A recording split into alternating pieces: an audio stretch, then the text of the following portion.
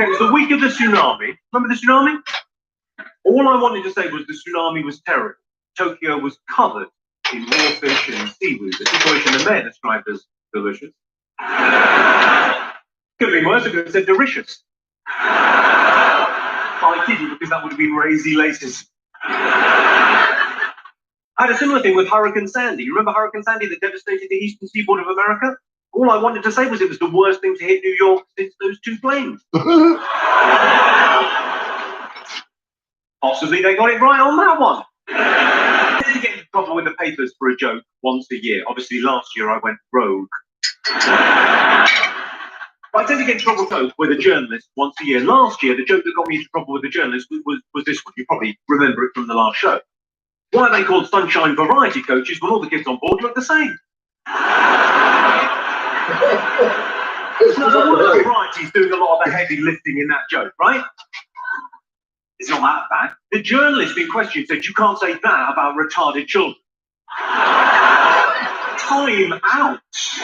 Because Variety, the children's charity, they do great work. They do a lot of stuff with mentally disadvantaged children. But they also do a lot of stuff with physically disadvantaged children and socially disadvantaged children. You can't lump all those kids together and go, bunch of retarded kids.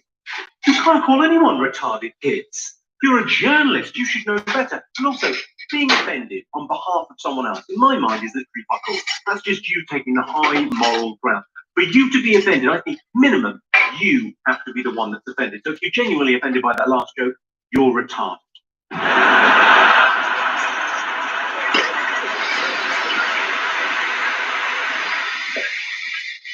While we're talking about charitable stuff, actually this evening there's going to be a whole collection of people with fucking I'll just briefly tell you what it's about. We're collecting money this evening for a few children. And if we raise between us just £500, we can borrow their time.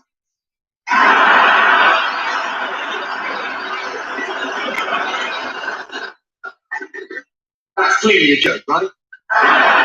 The reason I say that's clearly a joke is because if you think it's Croydon a couple of months ago, and a woman genuinely came up to me off the show and went, with this flip. Just unpick that for a second. So not only did she not realise that that was a joke, she wanted to help. Is anyone totally unoffended by anything I say? You're totally unoffended by anything. What was your name? Andy. Unusual name, you don't hear that today. Why don't you use it? Fucking name. Andy, what do you do, Andy? You're a student, what do you study? Economics, whereabouts? Royal Holloway. Well, maybe you could work a little bit harder for your A-level. Just say Royal Holloway is not, I mean, come on.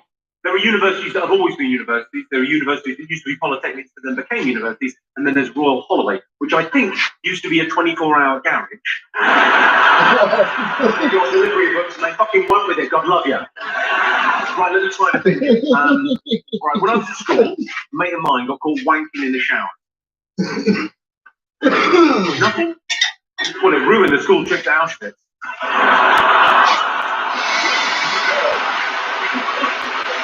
Not going to get any more offensive than that, dude. To joke about the worst thing that has ever happened. Well, I can't tell you a more offensive joke than that, but I can tell you a story about me that will change your mind about me and then change it right back. Do you want to hear it? Okay. Well, it concerns, it's basically telling you about what it's like to be offended. What it's like is to ask you to do things. It's nice to say yes. Because normally it's fun stuff. Do you want to be on top here? Yes, I do. Do you want to do a jubilee? Yes, I do. Do you want to come and visit a hospice, palliative care for teenagers? Yes, I do. I got that call about 6 years ago. I said, yeah, I'll go.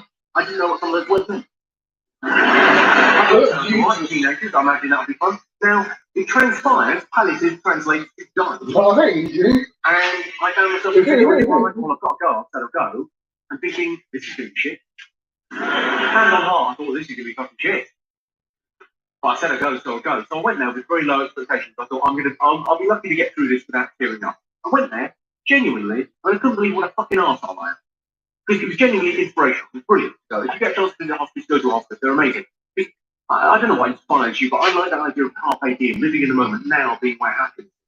And if you meet life-limited teenagers, they're having that because they're aware of how precious time is. And I think we often forget in our day-to-day lives. So it's amazing to go and to be around. I've been back many times since, and I'd recommend it as a thing to do. It's really fun. They don't want to away. They want to be part of society. The thing that blew me away when I went there was an incident. So how are you all doing if I this go out evening? to get Howdy, coffee howdy. if I go to Starbucks, obviously my coffee shop of choice. Similar views. But if I go out to get coffee before the show, right, there's a group of 15-year-old girls in the coffee shop, they'll be really flirty with me, not because I'm some super attractive dude, but because I'm a celebrity and there's a cachet to celebrity in our society, for better or for worse. There just is, it's a fact. So I'm used to that kind of flirting in that context. I wasn't expecting it within the context of palliative care teenagers in a hospice. There's a girl in there, she just turned 15, pretty little thing, and she's a massive comedy fan. And she had all the DVDs, seen everything on YouTube, like really into it. And she was really flirty and really tactile. And I thought, what? All she wanted was a kiss. And I thought, well, where's the harm? She's going to be dead before she can testify. What? This guy's wrong in every way. Oh my God. I can't make that work. With just 2 words. True story. It is a true story, it just happened to be about a different gym. What just happened to be about a different gym? Oh, Jesus Christ. What's so wrong with this guy?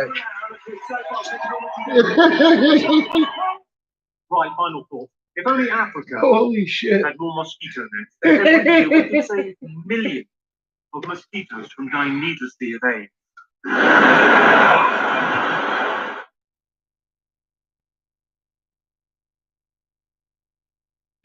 Well, yeah, she's got some nice stuff. She ain't put out anything in forever. More vehicles in the I understand US she's having problems. Built for America. Built for I guess. proud. Based on IHS Markit CYE 2019 US light vehicle production data. What's your name, man? Your name? Not the telly. I can see you. Yeah. Since she put that thing out.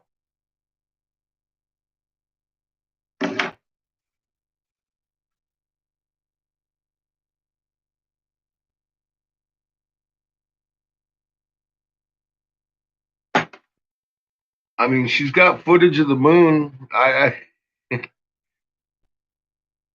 So do a lot of people. They just didn't notice that it was tilting.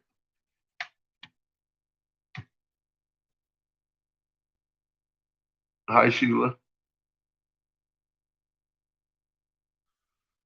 But Pollyanna said she got a hold of her.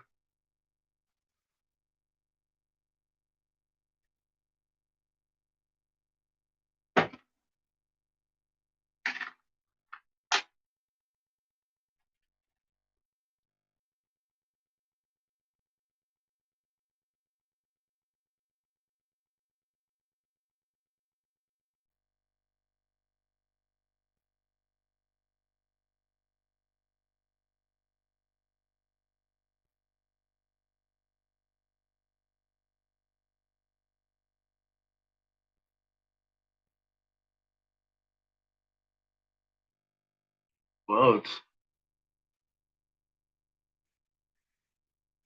it's not me I'm trying to convince. Like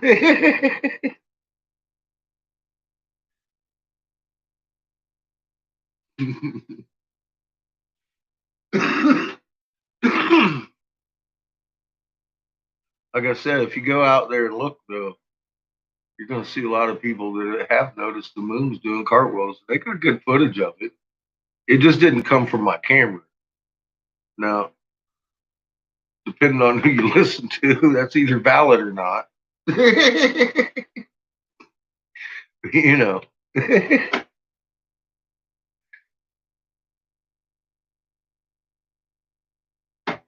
I don't know what's so special about my camera, but it seems to be the only one that would validate the fact that the fucking moon's doing cartwheels.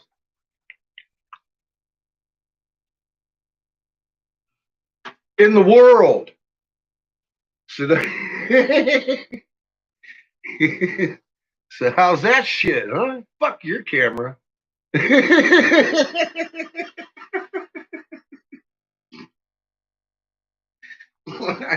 That just makes too much sense.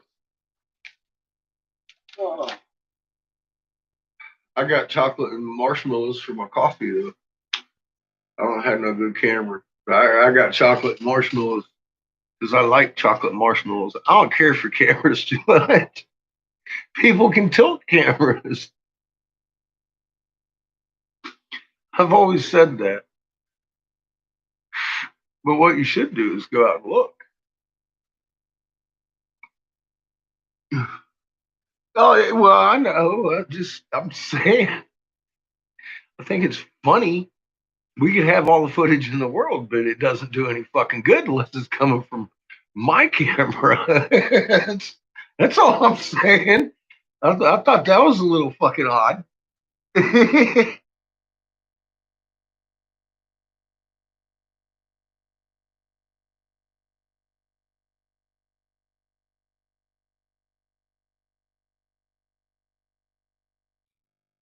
It's not a time to be scared. It's not a time to be scared. The problem is we found our fucking reason for being here is this moment. What? Woo! Not doing much good there. In that whole cause of his. You know, I'm all like, nah, dude, I'm not out here trying to scare anybody. I'm like, all right, look, y'all motherfuckers don't want to hear this, but fucking Moon's doing cartwheels. B, here's your fucking heart. You got something to do about it.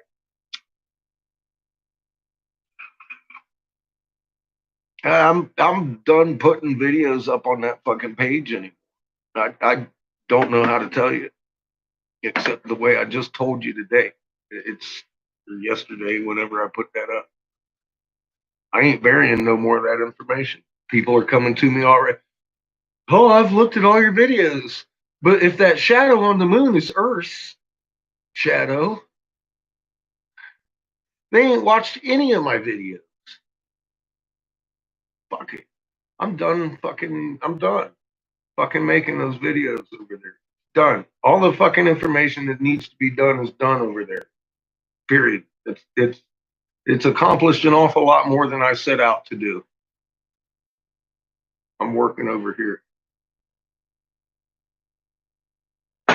And only those who have watched those fucking videos are allowed over here. Or at least you got to have your fucking heart and mom and dad understood. You know what I mean? I don't have time for that shit anymore. I am so fucking tired of fielding questions like that. And then they get mad at you when you call them on it because I don't answer the fucking question. I'll be like, bullshit. It's a third fucking video on my fucking page. The one that I just told you to go to on this one explains exactly what the fuck is going on. Jesus. Flashlight, ball, get busy. What part of that's Earth's shadow? You know what I mean? I'm like, oh my God. I just. Then you have 3 fucking fake accounts showing up talking about fucking stupid shit. And it's like, you know, I'm done with it. I'm not fucking here for entertainment. And I sure as fuck ain't never made anything off of this shit for me. The fuck am I gonna fucking get over there and fight with people for? Fuck that shit. You know what I gotta do? I got somebody to fucking put legal fucking actions on here this week. That's what I got out of this.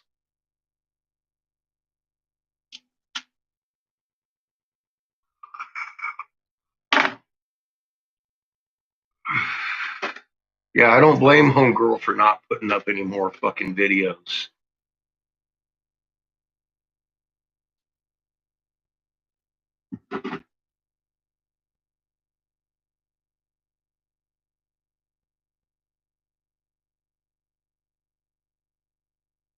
Well, this way there's no more new videos for anybody to watch and to get on that chain of, oh, I'm going to wait for his next video.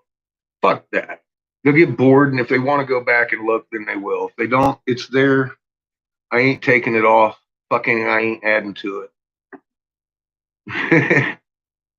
That's what that page is there for. People who want to learn the information that we've discovered. I think it's fucking quite extensive. It's more than I've ever seen a fucking YouTube page fucking cover. Damn unified field ain't no theory no more. We got omnipresence. We got fucking hybrid lit. What don't we have on that fucking page? What needs to go on there? Nothing. Nothing else needs to go on there. That's where I'm at with it. I know every day is my first day to something, but you know what? Now it's not going to continue that way.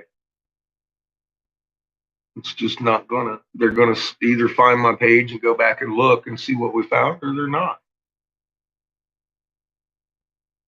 And I'm not gonna be there for them. I'm on this page.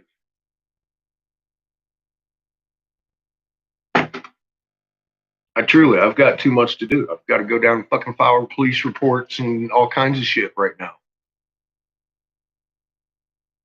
I don't have time for this shit. I've got work to do.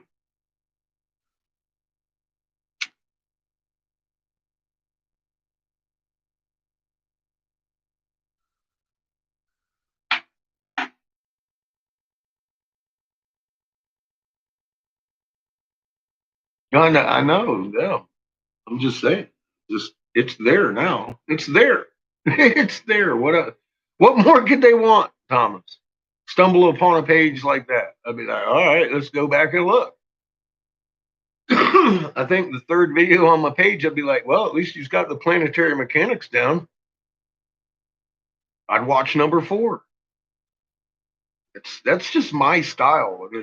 That's who I laid that page down for. Somebody that needs God proven. I did. I didn't even know I was doing it.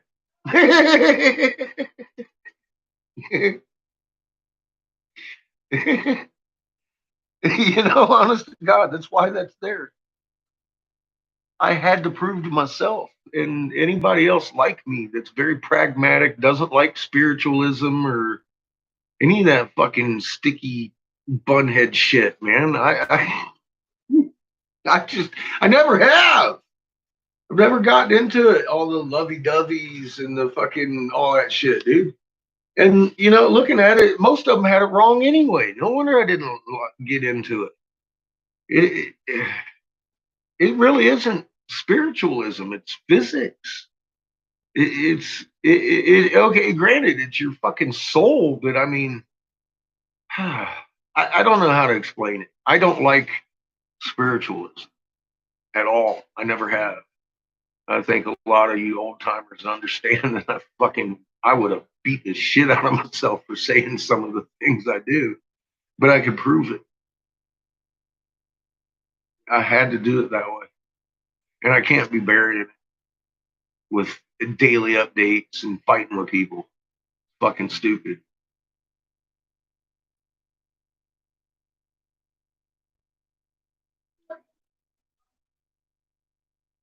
We could do that over here.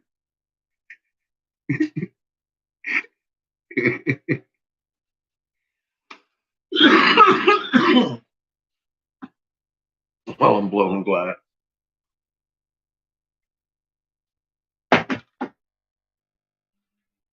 I like live shows better anyway while we're hanging out talking rather than working in fucking weeks on fucking proving something, bringing in a proof and having somebody call it a theory. It's like, dude, what the fuck don't you understand about fucking? I just proved something. It is works. Here's your working model. Here's fucking how it works. Everybody's got a theory. I'm like, yeah, I noticed. And then all of a sudden I made one work.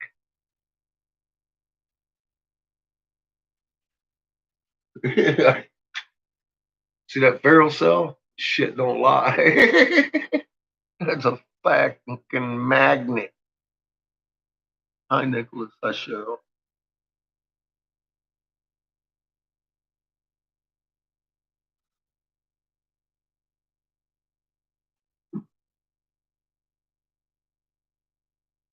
This is a different language we're talking about.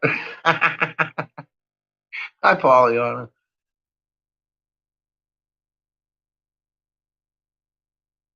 That's why I said, Thomas, I don't want just anybody in here. I won't. I don't. I don't want just anybody. Anybody coming in here don't know what the fuck the moon turning means to us, or have any idea who mom, dad are, or our heart. They're gonna get made fun of. They're gonna have a hard time in here, and they're gonna be sent back to my other page.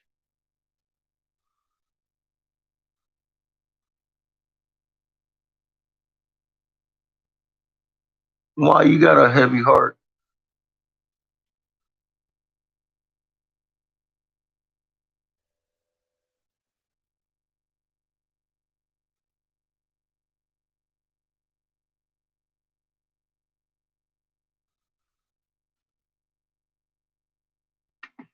I've been feeling heavy too. Heavy like I got too many videos heavy.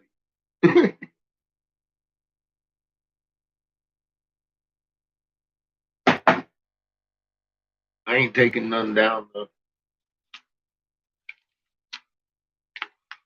What's the matter with you, Polly?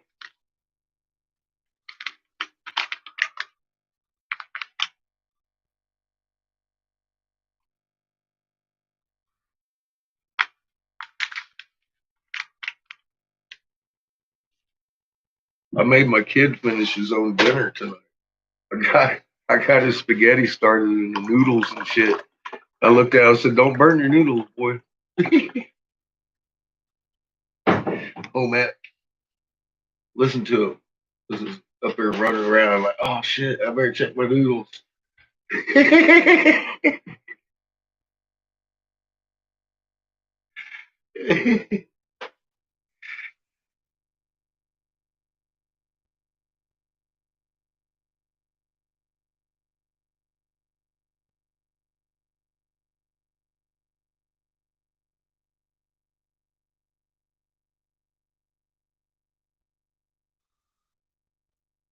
What storm systems undulating opposing directions in the same hemisphere, indicating some fucking insanity and cow farts on the fucking rise. Yes. No, I mean, who's ever even heard of that shit? Seriously. Who's ever even heard of that shit? It doesn't happen. Well, I take that back now. It doesn't happen until recently. So something's changed. Absolutely. I'd go with that for sure.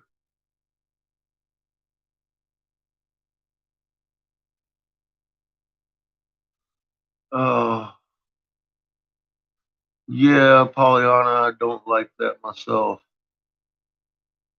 Well, I've said goodbye to a few of them.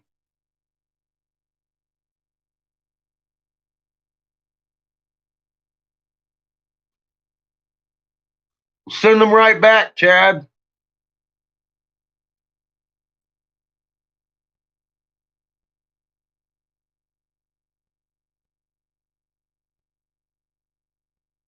You bet, Knuckles. Yeah, I don't care what anybody's telling you. Look it up. Look it up. Don't listen to me. I'd go look it up if I'm getting conflicting stories and I don't know what one's right because it's there. There have been normal days on Earth. It's just the D's are not them. So it's kind of easy to verify that storms should rotate per hemisphere, and they'll tell you that. There's, as far as I am aware of, there's never been any documented uh, doing what they're doing. And the funny thing is, nobody's saying anything about it either,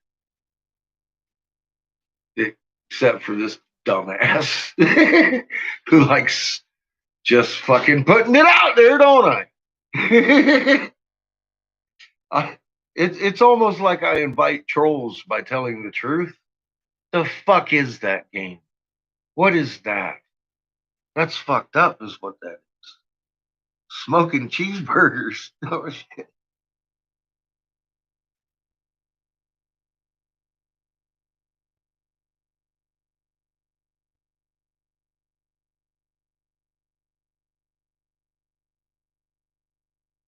You're using it. Yeah, and then they'll turn it around on you, Nicholas. It's not even, dude. Did you see this fucking guy over here with my name isn't Five Eyes? He was just doing it to get his jollies, and now I'm having to fucking actually protect myself by going to the fucking police.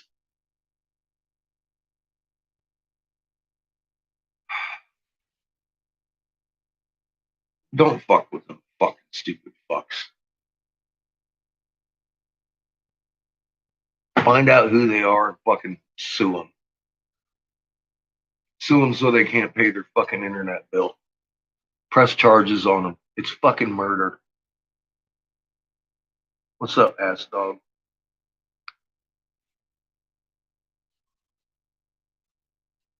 I mean, when you've got somebody harassing hundreds and hundreds of people, hundreds and hundreds of fucking hours, that's beyond cyberbullying.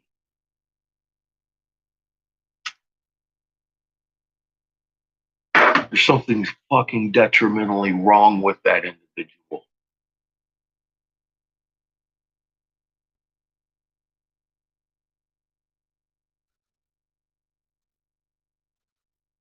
Well, that he'd make videos and follow you guys around, fucking posting them about everything I fucking said the day before. He followed Thomas to his mayor's fucking or his governor's page over there, trolling him on a governor's on a fucking political page, just trolling him. Boom, there's Eric Briggs from YouTube on his fucking government page. That's fucked up, dude. That's psychotic.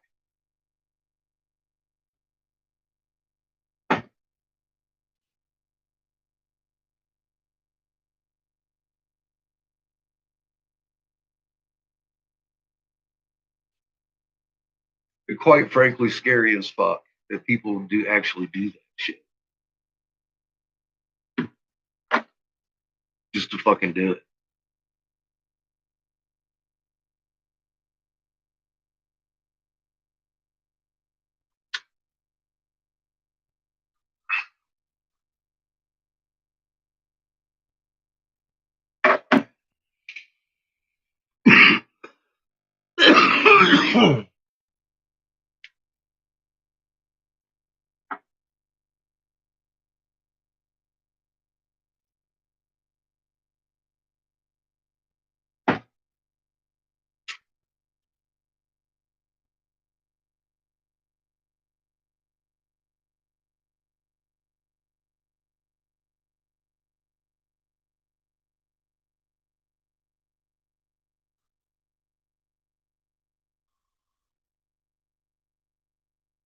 Hi, Carol.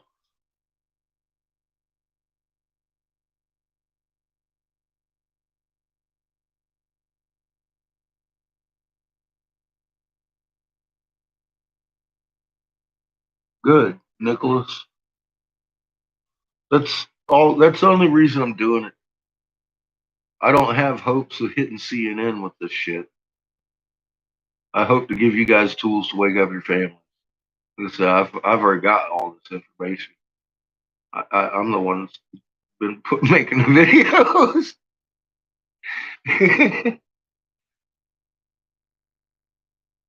It seems to be working. That's why I stopped fucking putting up more. It's redundant. That information's there. I worked really hard on that fucking Daza finally admits video. It's gone. It's gone. The field rotation's gone out the fucking door, out of the question. You give that to anybody talking about field rotation, it's over. It's fucking over.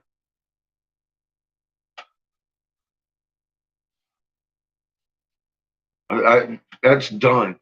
Field rotation's dead. I think that's been the hardest fucking problem here in the first place. So it's dead. Killed it. Use that, please. If you're friends with it, take that fucking video. Use it.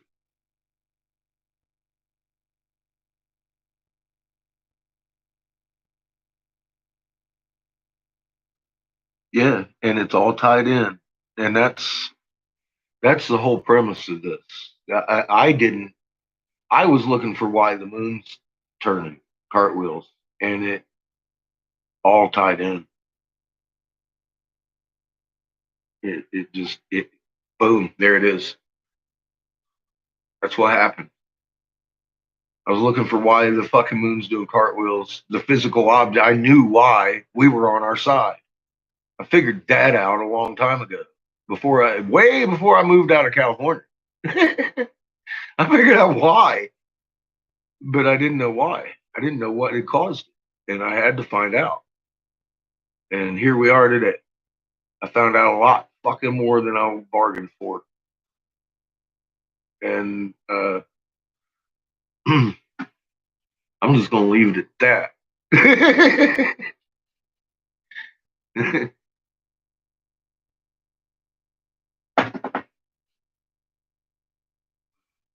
What's up, Jacqueline? How you doing?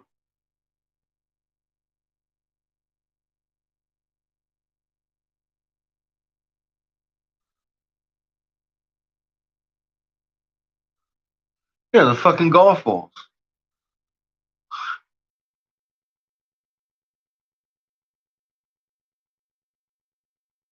Fucking golf balls, man. But look at the girl over here. She's getting shit because of her last video. She ain't even made one in 11 months.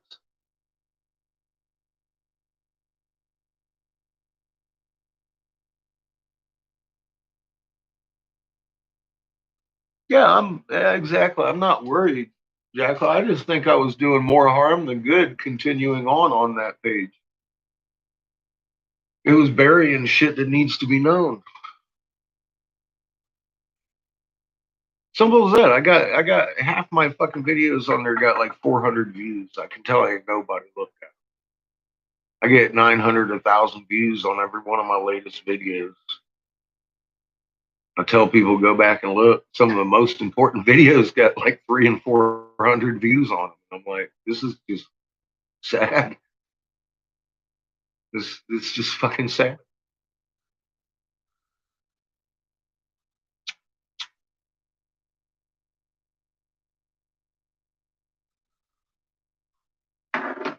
Every one of them videos should have 4,000 views. I got 4,000 people over there looking. They should have all of them. Every fucking one of them should have 4,000 views on. And then some of those should have already begun changing the world.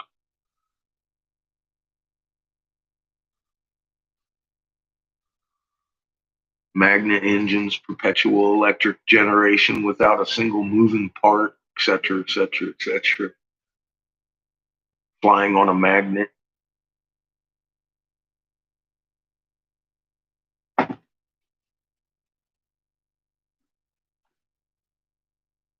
Jet propulsion without fucking any fuel.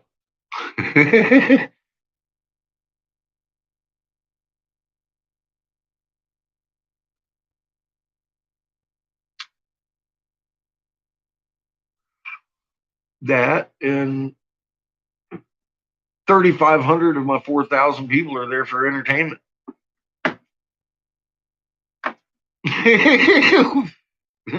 That combined killed it.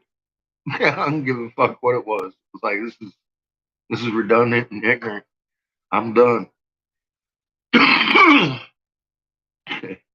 That's all I can say, man. I mean, honestly, what am I gonna do? Bury it with fucking ISWA reports? Fuck that. You guys got ISWA. You can look at it. If you don't know what you're looking at, you're fucked. You haven't been to my oldest videos.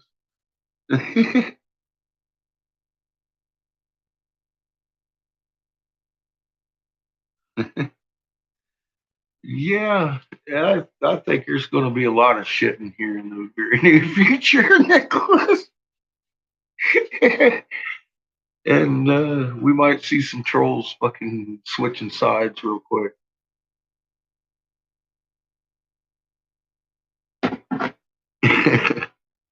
What up, Jelly? How you doing?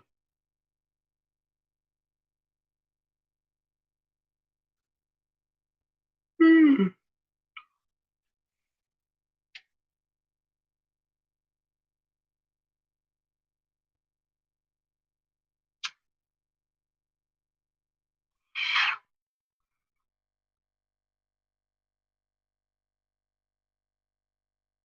Tonight we'll be making more dab straws. Yay!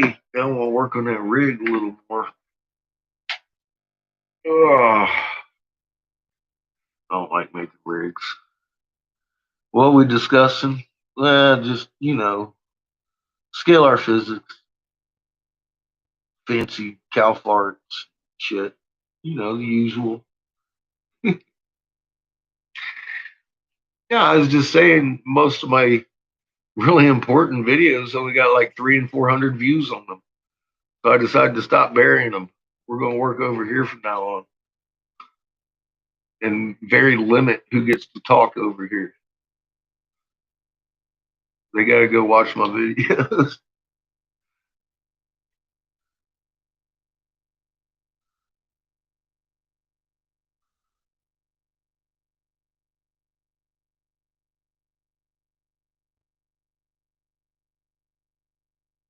At WSO, yeah, well, I told you that's where I was. And then he brought on blue Kool-Aid and all that silliness, and I was like, this, this is.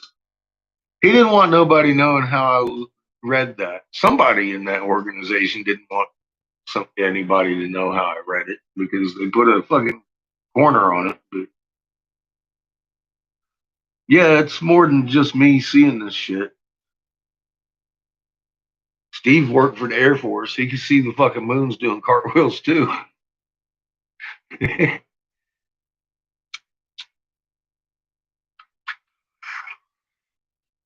And lately he's been talking about it a little bit more, which kind of surprised me. So I started sending people to him. You bet, man. As long as he tells the truth about it, it ain't Palladian spaceships causing this shit. That's what pissed me off about him. The day after I read Raw, he came out with Palladian spaceships. I was ready to tell everybody how I had read that shit. Show everybody Raw's tunic and shit. He wasn't having it.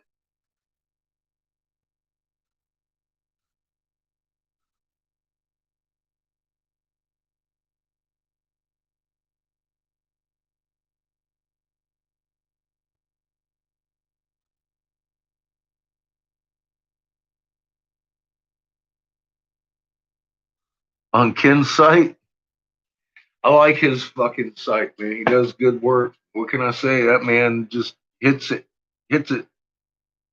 right on the fucking nail.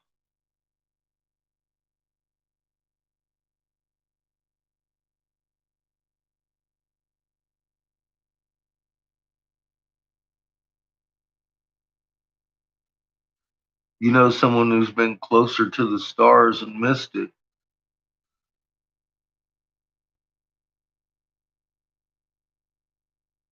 Someone who should have seen it and didn't, but noticed now. Is that what you're saying? I've got a few of those in my life.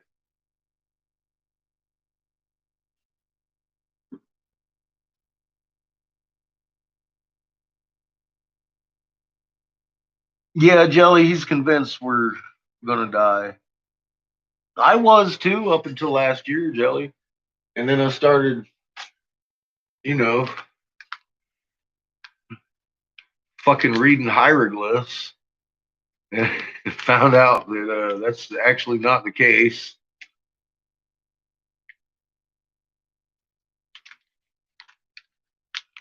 I didn't know.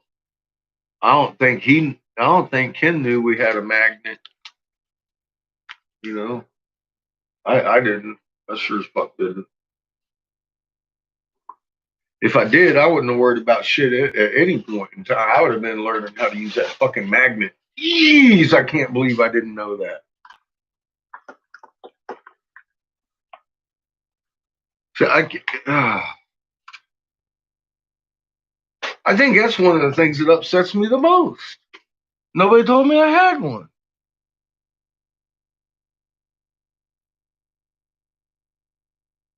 Yeah, he does now, but I'm not sure he understands it yet.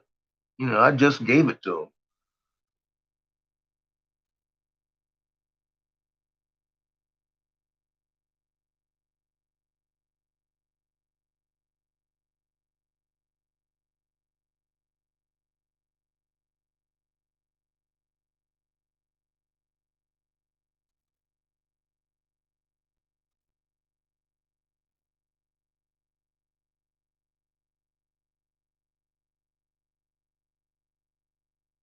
Hi, Yvonne. I'm not suffering any fools, and it ain't gonna happen. We got all the fools done beat down for the moment until they figure out they got to regroup on this whole moon thing.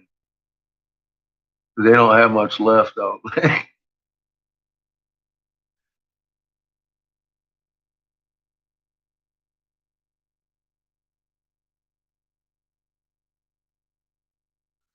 Well, that's what I'm saying, Chad. She need you know what you could do.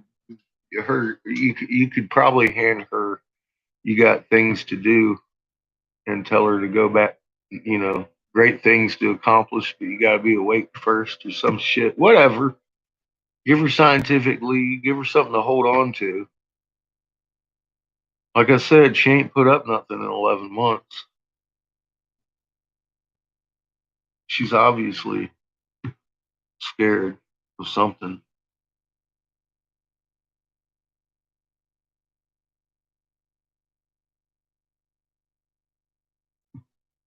That's why I made all those videos. They're easy. All you gotta do is like copy link, boom, give it to them. It's that easy. A lot easier than making it. So if you see somebody that you think might benefit from it, give it to them. Because I'm done chasing people around the fucking internet trying to give it to them just because you guys come and told me that they need help. You go do it.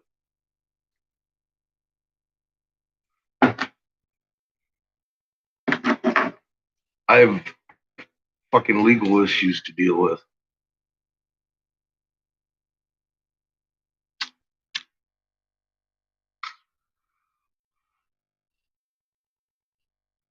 What's up, Shunka?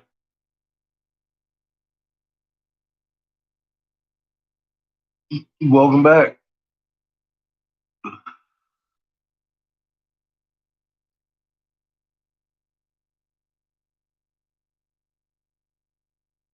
Free night's fuel in the bunker.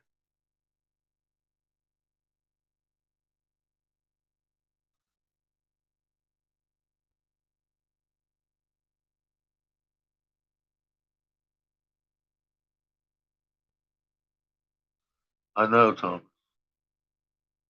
I know. I think I'm doing good. Yes, I believe Lee has been compromised, and he don't want to talk about it. He came over here talking to me, and I asked him directly how much they paid him to make him discredit himself and remove half his content. It must be a pretty good amount. He's got a pretty good ego on his head. I was just wondering because I could take down half my content too. I would, if it was enough. I mean, damn, I've got a lot of fluff over there.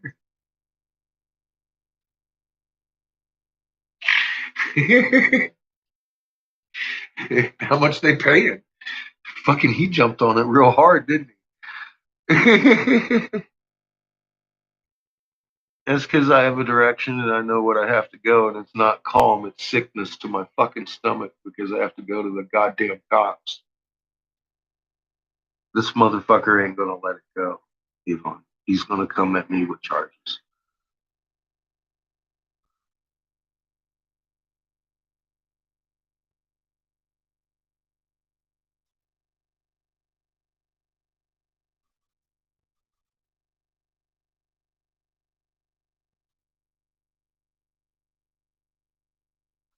I know, Shunko, this ain't over. This is calm before the storm. I just decimated the best tool they had for misinforming people. I just put him on notice to take his shit off the fucking social media. The man has gone well beyond the fucking law. Everybody in the picture, including him and his corporation, understand that. But is Eric Briggs's channel still there? I haven't checked, but I'm pretty sure it is. He intends to stick around. He's been running fucking live shows. And I don't think it should be allowed by law. I've seen lesser offenders get fucking banned from the fucking internet by law. This man should be off the internet.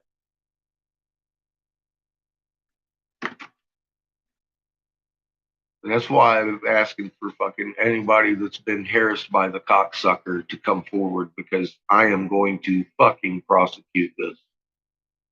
If I don't, he'll come at me sooner or later. You've seen them fight with me and follow you around and fucking harass you, and then what? I fucking had to go after how many tens of fucking thousands of people fucking on complaints going on that fucking one guy. YouTube won't do nothing. He sure as fuck ain't stopping, and he's out of control. He came in and told us who the fuck he was, so I called his goddamn boss. And what happened? I was answered, oh yeah, we got an Eric Briggs, and they slandered me. But he's being stalked and harassed by somebody online named Eric Briggs. Are you sure you're calling for the right one? That was the response I got when I called the corporation. I hadn't even fucking said a fucking first word, and I was slandered to myself, which tells me, yeah, I need to fucking do something, because this motherfucker is bleeding out into real life and going to fucking press charges on me. He's obviously trying to make people sorry for him, for his fucking crimes he's committing. That is truly psychotic.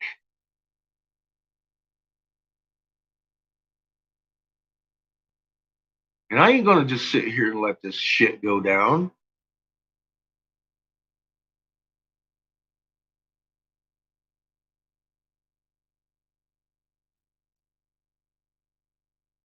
No, that's his real name, Yvonne. That's probably why he hunted me down, because I'm out here telling people the fucking moon's cartwheeling. I don't know. But I know this. He hunted me down. And then he started hunting you when I blocked him.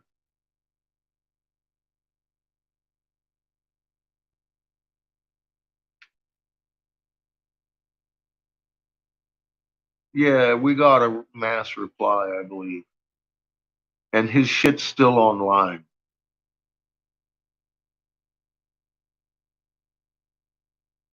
Using me to psycho stalk. It's fucked up, is what it is. You bet.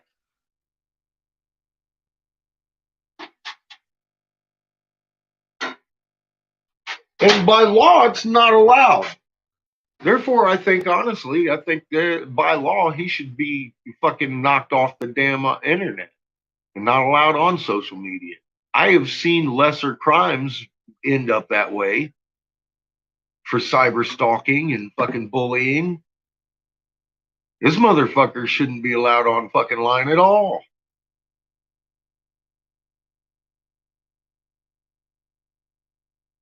Yeah, copying my shit. That's, yeah.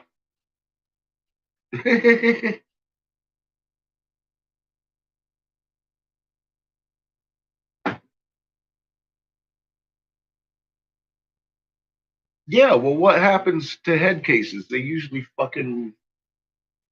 I've seen that movie. I don't need to be hit with a fucking legal suit by the guy doing the things he's accusing me of doing.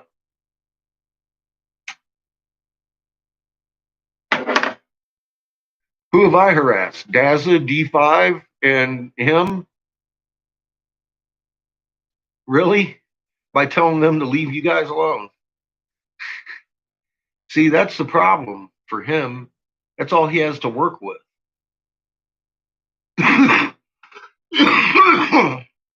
These motherfuckers, fuck Daza and them been doing this for 7 years. They got fucking.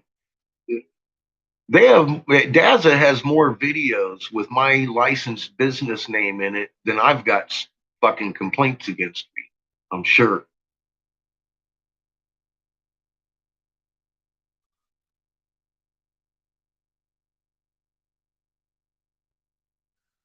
I know Daza has tens of thousands of fucking complaints on him. I've given quite a few myself. Thousand complaints, copyright complaints, 4 each, I think. I've got them documented at this point. The first time I complained about it, they life banned my fucking Google account. And since I've been recording it. And they still have yet to do anything about it.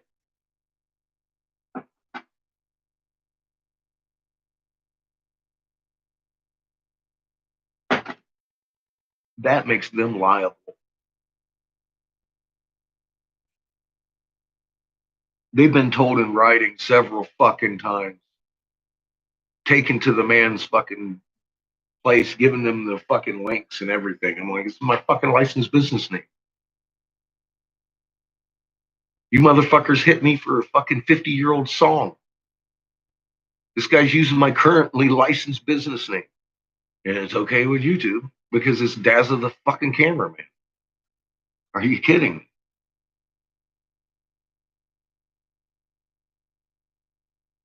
That's what I'm saying. Look, Sandy, you know, he said that, what's his name? Who's Scott Cione, the Planet X guy, made that article up and put it in the paper. Because that's a real paper.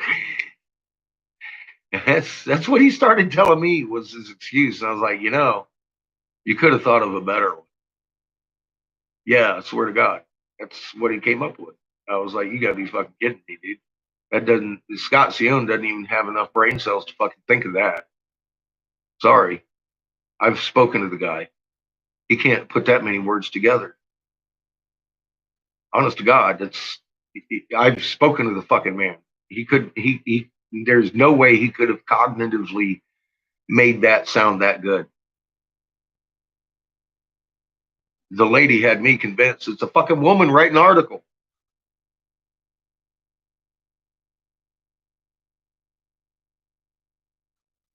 Yeah, that's what I'm saying. I didn't make it up either. That's another thing. He's fucking coming at me, telling me he's gonna hit me with legal. I'm like, how the fuck did you do that, Dazza? I read a fucking newspaper article, and it looks legit to me.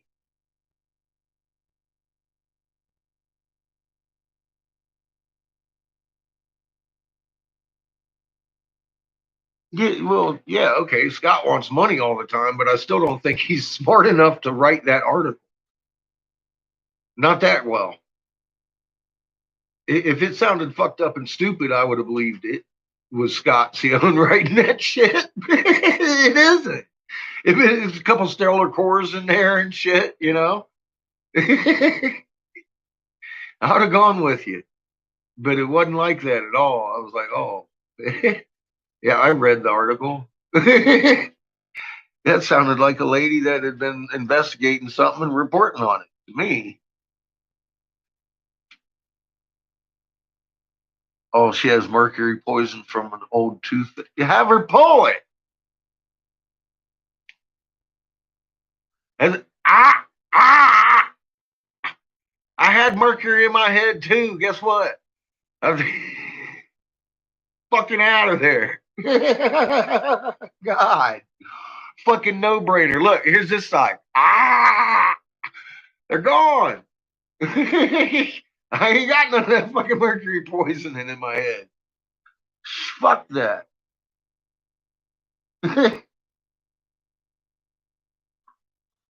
Yeah, I know the lady.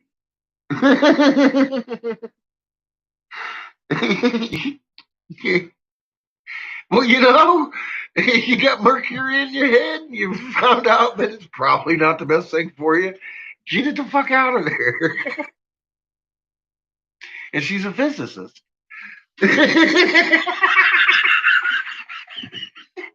Really?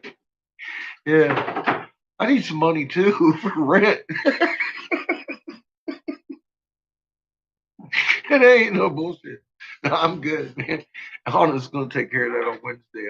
That's why I've been working. Oh my God.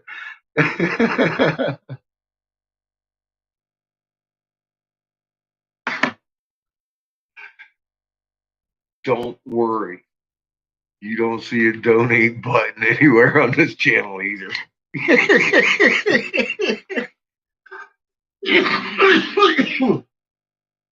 I ain't gonna start that shit. Oh my god. I'm making myself sweat. I gotta stop laughing so much.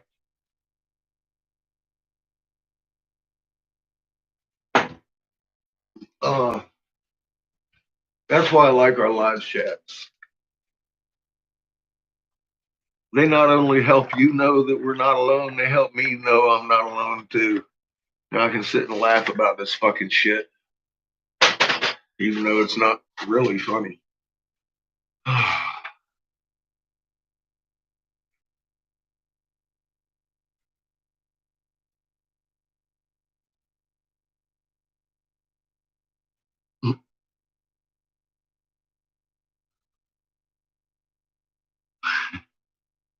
Sometimes it's what we got. Yep. I've been sitting here just fucking stewing on this shit, man. I don't want to fucking go nowhere legal with this. This is fucking stupid. This is fucking stupid.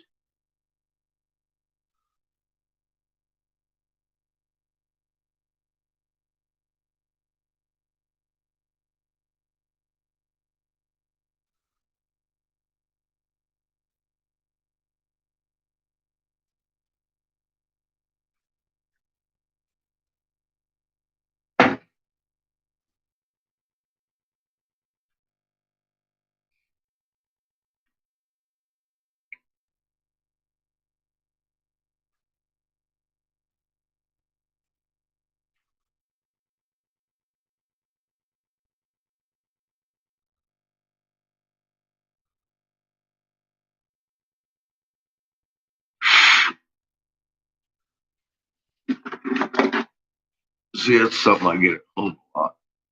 Lots of laughs, patches, and a futile houndism.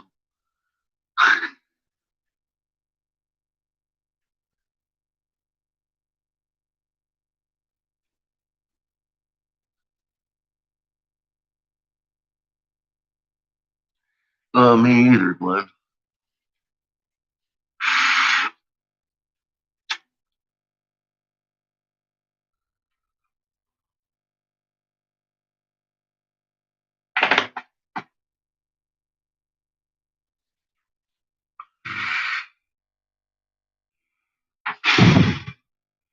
But right now it does.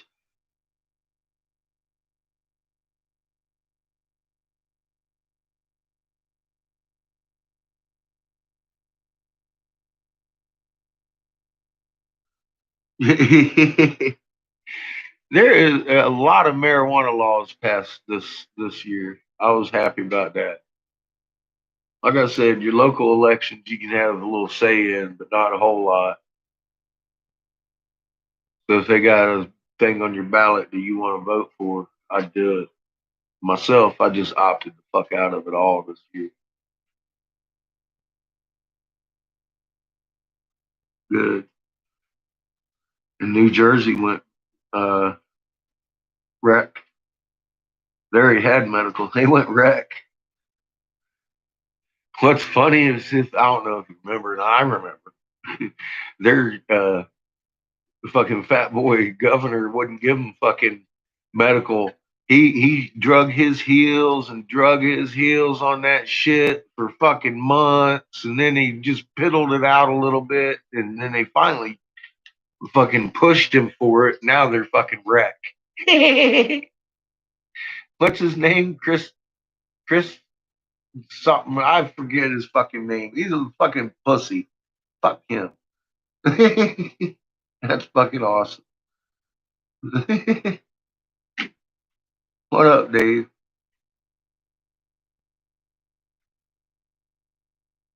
He tired of smoking coffee.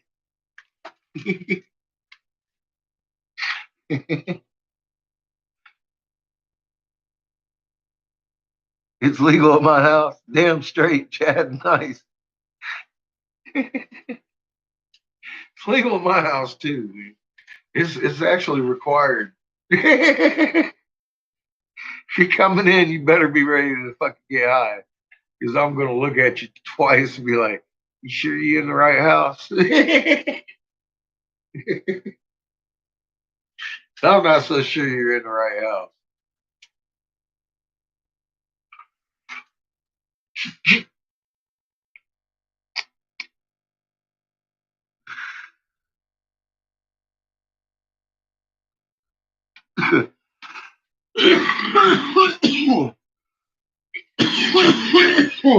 Oof.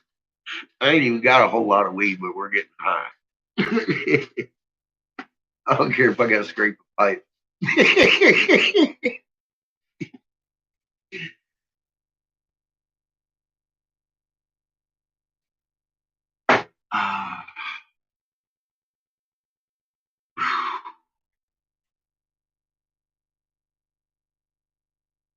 I've already done like fucking 3 dozen of these fucking stupid dab straws while y'all ain't wasn't looking. I think I made like 6 of them like you guys here. I gotta fill this whole fucking case. I don't know. I might have done 40, 50. I got a bunch of these motherfuckers. These are just look, they're stupid. You've seen me do them. You polish it in, fucking do a stupid little bowl with a punch. If you're doing dabs, instead of doing like the bucket dabs, kill you. These things are actually, man, you can regulate your hit really well with these things, but God, they're tedious. They're very, very tedious to do. I had to take a break earlier. I was like, I'm going to go live. I'm not going to make so many of these today, but I still got to make some.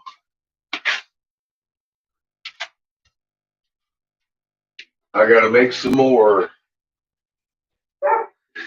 When Anna needs them. When Anna needs them, I make them. You like those? Yeah, they're good. They're nice. They're really tedious to make and stupid cheap. I make anything. Literally, limited by your imagination. You can bake a cupcake in my goblets. You can brew tea or coffee in my little coffee perks. Just I make pimp chain. I wouldn't go to the disco with it, but you can definitely wear it out. Jewelry, hangers, whatever. Elephants, dragons.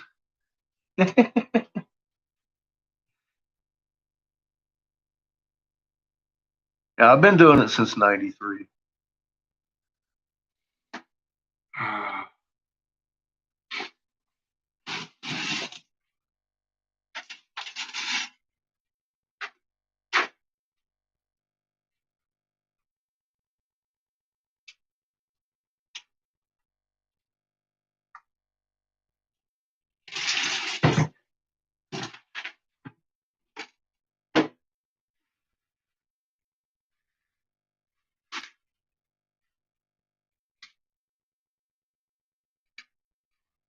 That's a pipe. A little baby dragon. Oh, well, he too cute with his little wings and everything.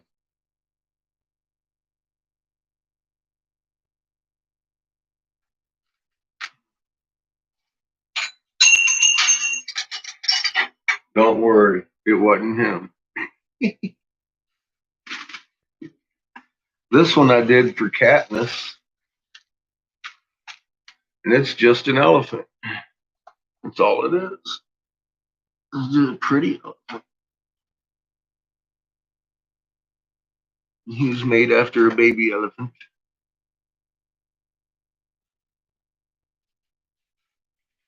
But I could put dips like that inside of him with little holes in them in the top where you could put oil and hang him from the window and he'd make your whole room smell pretty. It doesn't have to be a pipe. It could be anything you could imagine. Literally. And I know some people like don't get that when I say it, but I mean like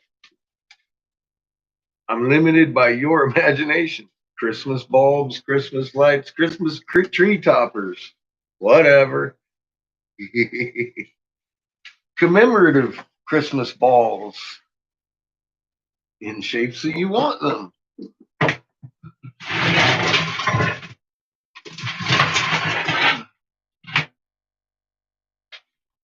That's what I like to do. That's what I do for a living right there.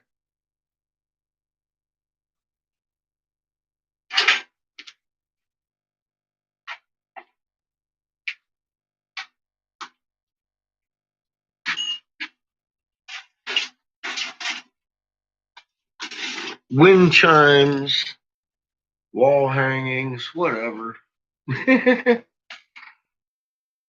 Light fixtures, oil lamps, make the whole oil lamp. Whatever you need, I can make it. And they're all Pyrex. It's all functional.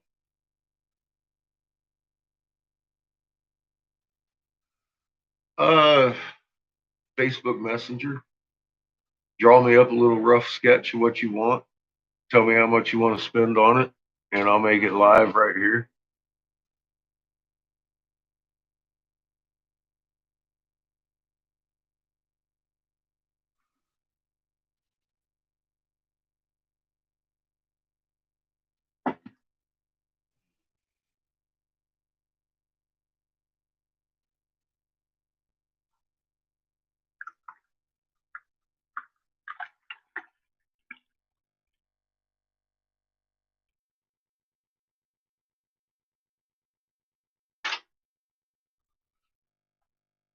Well, you gotta understand that dragon there is probably gonna run you about 150, 200 bucks.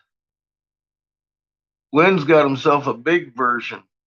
Lynn's got one that's like what, 3 times that size?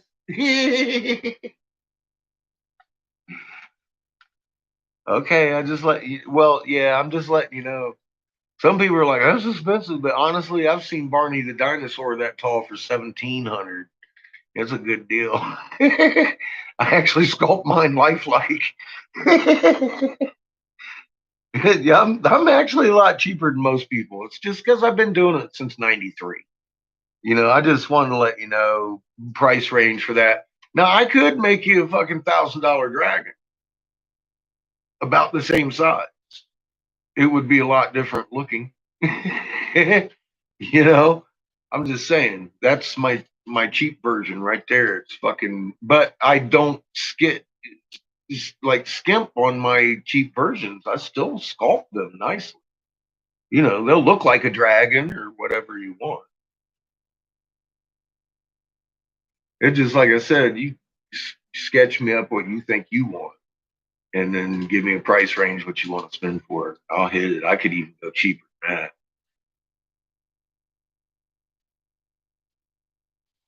Not much, but a little bit.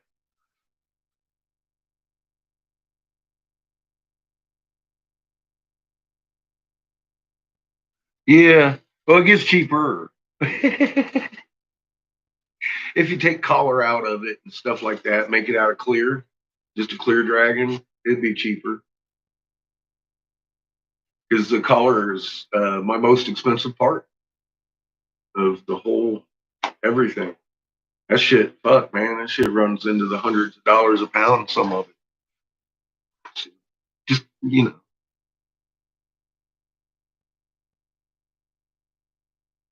need colors, yeah. Well, yeah, that's like cat. I put a hole in the little elephant trunk.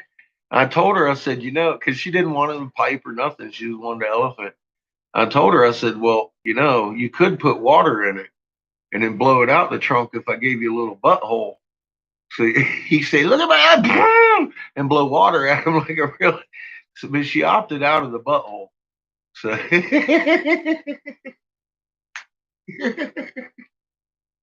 I like functional art.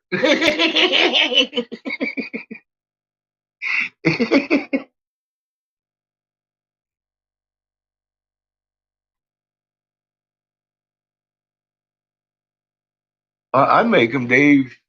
Look, I got a picture of a couple of those. Anna has some of those, actually. Two of mine still. Well, I'm not sure if she has both of them for sure, but I know she did when I left her place last.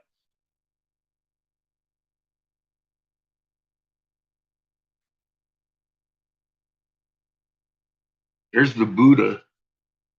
He's got a lotus flower in his head, and you can see the strainer cup inside him where you put your coffee and tea, and you just put that sucker right on your stove, and they change color. This one here's my plain Jane model that changes purple. So that you can see they're old style percolators. You don't even have to pour the water in. You just put the water in there, put that sucker on the stove, and cook it. And in between, of course, there's one of my face hugger pipes. Yeah.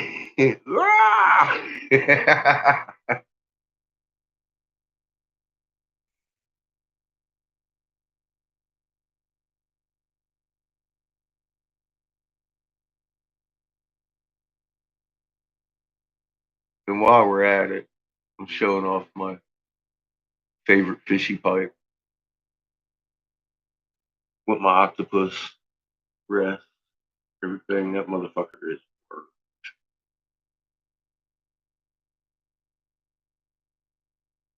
And so is this one. That one's a full body honeycomb, coil potted.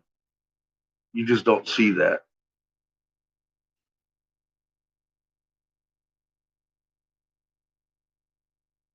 And this one, the red one, Anna says she's never selling.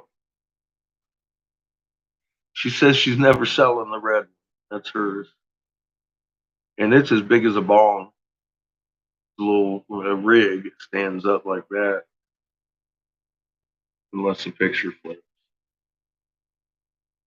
She's got a few of my unique pieces, of course, because, well, like I said, I usually drive a couple 100 miles to go see her straight to her shop when I go.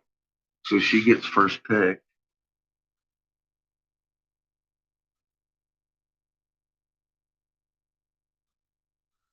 Well, Anna has one of those two at Rigs for Us, and she's going to give you as good a deal as I will on any of my glass.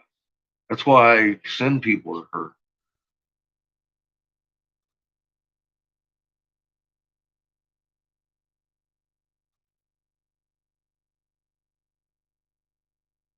You're not on Facebook. Well, I'd make a fake account. Unless you want to call Anna. That's Rigs for Us in Denver. RIGS for Us, Denver. She has web page, a website, and a Facebook page. I'm not sure where. I'm pretty sure it's Rigs for Us online or something. I don't know. I don't know what the name of it. They're one of the favorite things I make, Sandy.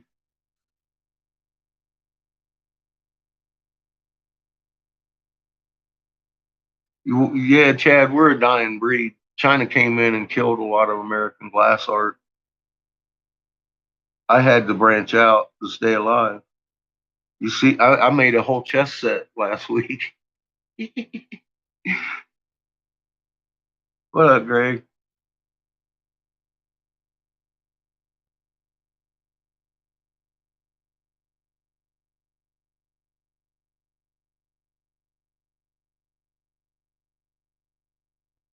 Oh, it's made out of clay. Yeah, mine's a little bit more precise than a clay one, I think, maybe, Dave. They work pretty good.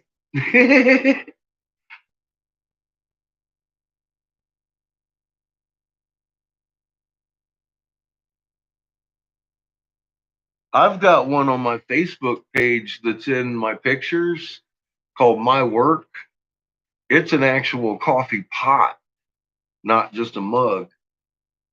And the flower on it's as big as my hand, like the one that was in Anna's picture, but it was a little bigger.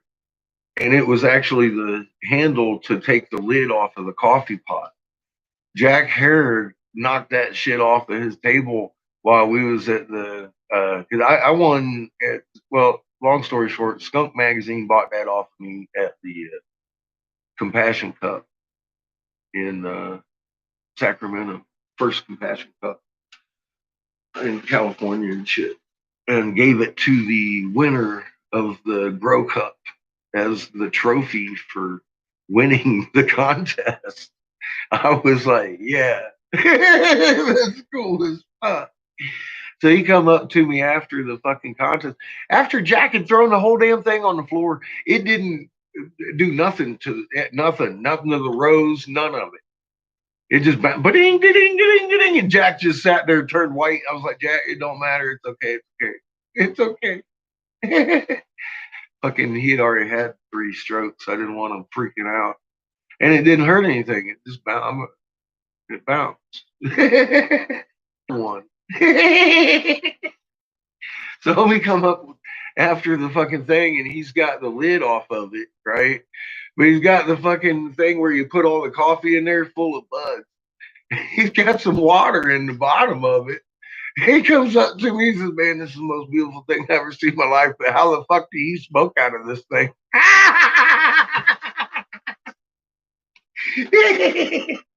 I was like, oh, holy fuck. You don't.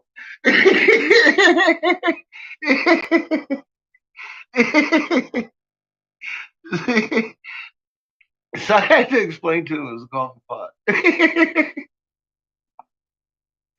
He's like, oh my God. He's like, really? I was like, yeah, man. He's like, I'll never use it.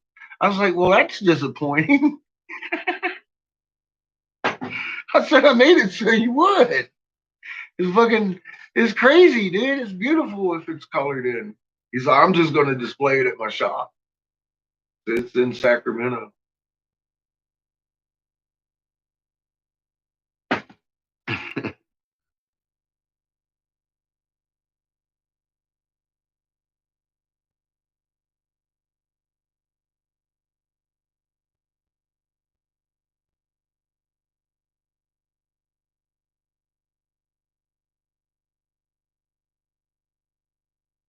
Uh, yeah, sometimes it fucking does shit like that.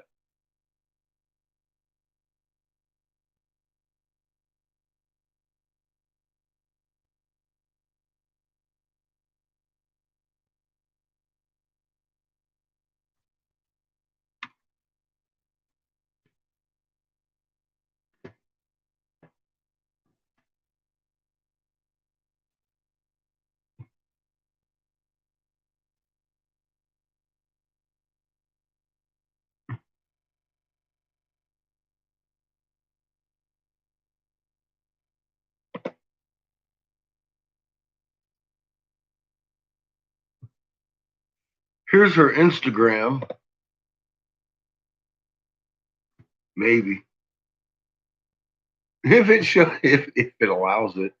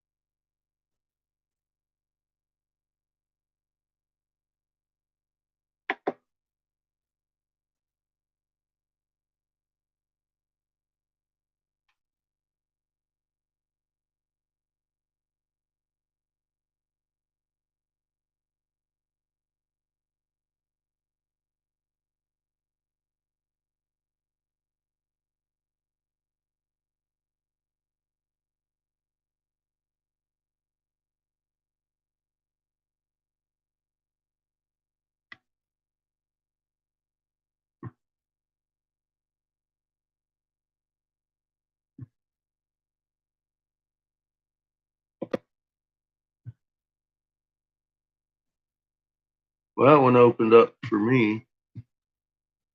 Hey, look, right in the middle of them. I recognize those pipes. Those must be 3 holes. She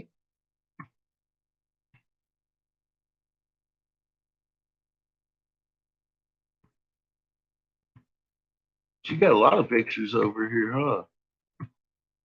Look at that. Go, Anna. Go, Anna. Aw, that's Rezzy, her dog, with the little pink stuffed animal.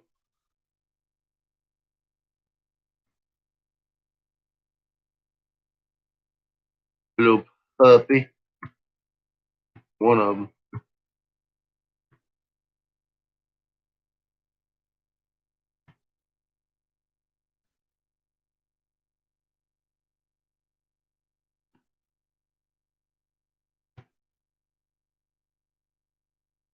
That'll get you in touch with her. I know y'all got Instagrams.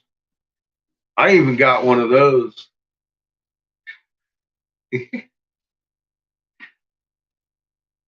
I ain't never put anything on it. Well, somebody else did for me once.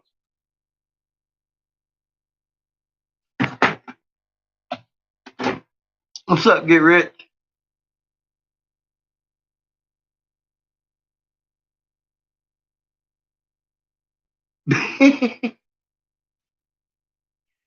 Well, Rich,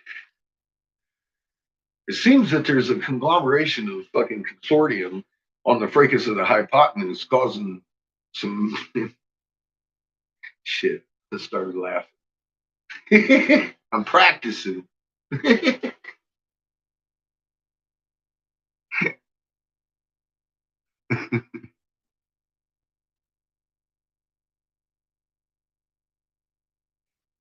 Anna has some one of a kind shit in there. She got some fucking $10,000 pieces in there. Not made by me. I don't fuck with that kind of shit right now. The last $1,000 piece I did is actually on my Instagram. That fucking spider wasn't a pipe. It went for $800 though. It was just an ashtray.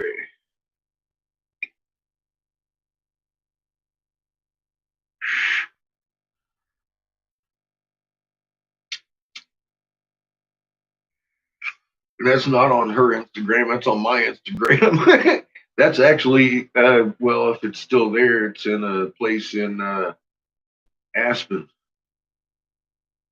Sold that in Aspen.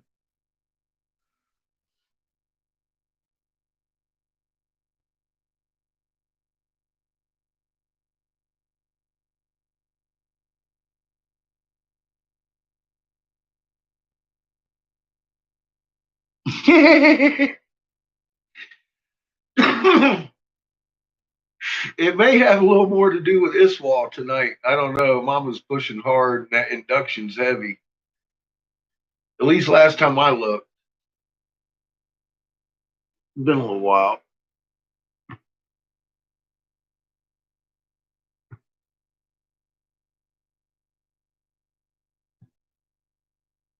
Oh yeah, looks like she's still probably inducing.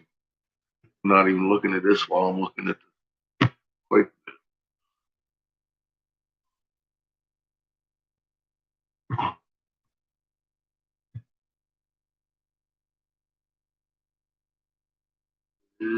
Pretty heavily on the bottom.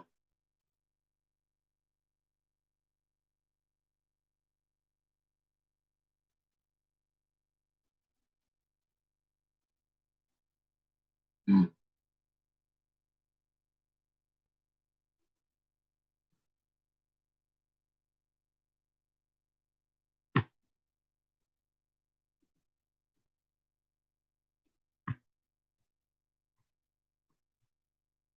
I think we're about due for a fiver anyway.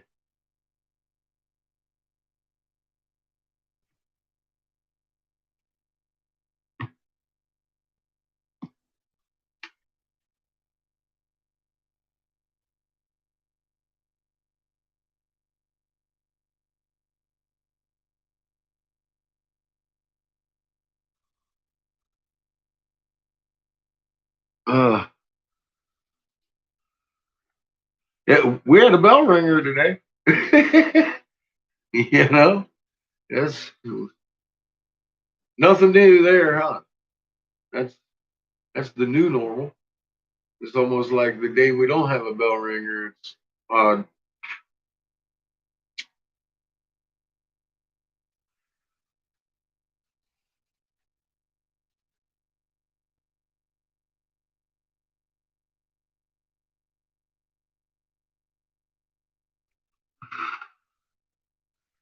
Oh, up there in Canada today, that one out there, is that one you talking about? I saw one up there in Canada in a very odd place.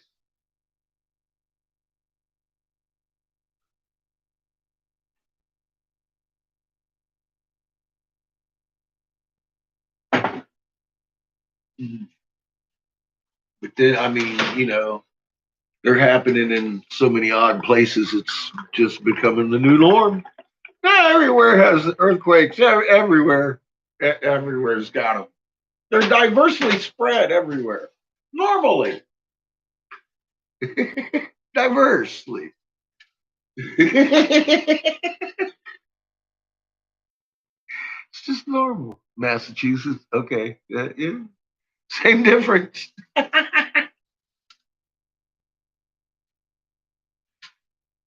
Same difference. Canada, Massachusetts, same thing. Oh fuck. Oh yeah. Odd to me, anyways. I don't know.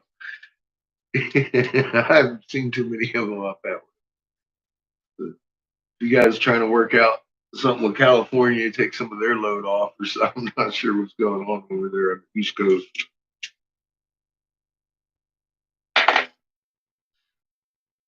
But y'all been normaling the fuck out of me.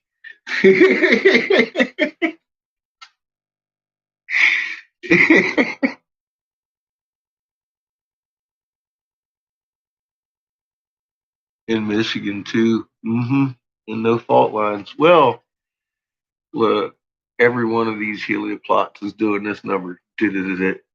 Duh.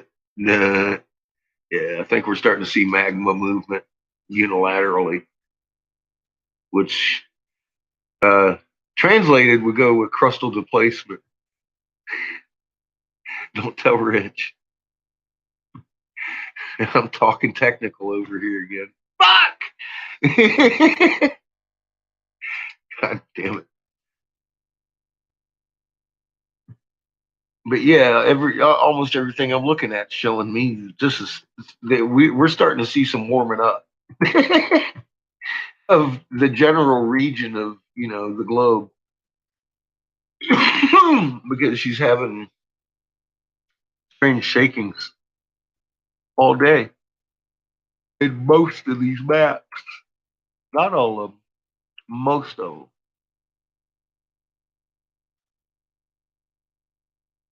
Some of them are like still borderline. What's really going on over here? Is that normal? I don't think it's normal. I don't know. But most of these are like, no, that's not fucking normal.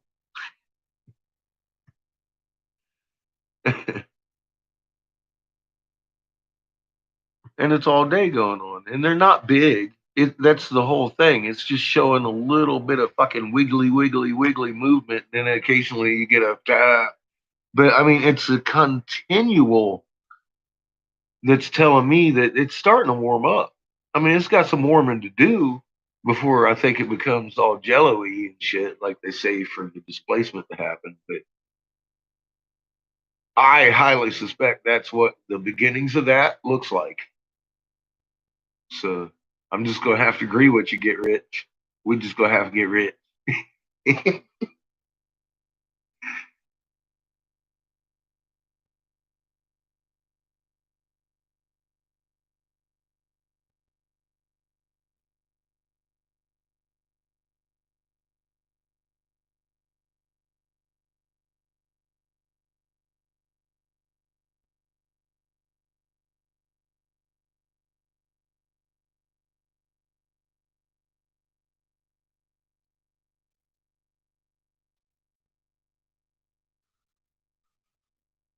Well, I wanted everybody to know who I was because of the information I came out with and who I used to be. I needed to be verified. And I don't plan on doing any kind of illegal activities all of a sudden.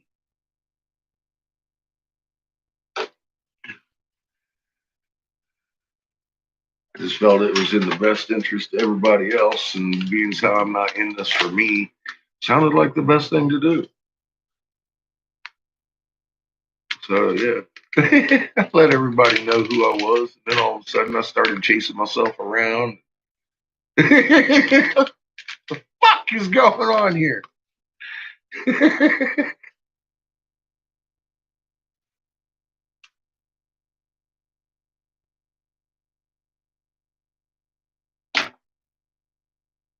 Life, stranger than fiction, most days.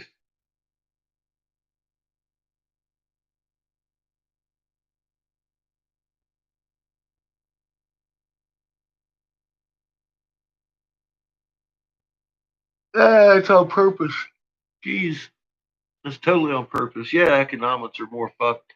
They gave a stimulus check. They've been dragging on the stimulus check. Look, they knew they was going to do this fucking decades ago.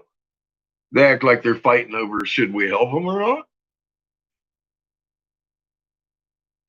Lock them down over the flu virus?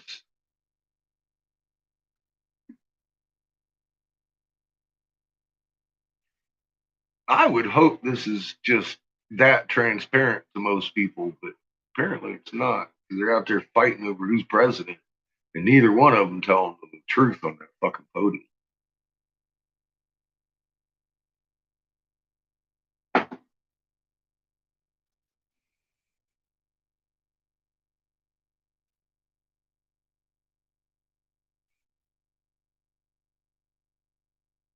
I said, get your toilet paper on now. Look, they already limiting how much toilet paper you can buy. You know, fucking, we're out of food.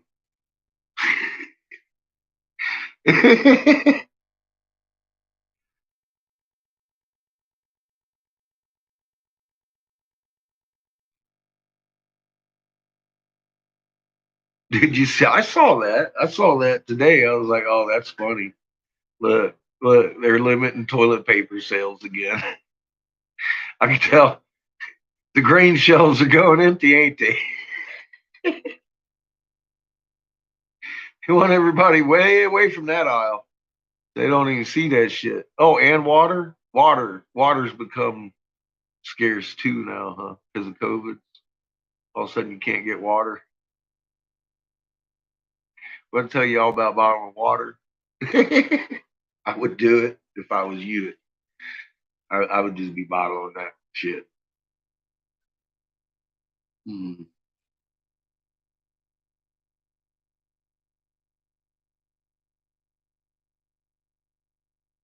Truckers are shut for what reason now? Because of COVID?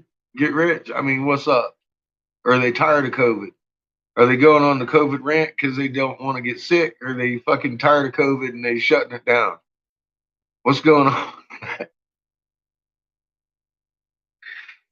Because I mean, I'm okay with it if they're tired of this COVID bullshit and they're shutting it down to get the government to shut the fuck up and let us loose. Oh, protesting the election result. Of course. Of course. Why didn't I see that coming? It's the election results they're protesting. Of course, nothing useful. The results of the election. That's what it is. What did I tell you? Oh my God, they're going to have you guys out there fighting. Watch.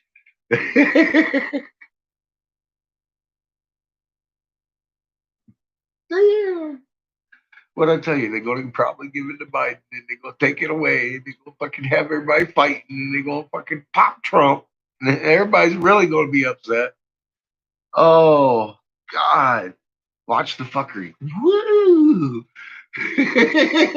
Don't pay attention to that. Woo! Woo!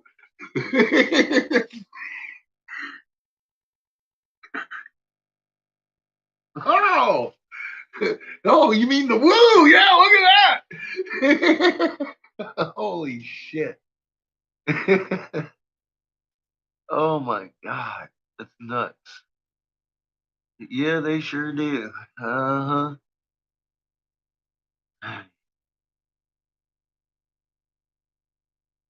Protest the election result. TikTok. Damn straight. TikTok. When's this happening? The 29th? Great. Yay! So we've got the 29th. What the fuck are they waiting until the 29th for? So everybody can hear about it or something? I mean, I don't. They might even have the election results resolved by then. The fuck? Oh my goodness. Not the Teamsters. The Teamsters wouldn't be in on a stage thing, would they? Or wait a minute.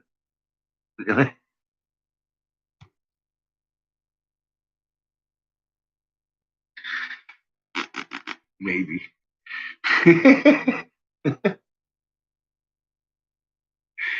Oh dear. Oh. Yeah, well, what I tell you, I said it's going to be a whole fucking lot of fuckery. I don't know what it's going to look like, but they're going to have you guys out there fighting over stupid shit. And it's going to be stupid shit. It's going to be dumber than the last one. I even said that. And now they're already throwing this at the Supreme Court. You know what the Supreme Court's going to say, don't you? Oh yeah, there was an awful lot of fuckery. We're going to have to reelect. Oh God, I can see it coming. They're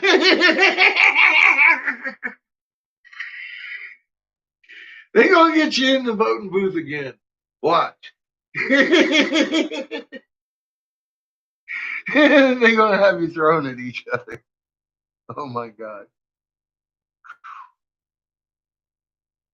Yeah, I know Teamsters. I was saying that extreme sarcasm. Girl.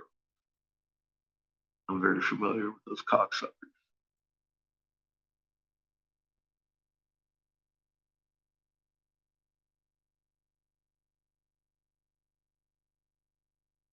Oh, it's independent truck.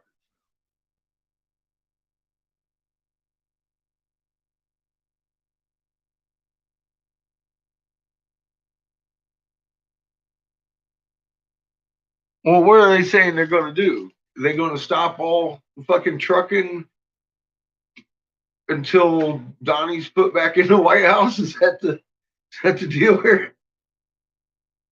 Shit.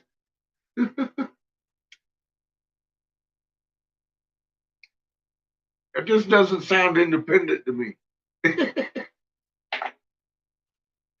See, independence like I gotta pay my bills. I don't give a fuck who's in the White House. They're gonna fuck us anyway. See, that sounds independent.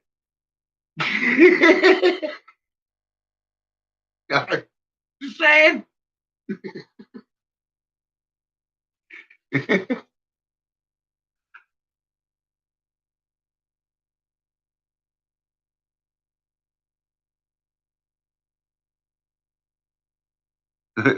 Solar energy's making people crazy. I think they were pre-positioned to do so by a lot of fucking programming. Not enough THC in their brain pan. Just saying. I think it honestly has something to do with it. And all those truckers are piss tested. See? Uh-oh. We're what I say about the no, I just fucktards by design. You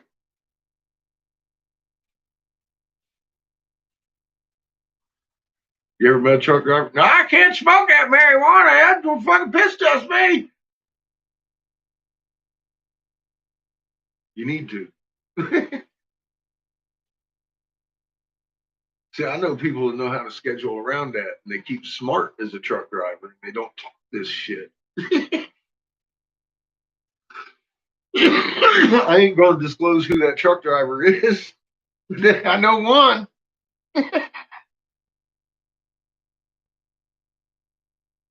and you know, he's kind of independent.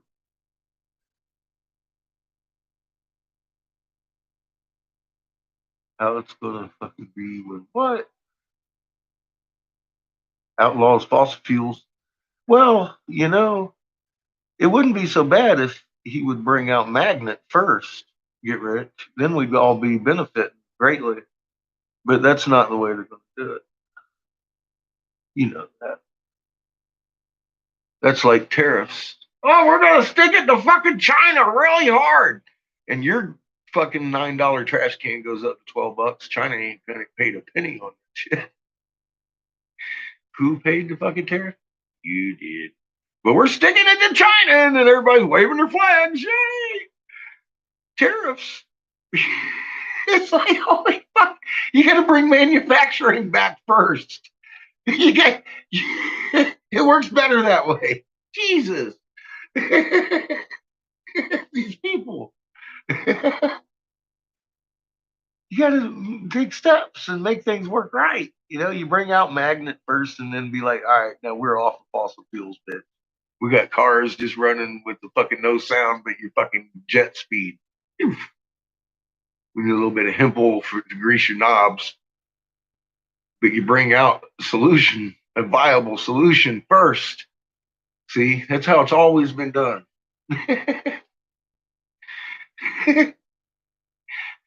You can't just outlaw fossil fuels in the mid stride and leave everybody here because they done already took all the water patents and hid them.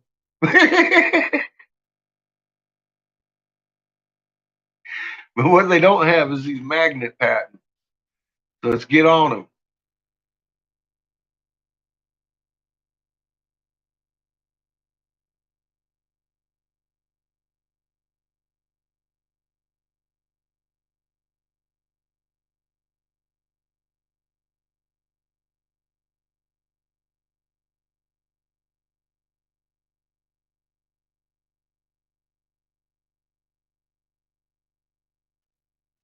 Now, I hope y'all like dirty, fucked up humor because I'm listening to some tonight while I'm blowing glass.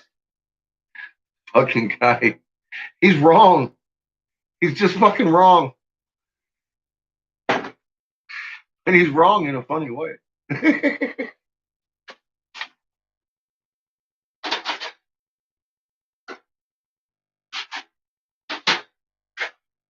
I suppose y'all probably already heard of him. His name's Jimmy Carr. I just found him recently. Fucking, oh, he's making me piss myself. I mean, he picks on his audience. It's fucking horrible.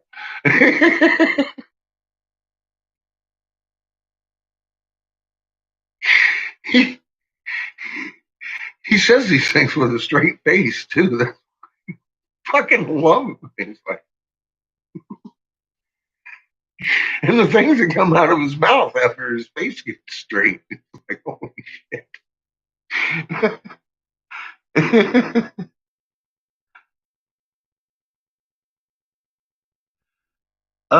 Well, it would also go along with liquefaction. That's a good one. Check that out. That's happened a few times in the last couple of years. No one's talking about it. 10,000 people in Indonesia went like this, and they was riding that wave on top of their roof. Problem was the wave was dirt, and it was swallowing their house. And then 10,000 of them disappeared in that day. It's already begun. That's real. And if you got it in your magnet, there ain't nothing you can't overcome. Not a hair on your head. See, that's why this message is so fucking intensely important that I can't bear it no more. People need to look at my older videos and rise above liquefaction because it's going to happen.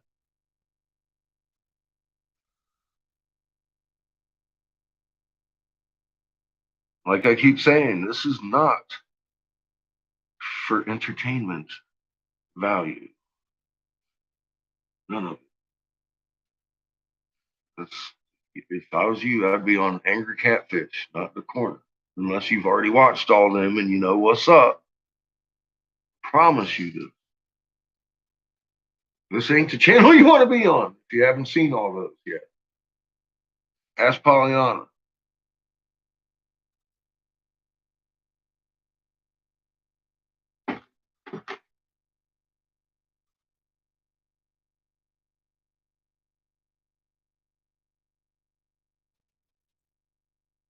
saw fit to give you children because, well,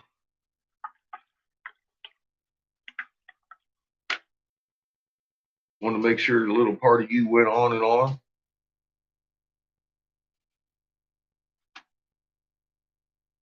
If Creator didn't want it, it wouldn't happen, young lady.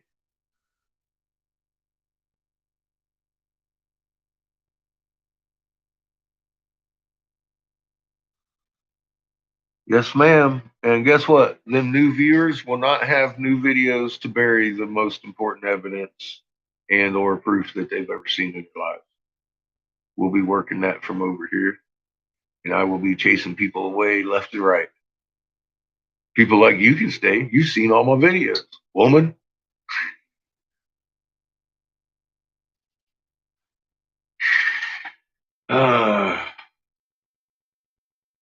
I was running into problems again, Pollyanna. I can't justify putting more this wall alerts on top of that kind of knowledge. I was like, this is getting redundant and ridiculous. All I'm doing is fucking drawing the wrong attention. Oh, excuse the hell out of me.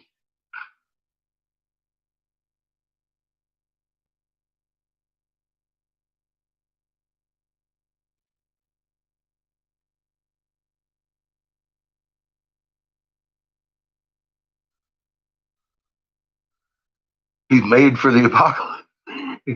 Woohoo! Go, Shunka.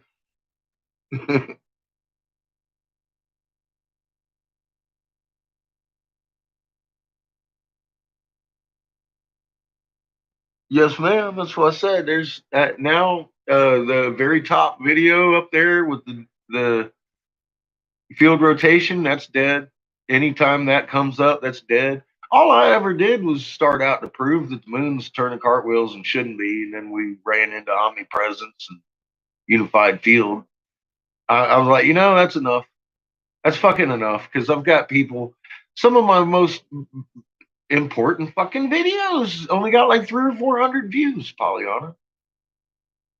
All my new videos get 1,000 to 1,200 within like 2 days, and some of the most important videos on that page have 300 and 400 views, and they've been on there for over a year. So if they get bored with my first fucking week or last week of fighting, maybe they'll actually go back to the first few videos and see what I'm talking about. I'm not gonna put any more out there ever again.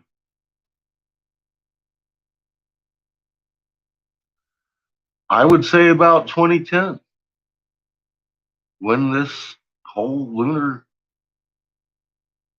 roll thing began. Now, is it off 66 degrees? No, we got 3 axes in space. We're definitely off on 2. But that adds up to full 90 on the roll. You can do that with the math if you're getting 180 every night of the whole sky. It's definitely because we're opposing the ecliptic by 90 degrees. That only leaves me with 66.6 degrees because that's how much we had to have tilted to make that math problem even possible.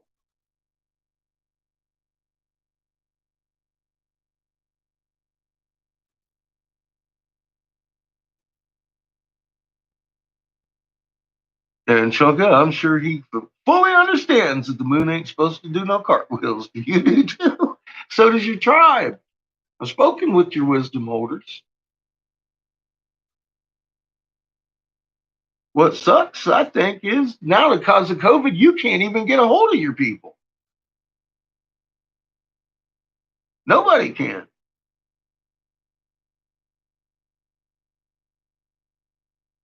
I know I can't. I've tried to get a hold of quite a few wisdom holders that invited me to their tribes. They wanted to talk to me and blah, blah, blah. Now, COVID, you can't get a hold of Dick. It's all answer machines. Nobody's answering.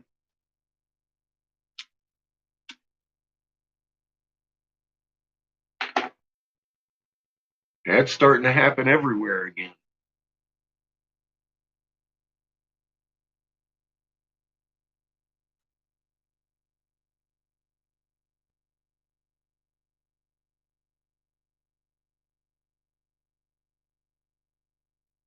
You all should. I can't tell you how important some of those things are. I've said even the short ones. You might want to check them out. If you see I'm giving just an update, skip the update. You know, that's 5 minutes off of there. Boom. It might even be 10 minutes off of there, depending on what the update was. As soon as you see this wall go away, I'd start playing. You might only have 5 minutes in that 15-minute video left. But I'll tell you what, you don't want to miss the and then some. The and then some is information lost thousands of years ago. And I put it there on that format to do it that way because it's just fucking the way I found to do it.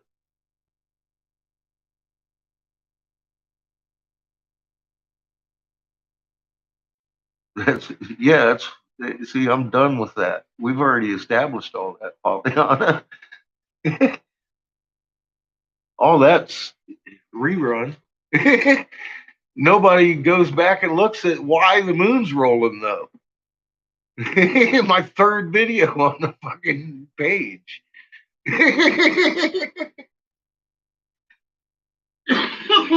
Because they're waiting for my next update. And I need to stop that. That's no more. There will be no more updates. So you don't have to go back and look at the old ones if you want something new. That's the way I'm playing this. I'm like, all right, fine, we stop. We stop here. This is it. On this channel, this is it. It covered XYZ. And that's way more than a dozen other YouTube channels combined, I think. So yeah, you should be happy with that. Fucking A. I am. I found out I got a magnet. That was astounding.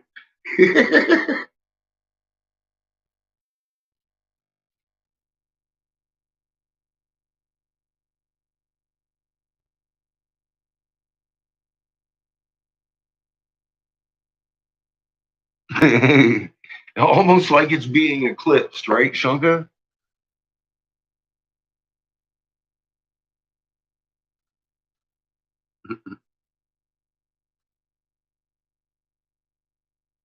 Bangkok, right where the tie stick lies.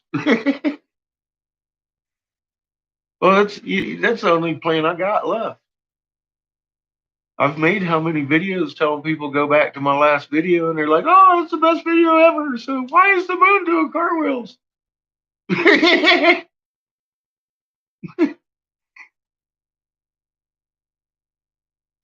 No.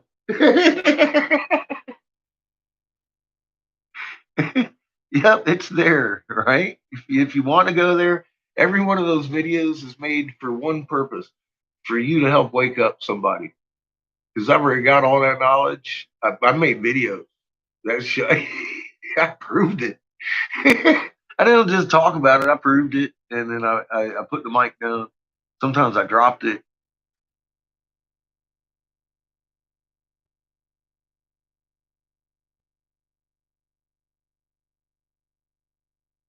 Yeah, you can't get anyone to answer a phone anywhere, Polly. But you know what? I'll be sitting right here for those of you who know what the fuck is going on and watch these videos and got your knowledge on.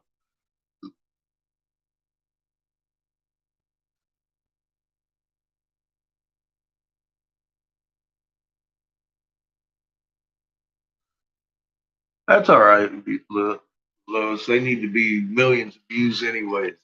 We need magnet cars and tractors and fucking tractor trailers running on magnets. You know, that'll tell me the views got out there. We start seeing Mack trucks roll off with fucking opposing magnets talking about off they go with the fucking cargo. Ain't no fucking waiting behind the semi. Them motherfuckers are outrunning you. And they got good brakes too, because magnetic braking. You know, I mean, we should change this world. Fuck, make them semis fly on a magnet.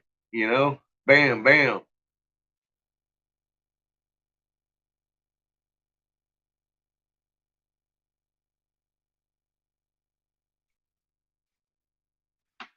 Who smoked what? I think I got like one more hit left in my bowl.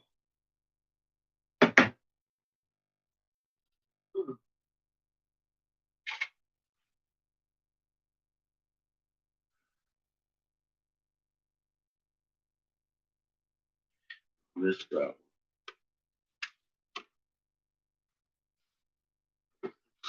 Fucking hate already.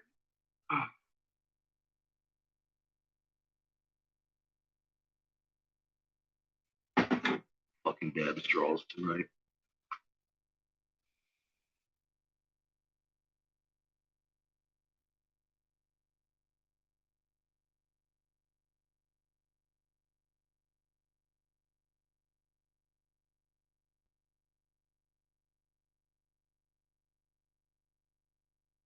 Well, wisdom's wasted on the youth, Chunka.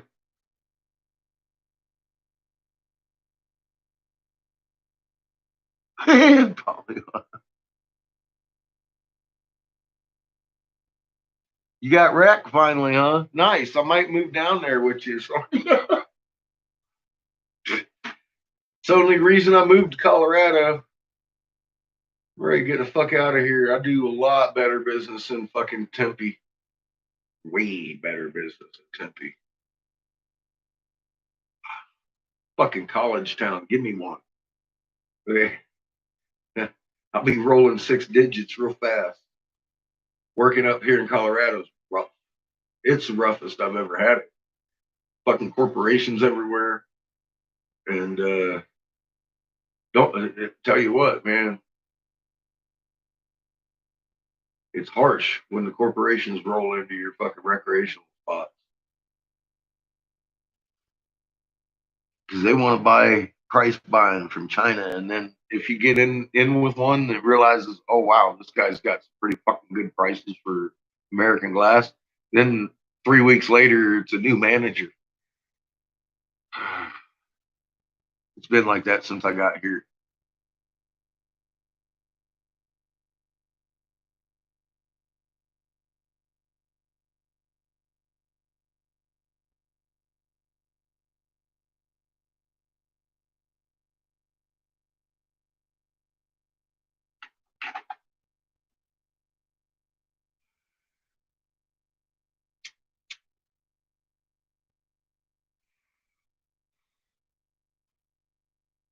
I got 2 cases of glass. I should. I used to never have 2 cases of glass.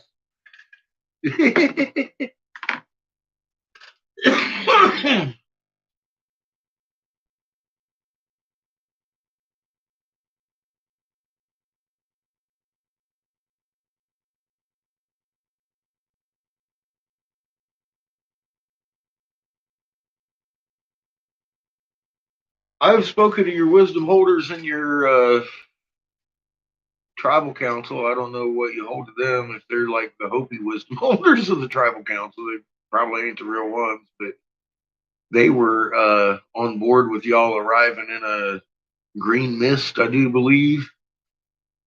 Do believe you guys are the green mist. You're the Lakoita Sioux, right? You came here in a green mist in a community circle, a Herkaba or a Merkaba. That's what they call them, Merkabas.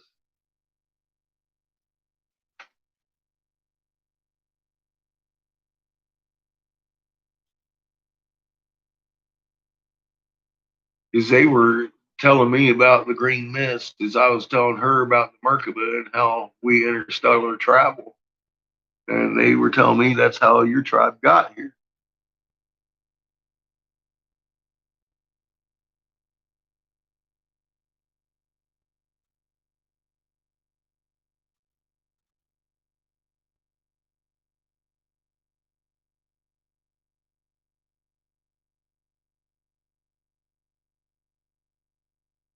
They say you guys came here because we're a soup sandwich and we needed help.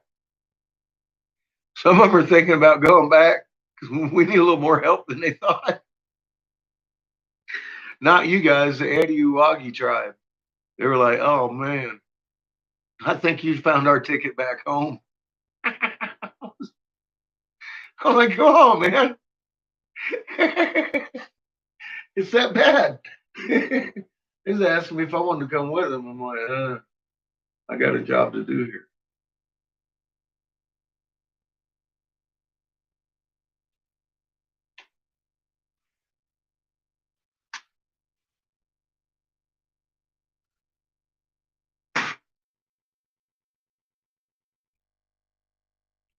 The Anasazi, the ancestors to the Hopi and the Navajo, those cats, well, they were us. They're the original descendants of Cain, the hairless faced ones. About 12 foot tall, I guess, right? Yeah,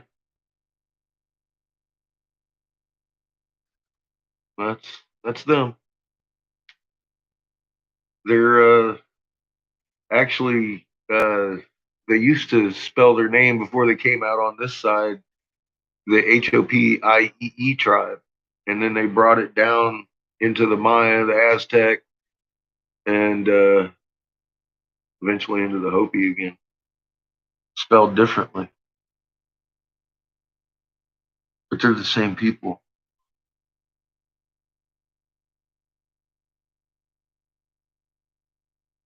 They began down there in Peru area.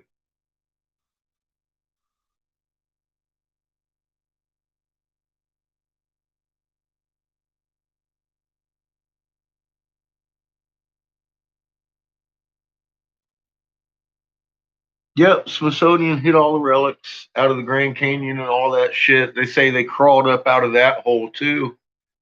Well, that was after the fucking great big catastrophe that they caused, and everybody came out of the fucking center and to a different world. And these Anunnakis handed them corn and religion, all that great shit. Then they handed them plows over there, and then Marduk. We read all that in the cuneiform. It explained it actually pretty freaking well, I thought.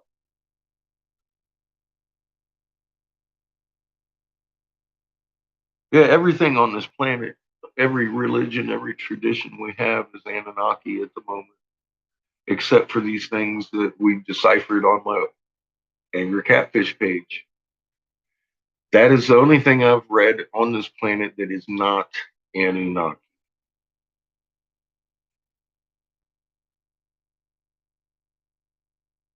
Hi, Catherine.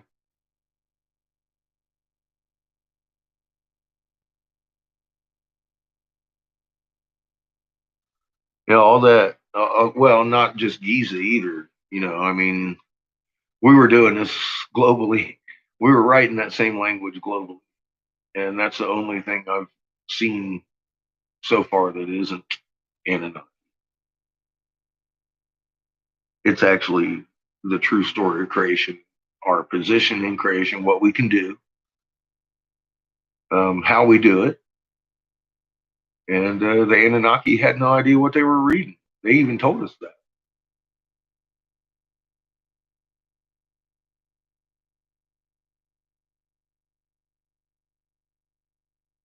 Your grandfather told you that story too? Well, good. See, I didn't even know your grandfather.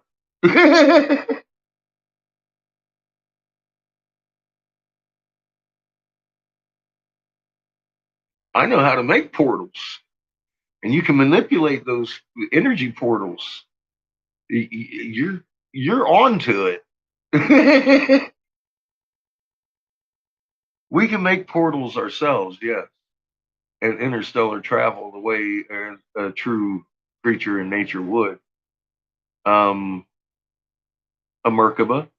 A Merkaba is haul back, overlay with people at each point with a magnet as strong as the planet in their chest.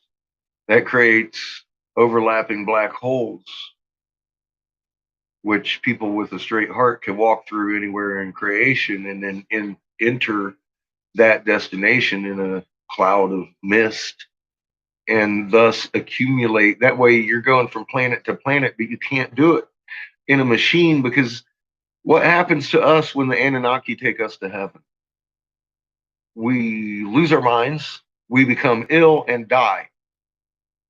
Or rather, we become ill, we lose our minds, then we die. Lack of human frequency, of course. But if you do it the proper way, you acclimatize to that fucking planet. You're one in nature with it. There is no division. And that's how we do it.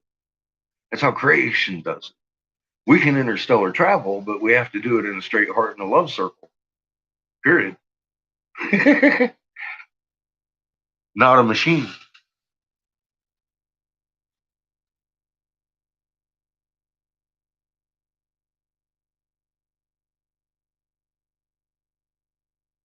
Well, now you know how to do it.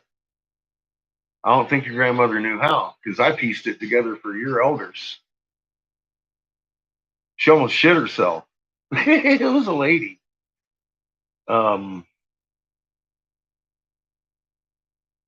I don't, I made a video specifically about your tribe.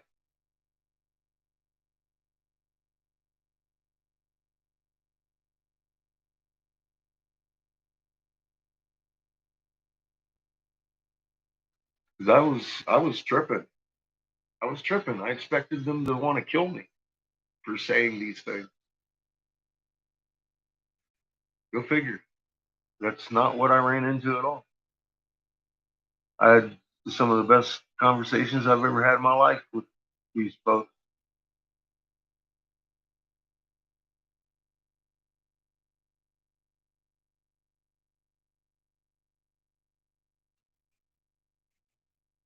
I did. I contacted over 300 of the tribes. Um, Spoke with them about their languages. I'd read quite a few names. Um, and we talked about interstellar travel and anything else that came up.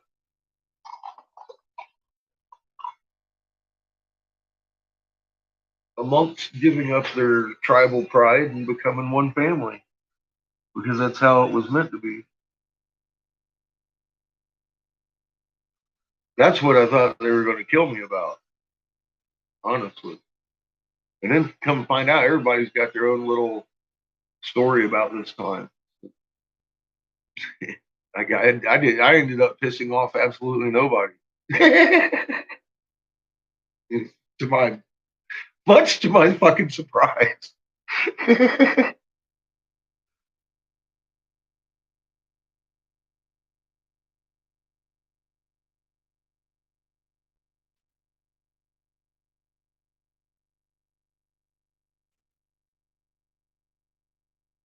It's like a witch's circle.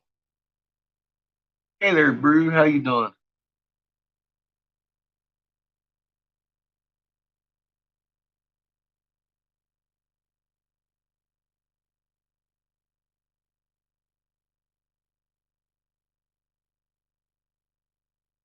Cool, cool. I'm fixing to be chilling to some what's his name? Fuck. Jimmy Carr. He's gonna be roasting his audience. I listened to him earlier doing an audience roast, and I was like, I almost shit myself. Stuff come out of that man's fucking mouth. Oh shit! I don't know if you ever heard of him, but apparently he's a big comedian nowadays. I just ran into him. He's wrong in everything he says. Gotta warn you. I mean, like wrongest in the wrongest way you could ever say anything, but it'll fucking kill you laughing.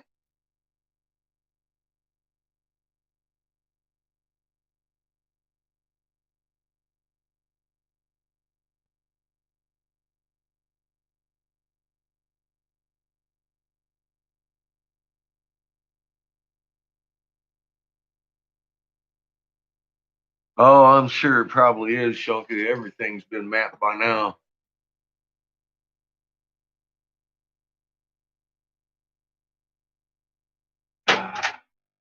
Anyway, I'm gonna get warmed up on a couple of these damn dab straws. Yeah, pop out a few of them.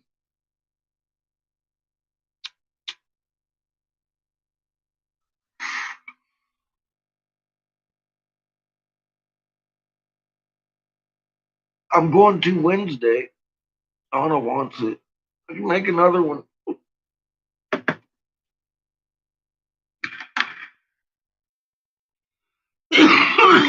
She ain't gonna be in her shop till Wednesday. But she said she wants it. A whole bunch of other stuff.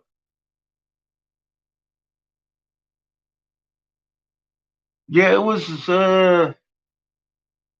probably before December last year, Shunka. Not much before.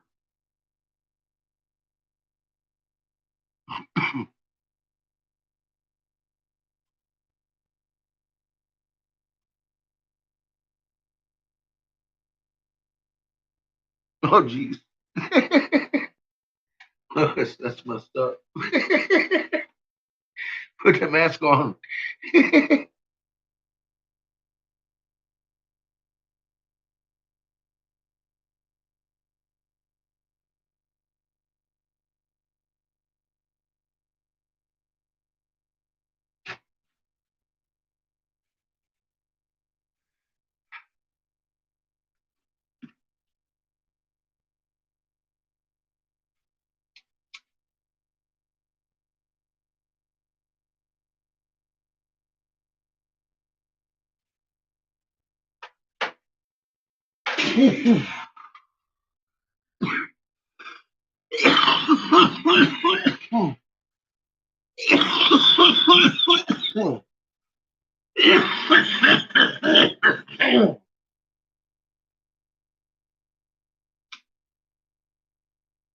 They couldn't pull me away, John.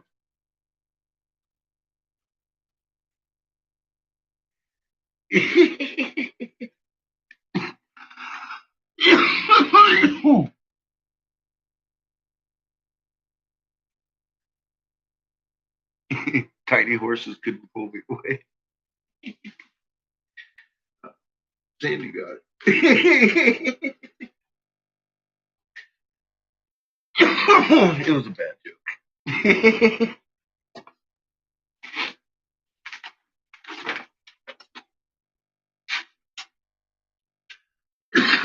On that note, let's listen to some good jokes.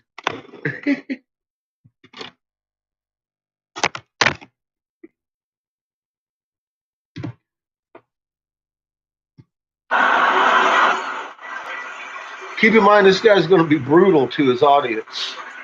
What's your name? Camilla. What do you do, Camilla? Because it depends on the guy.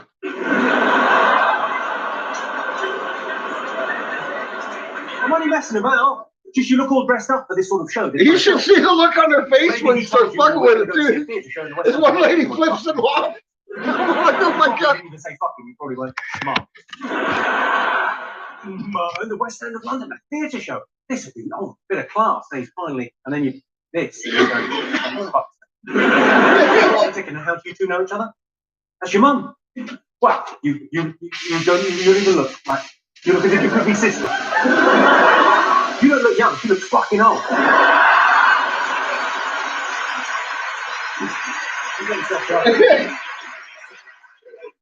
I can't help myself. I love the fact you just turn around and go, does she? What have you done to yourself then? You've got a little thing on your face. What did you do? He's got a little bandage on his face. What have you done? You had a growth cut off your face. Oh, sexy.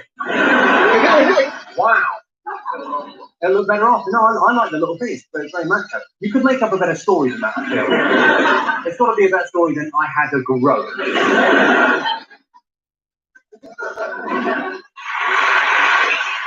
Are you all right in the back?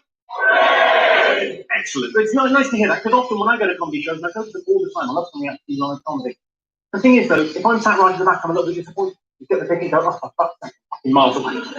But there are, of course, advantages to being right at the back. You get more of a sense of theatre, of people coming together and sharing a sense of humour. What a wonderful thing that is, the great British musical spirit. And also, if you're right at the back, this sort of thing won't happen. I fucked your mum.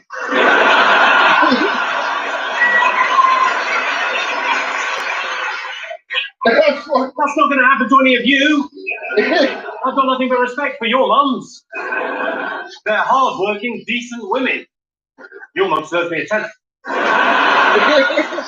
I'm joking. I owe her a tenner. Bluff. I'm your real dad. Kidding, no one knows who your real dad is. That isn't your mum there, is it? Oh, sorry.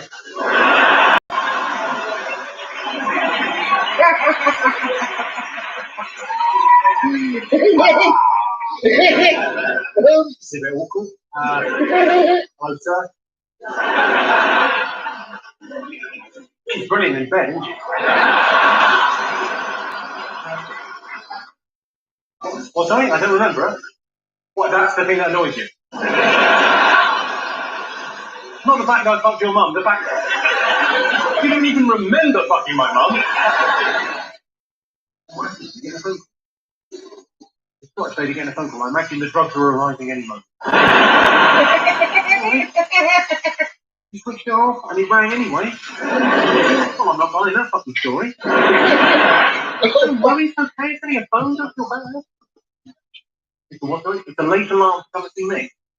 Or come and see me an hour fucking late. You're not the one I've been for, are you?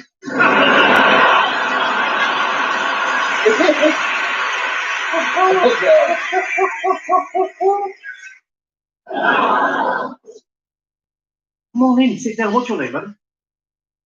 Alexa. What is it? Some sort of cystitis? What's the matter? What do you do for a living, Alexa? You do lots of things.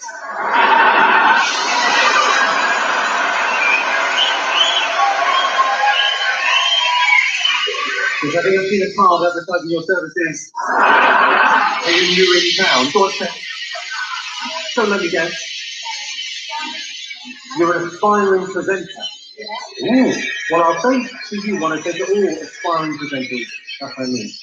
Have an Americano, please.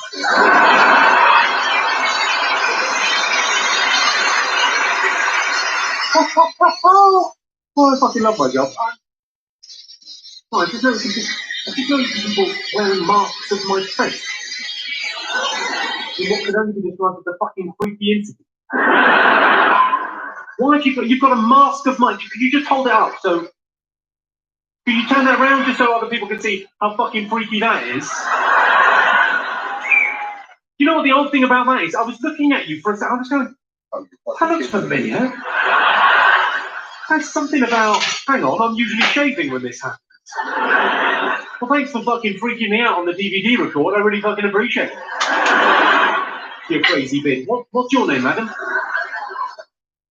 Claire. And what do you do, Claire? Depends on the guy, probably. With the one night stand, you're going to let your hair down. Cool. What do you do for a living, Claire? You're a student. Ah, that's the free time. To be making masks of comedians' faces. And who are you here with? Who's your friend? Is she your special friend? Special friends. You sometimes use the mask and use the strap on and pretend. Yeah. Who's come the first? Did anyone come from like a long way overseas? Or Canby Island? Right, now I know Canby Island, so I happen to it's not come a long way from your home. You just brought it with you. Did you come with him? That's good. Canby Island's the furthest anyone came. Well, fuck yeah. You were all in the area anyway, were you? What's that?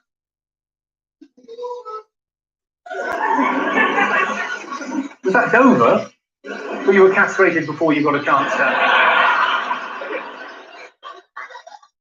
Right.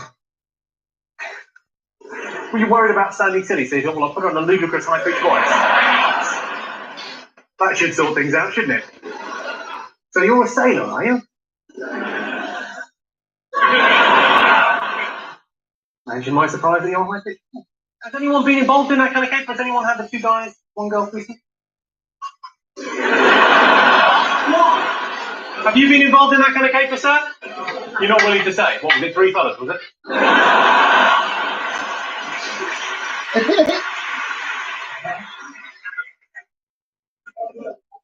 Your brother has. Right, go on, what happened, sir? Go on, tell us. You started drinking and it just happened. You got hammered, did you? What, the guy missed?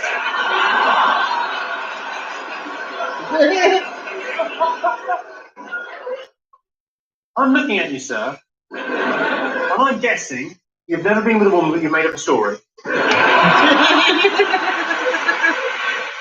Well, can I just ask, are you two there? You look quite young. How old are you? You're 18? Are you? Really? Are you adding 6 years to your age? Because you think I might be a fucking idiot? You're 18, but you've got a growth hormone. Probably some description. Not even, you're genuinely 18. God, how young an 18-year-old boy looks. Is that a bad thing to say? Quite bad, isn't it? And your boyfriend, how old is he? What? Your brother? Well, don't shag him then.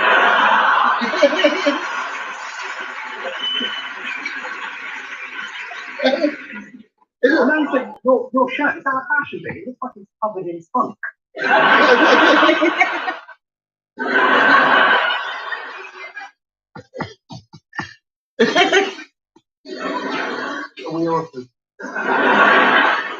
Should we time it?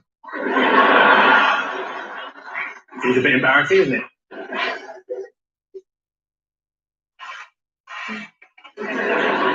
She got bladder problems? Maybe some sort of yeast infection or that? We'll ask her when she comes back. It's a lovely word, though, isn't it, Agnes? Oh, there we are. Let's have a round of applause for the ladies. Let's have a round, let's have a round of applause for them. Quite right, Actually, that's probably enough. Looking around, some of them have made no effort. There's an incredible amount of pressure on women these days to be beautiful and thin, and all I can say is, we've got some very brave girls in here this evening. Really. Terrific stuff. So there are some stunning women in here this evening, and some right now. You know who you are. I'm joking. No one in here is stunning. Has anyone had a vajazzle? Gina, what motif did you go for, madam? You had a heart because you were embarrassed to ask for. You were embarrassed to ask for something spectacular. So you were fine with someone putting glitter on your fanny, but you went, I don't want to ask for anything embarrassing. How adorable. And was it for a special occasion, or was it just... Why not? You thought, why not? Well, plenty of fucking reasons. Basic hygiene.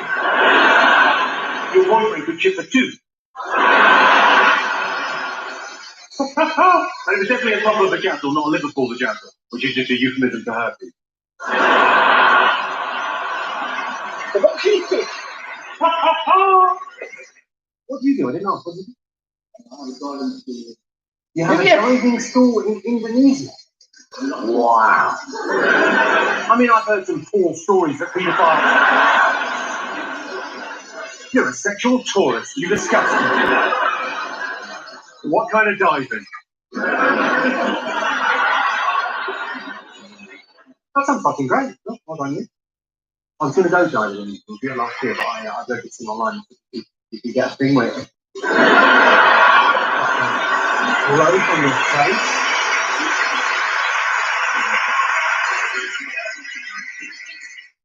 Is anyone married? Who's married? Yeah? What's the longest someone's been married? 2 days. 2 days? Who's been married for 2 days? You got married on Friday? Well, congratulations. What did I do?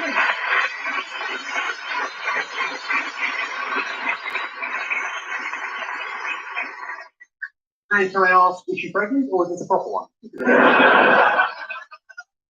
Sorry? You already have a child, and now you got married? Get out. Get out of my house. Well, that's a lovely thing. Oh, well, congratulations. Thanks for coming. Wow. You know, you've married that guy. He looks like a great guy. He's amazing. And clearly, he set the bar pretty low early on. Where are we going on our honeymoon? We're going to see Jimmy Carmine. Size isn't important. It's what you do with it. Would you agree with that, ladies? There's a lady over there that likes a big cock, and she doesn't care who knows it. It's quite possible you just whisper that and pick up an echo.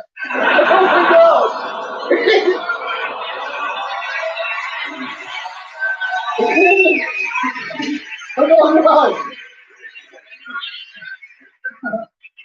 Oh my God! That's such a retarded expression. Size is important when you do it. How's that? It's going to be a total waste of time. I can't believe he ain't got beat up yet. You want me asking how on earth that happened? What were you thinking? Fucking kill him! You're a lot better than that. You're fucking way above. Oh my God! Not just real. I can't believe he ain't got beat up.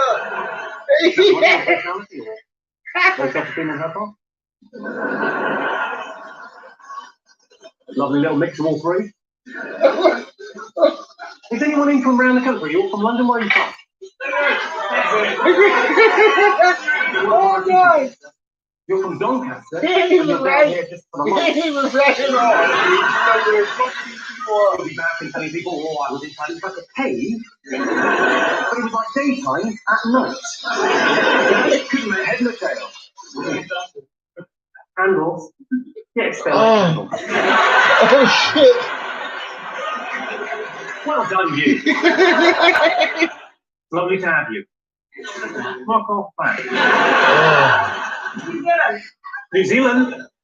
How's it going over there? Is it all right? It's not there. You still having that problem with Saruman and his orc army? Sandy loves a tiny horse.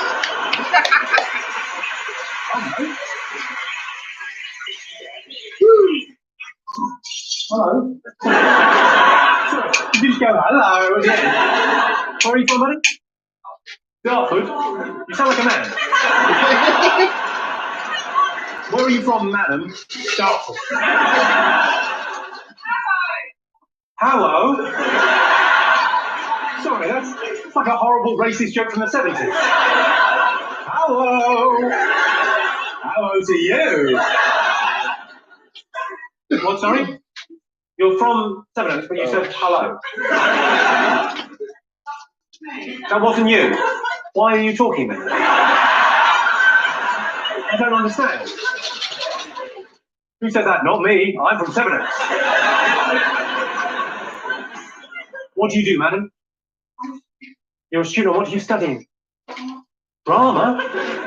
Really? I don't know what it's like after 43 years. I think that's an extraordinary commitment, especially in this day and age. That's quite something. But I don't know if it's the same for you, because I've only been together with my girl for 10 years, but things have got quite predictable in the bedroom.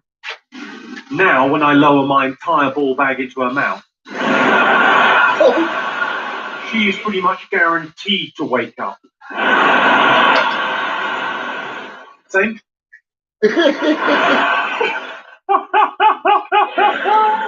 Oh, you couldn't see that, you just went, yeah, so. You look worried on their behalf. They've been married 43 years, don't panic, they've tried everything. What's your relationship with them? That's your mum and dad? That's nice. Oh God! Well, I hope the image of your dad teabagging your mum. I hope. I, for one. Oh shit! I don't know about looking your parents in the eyes again. I don't think you'd be able to drink tea. In show business, they say never work with children or animals. No one's after us. No one likes looking at sick and degrading pornography. More than me. And one friend I have, he has a guidance. Oh God! What's your name, long baby?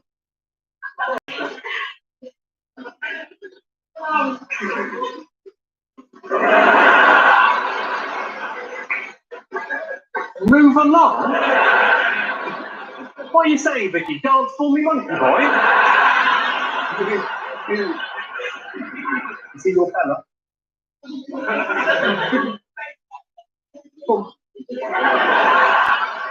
What do you mean? He's either your fella or he isn't. Is he your fella? Yeah.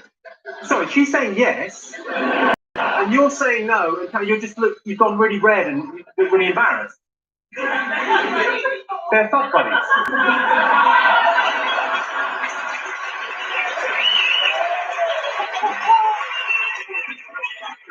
Oh! I see how very modern. How very 2005. So you're not going out with each other, but you are fuck buddies. That is fantastic. Can we just all take a moment to, congratulate that man there?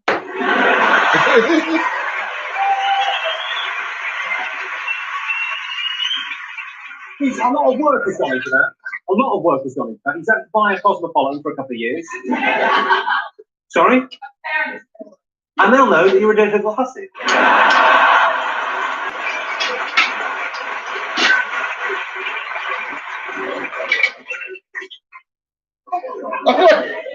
The great thing about that is that he's convinced you that, we don't need a relationship. It's so old-fashioned. I should be able to sleep with whoever I want to sleep with. And so should you. It's just me. When I say...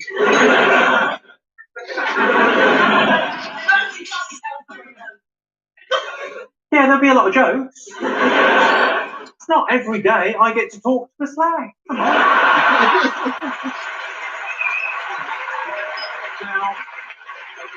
Come on. I don't know where the mark is until I overstep it. That's my... You just did. That is juvenile. Sorry. For those of you that didn't see that, it'll be on the DVD. Available at all good carbons. Oh, shit. His response to that, she's been called a flag at a show. That's not good in anyone's book, and I apologise for that unreservedly. But did you really need to do that?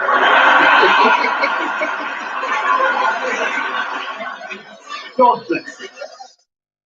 Hello, thanks for visiting my YouTube channel. I keep watching some jokes and moments from over the years. Don't forget to subscribe. Otherwise, I get paid as much by the good things you see. Right, well, I'm Jimmy Carr. These are my jokes. Let's not fuck about.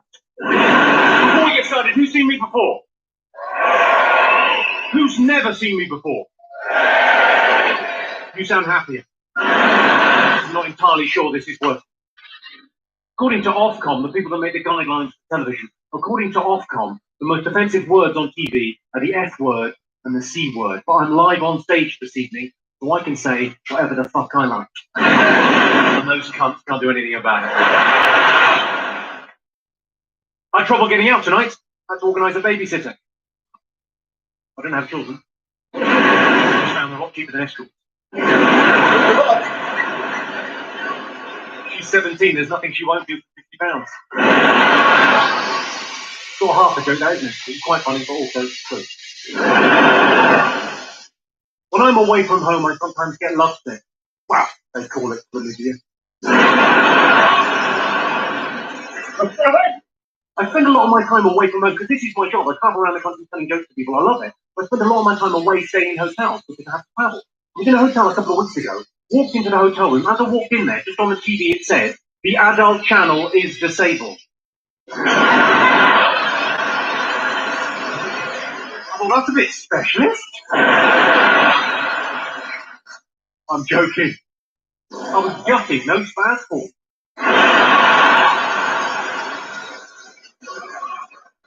I'm sure you've all seen this, Birmingham. On trains, they've got seats reserved for elderly, disabled and pregnant people. Begs the question, who's fucking all these old cripples? Do you ever hear anything so dumb it's almost brilliant? So stupid it takes you a moment to work out what just happened. I'll give you an example. I was on a bus. I heard this girl get on the bus, walk up to the driver and go, "Can I get a return?" And the driver went, "Where to?" She went, "Back here."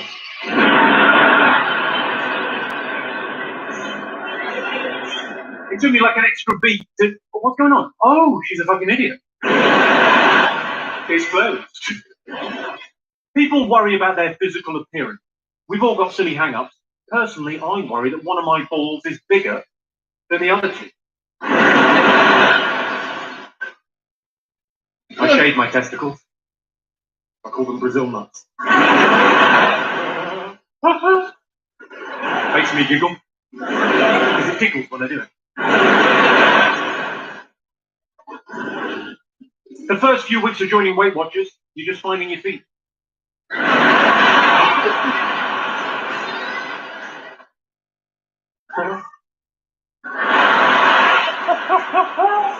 Well done. All together or not at all on the laughter, I think. Speed line, punchline, laugh. Don't fuck about. You're getting it late on. Are there any ginger people in tonight? We got any ginger people? You seem to have contained the problem there. Good. Ginger people get given a hard time. People say very unkind things about gingers, but I think you should be destroyed humanely.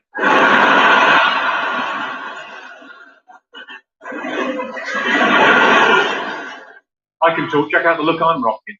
You look like a Lego Hitler. That's his stuff. When I broke up with my last girlfriend, I said I blame myself. Should never have let you let yourself go. But you have, so you have to find. Do you read the Sunday papers, Women? Do you read the Sunday papers? I like the papers on a Sunday morning. It's a nice time to reflect on the last week and also to look ahead to the next week. We read the Sunday papers like the news of the world, in bed, Sunday morning, a couple of weeks ago, tea, toast, Sunday papers. What could be nicer? What could be more British? Anyway, my girlfriend turned to me. There's some sex scandal in the news of the world, as there invariably is. And my girlfriend turned to me and went, I hope you never find out you're having an affair. I said, me too.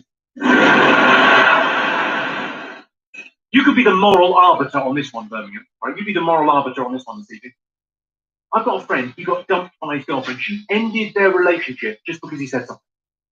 They were making love, mid-coitus, fucking. As he orgasmed, as he arrived, ejaculated, came. The most intimate, but also the most vulnerable time for a man, as that occurred, he said, bang, and the dirty's gone.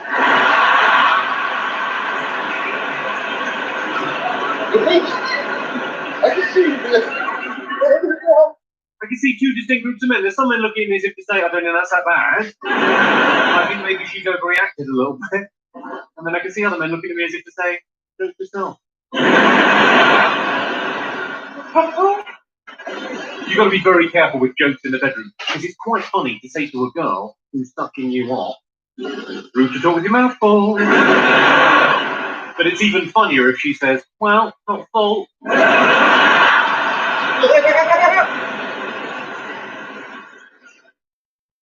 Having sex with someone at work is alright, as long as you don't work in a primary.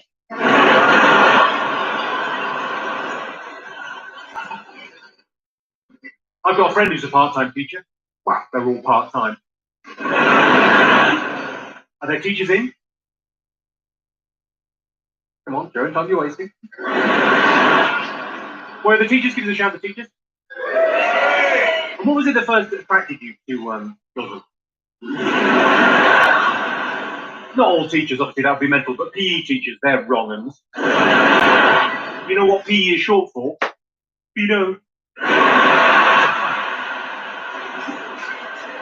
You can look that up. You know why so many American kids die in high school massacres? Because they're not allowed to run in the corridors. Take your time with that, that's wrong on a number of levels. I agree. I don't know if you've noticed this. It's very difficult to get the first kiss right. You want to be firm, but gentle. You want to be manly. You don't want to wake her up.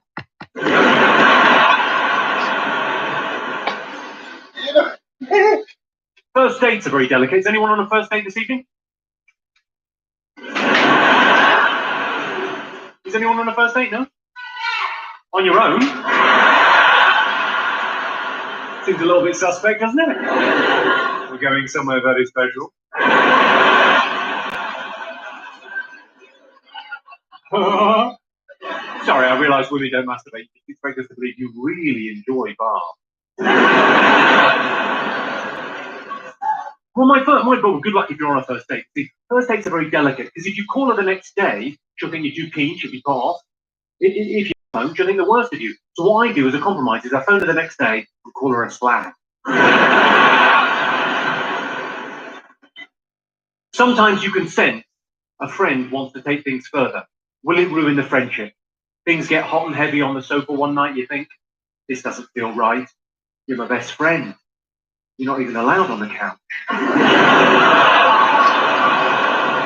Ah, dog, down, boy. Oh,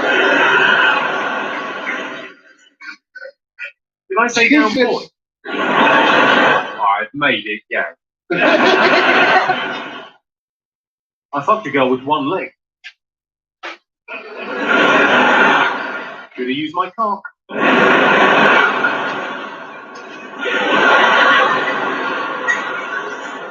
Oh, I realise this joke does not require a mime. Saturday night in Birmingham, come on. I said to my girlfriend, I said, you want to experiment with a role play rape fantasy? She said, no. I said, that's the spirit.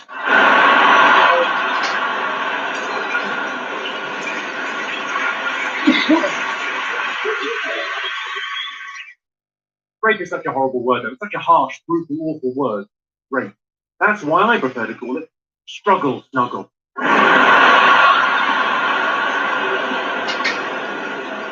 You couldn't stay mad at a struggle snugglist, could you? Bloody adorable. Now, I've been a comedian now for about 10 years. I've been doing this job for about 10 years, and I thought this year I would try and get a bit better. Not a crazy idea, right? One of the things I was quite weak on was regional accents. Is anyone here good at regional accents? You could barely say the word yes there, so you're not even good at talking, never mind accents. But I was no good at doing regional accents. And it's one of those things that as a comedian, it's quite good if you could be good at regional accents because it's good for telling jokes. But I thought, well, I'll go away, I'll do some research. This evening I would like to give you a masterclass in regional accents because I've discovered the secret. And the secret is this. All you need is a key phrase to get you started in the regional dialect, and then you're golden. Once you get started, once you get it in your head, you're fine. But getting started can be tricky. So I'll kick off with, I'll kick off with Scouse. Any Scousers in? You got a Scouse over there? Where's the Scouse? This is Scouse. Don't worry, we're not going to take your benefits away.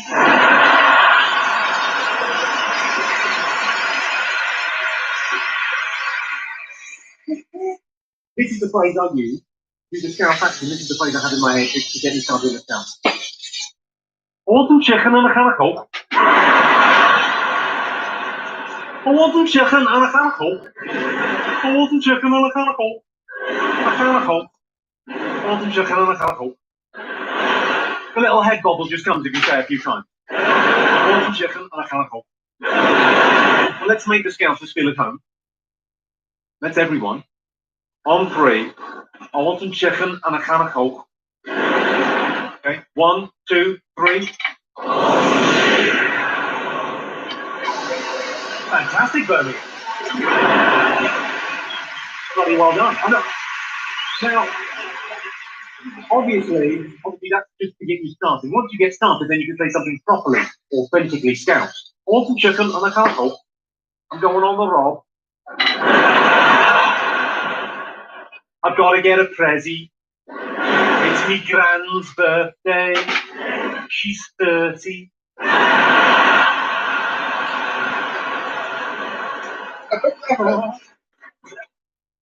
Anyone in from Belfast? Anyone from Belfast? You're Belfast? Where's Belfast? Hey, Belfast. This is the phrase I use to get the Belfast accent right. Ginger and community.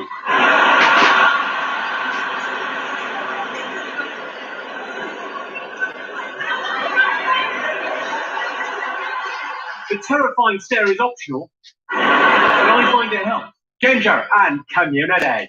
Community has more syllables than you thought it had. Okay, let's try everyone. Let's go Belfast. Ginger and community. 1, 2, 3. Huh? You're now all qualified to say, there's a bomb in the car.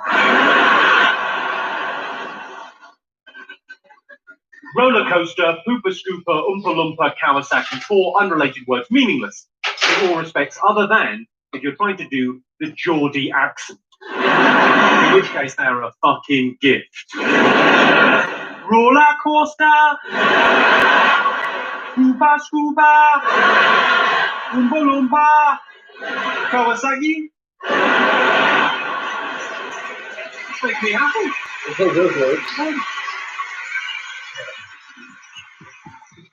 All together. Roller coaster, Oompa scoopa, Oompa loompa, Kawasaki. Perfect.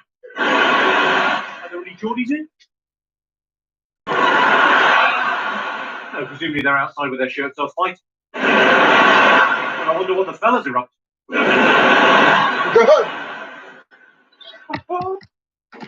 Well, should we got any Welsh people in? Oh my God, we've got an army. Hello, the Welsh. Now, just the secret to the Welsh accent isn't so much a phrase, it's more a state of mind. To do a good Welsh accent, you've just got to sound confused. Whose coat is that jacket?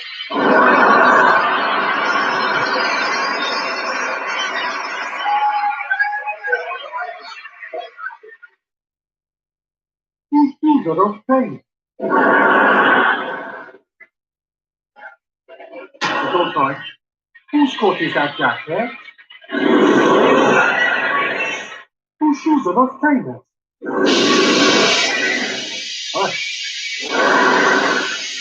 Those 2 houses, the one in the middle is mine.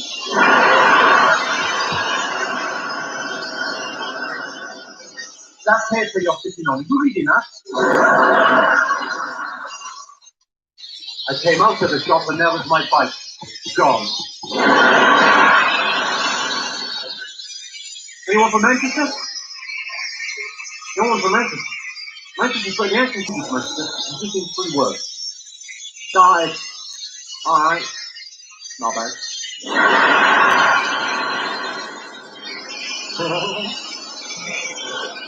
One of my best friends is from Manchester. He's called Alan. He's named after where he was conceived.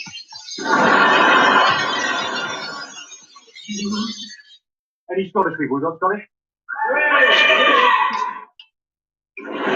Hello? You're living the stereotype, aren't you, love? Obviously, the Scottish accent, probably the best phrase to use is, there's been a murder! Chances are there probably fucking has been. Of course, living in Scotland, the main benefits are unemployment and housing. See, the Scousers' ears have perked up. Like a chavvy meerkat. There is a bit of a drink problem in Scotland, I hope you don't mind me saying. Yeah, up there they think I'm a double act. And there's glass, you wouldn't believe the fucking dogs. Whereabouts in Scotland you from? Fort William, I don't know where the fuck that is. What, sorry? You've got to know where an accent means a speech impediment, I think. The Loch Ness Monster. You introducing yourself?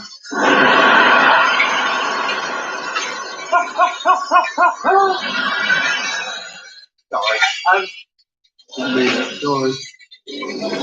But the drugs in Scotland. I think in Scotland they call it methadone, but I can't believe it's not heroin. I think the easiest accent in the UK is the West Country. Because the West Country is the pirate voice. You know. Who can't do a fucking pirate voice? Ah! I'm going on a date with my sister.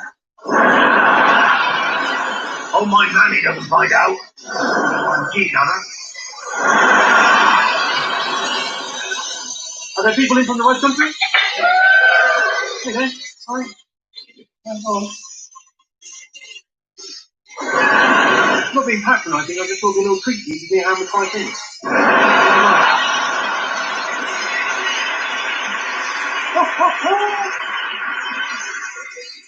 Now, what would be the phrase? If I was going to try and do the Birmingham accent, what would be the phrase for Birmingham? What would be the thing for it? Alright. Alright. Well, the other phrase that seems to come up a lot in Birmingham is, just fucking shit here. Alright, fucking shit. Any other phrases for Birmingham? What other? What's that? That was just all vowels. What was it? A yowl, alright. A yowl. Have you had a stroke?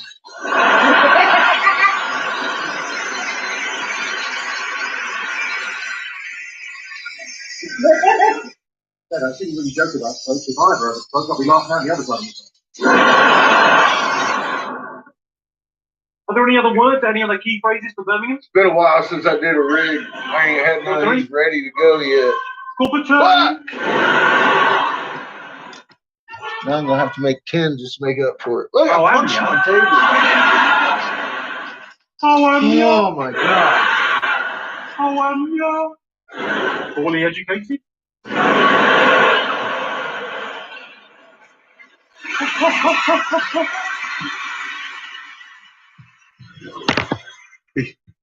Have we got any other exotic accents in the rooms? Anyone from overseas or anyone? Anyone from the UK that we think? Oh wow, yeah, I'm blind now. Jersey? Give me a sec. You haven't got an accent, you tax dodging scum.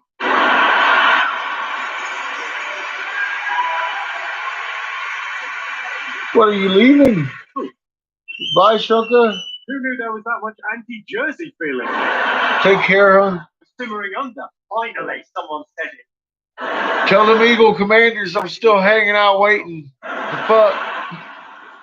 Everyone's got different accents. We have Essex, you mucking me off, you fucking slag. They better hurry up. I might get me some COVIDs and die. Then what are they gonna do? Come on.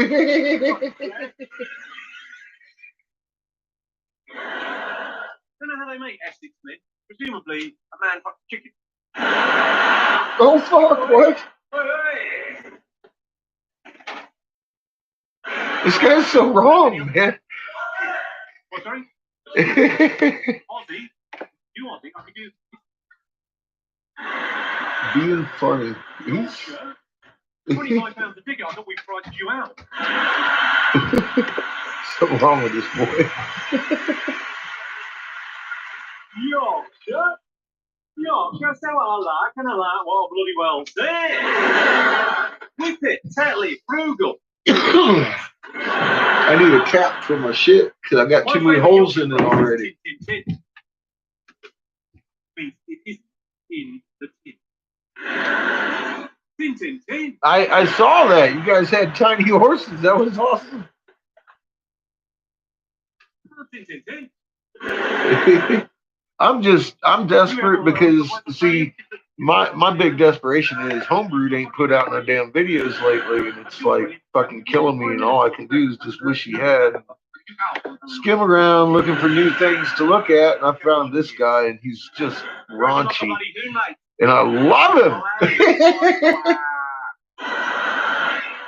He's a lot more funny to watch because you get to look at the reaction of the fucking people that he's picking on.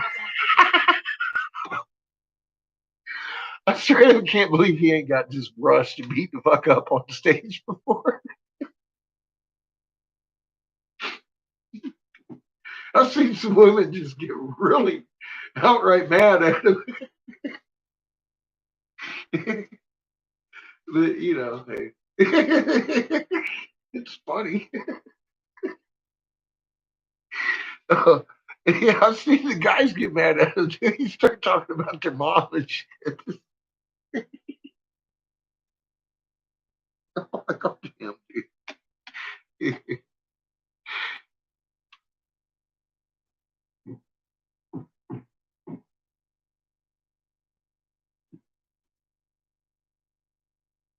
You get quiet, do you? It's like the one I was watching earlier today. He's like, "So how are you?" And it said something to this lady. And he goes, "Excuse me, it's not the telly. I can see you." And she goes, "Ah, fuck."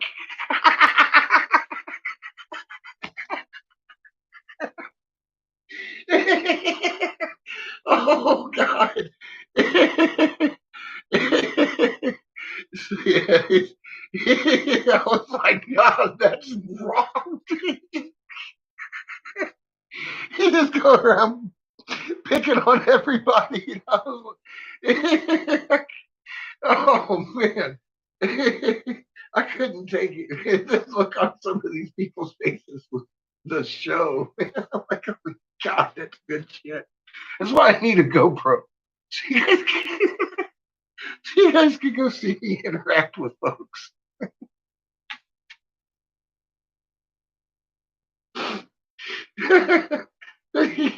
You ain't seen nothing yet. Oh.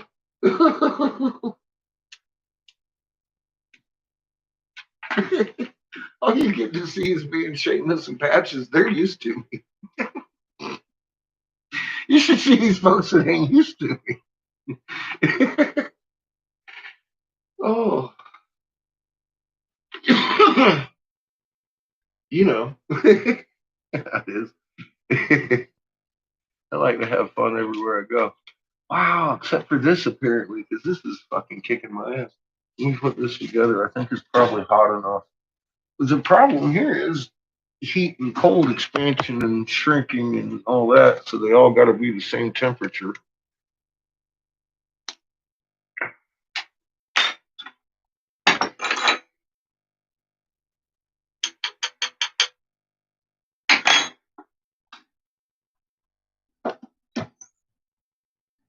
That there just stopped a hole.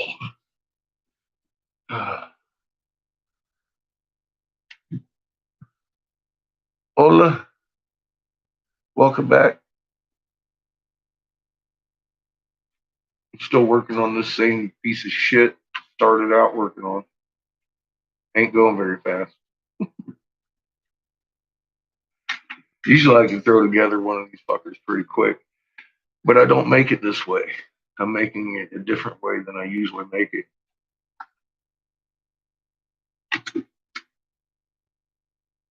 For cheap rigs.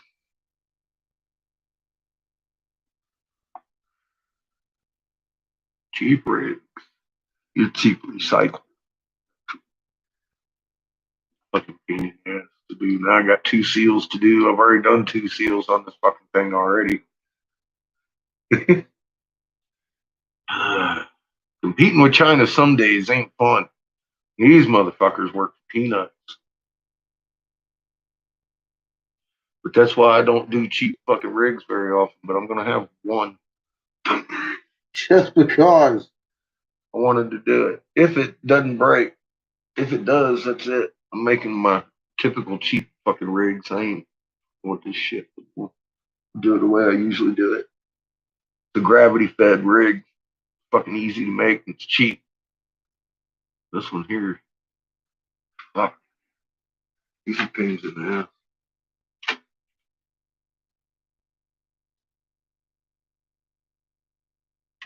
ass. Obviously, I went through 3 of my fucking tips to begin with.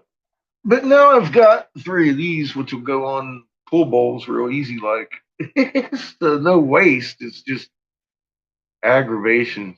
So I was doing prep work the whole time. Even though I didn't set out to do so, I've got some bowls to make now. To make up for all that lost fucking time I was fucking with those pieces. But bowls are fun. I don't have any. Come to think of it, I don't have any. I need to make some, don't I? I've got almost everything else. I need some pool bowls. I think that's what I'll do for the rest of the night. Damn, good idea. Some funky little pool bowls. I'll do that. Thanks for the idea. Holy shit. So what do you want to listen to? You want to listen to some more funny shit or you want to listen to some serious shit? I don't really care. We can listen to some rock and roll, heavy metal, motherfucking Sumerian tablets. I don't give a fuck. I'm in that kind of mood. Ta-da.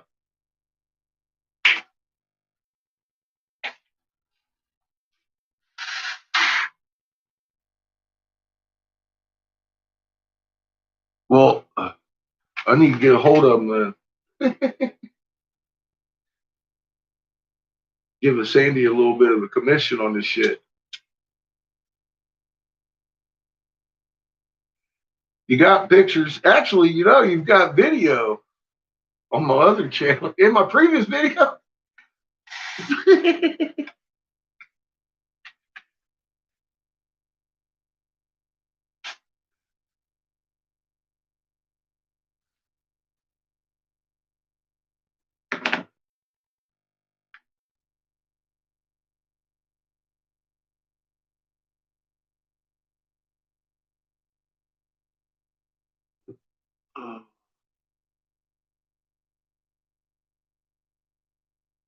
The moon smoking school.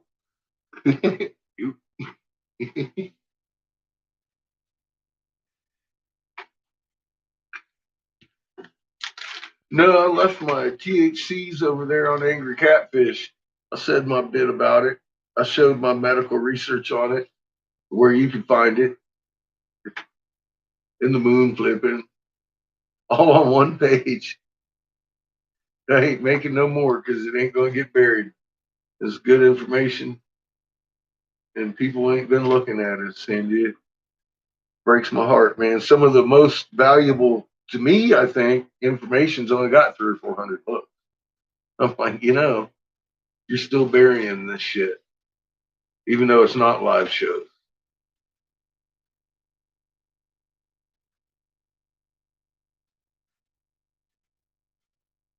But here we are over here from now on. Henceforth, I ain't putting forward no more on that channel.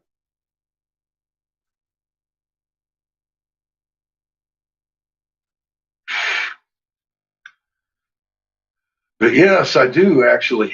I have smoking moon school right there. Amazingly enough. Yes, I even covered all that.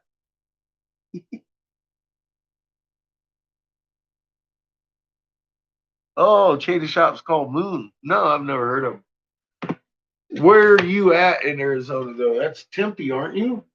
Ah, there's some there's a lot of head shops in that city that probably do know me. I've blown live at in Tucson, out there, not at a head, well, kind of a head shop. I blew outside. I started teaching a guy that had been blowing there in Tucson for fucking 10 years. I taught him a few tricks. You know how I swirl out my cup things before I even get started? It was a windy day, and he looks at me and says, "Oh my God, the wind just opened up your piece." I laughed. No, that was centripetal.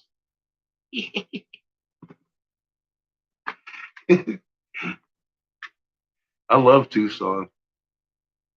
Fuck, man, good fucking money in that town for me.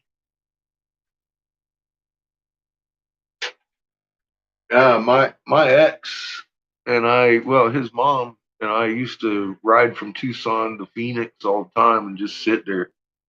We go out to this place called Kelly Canyon up by up in northern Arizona. It's up here in the hilly, mountainous pine tree areas.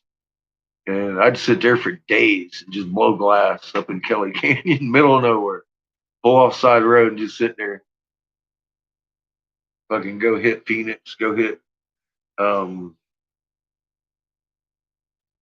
dang it, what's that one in the north? I can't never think of the name.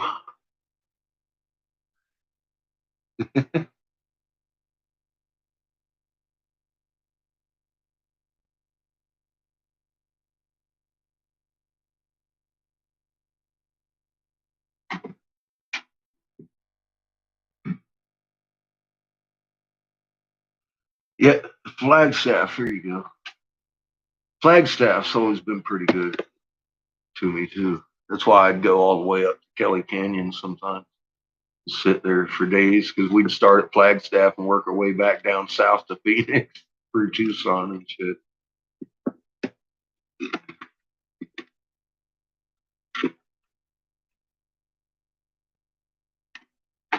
I loved Arizona in my RV. It was a nice short trip up and down the state. Well, I'm glad, Thomas. Yeah, I'll tell you what. A lot of people diss Sitchin's work, but I got to tell you, it's pretty good from what I've read because I've gone and looked up the tablets that he even brings up, and they exist. They're there. They say what he says they say, except it's just long and boring versions of it.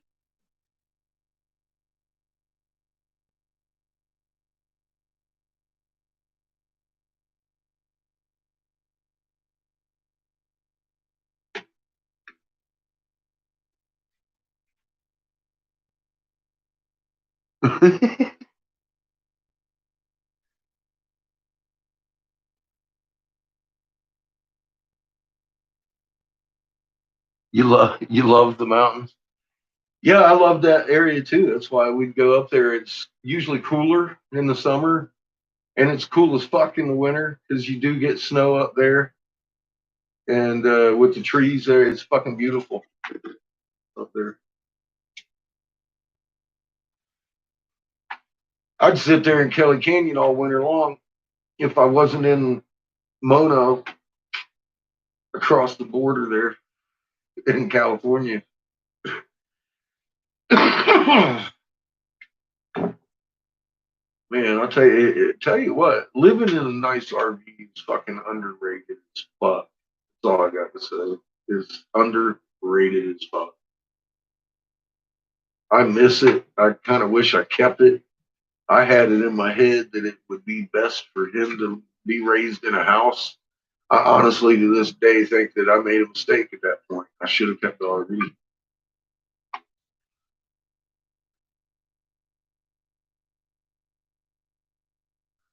It is in a lot of places. It's all you can see.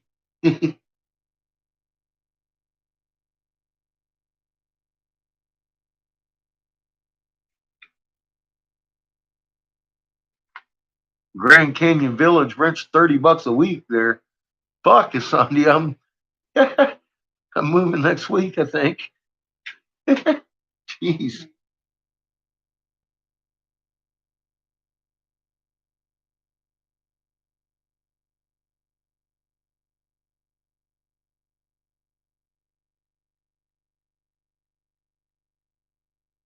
Yeah, ranger work would be fun. I could go down there and look at all the petroglyphs and make sure nobody fucks with them while I'm fucking drawing them on my little paper trying to translate them.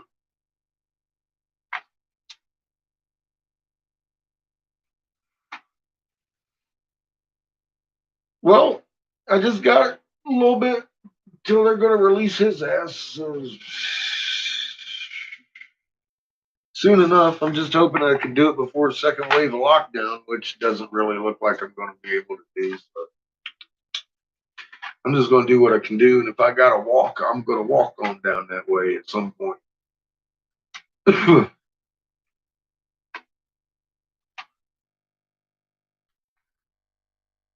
I think it's going to get crazy beyond anything they can control, and I'll be able to drive down there.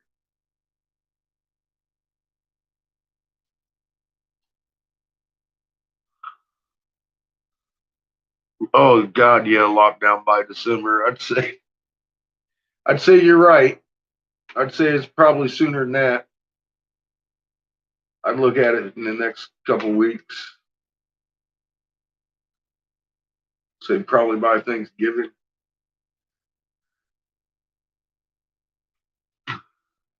I'd say you're right about right.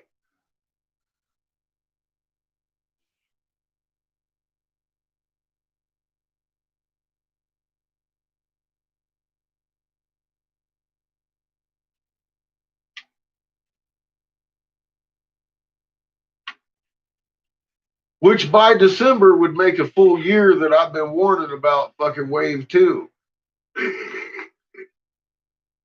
Before wave one even started.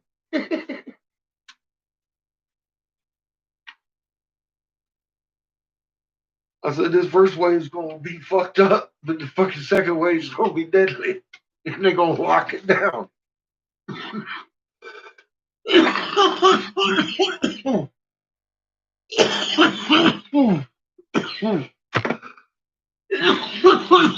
It's because of the food. Look at what happened this year. I ain't never seen it. We had shit fucking and this year. Did you see the 2 foot corn? Yeah, I ain't never seen that.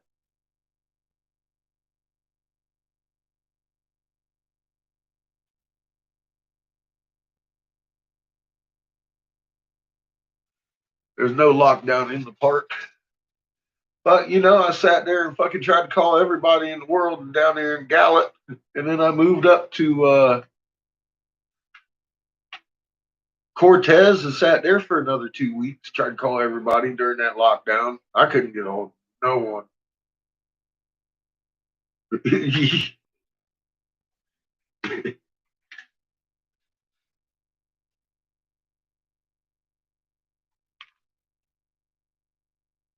Yeah, there's a major food shortage coming. They're already advertising you can only buy so much toilet paper.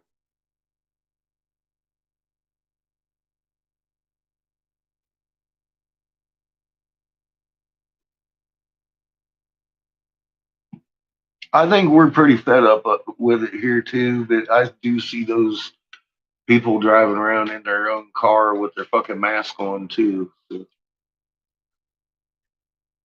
what the fuck, man?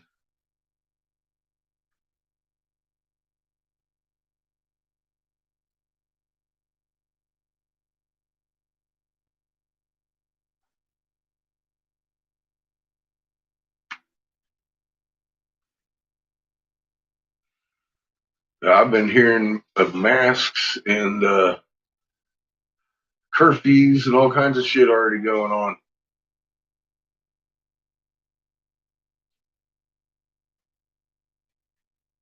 Fucking curfew, the whole state of Massachusetts. I personally, if Colorado went, and I don't go nowhere at night.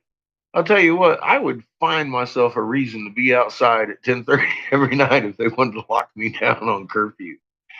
I would find a reason to be out.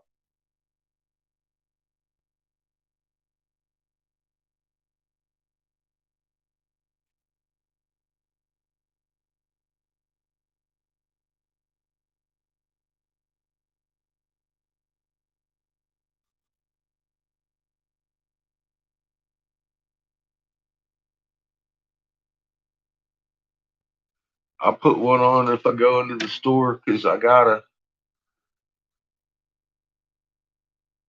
Most of the time, I don't wear it right. I wear it around my neck. It's on me. I'm wearing it.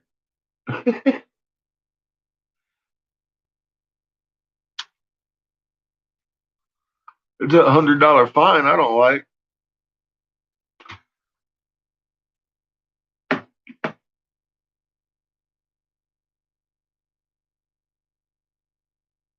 Yeah, I work at home, Thomas. But I swear, man, they start talking about fucking 10:30 curfew. I'm going out at 10:30. Find a reason to do something. Care if it's jumping jacks in the middle of a fucking road. I will let them know I'm not okay with it.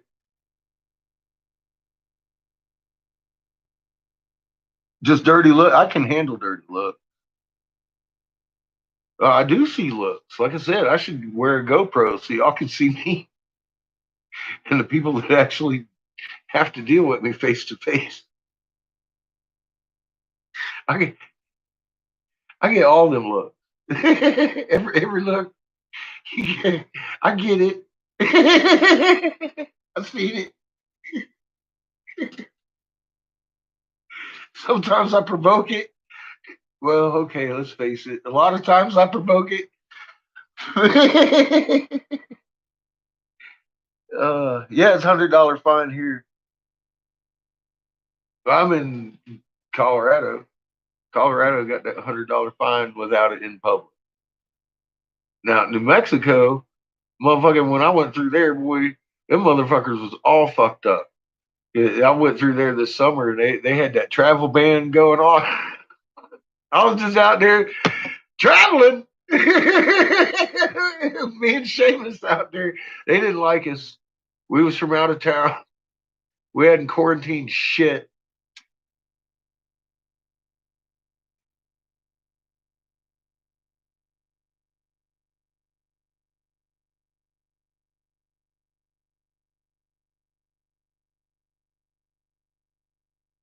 Yeah, you got a lot. I don't have very many shopping options out here, so I got to kind of wear my mask. I've already fucked myself out of Walmart, and well, Walmart fucked me out of them ever fucking giving them money. But my grocery store, yeah, I ain't going back there either. I'm shopping from the Dollar General and the Dollar Tree. I better be nice. The ladies there are nice. They're fucking cool people, you know. Just fucking was it the what is it? Safeway. It's a family-owned fucking Safeway. Nobody even likes the family that runs it.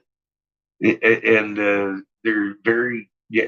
They piss me off more than once. I'll go in there, and motherfucking leave empty-handed, anyways, half the time. So I decided it wasn't worth my time to fucking go in that fucking store. I don't care what I want. I'll probably go in there and they ain't got it at the moment, where it's fucking 3 times more expensive than fucking anywhere else I go.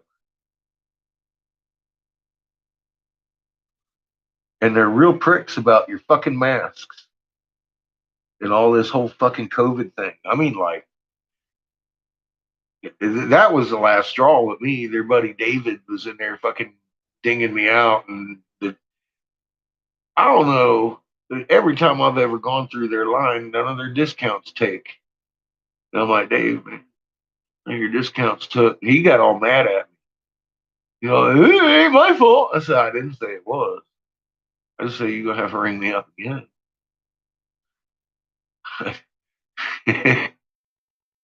Started in on me about how hard it is to work with COVID and this and that and everything. I said, I know a few million motherfuckers that just went out of fucking business and they ain't got no job if you're finding it a little too hard for you there, Dave.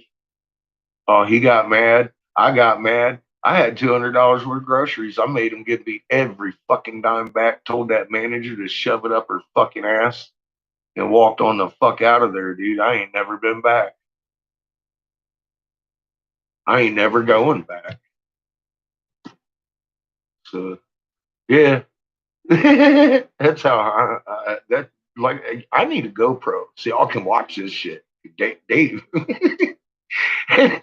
And nobody don't know who I am in this town as the craziest motherfucker that ever walked in this fucking town. But then they start seeing the moon flip, and my fucking town starts fucking putting in diesel generators where it counts because they've started listening to me. Because when I moved into this town, I told them who the fuck I was, why I was here, and what was going on.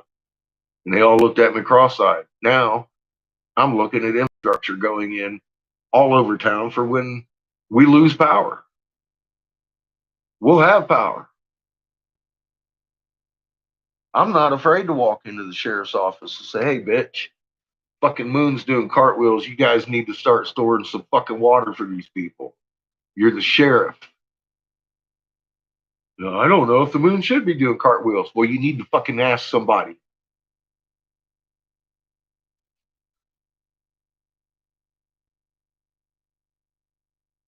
I ain't afraid to say that at all to nobody. And these motherfuckers telling me, oh, you're crazy. They're going to come take your kid. I'm like, not when you're right like this. No, they can't. I can prove I'm right.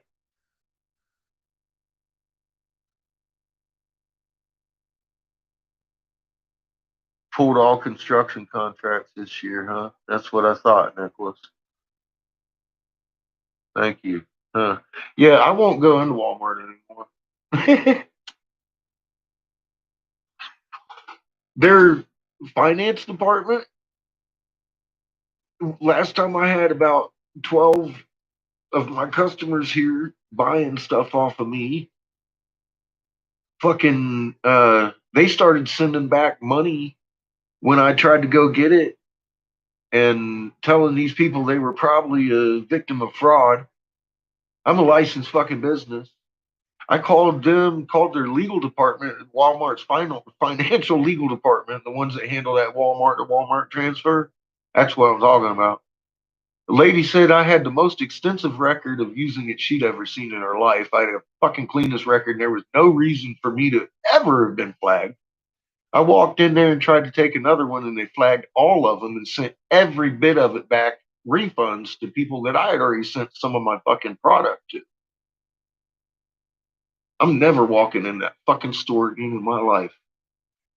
I could sue them for doing that shit. My customers were pissed. Some of them were like, of course, repeat customers, and they sent me checks from the post office. That's why I do post office now. But anything, and they couldn't even tell me why it was going on. And then after that happened, all of them went back. The lady didn't want to talk to me then. There was an outside source fucking with my electronic fucking funds, and that's why I do not have a bank account. I can't have one. That kind of shit starts happening to my electric account, everything. That's why I keep saying I can't block this shit out of my life, folks. And it looks like this motherfucking latest shenanigans is coming at me. Yeah, I'm never going back to Wally World.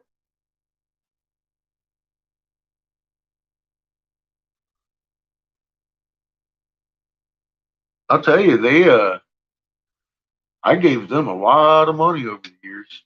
I paid bills, paid my landlord rent. I mean, like for years. He lives up in the Springs. It was easy for me to go dump $5 to send 500 to him real quick. Or actually, I think it was like 12. I'd spend what, $12, something like that, something stupid. And it was like 6 or 8 maybe. I don't remember. It's been a while. I won't go back in. I also found that if you want to send money Western Union and it doesn't have to be the next day, it's just as cheap. I didn't know that. So I pay my rent through Western Union now sometimes. But I try not to collect money from there because it's electronic funds, and that will probably begin to happen.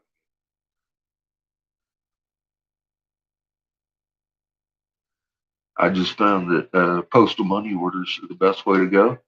I go to the post office, they cash it with my ID, and I pay for the fucking package.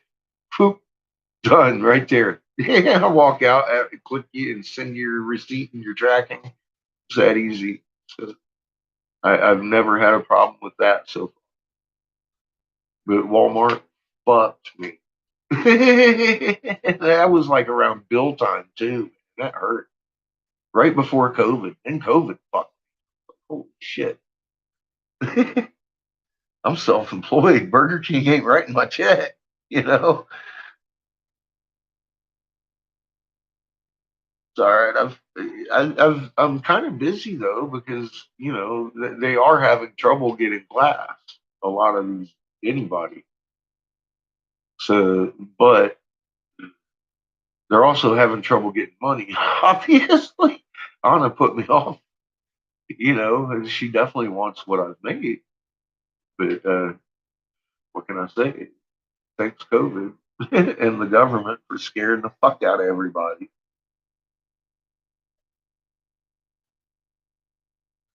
Yeah, '08 crash hit a lot of people.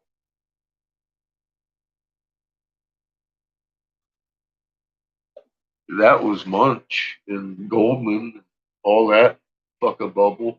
He's now the Secretary of Treasury.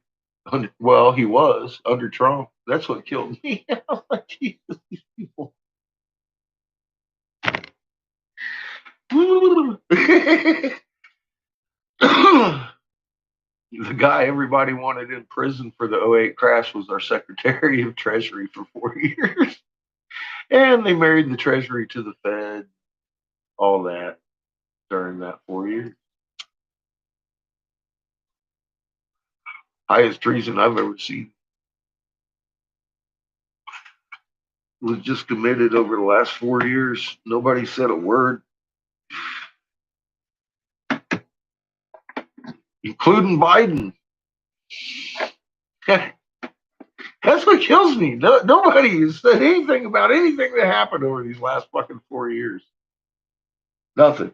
Not a fucking word, except for some of us vets being like, excuse me. Remember that 400 billion bullets that just went to our enemy? And the genocide we've been committing in Yemen since week 2 of this motherfucker's presidency. Congress orders us out of there 3 times. And most people will tell you we didn't have an armed conflict through Trump's whole administration. And be true, because it's genocide. That's not really an armed conflict.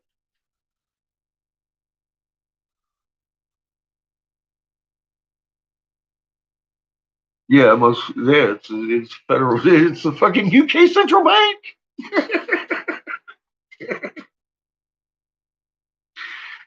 That's what it is. For God's sake. They just Biden. That's what I'm saying. This is such a fuckery. Oh my God. Wait until you see what happens with this. I can't wait to see what happens with this. They're going to pull out the fucking. Oh. Supreme Court's being called in already. All right. I'm looking like, are they going to make them revote? Are they actually going to make them revote and get excited about a second fucking presidential fucking vote? Seriously, are they going to pull that far out of their fucking hat? I don't know what the hell they're going to do because, of course, there's fuckery and fraud. Your vote's never counted in the first place. Okay, that's the whole fucking thing. That's the whole fraud to me. They do tell you that though, with the whole electoral college. I can't wait to see what they pull. I mean.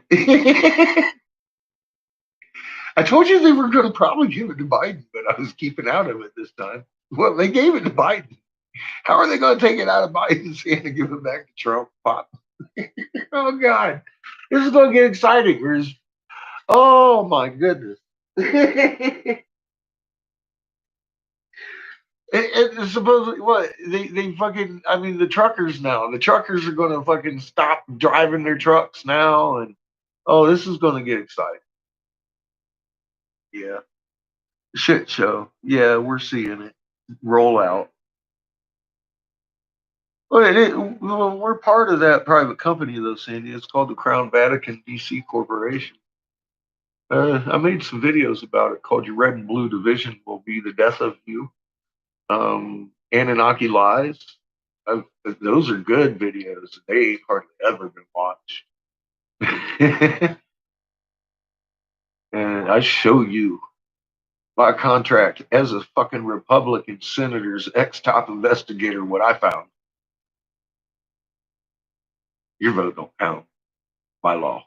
I'll show you where it began. And it wasn't beginning in 1817 or 1871. It began in 1817 with the Treaty of Ghent, Ghent, Sweden. Dictated our borders, where we can and can't place troops, what type of troops we can and can't place in some spots in those borders, and et cetera, et cetera. It laid out the finance because we owed the crown fucking shit ton of money after they burned down our White House in 1840. Ta-da! That began the fucking whole. I mean, we were free for about 36 years, and then we went into Canada, nosing around where we shouldn't, because the Canadians didn't want to be free, and they helped the Brits whoop our ass.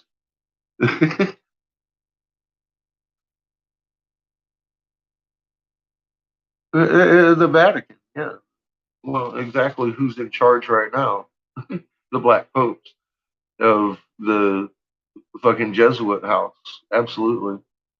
We're the Maltese. We're the fucking Knights of Malta. By definition, the Pope's warring arm. I think it's like a 4 fucking word definition.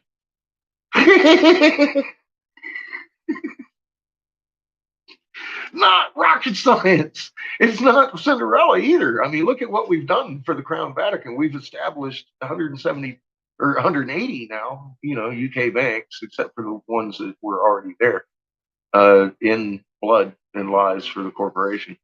That's been our job. Now, at the end of the game, whose regime is it? Yeah, that's right. It's a U.S. regime. Who's getting thrown under the bus? U.S. regime.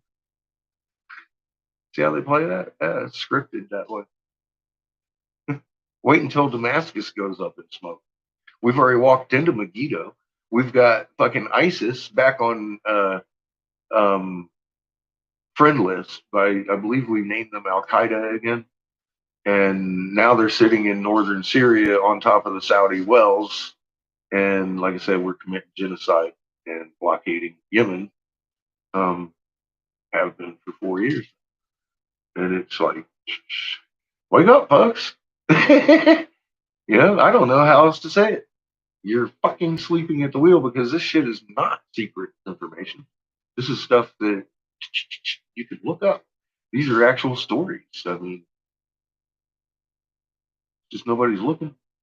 They're looking at the podium and seeing what they're saying on the podium instead of paying attention to what we're talking about. A vice president that just helped the one that they wanted to hang up until this Hillary, Obama. Did they forget about Biden and the $100 billion sale to the enemies and all that shit to the Saudis? I mean, everybody wants to hang Hillary to this day for, and they just supposedly rehired the vice president that did that. Really? Really? Yeah. And we're all falling for this? We're falling for this. We're all falling for this. This is the best they can do. The lesser of two evils. And we're just okay with it. We're worried about who's no, fuck this. Stop. Stop it. Stop it. It's too much. It's too much for me to believe that people are even talking about. And that's how you should treat your families and yourselves every time you think about it. And maybe this wouldn't happen anymore. And that's reality. Because it's fucking insane to watch. I can't believe what I'm looking at. I really, really can't. It's amazing.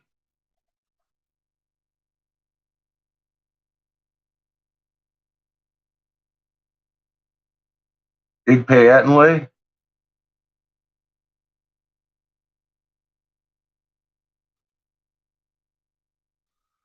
I read and write hieroglyph now, that which 33 level freaking Masons can't do.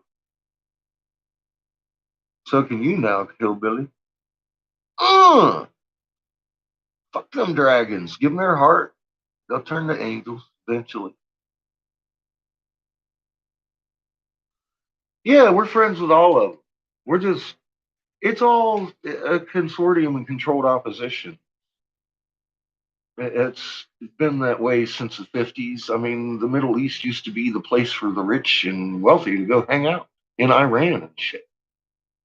We created the Mossad and started all this shit in Iran with the Shah and all this stuff. Yeah, World War I, World War II, the Balfour Declaration, and taking Palestine. I mean, Christ, as Hitler's bombing the UK, he's also feeding money through the crown into Palestine. Yeah.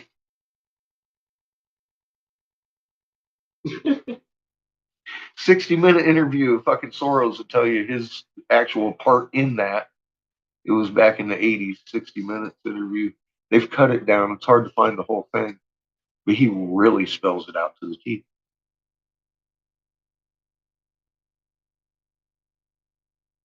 Yep. Well, yeah.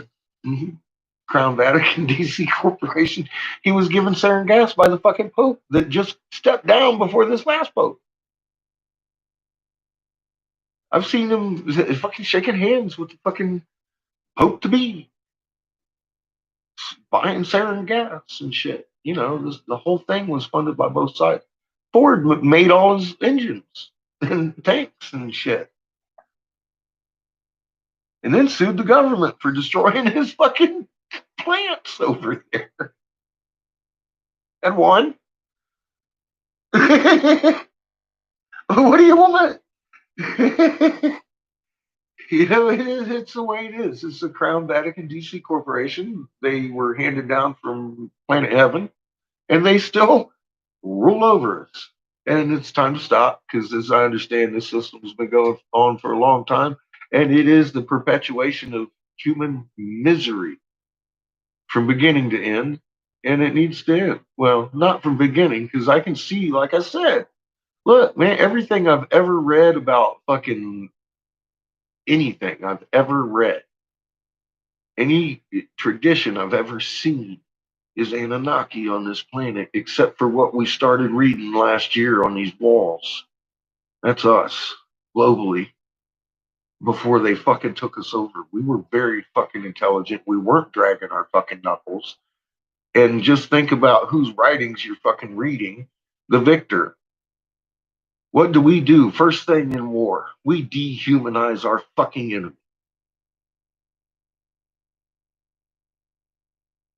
We terrify them, and they have to keep us separate.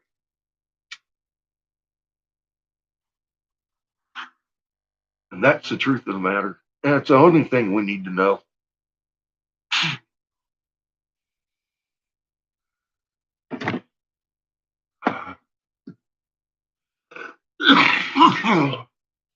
When two or more, let me tell you something, there's a lot more than two of us.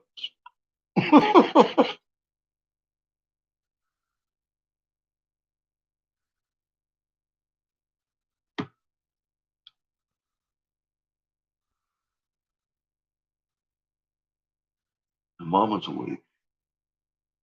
Our first creation, Earth Mother, is conscious. She may not be on full capacity yet. She might not be for a while. We're fixing to bounce off of this little sun. We're going to be better off than what we have been, I think. Mama's excited. I think she honestly has plans to go. I don't know how it's going to work, so I'm not going to say it. I keep saying we're going to bounce back and be immune to Thoth. That gives us our 3 days of darkness every time we orbit him, and it's going to be more than once that we go dark 3 days. Yeah, the sun's still getting sucked by sackcloth, but I think he's so big it's going to take us about 3 days to orbit Thoth. And everybody will be in the darkness for 3 days. That'll be exciting, right? Because we'll be on the dark side of the planet, coming back around into the sun of Ra, fully energized. Now, I get the idea. No, I get the distinct impression that's not our final destination. Once Horus grows to a brilliance like his father, she somehow intends to orbit around him with a moon. Now, I don't know where the hell we're going to get a moon, but I just get that picture. She's going to go hang out with her son, the red Kachina, but it's going to be a blue Kachina. If you can follow that, because I've read the whole Horus. He was born as a baby. He's destined to grow as bright and brilliant as his father and shit. And if you look at all these micronovas that we've had, that's him growing. He's sucking this fucking yellow sun black like sackcloth and pops himself a fucking micronova. This one's going to be a little bigger than a micronova. It's called what is it? I need to get it right. A nova star explosion. So he'll throw off a nova and poof, birth a star. I've seen this with my own eyes. August 13th, 2014. Pointing at it when it happened, freaked me out. I've told about it several times. I think there was a reason I saw it. It was theoretical up to that moment, and then it happened and made big space news shit. But it happened in Delphi, and I had friends of mine witness it with me. Whole porch full of people.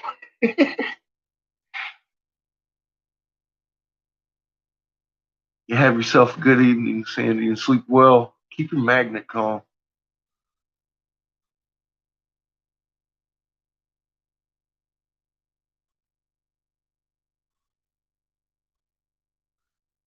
we're supposed to be cooperative, cosmic, and we need to get back to that.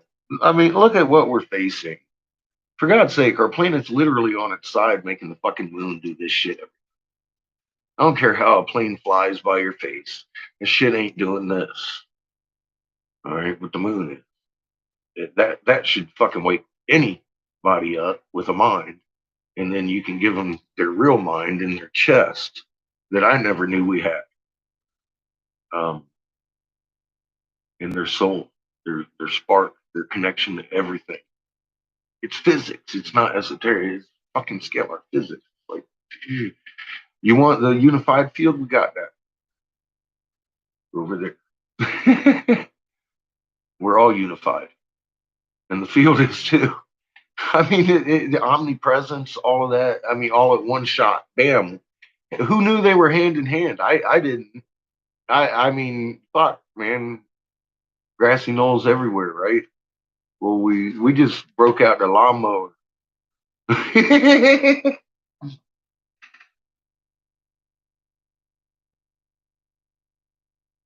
Like deer in a headlight. Well, you see that video I got there on the top of my page? I worked hard for that one. That should clear up any kind of fucking confusion because it's impossible to see Tycho crater from the top of the moon in your location, Cosmo. I don't know if you've heard or not, but you might want to go over there to Angry Catfish and check it out. Because right there on my homepage, I know returning and or new, that video is the only thing you're going to see when you return to my page. And you'd be like, huh, I wonder if Tycho Crater belongs at the top of the moon.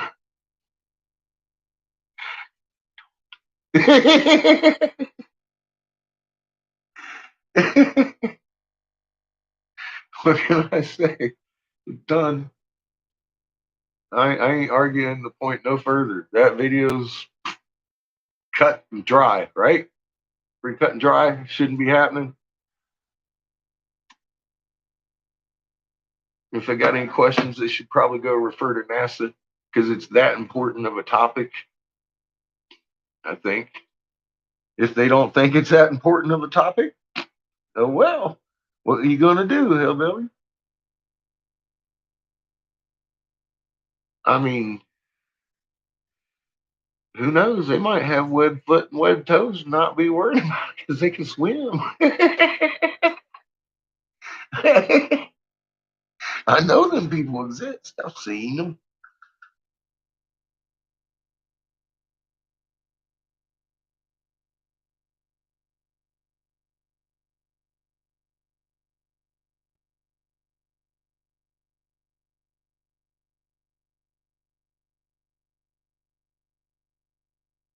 Well, I had wondered for the longest time, and then we heard it.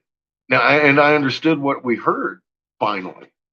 In the which one was it? I think the End of Days or some shit. They told about how they trapped Earth in the void. And I was like, oh my god, they mean the orbit void. Blew my mind. I was like, and then they didn't have to come down here and whoop us up. They pulled a fast one. That's what happened. Fuck. Nobody had control of that. You've seen that in action, right? I mean, that happens pretty quick. So, yeah, it freaked me out. What can I say? I was like, wow, okay.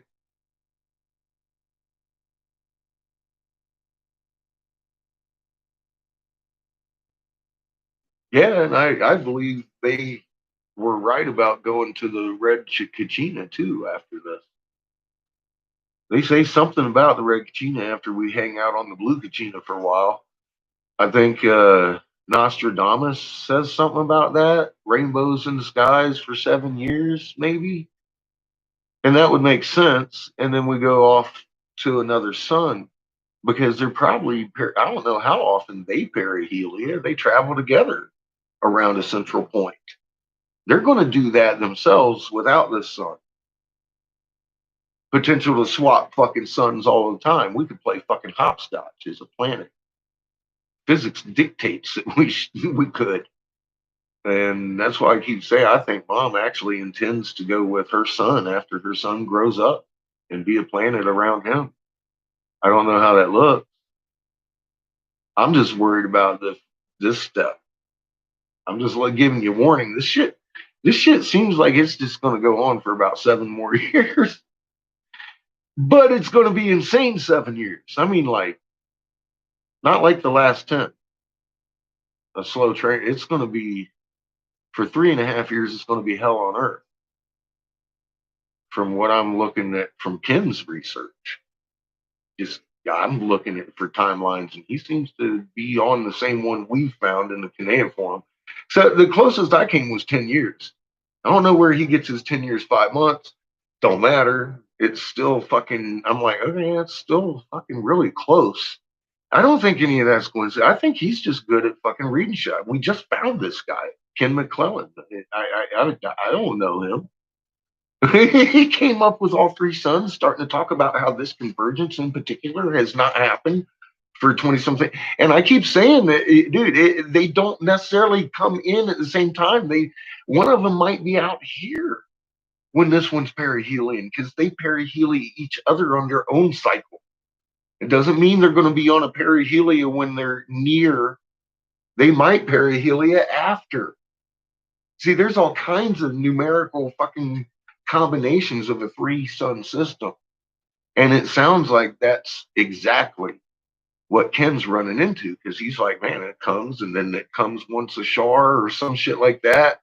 And I'm all like, man, that's exactly what I've been trying to say because they're binary together, but they play with this one. And sometimes this alignment won't happen. Here we are. We're seeing the one depicted, and that alignment's happening. I can assure you that because I see the one behind and on the other side, and I see the one behind and over here. We've been tracking shit active. Ain't let my eye off of it, even though I ain't got a telescope on it. You see it in the magnet, and that magnet is just as admissible as a thumbprint. So I don't need a telescope to see. I can see pretty clearly what's going on. I can go outside in the dark and look, right? An hour or two probably be a good time to go. Maybe right now. I don't know. It's hard to time sometimes. I don't know where we're at in our orbit, where they're at. You check a few times a night, you're going to see them.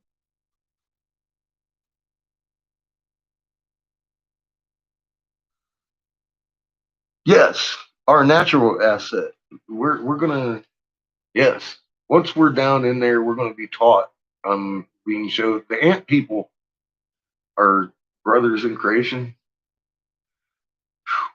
They're supposed to. I mean, these cats still know our language. They know who we are. It's gonna be like a homecoming, and they're gonna teach us better than I can. I've been saying that since I read it on a wall. It's the way I've been shown. We're kicked out of there because we got divisive hearts. All you got to do is fucking stop it. You'll be called down. You'll be all right. They're going to try and re-educate everybody with their hearts, not in like a Nazi fashion. Just be like, here, this is who you are, motherfucker. Wake up. That kind of fashion, a lot better than I can. We're here to do other jobs, which I can't tell you what your job is. There ain't no coincidence that you've been learning this shit. I've been learning this shit I didn't ask for it. I didn't look for it. It was bam thrown in my face, and I was like, all right, well, I got to show people this because this is fucking amazing. I mean, dude, my life changed that day on when Bobby put that fucking drawing in my face on WSO. It changed, and it ain't never going back. It was a choice I made in my heart. It took me a while to get there. Like I said, I had to prove everything I saw in a damn ferro cell and have 3 other people look at my shit just to make sure I was not insane.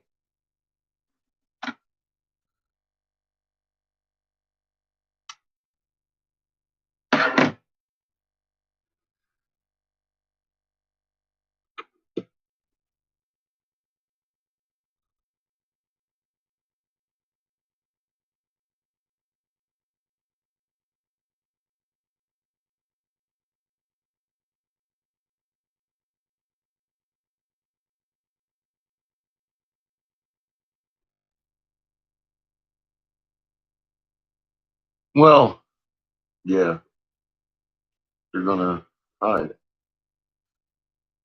I'm hoping some of the non-believers have an awakening real fast. Try not to hide. My dad comes home from a long time away. I'd be kind of happy to see him. I ain't gonna hide. I think that's how he's gonna recognize his children. He's gonna act like a child of creation. He's gonna act like he done something wrong. We all done something wrong, but we didn't know. Made that choice to grow it, stop it, change it. It's all Creator not needs. It's all He wants. It's all creation needs. You to grow from your mistakes.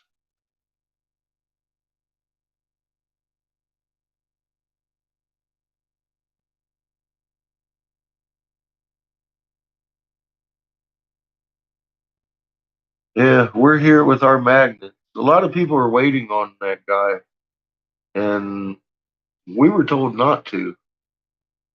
The body of Christ is going to do greater works. Who is the body of Christ if it's not us? Um, I couldn't find it.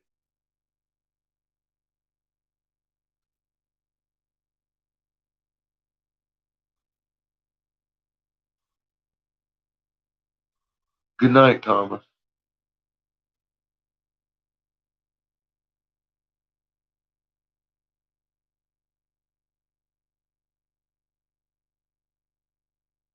Starstruck. Yeah, starstruck. They're going to get starstruck. They're so starstruck they've been missing the big neon flashing sign on the moon, doing cartwheels every night.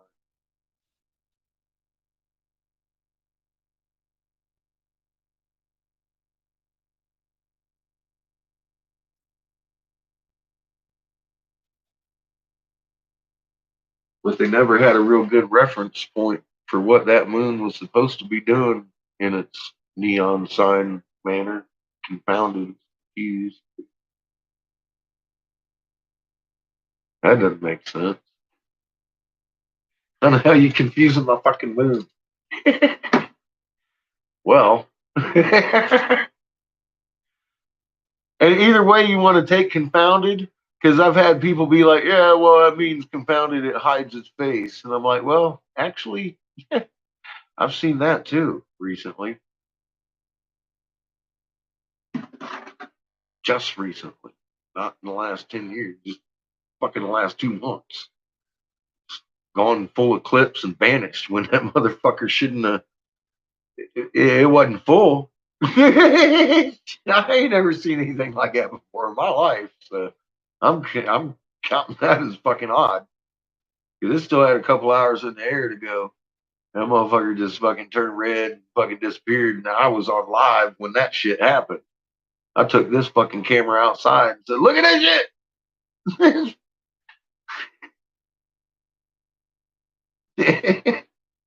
I did catch that on film, didn't I? Fucking fully eclipsed, fucking 3/4 full moon. Like, what the fuck is going on there? Because that looks eclipsed, and then fucking 5 minutes later, it's gone out the fucking sky. That was fucking, that was weird. And by definition, he kind of hit his face. The old man on the moon, he did a cartwheel and disappeared. I was like, wow, well, that's a fucking new one. And then it happened again this month. twice. 2 nights in a row, I lost it. And I know one night I was clear as a bell for sure. I was making sure. I was looking. I was like, man, that was the first night. Again, I wasn't sure if that was clouds or what. It's just getting. And then tonight, who just said they caught it fucking orangey looking and like it's getting eclipsed again? It's fucking weird. Shouldn't be doing that every night or every week. That's a new trick.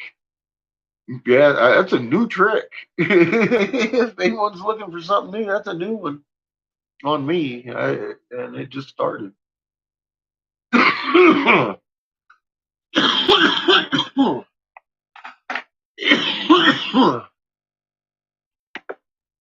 So I want to get started on this myself, but I wanted to see if my 5 came. 4 or 5. It just happened.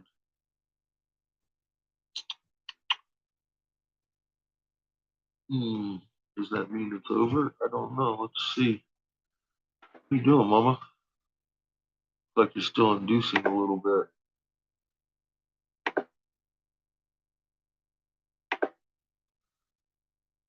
Or a lot. Jesus. No wonder we didn't have a 5. Mama's fat.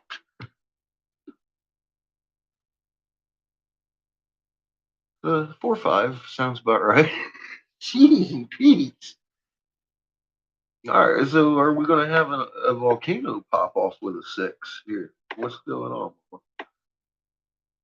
It's been a little while. You've been inducing that heat for an hour, almost about 30 minutes, 35. All right, where is it? Last cool.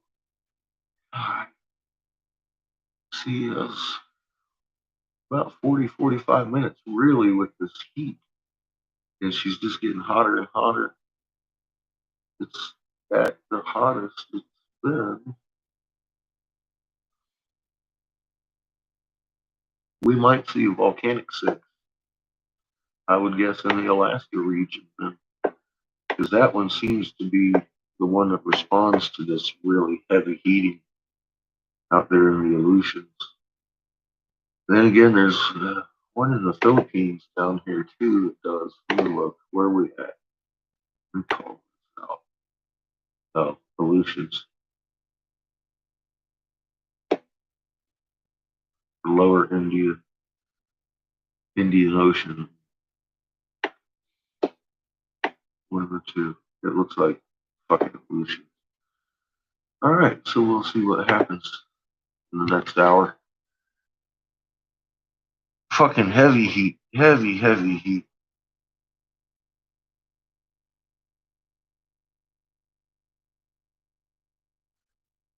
Patches does too a lot. Well, they speak Mama's language. Our language. It's just we forgot. I mean, that's why they can tell you're at home when you're still driving up a block away. They feel the intent of your heart to getting home and you thinking of them and thinking of your family and shit. They feel that. Like, oh, Dad's home. It's your magnet. It's not a mystery why dogs do that to me anymore. Totally makes sense. We're the dumbasses, like I've always suspected.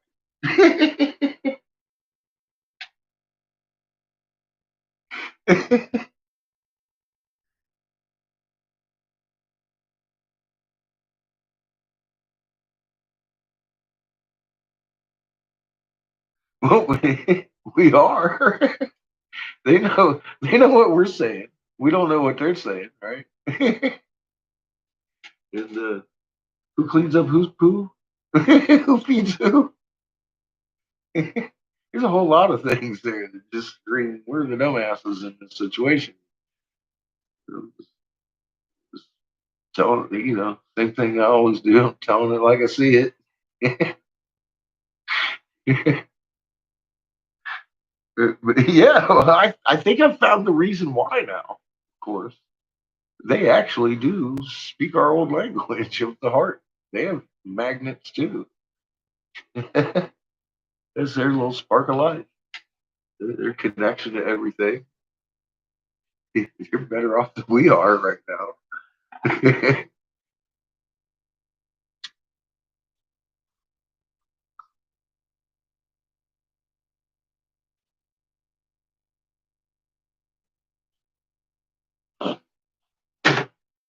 It wouldn't be a unified field if it didn't work with dogs too. Birds, cats, little bugs, grass, trees, black holes, molecules.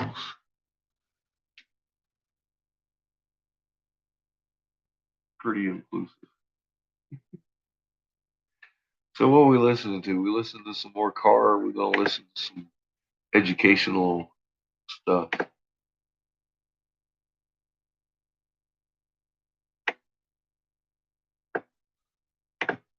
None of my favorite educators have put out any new videos. We could go check out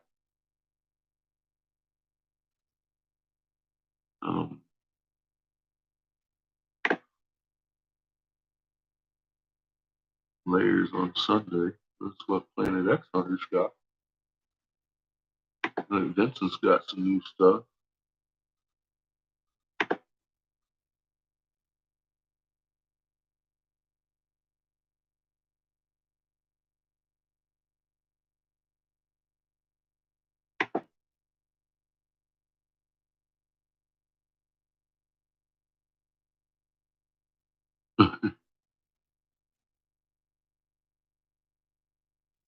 Clouds moving in different directions.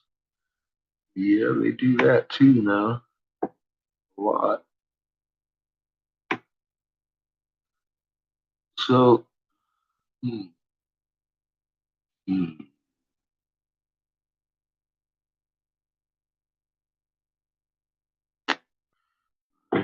go check out the library.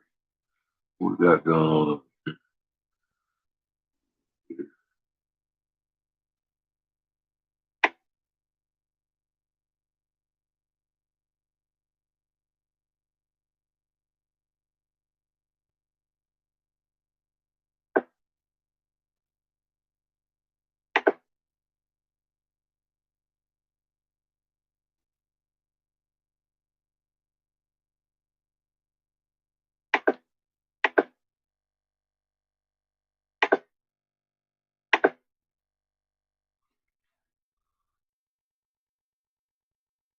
Have a good night, Nicholas.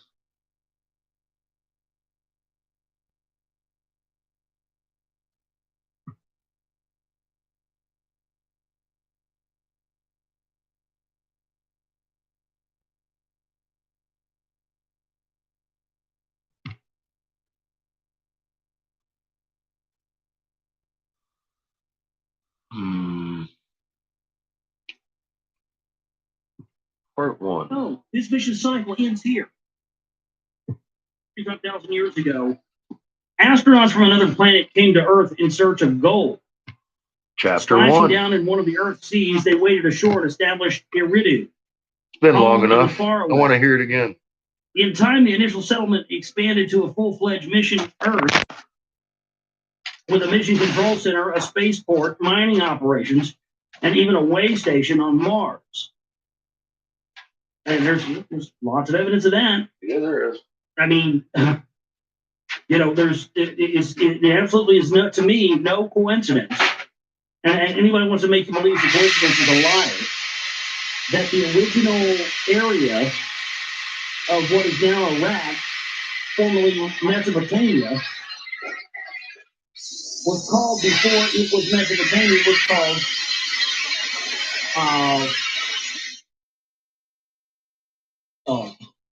Cydonia. Sorry, I had a brain fart over me. And the area also on Mars where the face was found is also on Cydonia. Fortunately enough, both places are also located on the 33rd degree parallel. Yes, you heard me right. ancient Mesopotamia was, or is also, Iraq, also located on the 33rd degree parallel, formerly known as Cydonia. Cydonia on Mars, where the face is located, is also on the 33rd degree parallel. As we talked about earlier with 33, no coincidence, ladies and gentlemen. So, I'm going to say the idea of the way station thing definitely not evidence to support that. Short of manpower, the astronauts employed genetic engineering to fashion primitive workers, Homo sapiens, just Homo sapiens, and maybe that's the issue. Homo sapiens, the deluge that definitely swept over the earth required a fresh start. The astronauts became gods, bringing mankind civilization, teaching it to worship. Then, about 4,000 years ago, all that had been achieved unraveled in a nuclear calamity brought about by the visitors to Earth in the course of their own rivalries and wars. That's exactly what I talked about earlier. That's what's going yet again. This is going to be a good read, I think. I can already tell from the teaching connections already. Exactly what I described earlier was about Judah. The flood act. What had taken place on Earth, and especially with this human history began, has been called by Zechariah Sitchin in his The Earth Chronicle series from the Bible, clay tablets, ancient myths, and archaeological discoveries. But what had preceded the events on Earth, what had taken place on the astronauts' own planet Nibiru that caused the space journeys, the need for gold, the creation of man, what emotions, rivalries, beliefs, morals, or lack thereof motivated the principal players in the celestial and space saga? What were the relationships that caused mounting tensions on Nibiru and on Earth? What tensions arose between old and young, between those who had come from Nibiru and those who were born on Earth?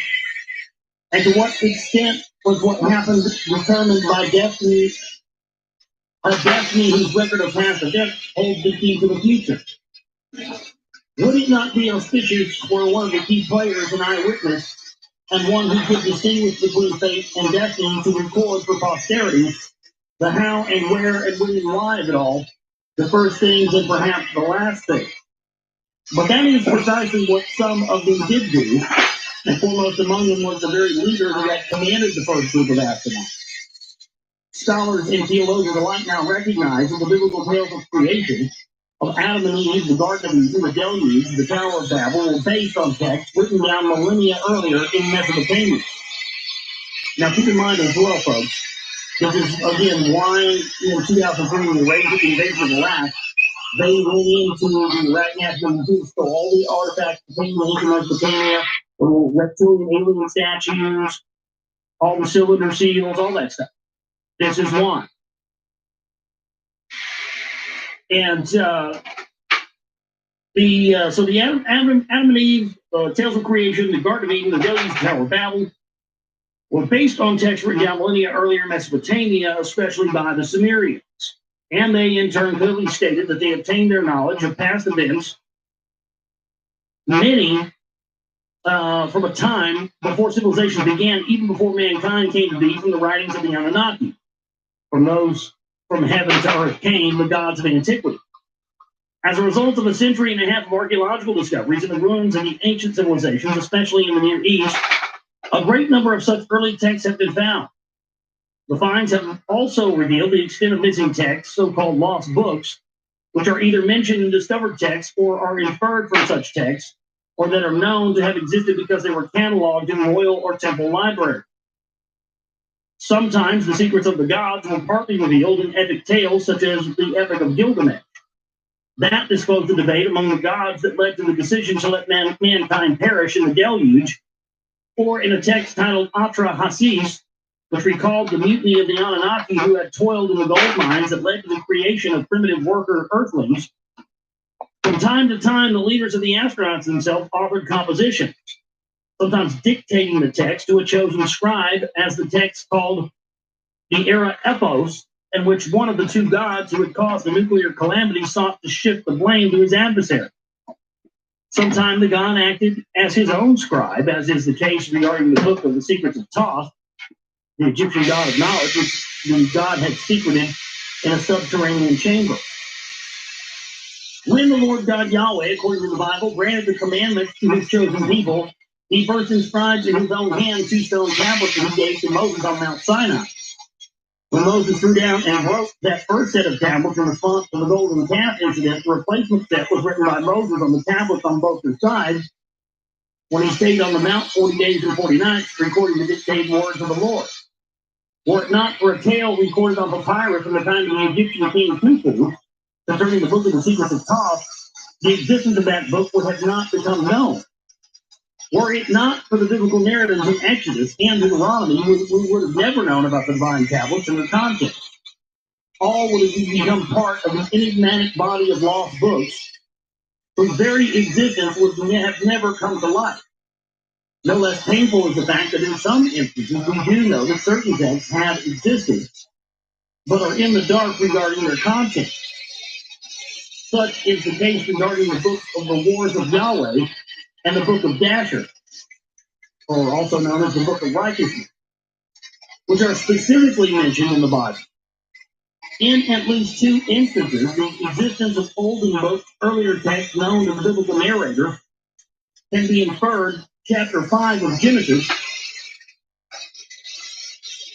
with the statement, "This is the book of the Toldoth of Adam." The term Toldoth being usually translated as generation, but more accurately meaning historic or genealogical record. Yeah, the book of, the Adamic, the record of Adam, or the genealogy of Isaac. That's what it really means. That's what the book of Genesis means. So that's interesting that chapter 5 of Genesis begins with the statement, "This is the book of Toldoth of Adam." Of the Toldoth of Adam, meaning the genealogical record of Adam. Look at me. Well, Adam supposedly is what we know in Egyptian mythology as you have Isis, Osiris, and Horus. And that's the Trinity. That's where what we know as the Holy Trinity comes from. It's just amazing stuff. Wow. So that's exactly what the book of Genesis means, yeah. So this is the book of Toldoth of Adam. The term Toldoth being even translated as generations, or meaning historical genealogical record. The other instance is in chapter 6 of Genesis, where the events concerning Noah and the deluge begin with the words, "These are the Toldoth of Noah." Indeed, partial versions of a book that became known as the Book of Adam and Eve have survived over the millennia in Armenian, Slovak, Syriac, and Ethiopic languages. And the Book of Enoch, one of the so-called apocryphal books that were not included in the canonized Bible. They contain segments that are considered by scholars to be fragments of a much earlier Book of Noah. An off-quoted example of the extent of lost books is that of the famed Library of Alexandria in Egypt. Established by the general Ptolemy after Alexander's death in 323 BC, it was said to have contained more than 500,000 volumes of books inscribed on a variety of materials, clay, stones, papyrus, parchment, etc. That great library, where scholars gathered to study and accumulated knowledge, was burnt down and destroyed in the wars that extended from 48 BC to the era of conquest in AD 642. What has remained of its treasures is a translation of the first 5 books of the Hebrew Bible into Greek, and fragments retained in the writings of some of the library's resident scholars. It is only thus that we know that the second King Ptolemy commissioned, circa 270 BC, an Egyptian priest whom the Greeks called Manto, to compile the history and prehistory of Egypt. At first, Manto wrote, "Only the gods reigned there, then demigods, and finally, circa 3100 BC, Pharaonic dynasties began. The divine reigns," he wrote, "began 10,000 years before the flood and continued for thousands of years thereafter, the latter period having witnessed battles and wars among the gods. In the Asiatic domains of Alexander, where reign fell into the hands of the generals, Seleucus and his successors had similar efforts to provide the Greek servants with a record of past events took place. A priest of the Babylonian god Marduk, Berosus, would access the libraries and place tablets whose core was the temple library of Haran, now in southeastern Turkey, wrote down in 3 volumes the history of gods and men that began 432,000 years before the deluge. When the gods came to earth from the heavens, listing by name and reigning duration the first 10 commanders, Berosus reported that the first leader, dressed as a fish wading ashore from the sea, he was the one who gave mankind civilization, and his name, rendered in Greek, was Pan. Thank you. Dovetailing in many details, both priests thus rendered accounts of gods of heaven who had come to earth at a time when gods alone reigned on earth, and of the catastrophic deluge.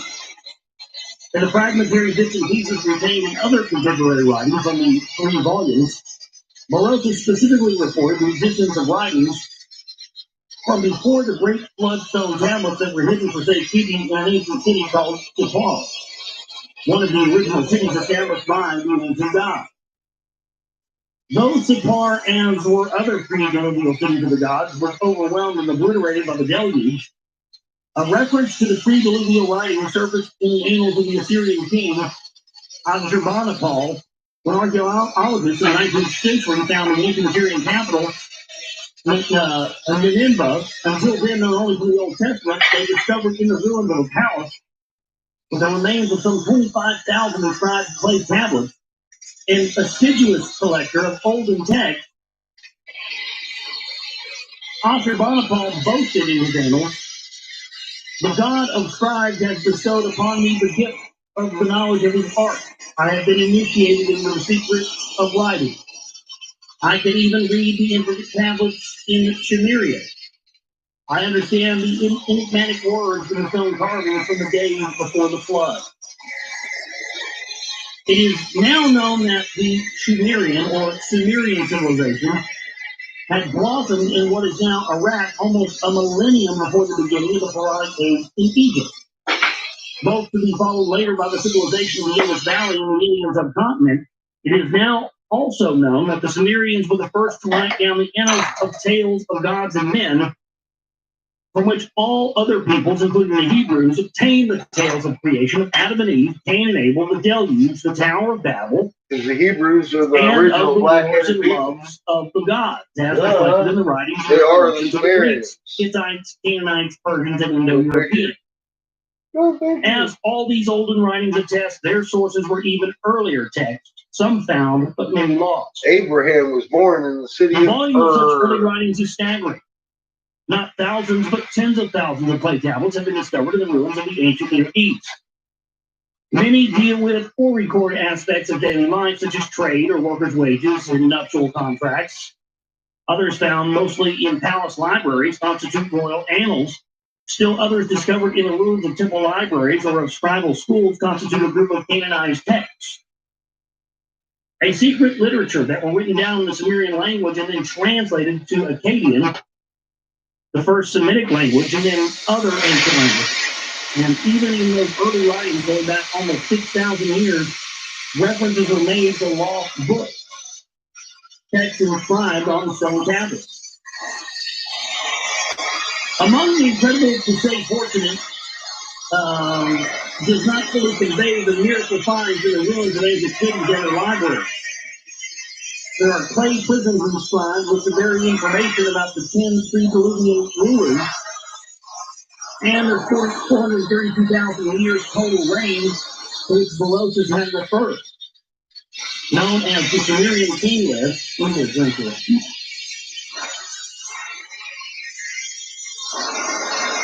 Known as the Sumerian king list, and on display in Ashmolean Museum in Oxford, England. There are several versions with no doubt that the Sumerian compilers had access to some earlier common or canonized textual material. Coupled with other equally early texts discovered in varying states of preservation, they strongly suggest that the original reporter of the arrival, as well as of the preceding events, and certainly of the following events, had to be one of those leaders. A key participant and an eyewitness. One who had been an eyewitness to all those events, indeed a key participant in them was the leader who had splashed down with the first group of astronauts. At that time, his epitaph name was Ea, he whose home is water. He experienced the disappointment of having command of Earth mission given to his half-brother and rival Enlil, Lord of the Command. a humiliation little mitigated by granting him the title MT, Lord of Earth. Relegated away from the cities of the gods of their spaceport, Eden, E-D-I-N, which was Eden, who supervised the mining of gold in the Abzu, which was in southern Africa. It was beyond easy the great scientists who came across the hominids who inhabited those parts. And so when the Anunnaki toiling in the gold mines immediately and said no more, it was he who realized that the needed manpower could be obtained by jumping the gun on evolution with genetic engineering. And thus did the atom, literally, the earth, earthling, came into being. As a hybrid, the atom could not procreate. The events echoed in the biblical tale of Adam and Eve in the Garden of Eden, recorded the second genetic manipulation by entry that added the extra chromosomal genes needed for sexual procreation. And when mankind proliferated and did not turn out the way it had been envisioned, it was he, Enki, who defied his brother-in-law's plans to let mankind perish in the deluge. The events in Geo has been called Noah in the Bible, is the subject in the earlier original Sumerian text. The firstborn son of the new is really Good job, dude. You're dangerous fucking crap hut. And its inhabitants past. Yeah, read the hut. Read the hut. And this is where I said I already had problems with this. Because, I'm not convinced that I don't believe 100% what they talk, I'm not going to agree and all that. I don't believe that. So we have the red hound. That's what I'm That's what I'll still do something. But the archaeology stuff doesn't point that direction. It points in the direction of serious or sickness. A blue sun? I mean, it's just, a blue sun? It doesn't point in the direction of raw. The sort of planet that we have raw. Yeah. We have hard evidence that point archaeology like the pyramids and Göbekli Tepe, and we've got all these ancient megaliths sites all around the world lined up to saw. You got evidence from a bunch of people that are wrong, buddy.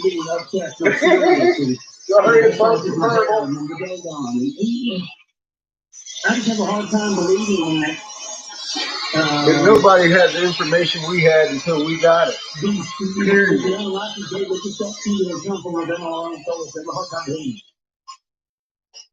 As accomplished scientist, he bequeathed his most important aspects of advanced knowledge in the Anunnaki, especially to his two sons, Marduk and hey, there's your egg. Zeta. I think we put that to a rest. They came from this planet called Heaven, and it hangs out on with Horus and Ra over there where we used to hang out. See, nobody that's done this research up until the point that these cats showed up on our fucking ISWAs had any of this information we got.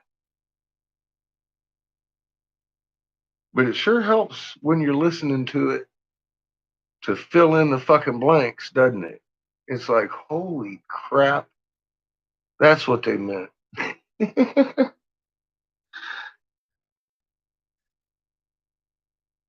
Nice. Who stole your lighter? Oh, sorry, CH. I got a light for you, buddy. Oh, shit. You can't see it.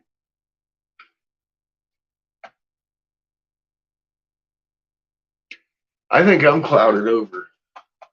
Last time I looked, I was.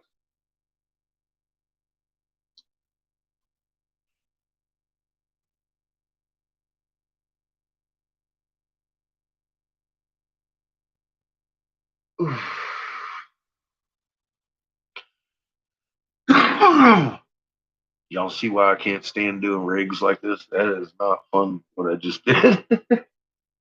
But I did it. So far. You have no stars in Cali. You got rain falling out the sky. Well, that is a little bit odd there, CH. It's not an everyday thing. But it's November. It's time for a rainy day or two, huh?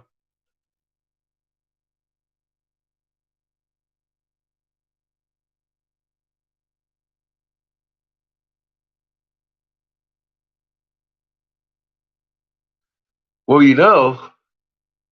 I would look for a dark spot and then go check it out and see if I couldn't see myself a circumference. Because those things do move around in our shadows. They don't hang in one spot. I've noticed.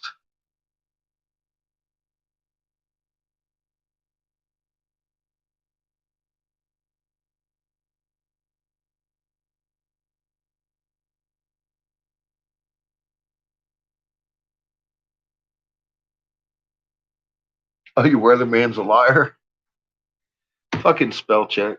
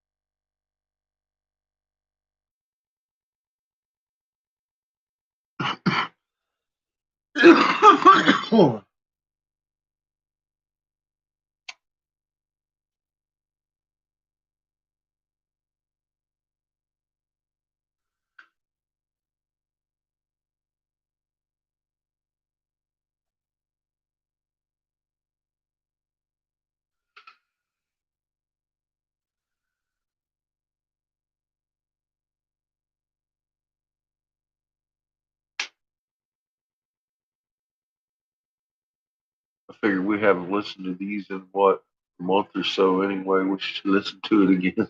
Last time I listened to it, I kept getting stuff out of it again. So I want to listen to this fucking shit until I stop getting stuff out of it.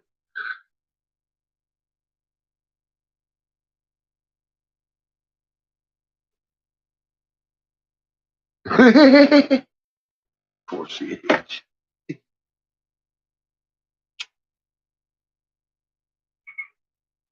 I had no rain. We got a little snow, but that's gone. Of course, it's been nice and warm again.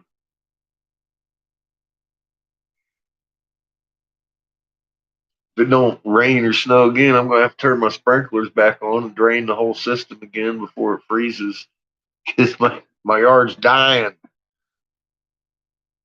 Everything turns brown out here at this point here. Everybody's yard's brown.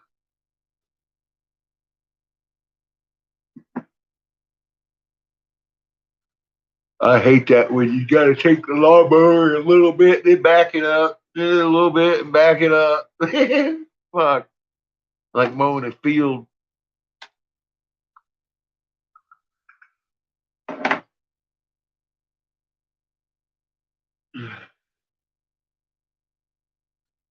Or raise the wheels up on that bitch all the way up. Mow it twice. Oh, it's 45 degrees too, huh? That's fun. Yeah, it's getting chilly here tonight. I'm hoping it's not the trend. It might be though. It is November.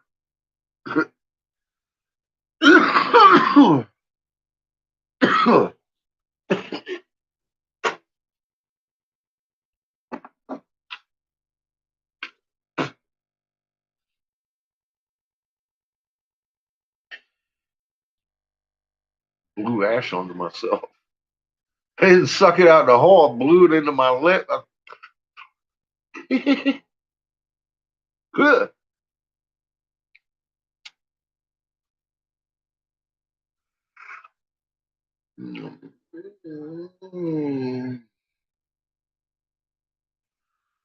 All right.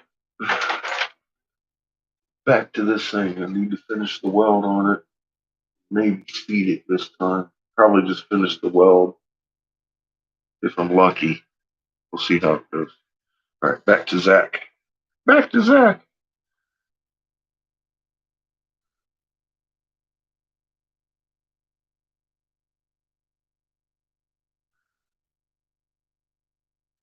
His Egyptian gods were known got as heated up in here. Toph, respectively. But he also was instrumental in sharing with mankind certain aspects of such advanced knowledge by teaching the selected individual the secrets of the gods. Selected. In at least 2 instances, such initiates wrote down, as they were instructed to do, Fuck those that. divine teachings as mankind. I'd go back to my previous videos because we got all that now. Fuck talking is secret. That's what they were instructing him to write down. One called Adapa, and probably a son of Inti by a human female, is known to have written a book. Most of his shit's fucking Anunnaki too one in of the there. earliest lost books. The other called the Edmund Durant, let me get this right. Better. In Med Uranki. ENMEDURANKI.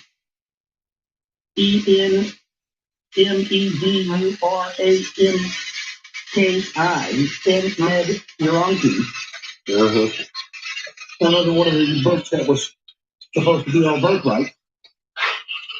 Was in all probability the prototype of the biblical Enoch, the one who was taken up into heaven after he had his sons the book of divine secrets, and of which a version has possibly survived in the extra-biblical book of Enoch. Though the firstborn of Anu, he was not destined to be his father's successor on the throne of Nibiru. Complex rules of succession, which reflected the convoluted history of their planet, gave the privilege to Inki's half-brother Enlil.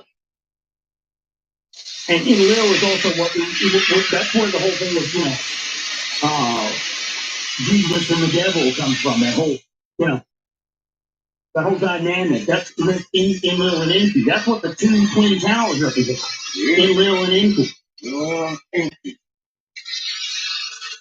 I think, there's a pretty good signal of bringing those things down, bringing down Enlil and Enki, that, these custodial rulers definitely, you want to get down to who really pulled off 9/11, there you go.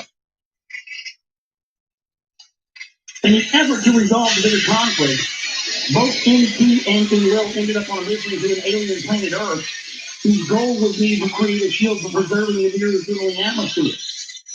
It was against that background, made even more complex by the presence on Earth of their half-sister Narshad, the chief medical officer of the Anunnaki, that Enki decided to define Enlil's plans to have mankind perish in the deluge. The conflict carried on between the two half-brother sons, even among their grandchildren.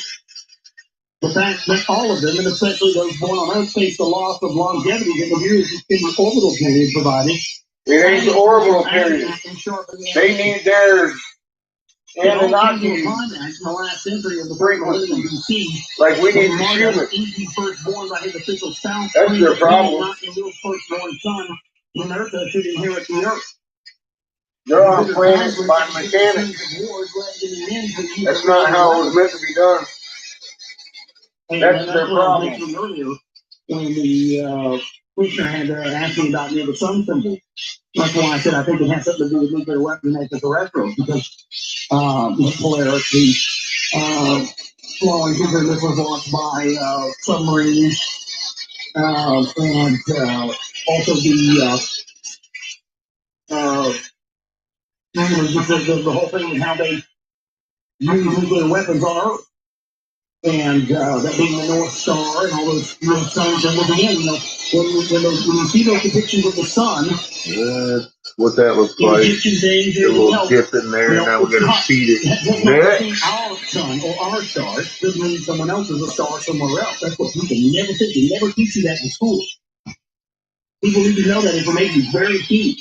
It changes everything once you know that. The bitter conflict that included a series of wars led to the end of the East. In the end, to the use of nuclear weapons, and including the unintended result of the demise of the Sumerian civilization.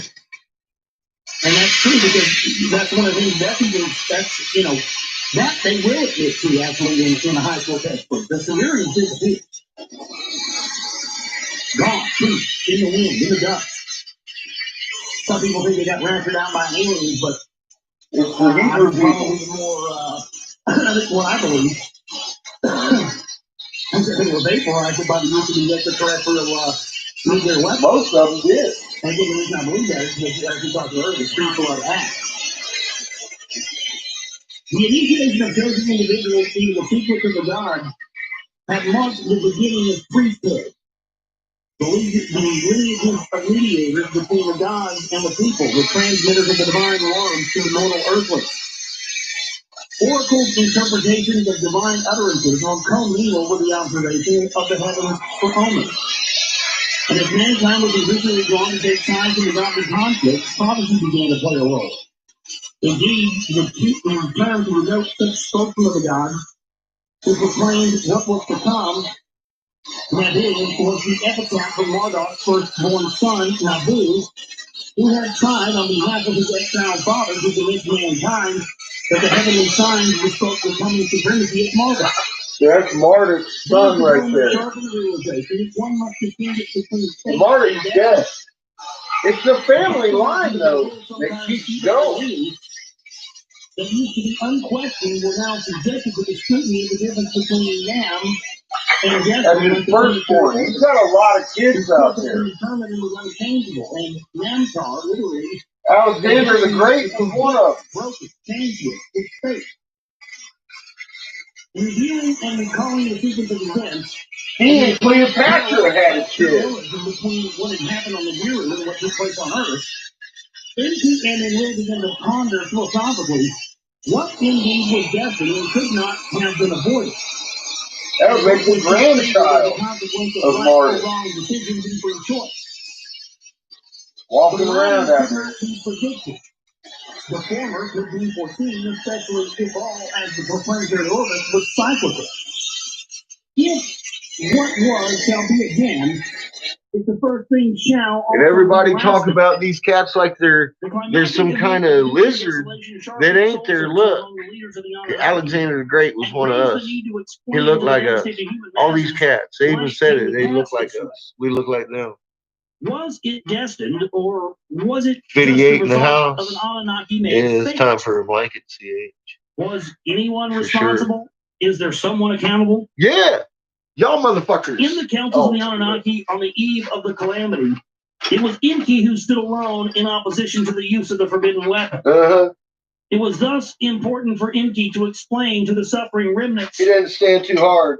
That the turning point in the saga of extraterrestrials. Killed them all. To admit, well, that Enki's destroyers had come to pass, and who but Enki, who was the first to come and be an eyewitness to it all, was the most qualified to tell the people so that the future could be divine. And what was the best way to tell that it was all a first-person report by Enki himself? This is kind of in broken English. I apologize. I know how to read it, and the best way to tell it was all as a first-person report by Enki himself. It's just, I don't think Zachariah Cookie spoke good English. He didn't even tell me. I'm reading exactly what I'm going to say. The certain stuff I'm having to improvise because it's just bad English. I hate that. Every time I find a book I'm going to read, I think it was like a third language. Then he had recorded his autobiography as certain for a long text stretching over at least 12 tablets was discovered in a library. Luther quotes Urki as saying, when I approached the earth, there was much flooding. When I neared the green meadows, heaps and mounds were piled up at my command. In the dear place I built my house, an appropriate name I gave it. The long text continues to describe how Yah or Enki then assigned tasks to his lieutenants, putting their mission to earth in motion. Numerous other texts that relate varied aspects of Enki's role, including the relevant serve to complete Enki's tale.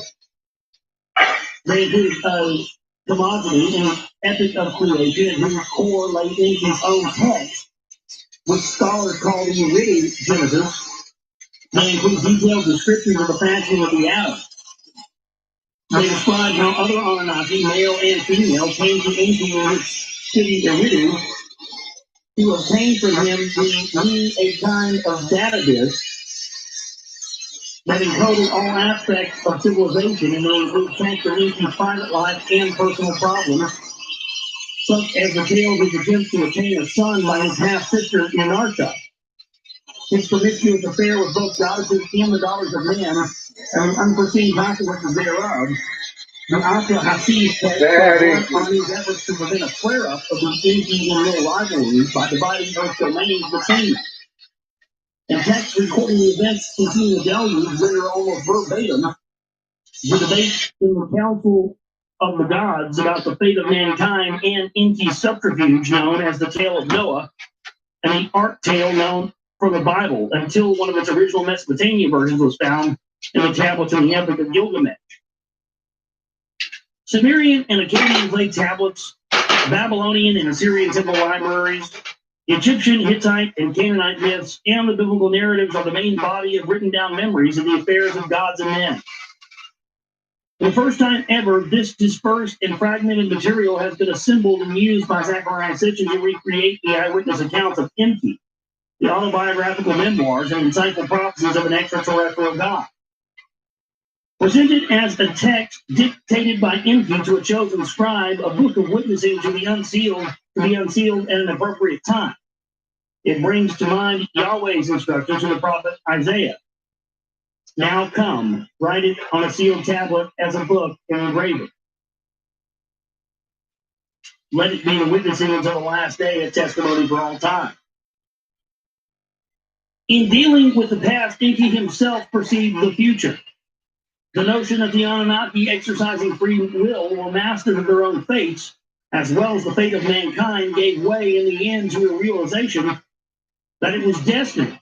That when all was said and done, determined the course of events, and therefore, as the Hebrew prophets had recognized, the first things shall be the last thing.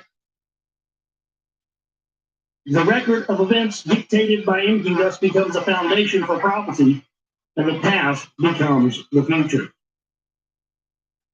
In the 7th year after the great calamity, in the 2nd month, on the 17th day, I was summoned by my master, the Lord Enki, great God, the benevolent fashioner of mankind, unlimited and merciful. I was among the remnants of Eridu who had escaped to the arid steppe, just as the evil wind was nearing the city, the evil wind nearing the city, and nuclear blast. Like it. And I wandered off into the wilderness to seek withered twigs for firewood. And I looked up and behold, a whirlwind came out of the south. Helicopter.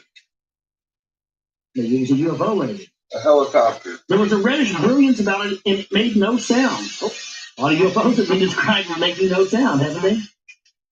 And as it reached the ground, 4 straight feet spread out from its belly, and brilliance appeared. I mean, come on. A helicopter. 4? I mean, give me a fucking break. You know, 4 little feet come right out of the land. Just classic flying That's a saucers. recycler. You know, and this is what I'm saying. I hate them. Are you now? You read that, and it just makes total sense to you why the first thing they did during the invasion of Iraq in 2003 was to invade the Baghdad Museum and take all these cylinder seals and clay tablets that have all this information in it.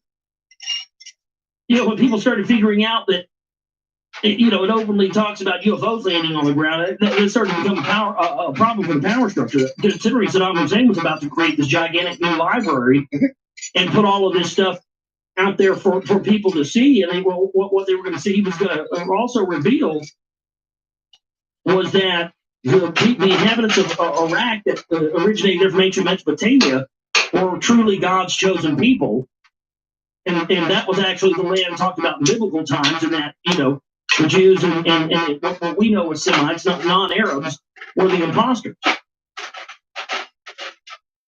So, you know, that combined with, you know, a library where you could go see for yourself and translate for yourself stuff like this, where it's clearly talking about UFOs landing on the ground. I mean, my goodness, you know what this whole thing has been about. Now you know why they're obsessed with antiquities. Yeah. 4 straight feet spread out from its belly, and the brilliance appeared. Brilliance means a bright light. So 4 legs came out of a whirlwind with no sound, and a bright light came out of the center of it. And I threw myself to the ground and prostrated myself, where I knew that it was a divine vision. Of course, you know, UFOs land. These people don't have any idea what this technology is. Their only reference point is that it's God. No, they know exactly what that was. That was their gods. And when I lifted my eyes, there were 2 divine emissaries standing near me. And they was fighting and killing each other. I make them happier. I make them happier. And they called me by name and spoke to me, saying, "You are summoned by the great God, the Been Lord." going on since Cain and Abel. Fear We not, need to you are stop that blessed. shit. Stop that And we shit. are here to take you aloft and carry you unto his retreat in the land of Megan, on the island amidst the river of Megan, where the sluices are. Sluices. Sluices. Don't know what that is. Sluices. You don't want to read it, boy.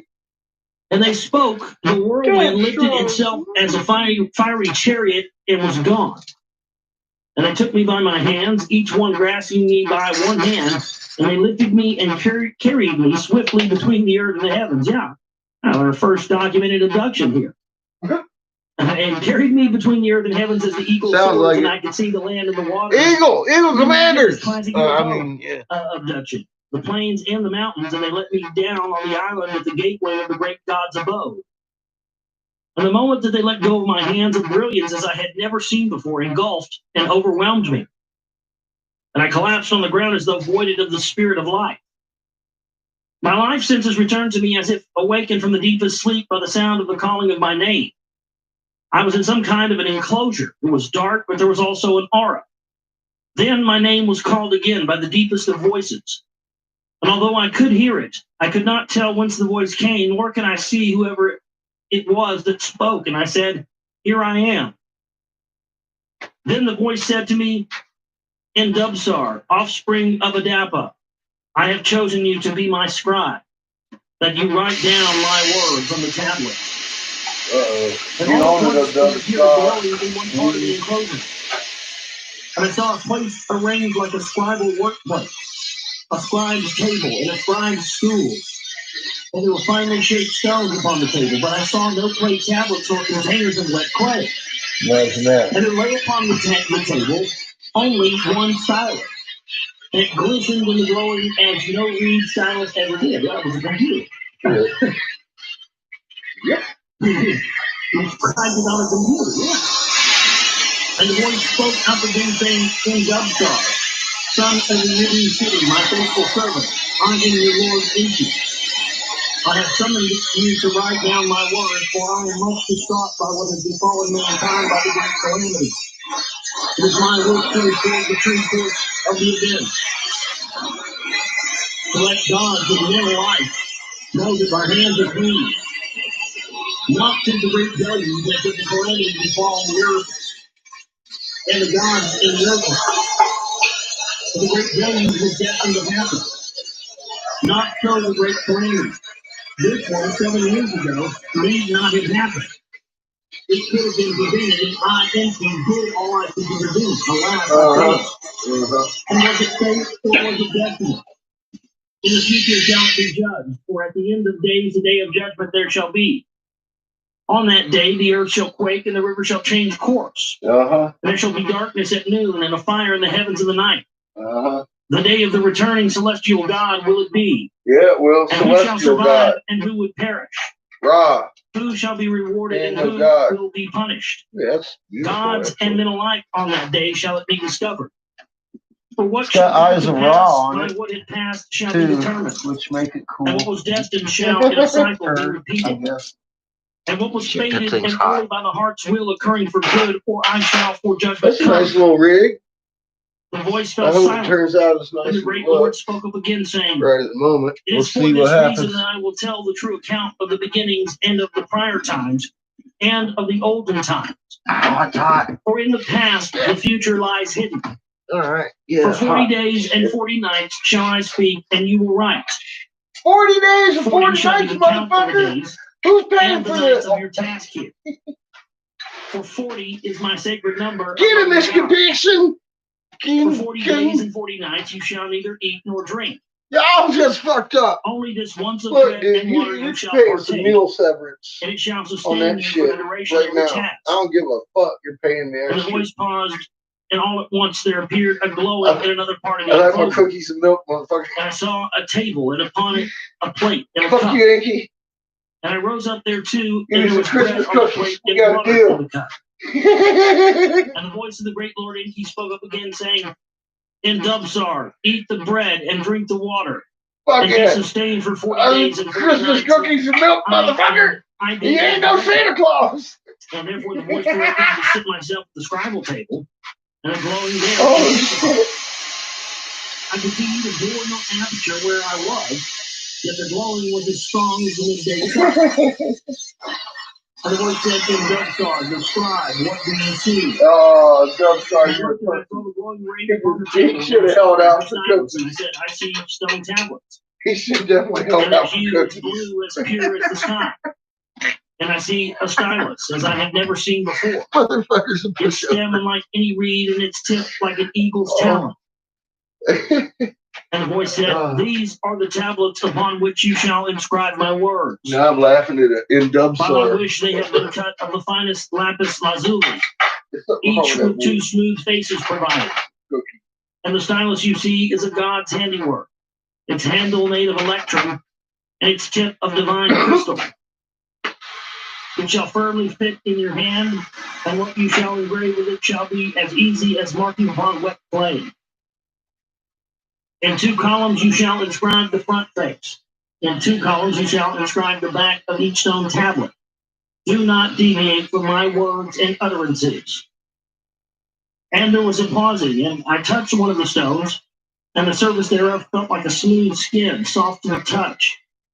And I picked up the holy stylus, and it felt like a feather in my hand. And then the great God Enki began to speak. And I began to write down his words exactly as he had spoken them. At times his voice was strong, at times almost a whisper. At times there was a joy or pride in his voice. At times pain or agony. And as one tablet was inscribed on all its faces, I took another to continue. And when the final words were spoken, the great God paused, and I could hear a great sigh. And he said, "And Dubsar, my servant, Take a for 40 cookie. days and 40 nights you have faithfully recorded my word. Take some Your cookies. task here is completed. No! Now Cookies! take hold of another tablet, and on it you shall write your own attestation. I want some And at cookies. the end thereof, That's as what a I write. witness, I mean, I want some fucking cookies and after take all the that shit, tablet man. and put it Fucked together up, with dude. those other tablets in the divine chest, where at a designated time, chosen ones shall come hither. And they shall find the chest and the tablets. Oh, man. And they shall learn all that I have dictated to you, and that true account of the beginnings and the prior times, and the olden times, and the great calamity shall henceforth be known as the words of the Lord Enki. And it shall be a book of witnessing of the past, and a book of foretelling the future. For the future in the past lies, and the first thing shall also be the last things. Which means, if in the beginning there were gods on earth, that No. means in the end, there's going to be No. gods on earth. In the beginning, there were no gods on earth. Mm-mm-mm-mm-mm. It will end that way. And there was Again. a pause. And I You took the started tablets, at point 1. There was and a I put point them 0, one in buddy. the order in the chest. And the chest was made of acacia wood, and it was inlaid with gold on the outside. Sounds like the Ark of the Covenant, doesn't it? Just the mother and the father and the And children. the voice of my Lord said, "Now close the chest, cover and fasten its lock." See? And I did as directed. See how that works? In And the there was another beginning, pause, and my Lord Enki in said, the beginning, "And as for you, there wasn't none Dubsar, of this inky and little the great bullshit. God you have That's spoken. that, And though you have not that's what seen me the in my creator presence, of all have told been. you. Said, get Therefore back you and are plant it. blessed. And my spokesman to the You people starting to you get the shall be. picture? You shall In the admonish beginning, them to be righteous. You don't want to start For your in that beginning lies over a good again, and boys. long life. Mama's And you going shall to end comfort it. them, for in 70 Yeah, years the cities will be rebuilt and the crops shall sprout again. yeah, they will. There will be peace, but there will also be war. Oh, no. New nations will become mighty. Kingdoms shall rise and fall. Not this time. The olden gods shall step aside, and new gods shall decree the fates. Yeah, you already did that At once. the end of days, destiny shall prevail. In the end of days, And that motherfuckers future is getting off our foretold by planet. words about the past. All of that in Dubsar to the people. See, you they shall didn't even tell. count that, did they? They just overlooked the And there was fucking, a pause as and in the silence, beginning and will be, I and Dubsar they weren't here. bowed to the ground and said, "But how will I know what to say? Because you be going, And the voice bitch, of we the don't Lord care Enki what said, you say. The signs will be in the heavens, and the words to utter shall come to you in dreams and in visions. And after you are there, and after you, there will be another chosen prophet, another chosen prophet. See? And in the end, there will be a new earth and a new heaven. A new earth. And for prophets, there will be no more need. Right, there won't. And then there was silence, and the R's were extinguished, and the Spirit left me. Why? Because the last words to this writing is, I was in the fields outside. Creator said, we fucked up. We didn't get rid of this shit. Get back to him.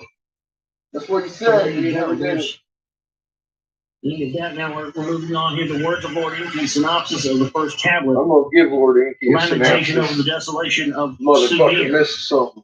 We're going to continue in our reading from the Lost Book of Enki. Interesting stuff here. And especially it'd be interesting to sort of, that's why I wanted to follow up the Gods of Eden that we read. How you doing, Kat? With this one. I'm over here doing my thing. Now we got the premise. Now we figure, we've gotten that added. I'm yelling at Josh. The best thing I think the Master Enki. I took away from reading that. He ain't no Lord, he's Master. And, Master of fucking disaster. He gotta go. Gotta go. Get the fuck out of here, boy. And the other pieces of and the picture. Homies, fucking Martic's kids. World view of all that the shit. World Order and the Illuminati and the whole thing. Get the fuck on now. God, I got the wrong shirt on for that, don't I? Now reading, actually stuff that's, from the Sumerian tablets and whatnot is highly interesting. So we're going to jump back into that. TheGlobalReality.com. That's www. So how are you doing over there on the overseas area? That is my website where this podcast originates from. You doing good? And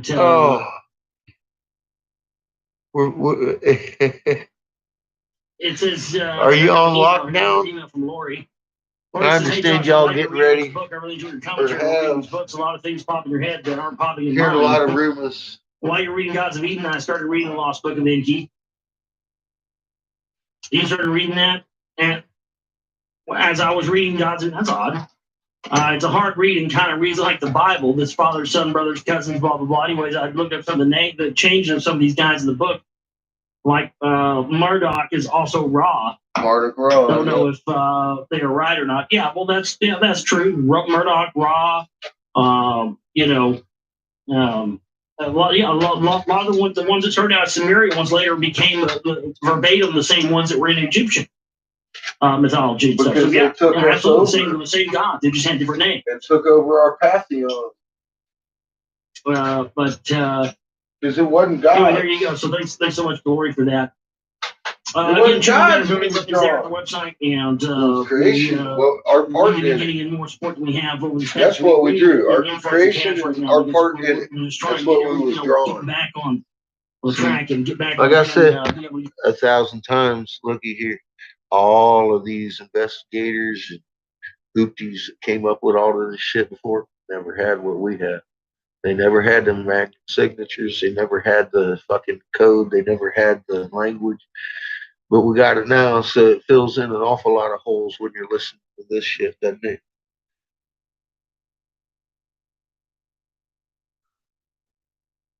Since Thursday, huh? No bueno. They've got curfews going on here in places, not here. If there was a curfew here, I'd be out on the street in about 15 minutes. Because I guess they curfew in about 10:30. It'd be about 10:30. I would find a reason to be outside just to let somebody know. I don't care if I'm jumping jacks on the fucking sidewalk. I ain't okay with a curfew. See, that's the way they're pulling this shit over here in Massachusetts right at the moment. And I'm telling these people right now, get out on your street and start doing fucking jumping jacks, and we're all going to be in lockdown.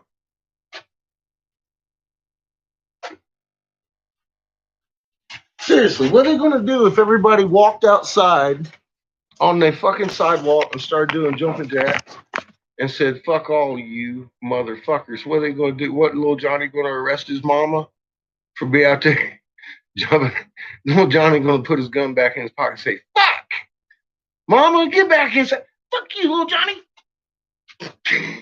See, it's all we got to do, and we can be free again. Little Johnny realized, man, my mama ain't steered me wrong. Maybe I'm taking orders like a dumb fuck, and I should just put my gun back in my pocket and stop harassing people for being free. I don't know what the hell these fucking thin blue liners are thinking. Oh, they're not. That's right. They hire by policy low IQ only. Fuck. See, it's mama's responsibility to get a hold of her son and say, and daughter, and be like, look, I know I'd raised a dumbass, but you got to sit down here and listen to something I got to tell you. I showed the contracts. I showed ABC. I lived through it. They wouldn't let me be a cop. I scored a 98. I'm not kidding. Low IQ only hiring policy for since 2000. They made it legal by the Supreme Court. Upheld the decision in 2000. I had no idea why, but I didn't like it, and I've been screaming about it for fucking 20 years now. Nobody gets it. You get stupid cops military trained, you're going to have everybody fucking shot in the face.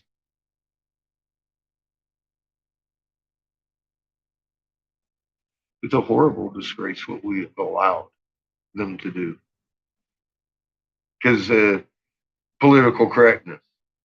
Well, dumb people got to have a job too. How can you discriminate against a dumbass? I can discriminate against a dumbass because that dumbass had the same fucking chance that I did to pick up a fucking book and read it. All right? I'm just... And they ain't got to have no guns and taught that I'm the enemy on top of it. That's fucked up. And now, if you look at the actual factuals, because you can go like this, go watch. Murder by cop by race. Damn. That kind of puts a fucking dent in BLM, don't it? They ain't even half the fucking shot people by fucking cop. Caucasians are shot more than all other categories combined by cops every year. But it's BLM and hate me, my color. It's fucking nuts. You saw my video. It's an eye opener, is it not? I had a few about that. I know some people was upset. They're like, what are you talking? I was like, put down your fucking guns. Look at these fucking pigs out here, man. You got to talk to your kids.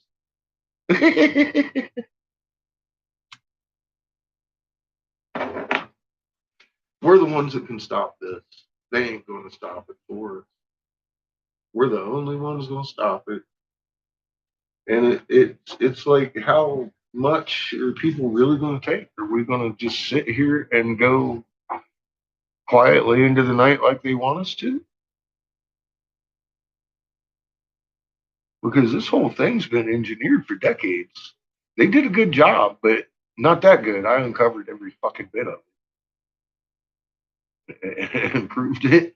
And I would hope the moon starts that shit, and then everybody can look at my videos and be like, holy fuck, look at that. And then go look at them contracts that I showed you. Read them. They're there to read. They're not secret.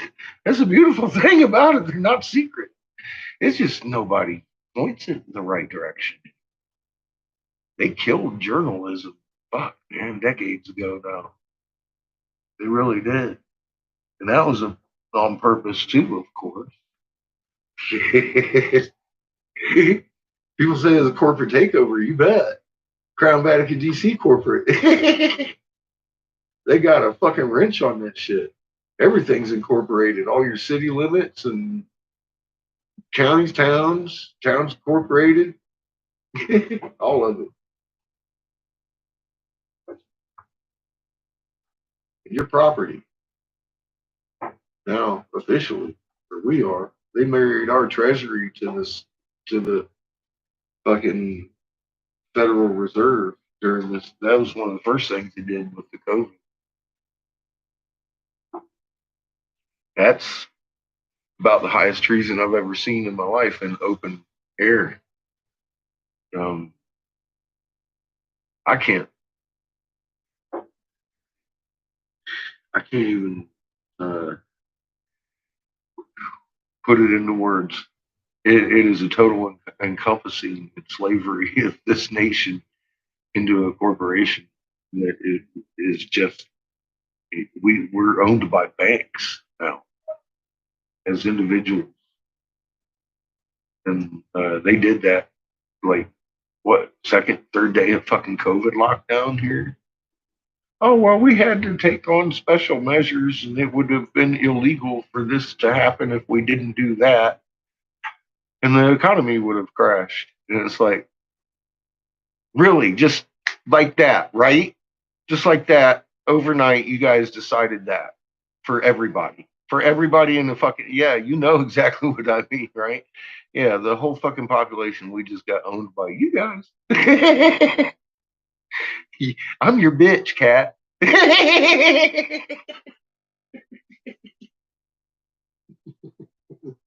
that's official. That's I'm cat's bitch.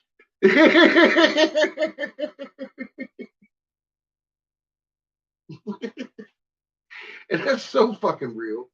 That is so fucking real. And people have no idea what that even means. That's the sad thing about this whole fucking endeavor.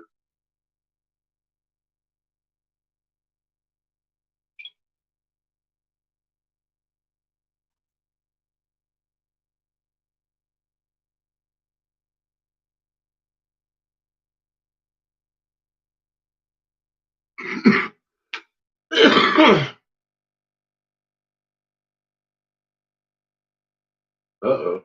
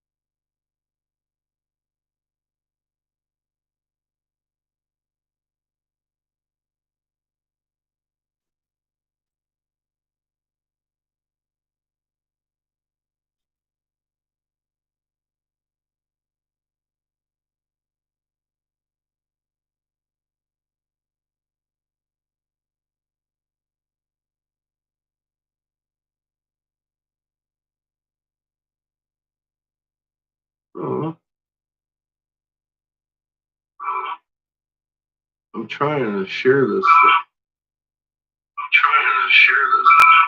Scaring myself. Anna's over here. I'm trying to get her over here. There you go. Let me see.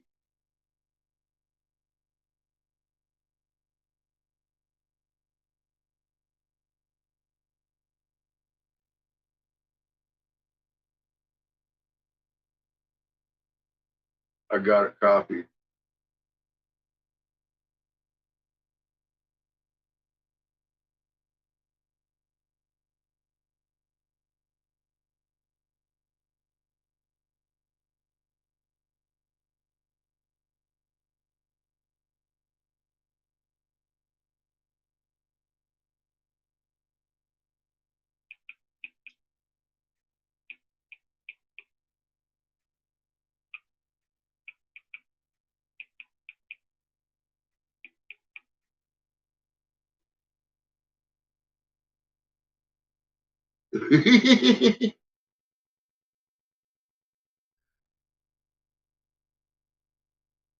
Says, hey, I know it's kind of late.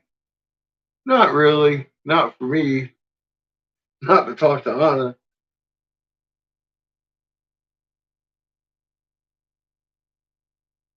I got you. I got you, girl. You need some chillums. I got you some Sherlock. I'll make you some more. We working on it. We doing stuff. I just made you a rig, a little cheapo. I got some cheap bubblers also. Very cool. I'm ready to see Anna.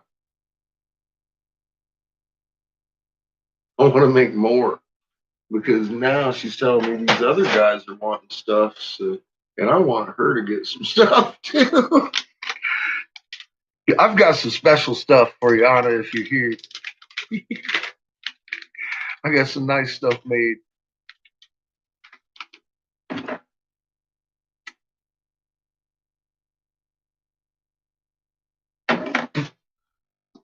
And I just put another point in there. We just got a nice little rig, Sherlock recycler made. You out of here, are you, cat? You have yourself a good day. I'm going to be making myself some more pipes till, I don't know, probably about 1 or so.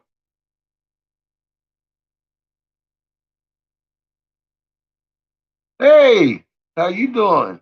I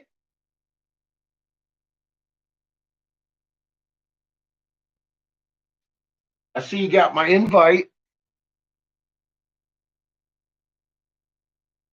Yeah, I was just saying I'm ready. I got a bunch of nice stuff for you. I just made a nice little rig, recycler, and we're fixing to make some hand pipes and stuff. Gonna have some fun tonight. We've been listening to some Sumerian tablets while I'm blowing and stuff. How you doing, hon? Good to see you. I was happy to see you. I blow this time of night anyway all the time. Don't have to worry about catching me late. I'm the one that worries about catching you all late. Been pulling points and poking some smart.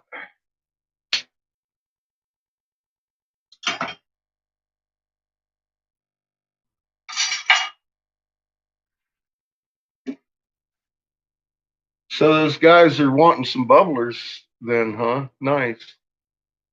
I can't wait to come and see you. What up, Rebel? How you doing? We have Anna in the house. I'm doing pretty damn good. I see my Anna.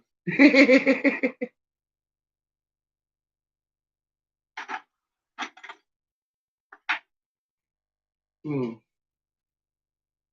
Now you're here. I'm gonna have to be smoking some marijuana, Rebel.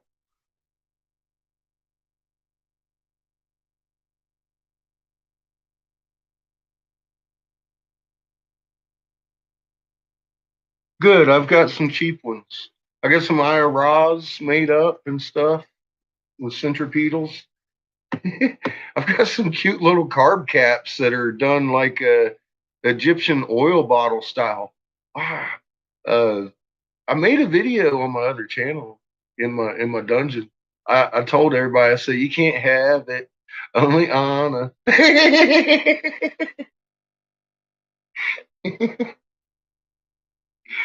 I can't either. I'll be up there as soon as you need me.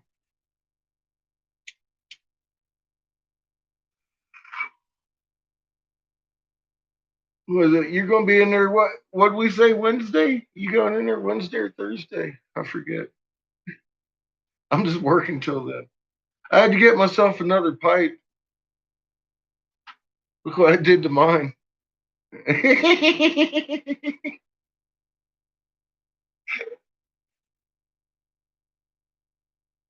Nice.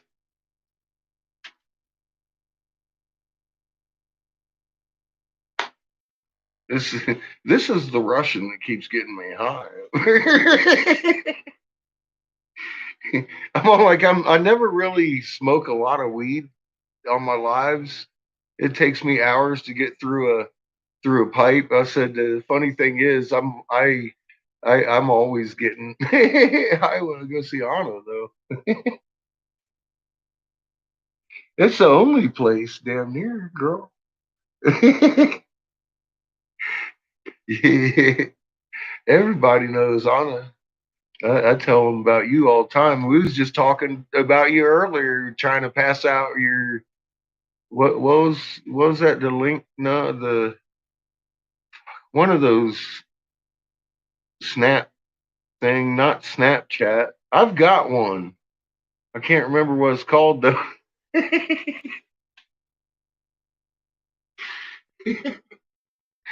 We was sharing your links over here anyway, so.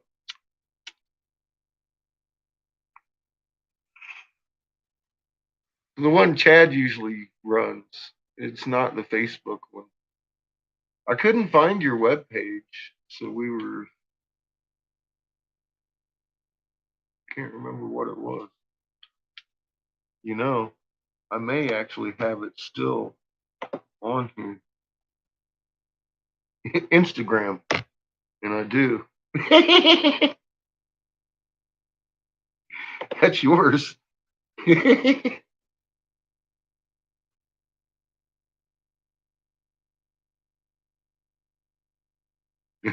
So, yeah, I was just advertising for you.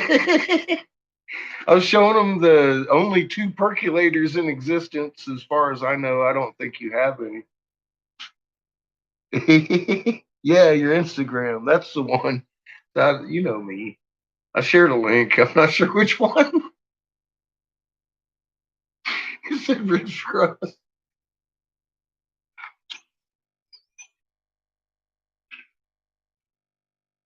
Everybody always wants to know where to get my glass, and you're the only one I really sell to. I haven't seen anybody since I've seen you. I sell to the guys below you, but they sell out so fast and they don't get a whole bunch of my really fancy stuff. I mean, if somebody wants my stuff, they should go to you, that's for sure.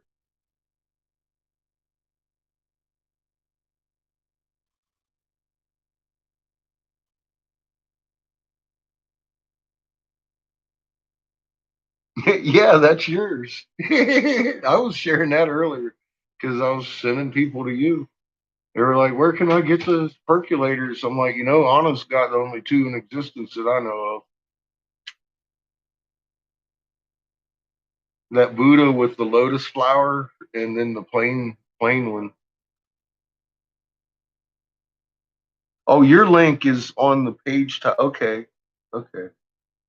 I didn't really look. I just we was just scrolling down the pictures, looking at the beautiful things you got up there. Fix that pipe, Reeble. What am I fixing? You see this shit? You see what? I had to get a new pipe, Reeble. I know it's gonna break your heart, but oh God, you know. I gotta show you something though. It was actually kind of like a mixed thing because I ran out of concentrates. Don't tell Anna; she's gonna get mad at me. Fuck. So I ran out of concentrates, and it fell apart. And I was like, "Holy fuck! There's more hash inside this thing than I buy in a month." So I've been smoking. Don't tell Anna; she's gonna be mad at me. She's like, "Oh fuck."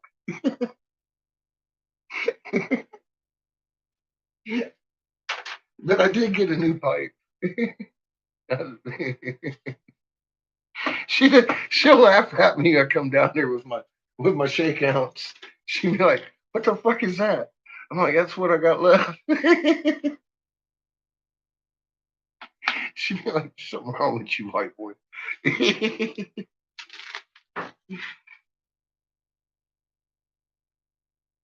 But it'll take me hours to smoke this fucking bowl. It took me 5 hours to smoke the last one. I love you too. You see why I get so high when I get to your place? She pulls out this premium shit, and yeah, I'm overwhelmed. I'm like, "Oh, I need to sit down."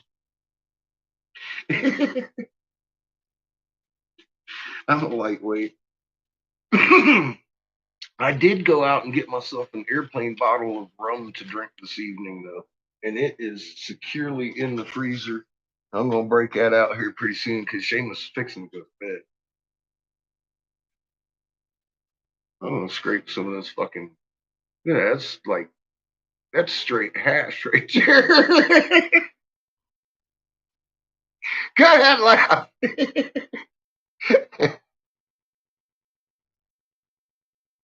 Oh my God, nice. That's some good news. My God, Anna can grow some nice marijuana.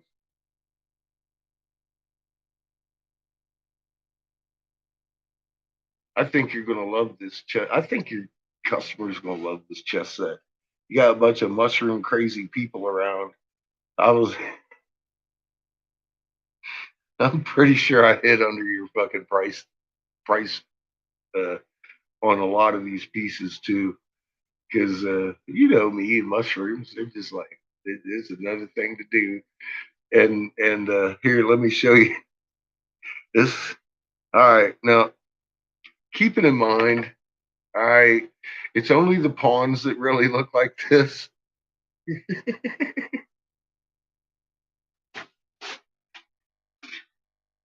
I have a couple of extras over here just in case, right?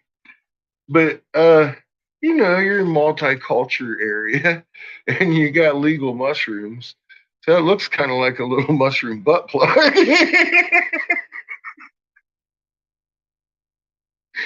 So I was like, you know, I think that's gonna go over well for the pawns.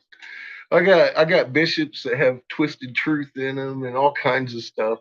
I had fun with it, but that'll be the base chess set because it's white and black, and I love it. I think it's going to be a hit. Wait till you see the queens. I really did them up, and the kings. They got a nice big fat base on it. Well, I showed you the picture, but it ain't going to do no justice until you see it. It's fucking tight.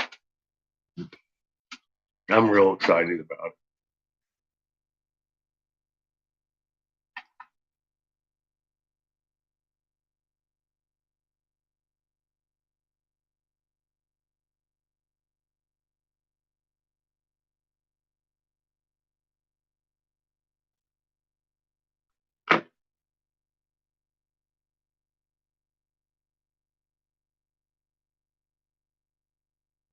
Nice, nice.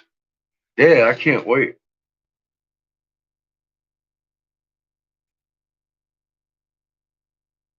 I'm excited. Yeah, like I said, she's getting the handmade chess boards for this too. So I can't wait to see it all together. It's going to be really nice. I'm excited. I'll have pictures. I'll take pictures.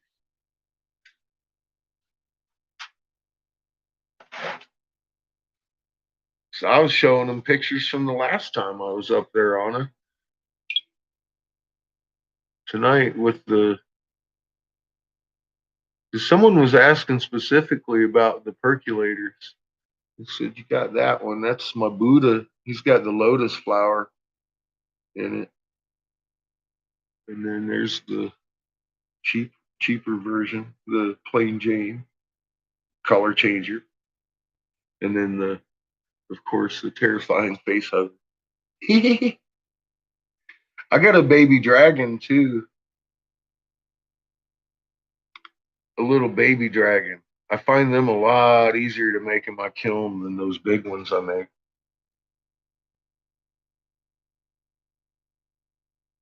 Oh, you want to see more of the chess set?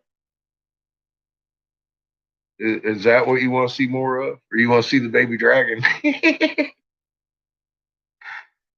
I made an elephant too, but it's not a piper, and it's cats. See, there you go. It's guys, it's cats. She lives in the UK.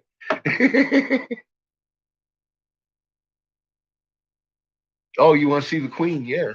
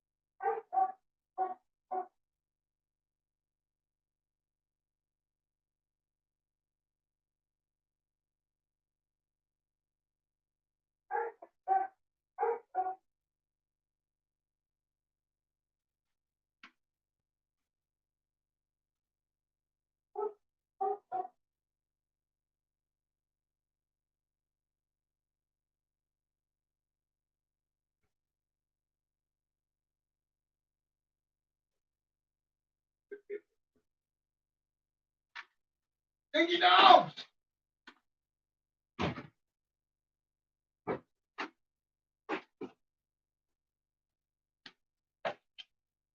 Here, let's just do this.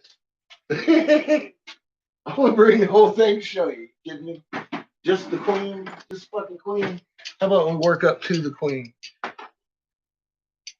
We already showed the pawns. Oh. All right.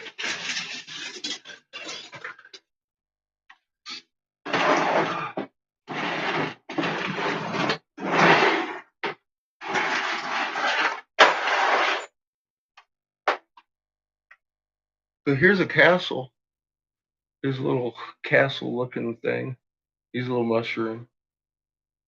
A little bit taller than the pawns. Little size comparison. Yes, that's Patches. Here's the horse. Little mushroom head horse. You got eyeballs and hair raked out.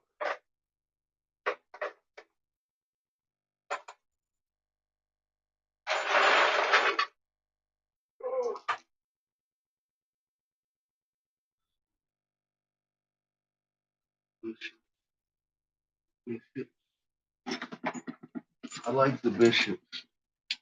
They got twisted truth up in them. They're big, tall mushrooms.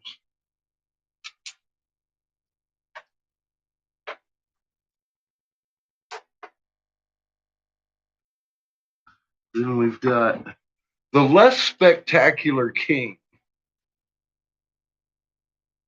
But he's got his knightly helmet on and a nice work base.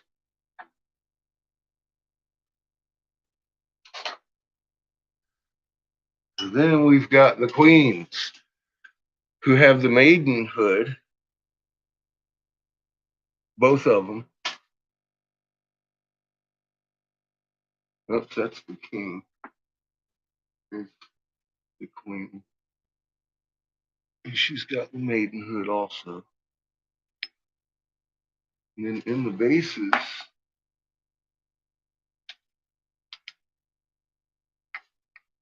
there's little baby mushrooms inside there. Let's see. Shit. Not very good at this one. There you go. Now you can see the little baby mushrooms in there too.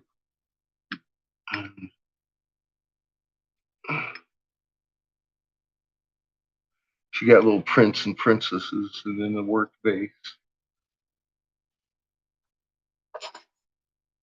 Cute?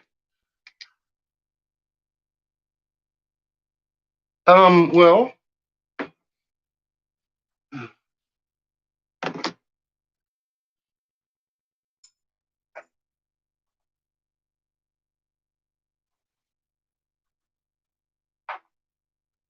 so here's our castles.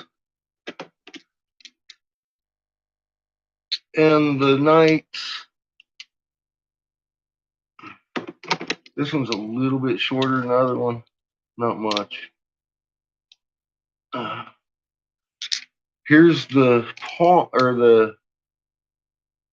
the pawn next to the knights. So they're the shortest piece. Of course. I made them, relatively like they should be, of course. With the king and queen, the tallest. And oops, that's the black bishop. Well, the bishops are roughly the same size too. And they're shorter than the king and queen, but taller than everything else on the board. I think that's it. There you go. So they're tiny compared to the queen. So it's a pretty grand set, actually. You know, so, but it's inexpensive, like you. I'm sure I hit your price range because it's not that difficult. It's just black and white mushrooms. And you know, I'm pretty good and quick at those. So, and I don't care. I want to hit your price range anyway. I think I'm cheaper than what you were wanting. I think we can do a good deal on this chess set and maybe make some more because this is like the base chess set. I think that's what you said. This is your cheaper version. So, I think these will sell. I don't know. When you think about twisted mushroom bishops, I think they're. I think it's already sold. What do you think? Because let me see if I can get it. Well, I could if I set them up over there because you can't really get a good look at them right there.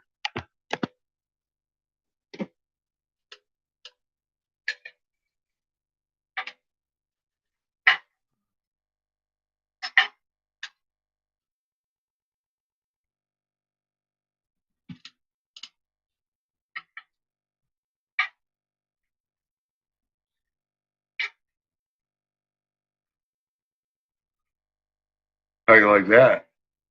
That's a all at once shot.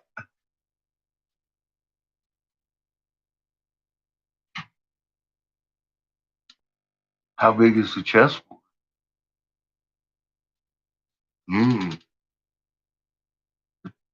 Let's see. These got a pretty good base on them. Like a normal chess set, though. Are they bigger, I guess? Nice.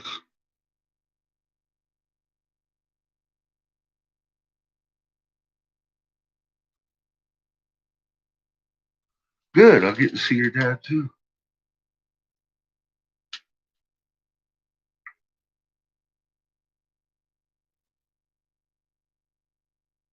Let me take this off of here so you can get a good bird's eye view of on the height anyway, comparison to each other. Side by side. Oops. Try and catch it straight on. That's what you're looking at. Yeah, if he made the squares bigger than a normal chess set, I don't know. We'll see. I don't know. Might be too short. Okay.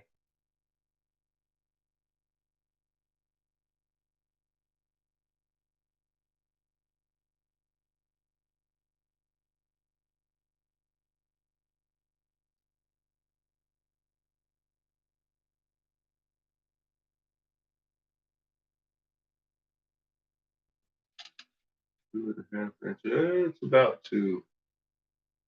I'd say these guys here are about 3 inches.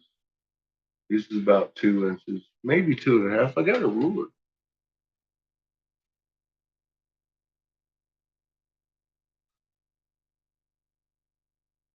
I have to think of where it is.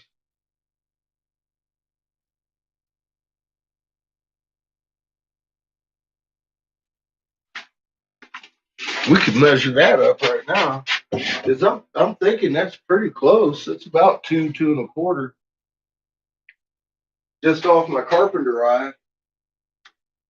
I don't think it's quite 2.5, but we can find out right quick. Let me go look at my here. I'll put on the Sumirs. I'll be right back. I'll go get my tape measure. We'll measure them. 2.5. Out. Oh shit. Very simple shooting for the middle of July for 0.2. And just trying to, after losing a couple of weeks with all that was going on, trying to get back on and doing that. So any support we can get, chip and banner, donate button, anything we can get in right now would be great. We don't get a lot of stuff over the weekends when we don't have shows, and we can really use it right now. So that's what we were paying the stream bill and stuff right now. We're not going to have anything to. We're going to be at zero after that. So we could use some help right now. We'll put that out there, let everybody know that it is serious. I'm not just saying donate like it's every day or something. We do need to get some stuff in. If you're hearing this on a rebroadcast or something, then please donate if you can. All right. Synopsis of the first tablet, lamentation over the desolation of Sumer. How the gods fled their cities as the nuclear cloud spread. The debates in the council of the gods, the fateful decision to unleash the weapons of terror. The origin of the gods and the awesome weapons on Nibiru. Nibiru's north-south wars, unification and dynastic rules. Nibiru's place in the solar system. A dwindling atmosphere causes climate changes. Efforts to obtain gold to shield the atmosphere fail. Alalu, a usurper, uses nuclear weapons to stir volcanic gases. Anu, a dynastic heir, disposes Alalu. Alalu steals a spacecraft and escapes from Nibiru. The first tablet. Now we're reading from the first tablet. Here we go. The words of the Lord Enki, firstborn son of Anu, who reigns on Nibiru. With heavy spirit I utter laments. Laments that are bitter fill my heart. How smitten is the land, its people delivered to the evil wind, its stables abandoned, its sheepfolds empty. Yeah, it was Sumer was reduced to dust. That's why the Sumerians just disappeared. They got wiped out by a nuclear war. How smitten are the cities?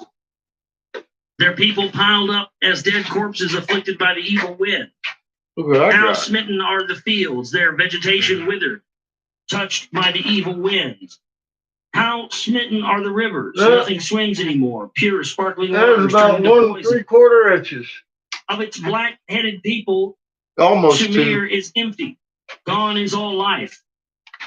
Of its cattle and sheep, Sumer is empty. Silent is the hum of churning milk. In its glorious cities, only the wind howls. Death is the only smell. The temples whose heads to heaven arose by their gods have been abandoned. Of lordship and kingship command there is none. Scepter and tiara are now gone. On the banks of the two. So I got a funny story for you. You see the taller one? They were all that tall. And I shrunk them because they were too close to the fucking night. I was like, I said the pond's supposed to be shorter. So I actually shrunk them. I got 3 of them that are that tall.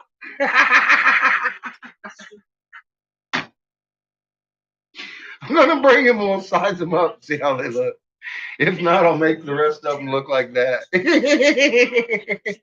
That's funny as fuck. I'm going to bring them both.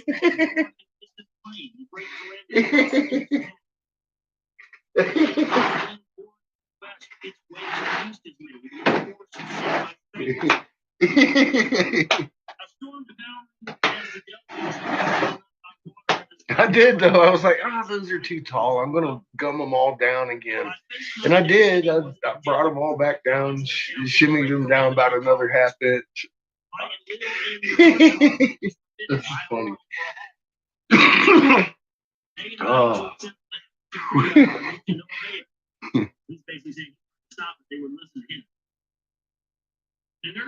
Inch and a half wide? Oh, these things should just look fine. I think they'll look all right. We'll see. I want to look. I want to see your dad's work anyway. I'm excited. So it's Wednesday that he's coming down.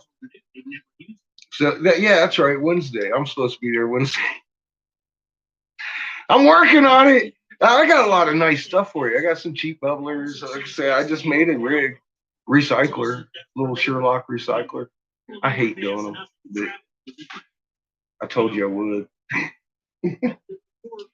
He asked these guys. I fought with it for 2 days. Fuck this shit.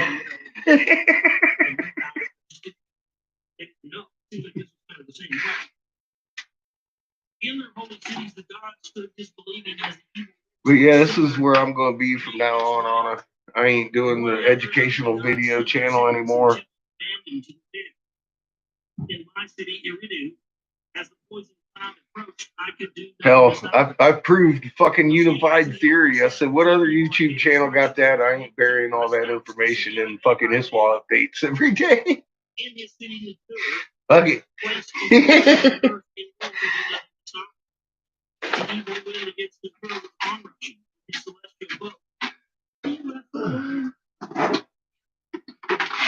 Oh, look, you'll like this one.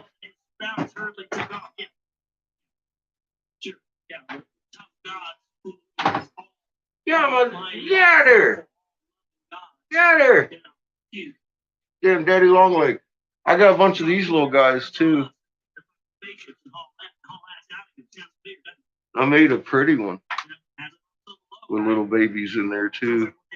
The mama mushroom and the babies. A bunch of grass inside there. That's what gave me the idea. I wanted to make the chess set like that. I said, man, I want to make my queens like this. And my pawns just like that.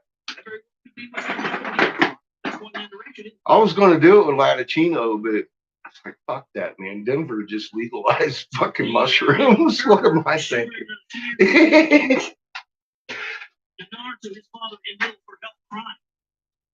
In the place of the temple that to the heaven in 7 steps rises, nor the hand of faith forgave the heat.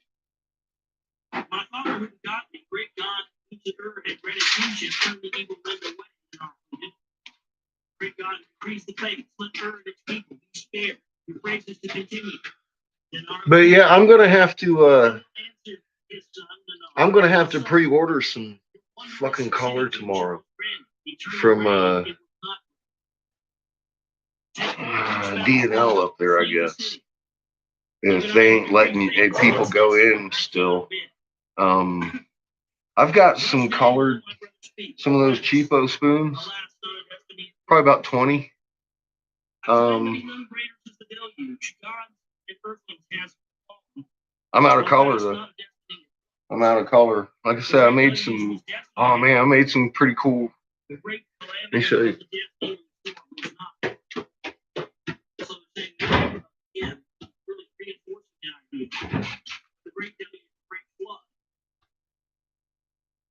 Destined to happen, but the dead didn't. So now, what makes it interesting is that historically, people are often confused because there was more than one great flood on this planet. There's more than one great deluge.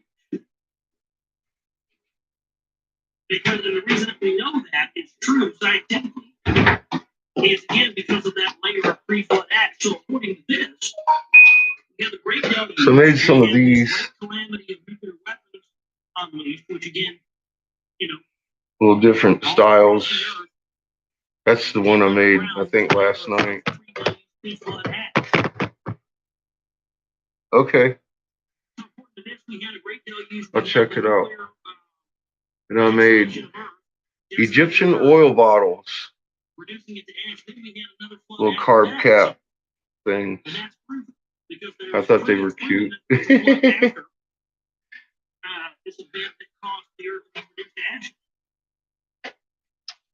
That's very, you see that reference.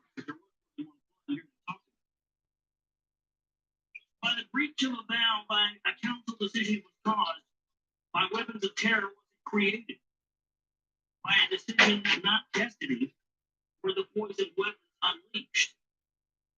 By deliberation was the law cast. So they're saying that this was done with impunity. This was done on purpose. There's no accident. He's making this out of Coca-Cola. It looks like black and white tiles. Nice. Destruction direct. Vengeance was in their hearts. Ascendancy is not Marduk's to grasp. And Lilith's firstborn shouted, with weapons I shall oppose him. And there it says, of people he raised an army, evidently as Earth's naval to declare, there go Marduk's brother so shouted. The council of the great got him lost on my phone now. Okay. I hate this thing. Yeah, that looks nice. The second time the people that why does the person continue? I can never navigate out of my fucking pictures once I get in there. Yet not the era of heavens alive, I will inquire. Dingus Zeta, my very son. Yeah, I can make him fatter. I want to see him sitting on the board so I know just how much fatter. I can make him any way you want. I had to size him down because I figured this was going to be a standard chess set looking thing, about, I don't know, an inch and a half. After him, the people he paid. He said, Utu, son of Benar, son of Boo, his wrath to reign. And this goes on, this is on and on, this argument.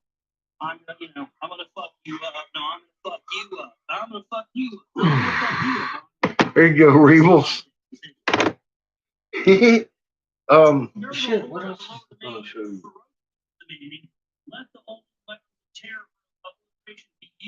Oh, yeah.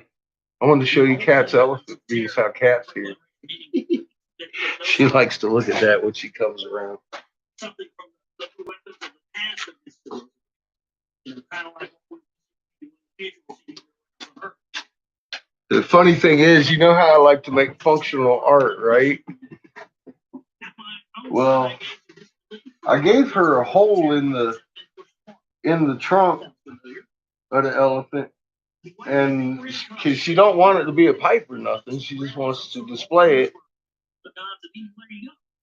And I was like, with a little hole here, you could be like, hey, look, see my elephant? And then you can have it full of water, and if you got a butthole over here, you could just have like a real elephant. And I thought that was the best idea. But she said that she'd rather go without the butthole this time.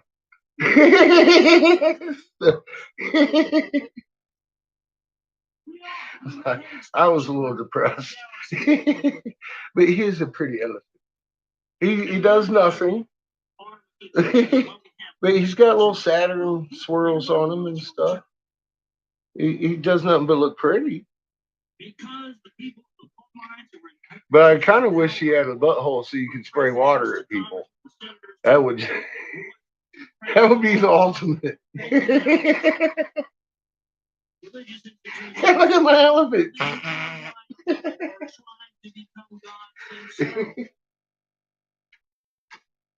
To become like their God, their creators, our creators, to become like them because they feel they, because they are the pure bloodline, that gives them the right to do it. It gives them the right to do everything that their creators did. And if that means in war, everybody killing each other, then so be it, because that's what they did. For brother against brother, the terror weapons have been forsworn instead of consensual silence. Oh, this is my special bucket. Punishment there must be, like birds without wings, eagle doers shall be. Marduk and the Boo of our heritage are deprived us of our heritage. Let them deprive the place of the celestial chariots. Sort of reading slow. It's words that reverse. Oh, he has other ones under it. Shit. I can't wait to see what he's got going on. Let the one who scorches be me. Let me do. Let me fucking set this place on fire. Let's scorch this motherfucker from living. Let's probably be living through the trigger. That's what they heard it say. I'm rather excited. Oh. Let the evildoer cities also be upheaved. The sitting cities, let me obliterate. Let the annihilator, my name, be thereafter. The earthlings by us created us not be harmed. Who's what? They making me wear a mask? Oh, I carry one. I make masks, man. I get free advertisement with my shit. They'd be like, damn, that's a cool mask. You cool? I make them. Cheap. You tie them, hang from them if you get depressed. Because of COVID. I understand suicides are outnumbering COVID deaths. That's all. I'm just saying.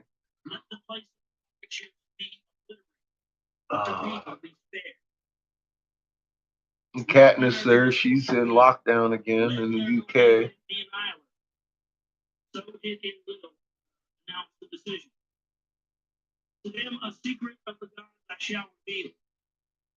The hiding place. That's why I'll tell you what, Massachusetts is in curfew right now, and I don't go nowhere. They had curfew at 10 o'clock, 10:30. They try and put us in curfew. I'm gonna be out there doing jumping jacks at 10:30 on my sidewalk just to let them know I am not okay with them telling me I gotta be in my house at any time. It's fucked up.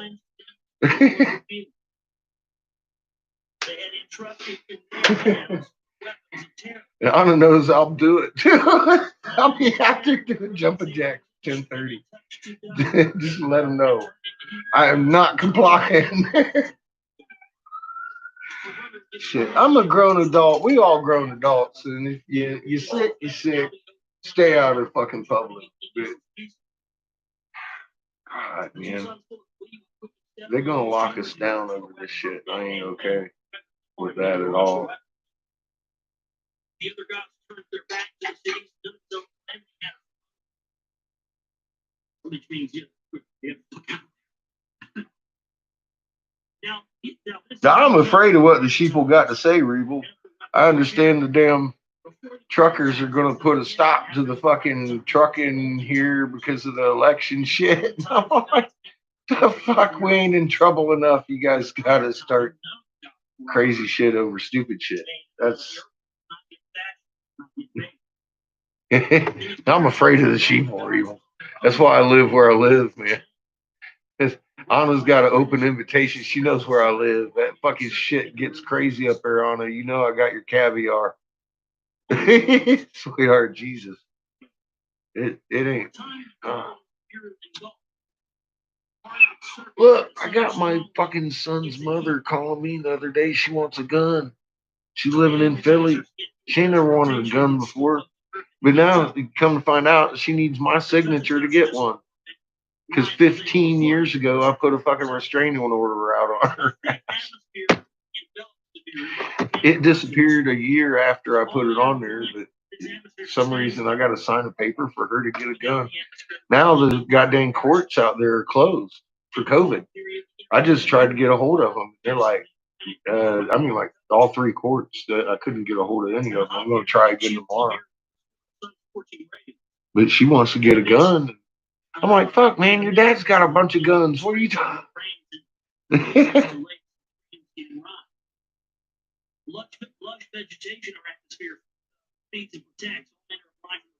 I guess they're having riots down where she's at. Our own species sprouted. By our own essence, an eternal seed was used to procreate. Which basically says, yeah, an eternal seed was used to mean something came along and created. You know, they may be the gods that created mankind, but somebody created them too. Who was it? We're not even ready to ask that question as a people on this planet.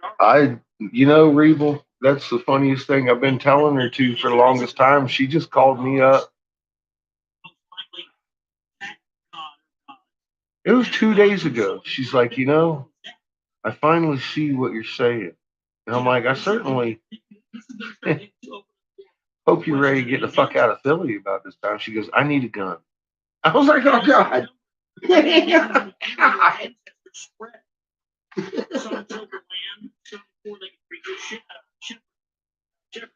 What are you going to do? So I'm going to sign the thing so she can get a gun. What can I do? I shouldn't have to sign something to get her a gun. That's fucking ridiculous. That fucking restraining order was 15 fucking years ago. They just want. She lives in Pennsylvania, I guess, is some kind of fucking state law or some shit. I don't know what the fuck it is. Yeah, I told her to get out of Philly. And man, it took that girl 10 years to finally understand what I was trying to show her about the damn moon and what was going on. arms against the nation of the South. And it talks about that they cruise spears, which they call missiles, and they weapons of thunder and brilliance. So they started out with, sticks, and then it became weapons, guns, and then missiles, and then weapons of thunder. So, it kind of sounds like the evolution of our weapons, doesn't it? First it was sticks, then it was bows and arrows. And looks like he's clamping all that, cutting and clamping. Then it became missiles and weapons of thunder, which that's and our planing. weather warfare, Doing that the old school way. So that almost, wow, it almost sounds like there was an evolution of weapons in the same way we've seen the evolution of weapons. A war long and fierce engulfed the planet. Staining and varnishing. I can't wait to see it.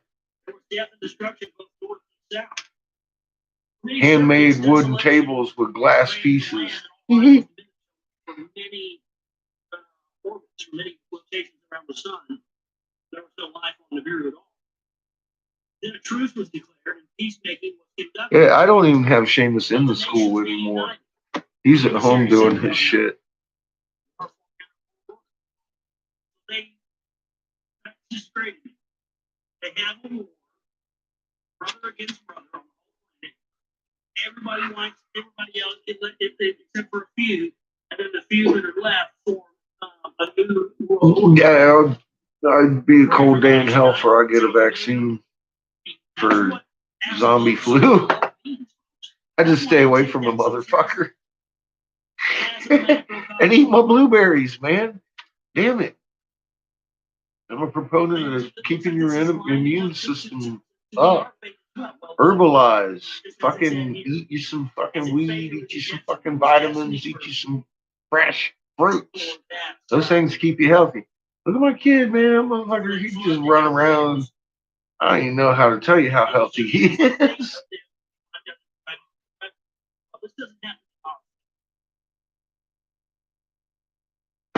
Me, I smoke too much. I got that hash cough. Everybody looks at me like I got the COVID. I'm walking.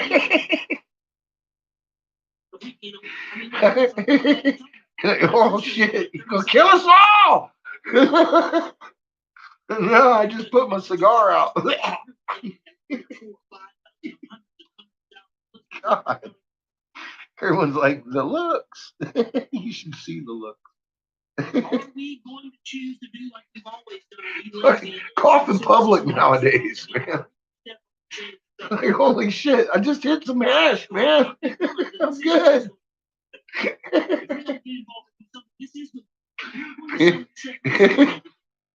It's crazy.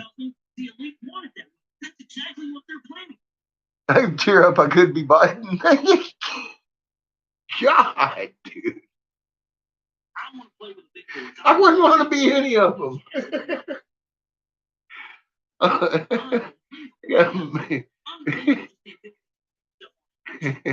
Have you looked at the nation? Let there be one throne on the earth, one king to reign over all. Oh my God. Divide and conquer. Kill everybody, blow everybody free. All out warfare and come in, pick up the pieces, and create a new. That's what their agenda is.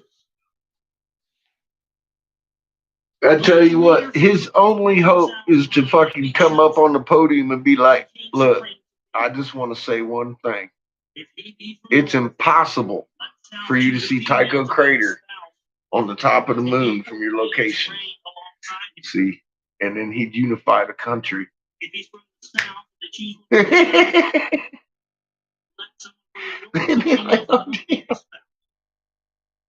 husband and wife let them be as one flesh.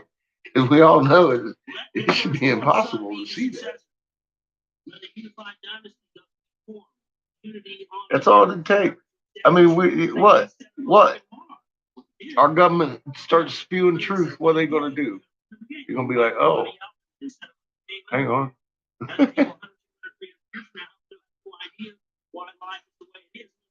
Yeah, that's what I'm saying. None of them, I didn't see any of them talking on the fucking podium about anything important except for divisive shit, and that's where they want us. They want us divided. We've tried this system so much. the same thing.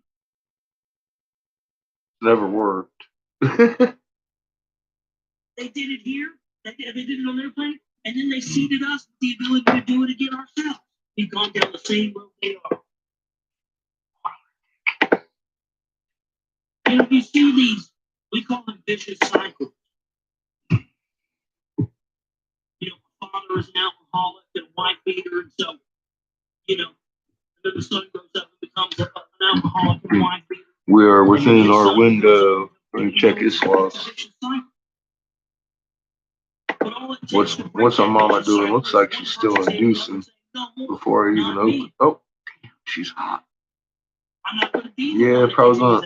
Dang. We may be going to have a 6 here pretty soon. We have to say, no, we are not going to allow this. On a volcano somewhere. Not a tecto. Volcanic, because this induction is just out of fucking, look at this one. She's throwing up some weird signs right now, too. A lot of entanglement and huge induction. Let me look at the plots. This requires a plot look, because she's been inducing like crazy. Look, and it's wavy again. Everything's all wavy. But someone can stand up to this eventually and say, no. And by God, there's never been a better time than now. It's got to be us. We have to be the ones to say, not that bad. This vicious cycle ends She here. get last 3 hours though. And that's exactly what they want. I bet they never count on the fact we never even identified. Now, if we have it, we can't go back anymore. The royals thrown into one flesh combined. Unbroken line of kingship established. The big honor. First king after peace was made, a warrior was mighty commander. He was true and fair to the people. He was chosen because his degrees were accepted. So she's still inducing heat. Magnitude will probably stay down unless it hits on a volcano like the Aleutians. It's going to go into a 6. Which meant unity. So the title of the city was united, bringing everything together, bringing together the new order. Alchemy, baby. It ain't magic, it's magnet, hon. We are truly one. And his name on means the celestial. That's God. You know, I would have punched myself for saying that a long time ago. I can deal with it now because I proved it. 1748 hertz. Holy shit. Something I read. Massachusetts. Oh my God. You see that, Rebel? We're in lockdown up there. Not martial law, but fucking curfew. They got the damn curfew going on at 10:30. Everything got to close at 10. I was like, what the hell? That doesn't even make sense. Everything's busy during the day. Everything's all calm and quiet usually at 10 o'clock, you know. They got a Philly. Yeah, I'm telling you right now, she's freaking out. Seamus's mom, she's freaking out. I told her, I said, look, I bet. She goes, I know, I see it now. So I was like, cool. As long as you see it now. She said, I need a gun. I was like, Jesus. You need to get the fuck out of Philly.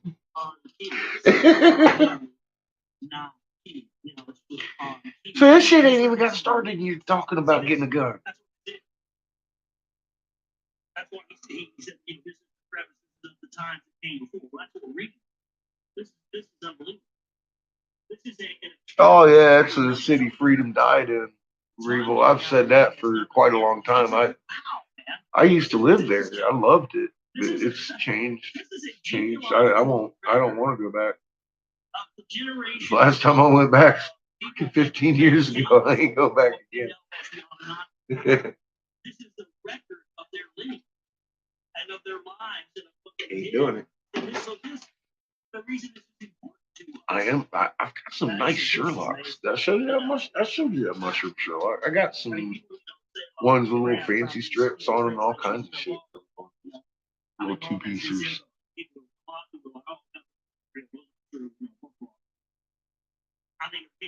Even Rocky moved out. You know what's funny? I've sled ride down them steps he ran up several times at the art museum steps up there. Friggin' it snowed so hard one time. Man, they was building ramps. You go down them steps on a sled and then come up, fucking hit that ramp, go down about 2 flights of steps until you hit the. You don't want to crash because you was on concrete steps. But yeah, it was fun.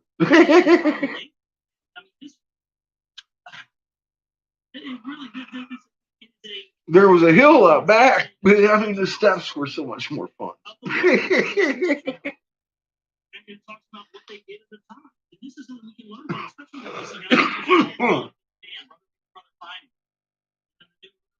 We'd have snowball fights in the middle of the streets out there just with random people. The random people. Start snowball fight, everybody's having a good time. That was back in the day.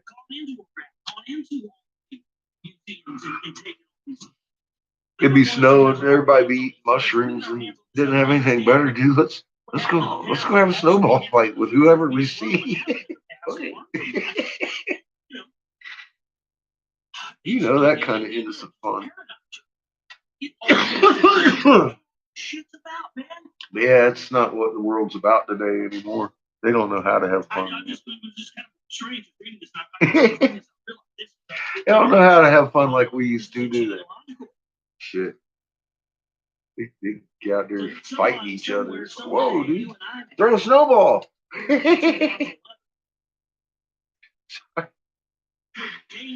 Settle down. This is what secret society is. The original purpose of secret society was to hide the knowledge that we just uncovered. Isn't it funny? Now we're teaching them, huh, Rebel? See how it works? We're teaching the 33rds. And only there are people who are going to play the game their way and not tell people this. That's got to be divine intervention. It sure as hell ain't my brilliant test on us. She knows. She's like, God, that guy's a fucktard. I can't believe it. Tell you right now today. This is it. This is what they didn't. This is what they didn't want us to know.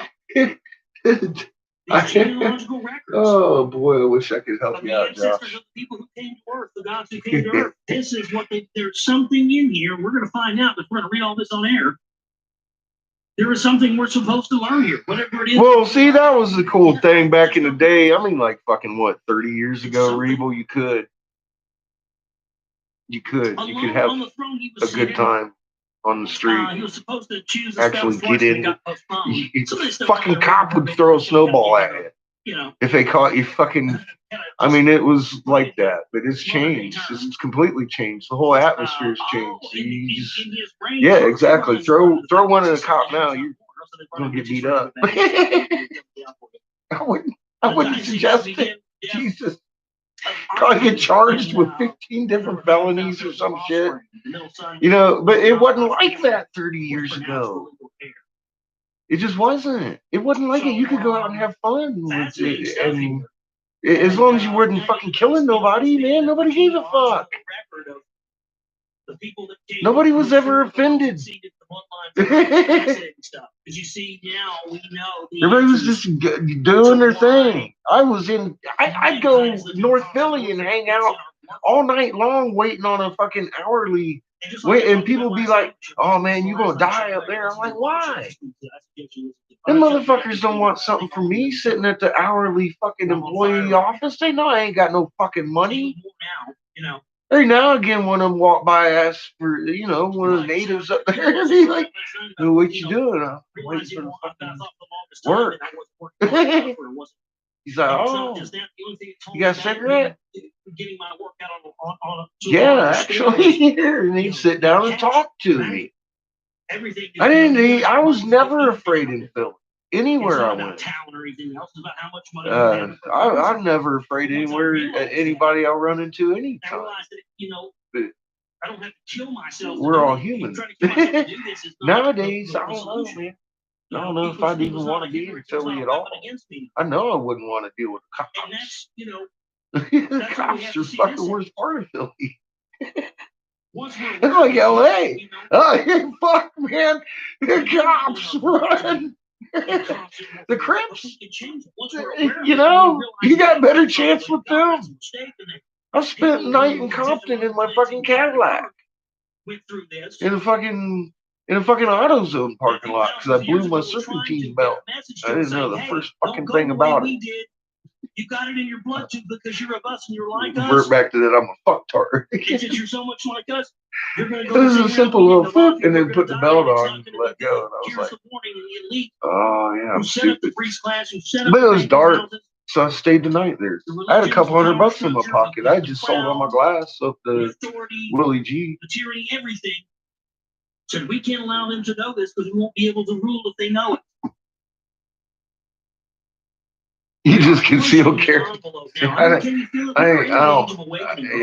used to do, stupid shit. So I try not to. I don't think I need a gun.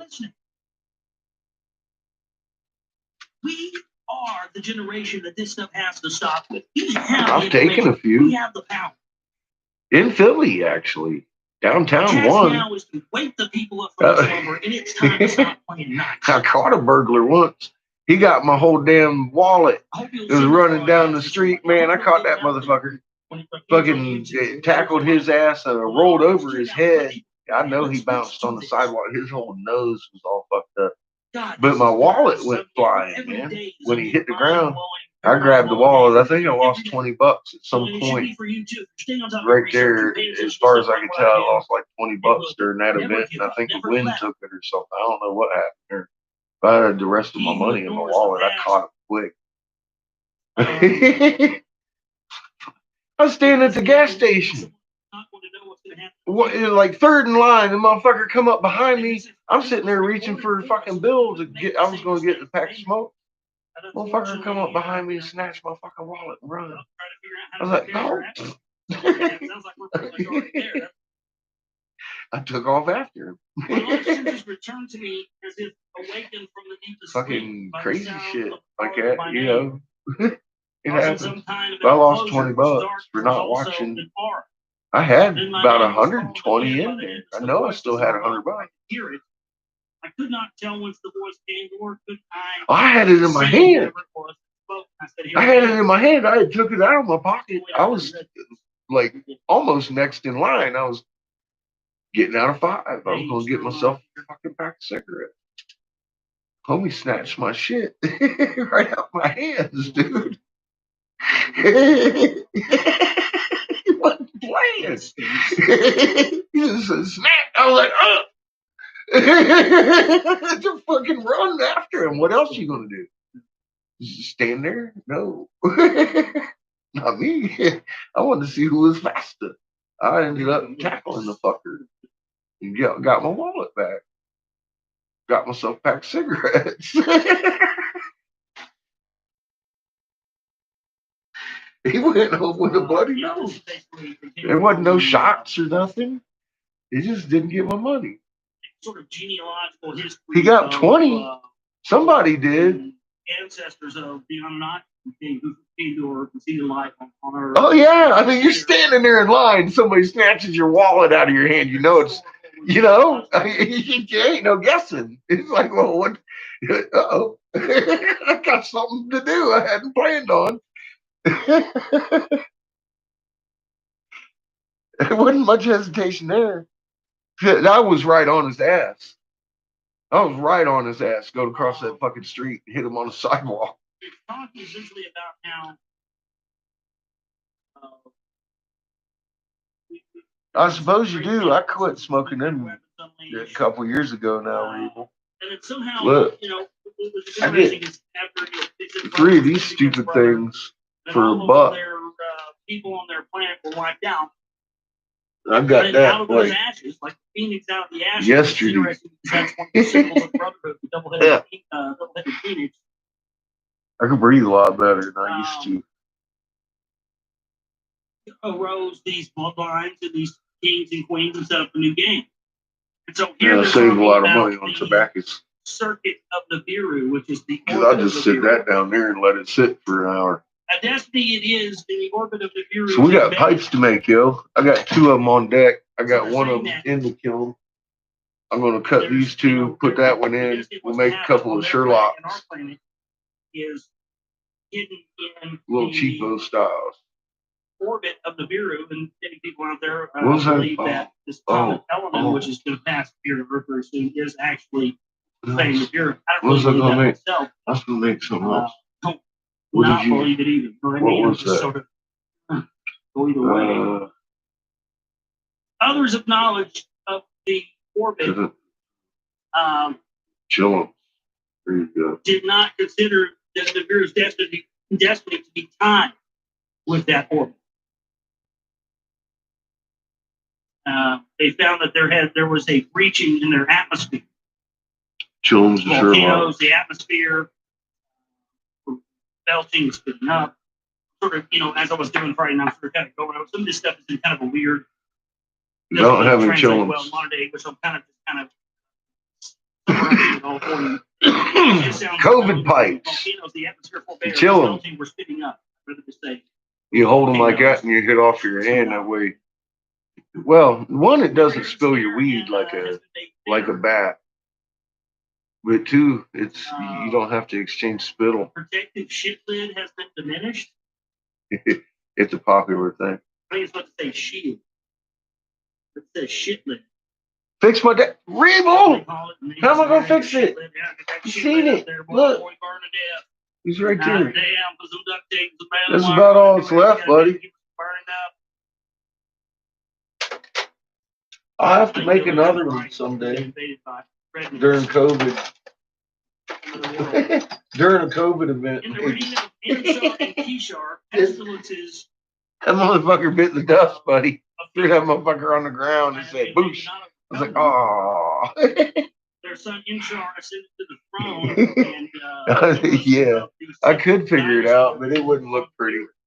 It'd take me just as long to make another one. Became master of I got a new one. See, it's one of my Flower of Life double helix plasma wave into the open halo. Energy moving through matter pipe. With much learning, he mastered much knowledge.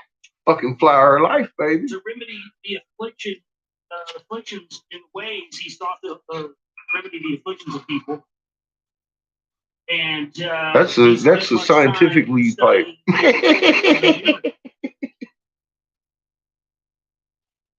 In its looping of the sun, 5 family members embraced the planets of dazzling. I got a Ronald McDonald colors going on too. It's like red and yellow over here. It's got a nice point on it.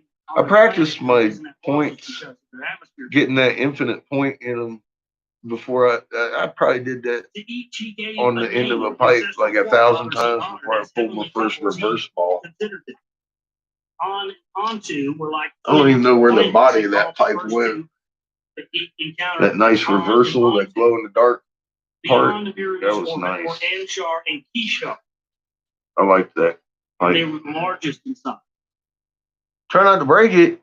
Shit, man, I already threw this motherfucker on the ground once. Look how thick that shit is. Like a marble with a hole in it.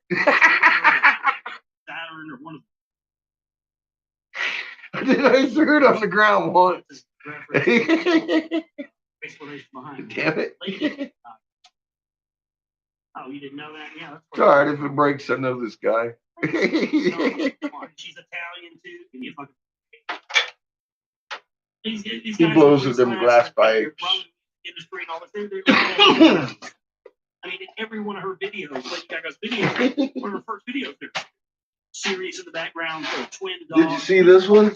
Every single one of It got the IRA in it. And it's not put there by her either. And don't confuse that. Where is it? Most of the time, the guys and the Where A&R is departments at the major record labels are the ones. God, I can't even see it. Oh. Nope, I ain't showing it to you. It's too special. Here's the E-R-I-C. Holy fuck, he signed it in cursive. Get the fuck out of here. He did. He did.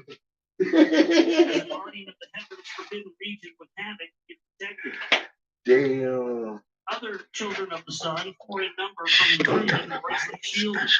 You'll never know. The atmospheres of the great 5 breeders Inshar set out to stay some sort of. Yeah, those are nice. I don't even know if Anna has any of those. I need to make some more. I got little nubs. I'm gathering up. I've got a couple different colors over here that I can put together into some fancier pipe. But I need to pick up some more color when I go up to Denver. Here it is.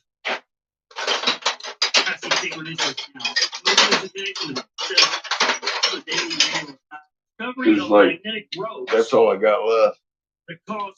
But I've got, like I said, I got like 20 of the pipes done. Some of the oil bottles out of that.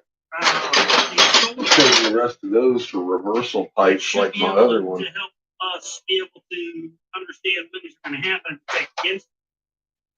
And I'll put a link to that in the chat room so you can check it out at home. But it just seems I don't know where in the hell it's very similar to what I'm describing here as this one I have one. Maybe something about ropes as they're calling here in the get these things on. Maybe that's what the bracelet was. Shielding the planet. Heating box. In its repeating orbit, 5 in the Nibiru's loop carefully were examined. The 5 planets in the same orbit as the Nibiru were carefully examined. They observed what types of atmospheres that these planets possessed. And with celestial chariots, they intensely were examined. Oh, right. So they sent spaceships to examine the planets closer to the celestial chariots. Come on. The findings were astounding. The discoveries confusing. From orbit to orbit, the Nibiru's atmosphere seemed to have more breaching. In the councils of the learned, cures were avidly debated, ways to banish the wound were urgently considered. And then shield to embrace the planet was attempted. All that was thrust up back to the ground came down. In the councils of the learned, the melting volcanoes were touched. The atmosphere by melting volcanoes were created by the volcanoes. I'm just trying to figure out a way to say this. The atmosphere by melting volcanoes that they create is proved by the diminished melting that comes to be. So, these volcanoes on their atmosphere, or they call it their atmosphere.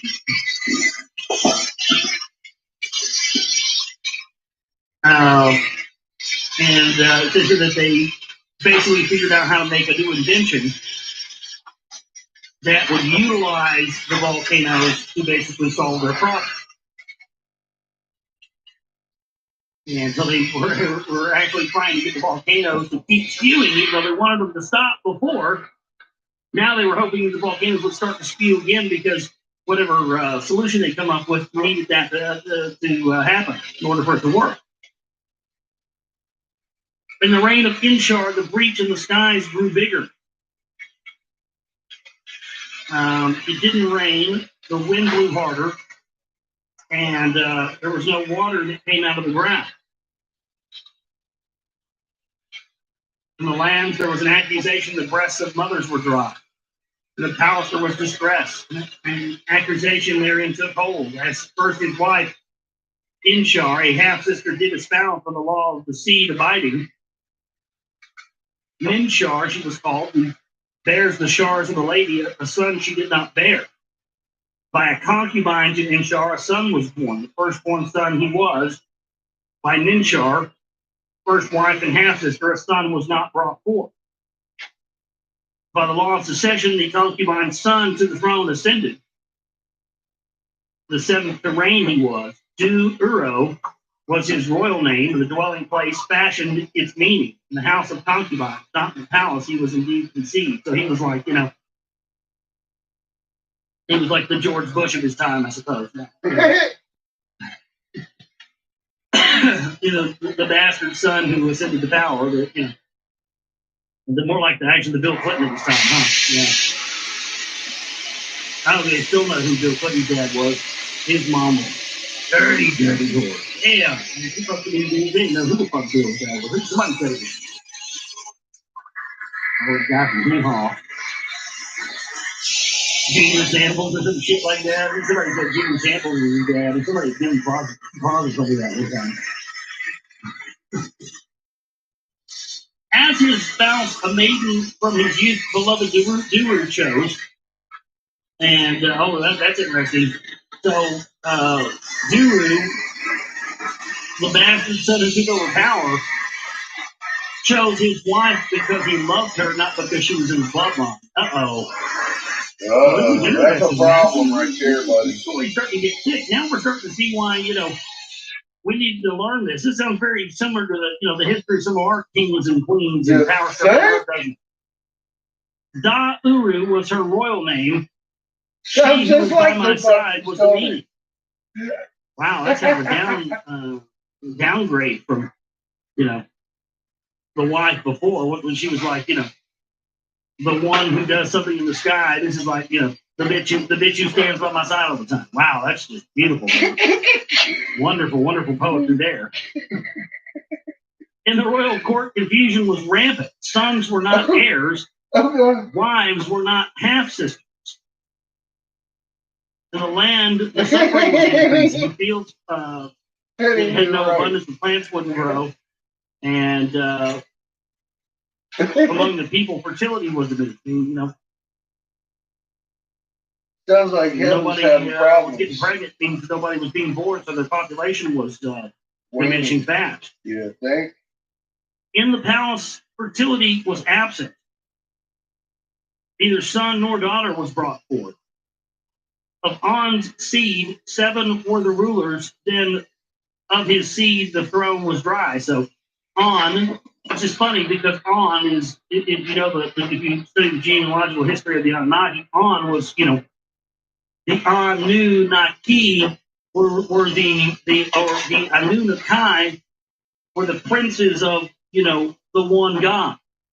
Princes of the guy who, he was the son, the forefathers, they were the forefathers of the one who was the first person that started the bloodline, and that was On. Yeah.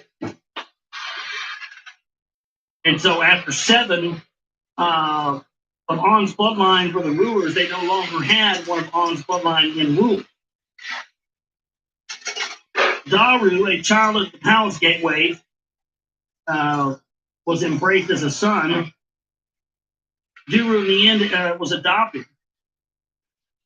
His name became Lama, meaning dryness. In the palace, the princes were very mad, and they were complaining to the council of counseling. In the end, Lama ascended the throne. Though not of On's seed, he was the 8th to reign. Now, that's very interesting. He sounds very much like a Akhenaten type character, In the councils of the learned to heal the breach, there were 2 suggestions. One was to use a metal to fix their atmosphere, a metal by the name of gold. On the Bureau, it was greatly rare. Within the hammered bracelet, it was abundant. So, for some, I guess, the hammered bracelet may be where we're talking about the asteroid. Yeah, thanks. It was the only substance that, to the finest powder, could be ground up and put in high into the heaven, into the atmosphere, and would stay suspended. Thus, with replenishments, the breach would heal. And that's not what they need to fix the atmosphere. And their let planet. the celestial boats be built. And their childbearing. They need to get back to nature. Their symbiotic relationship with their planet and their electromagnet. Go somewhere out, Period. On the other side of our solar system and they brought that shit here. In. Funny, that would just be the one thing our monetary system is happening these days, Tom, huh? Yeah, they need to let go of that. Be all like, shit. Get us all to mine. We've been doing it wrong. Well, fight we'll do it right. Each other for 3,500 years, 3,600 years, or however long it is. Now we know how to fix create this power structure. Then get everybody to hoard it in one spot. I know how to fix their planet. They need to know who fix it. Tell us. Pathetic unclean earthlings, bow down to me. Me on the Anunnaki and we return for a goal. No, I won't go to your planet. We pathetic earthlings here on the planet to die. You have crazy. Probably what it's going to be, isn't it? Folks, you're going to have to get this golf right now, folks, because I'm not going to want to take the golf away from folks. Dan's got a great deal on Jingo for you today, and you need to get it now, because I don't have much time left. Yeah, I'm not, you're going to take your golf, folks. I'm fucking mad about it, man! You'll probably hear that before it's over with. Let weapons of terror be created. Now, we've established in reading William Bramley and reading the rest of this, the weapons of terror they refer to are the nuclear weapons. Yeah, you think? Weapons of mass destruction. So they're saying they should, go to this planet or wherever it is and just launch nuclear weapons and blow the shit out of stuff and go in and pick up all the gold. For decision, Lama was too feeble. What did he know about making that kind of a choice? One orbit of Nibiru was completed. In the field, affliction was not diminished. The volcanoes continued belching, and the atmosphere was still not repaired. See? You need to get your magnet on it. A shar is a year in Nibiru, by the way. It's a marking of a year, marking of a sort of passage of time. So when they say a third shar passed and a fourth shar passed, that's a notation of time, by the way. Still, the goal was not obtained. In the land, there was still strife. Strife was abundant. There was no food, no water. Everybody in the lands were disjointed. Everybody was beating at each other. Everybody's running around like basically like a chicken with their head cut off, not knowing who to blame, playing the blame game. Kind of like what we're doing today. Bunch of grassy knolls everywhere. And they're basically saying, well, then if this is our destiny to die like this, then you can't really do anything about it. In the royal court, the princes were astir. The king's accusations were directed foolishly, unreasoning, and greater calamities instead of the cure he brought them. From the olden storehouses, weapons were retrieved. In rebellion, there was much speaking. The prince in the royal palace was the first to take up arms. And now they're having civil unrest. And they went up to Lama and attacked him. And they killed Lama, the eighth ruler. Lama is no more. The king is no more, with glee, he announced. To the throne room, Alalu rushed. On the throne, he himself seated. Without right or counsel, a king, he pronounced himself king. In the land, all unity was lost. Some rejoiced the death of Lama, some were saddened by it. Now this is the account of the kingship of Alalu and of the going to earth. So when this guy, essentially what they're telling us is that this guy Lama died, and this guy Alalu, who just wasn't anybody, basically came in and said, I'm not of the bloodline, I'm just a regular person, I'm taking over. And now that I'm taking over and I'm the new game in town, I'm saying that we're going to Earth and we're going to go get the gold there. So there's no talk of going to Earth and mining Earth. That's interesting. By the power people that existed on the throne in the Biru. There was no talk of even going to Earth to do this until this usurper came in and basically took over the throne by, pure brute force. He came in, killed the king, took over and became king, and said, "We're going to Earth, get the gold to fix this problem." That's very interesting. This is why they say that the Anunnaki people came to Earth and did the things that they did, created humans and all this stuff, were pursued from some of the other inhabitants of the Bureau. They were pursued by other Anunnaki. So that kind of clears that up a little bit, doesn't it? So it wasn't that we were even, invaded or genetically manipulated by people who were, of the royal bloodline. These were basically usurpers. We were. Yeah. That's kind of an unbelievable thing. In the land, the unity was lost, and many people did not like the kingship of this guy Alala just coming in and saying, "I'm taking over. I'm the new game in town."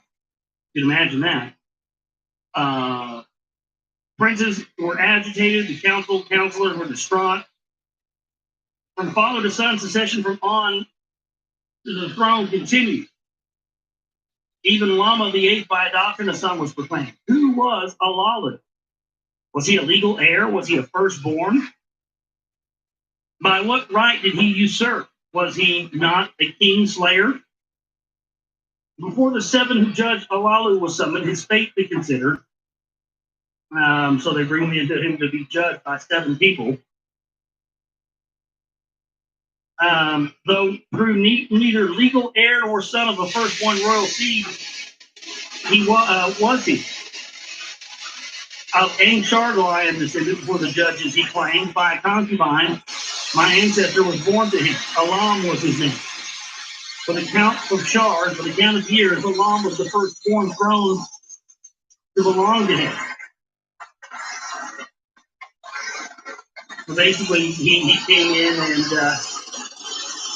said, "No, I can prove that I am part of this bloodline." So they couldn't really argue with it. The royal annals from the House of Records were brought forth. With much care they were read. On and onto the first royal couple, there were 3 sons and no daughters born.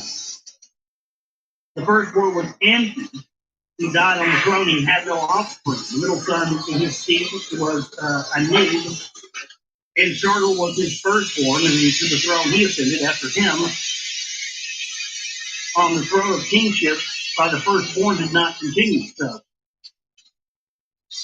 they didn't continue on that part. And this goes on and on and on. Blah, blah, blah. They're trying to figure out who doesn't have the right to be king, who's king, usurper, this, that, and the other. Succession must be considered to these people, he said. Either the firstborn nor by the king of the son of pure seed to my descendants. The essence of On and me is preserved by no concubine, no leader. So he's saying, basically, yes, On had my father had sex with, the person who was in the bloodline. Things are new, I'm still part of it. He's trying to convince these people that he is one of them through the bloodline so that he can, maintain house. They asked for his name. It is Anu. After my forefather, I didn't know what's interesting about that. Wow. This is the story of Anu. So the guy who took over the throne was Anu. And we know that Anu's sons later on were Enlil and Enki. Anu can suck a bag of dick. Enlil and Enki, who allegedly caused all these havoc on Earth. Blood and manipulation and all this stuff, and feeding mankind with his phony religion. Big one. Were the result of someone who may or may not have actually been a part of the royal bloodline. Big bag. We got a big bag for you, Anu. And these people that are in charge of how Take your fucking bloodline home. Power over all over the world. They're part of this bloodline. They're facing their whole divine right to rule on the fact that they're part of these bloodlines, right? That's if that's true,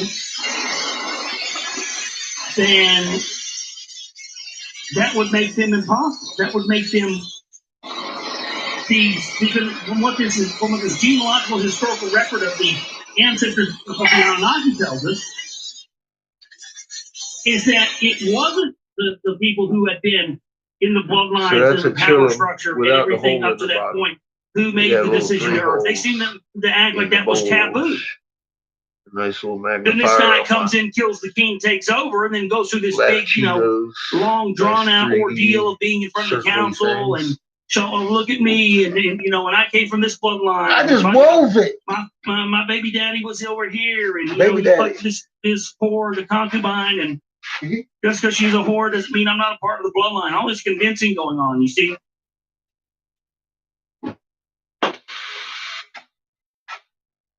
So again, that would make this very, very interesting.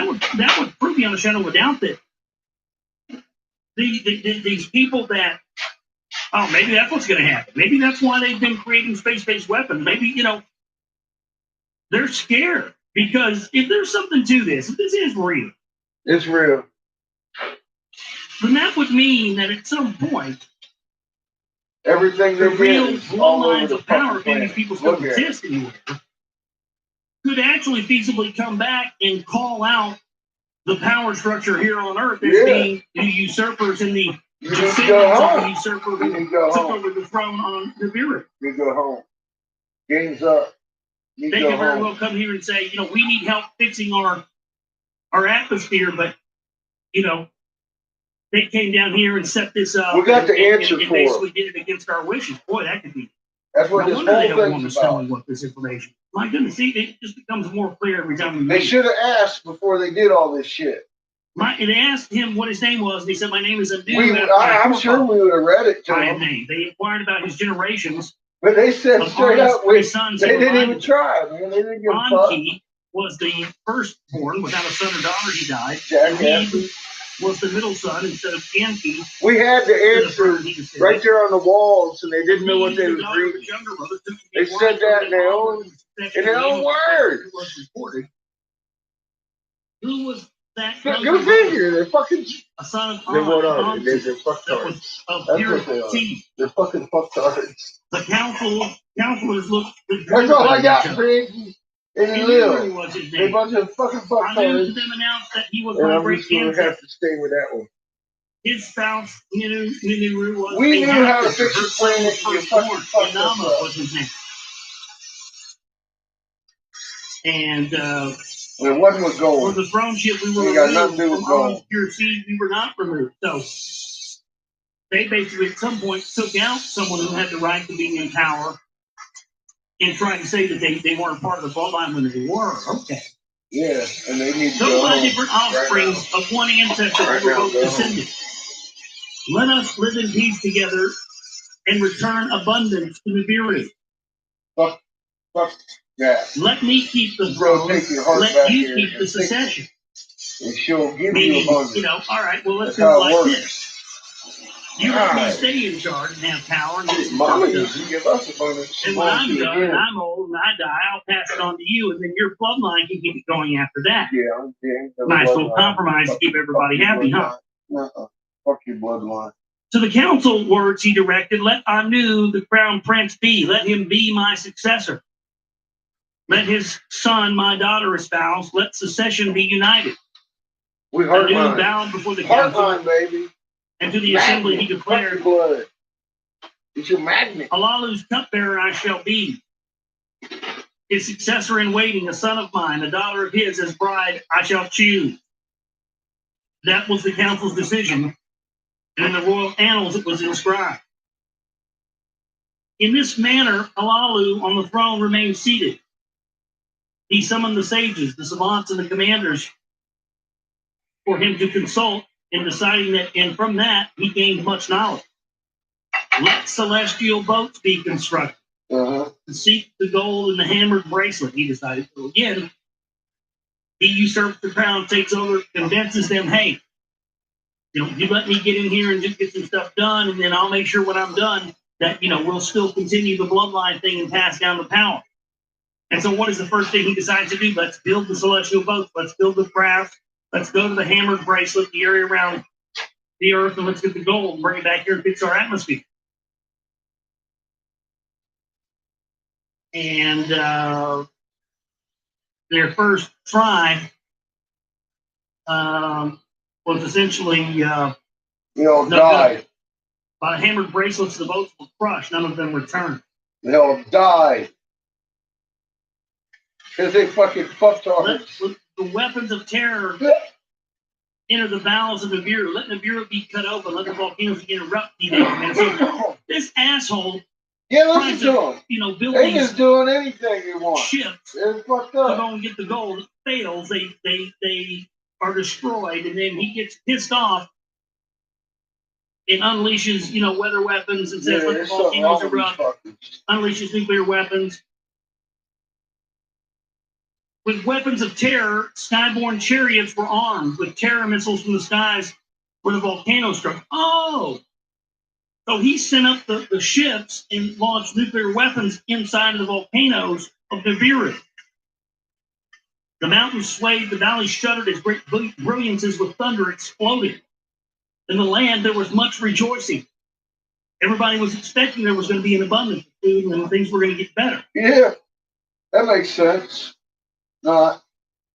And it just continued to get worse. Yeah, I bet it did. Volcanoes did not increase. The I heard atmosphere heaven did not heal. sucks. I don't want to go there. And it kept going around its orbit, and it kept getting colder and colder on the Bureau. But rocks and boulders was it together hammered. Like orphans with no mother, they banded together, surging back and forth the bygone destiny they followed. Their doings were loathsome, troubling their ways. Nibiru's probing chariots like preying lions they devoured. So something, basically, devoured these spaceships. The rock. The precious gold needed for surviving, they refused to dislodge. The chariot of Alalu toward the hammered bracelet was headlong moving. The ferocious builders in close combat to boldly face. There's definitely a fight going on here. Alalu, the firestones in his chariot more strongly stirred up. That which shows the way, with steady hands he directed. The ominous boulders against the chariot charged forward like an enemy in battle attacking. Toward them, Alalu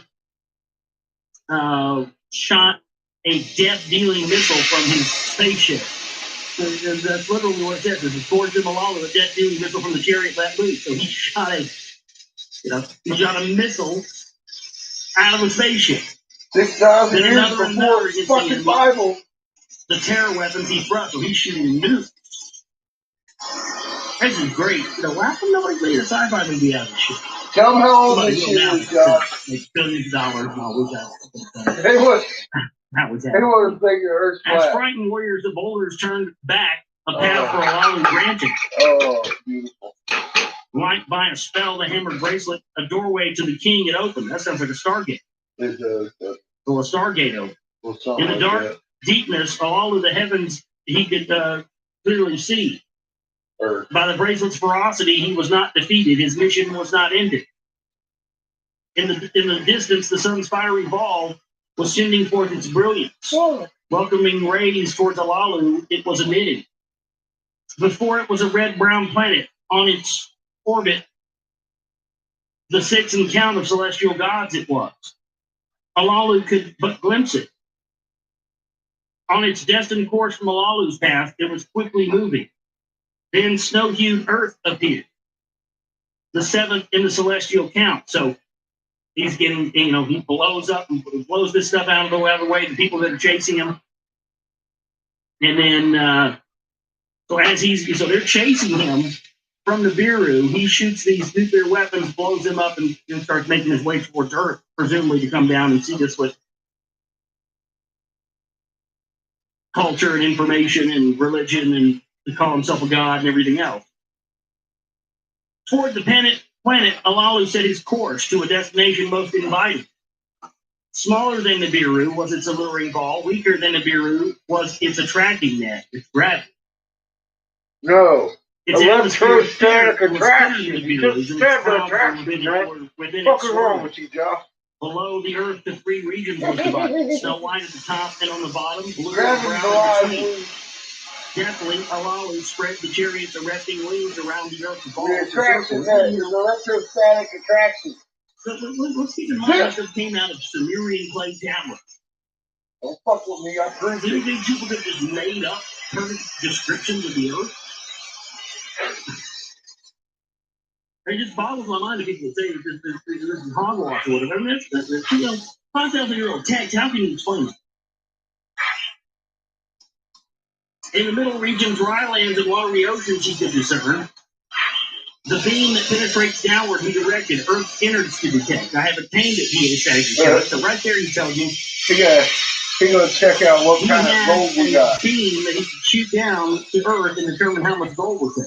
Yep. That's high technology. Yep. I have attained it, ecstatically, he shouted. Gold, much gold. The beam that indicated it was beneath the dark sea region in the waters that brought it to me. The pounding heart alone of the decision was contemplated. Shall he on the dry land his chariot bring down, take us to crash and die? Or chance to crash and die, so, you know. Bring you down in the water, Iggy. Shall he, on the water and his fingers. Which way shall he survive? Will the present gold discovered? In the eagle seat, Alalu was not stirring. The big hand of the chariot was impressive. Fully caught in Earth's attracting net, the chariot was moving fast. Its spread wings became a glow. Earth's spread wings became a glow. Was this motherfucker landing in a Klingon bird of prey or something? It's fine. That was fucking up that activity surprised me. While Bob Johnson joined on the science advisory board on the team, it was perfect to the south. Its spreading became a glow. He's landing in a bird ship. A fucking Klingon bird of prey. Eagle Commander, Eagle Jesus Commander. Christ, the Anunnaki, Klingons. Great. No wonder the dumbasses. Klingons are fucking dumb. Earth's atmosphere was like an oven. Well, yeah, you come into the atmosphere, you start heating up, motherfucker. Guess you weren't smart enough to know that in advance, were you? Guess you didn't have a 50-year-old laser beam you can shoot down here to figure that out, now did you?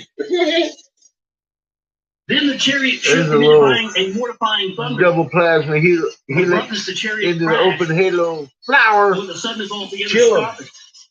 Now I gotta do is cut this one off. Wasn't moving. See, that one Then he opened magnifies his eyes and knew he was among the living. The planet of gold, he victoriously arrived. Now, this is the account of the earth and its gold.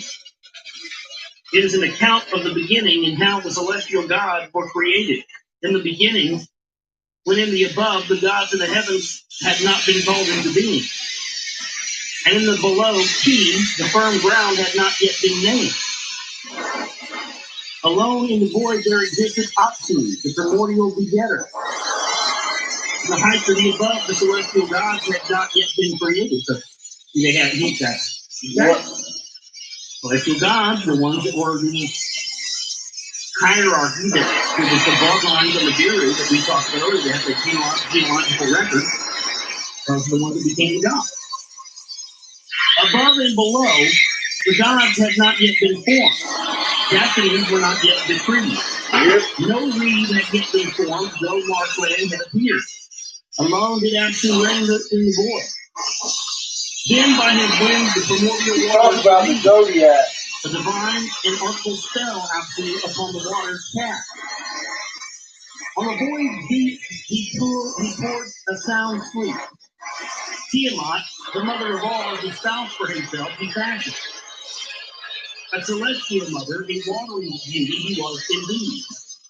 A watery beauty she was indeed. Now, Tiamat is said to be the mother of all, which is supposed to be this other planet that was once in our solar system that was a water planet that looked like a second sun from Earth because of the sun was like water. How you go? Makes you go better. Beside him, Apsu, little Mumu, then brought forth. As his messenger, he him appointed a gift for Tiamat to present. A gift resplendent to his spouse Apsu granted, a shining metal, the everlasting gold for her alone to possess. Then it was that the two, their waters mingled, their waters mingled, yeah. You know what it says when their waters mingled, right? Now, like Jesus turned the water into wine. Now, Jesus turned the water into wine. He shot a fat load right in some girl's mouth. Divine children, yeah, really. Yeah. That's what the water was. The magic water he told them to drink for. Yeah, man. Yeah. It was semen. The semen worshippers. Inky. Male and female were the celestials created. Inky started that. And Lahamu by the names they were called. In the below did not He's a bad Inky. And abode. Before then they had grown an angel in stature, and the waters above Angel and Kishar were formed. Surpassing their brothers in size they were, as a celestial couple, the two were fashioned. So here's what they're saying here. They're talking about forming celestial. They're talking about.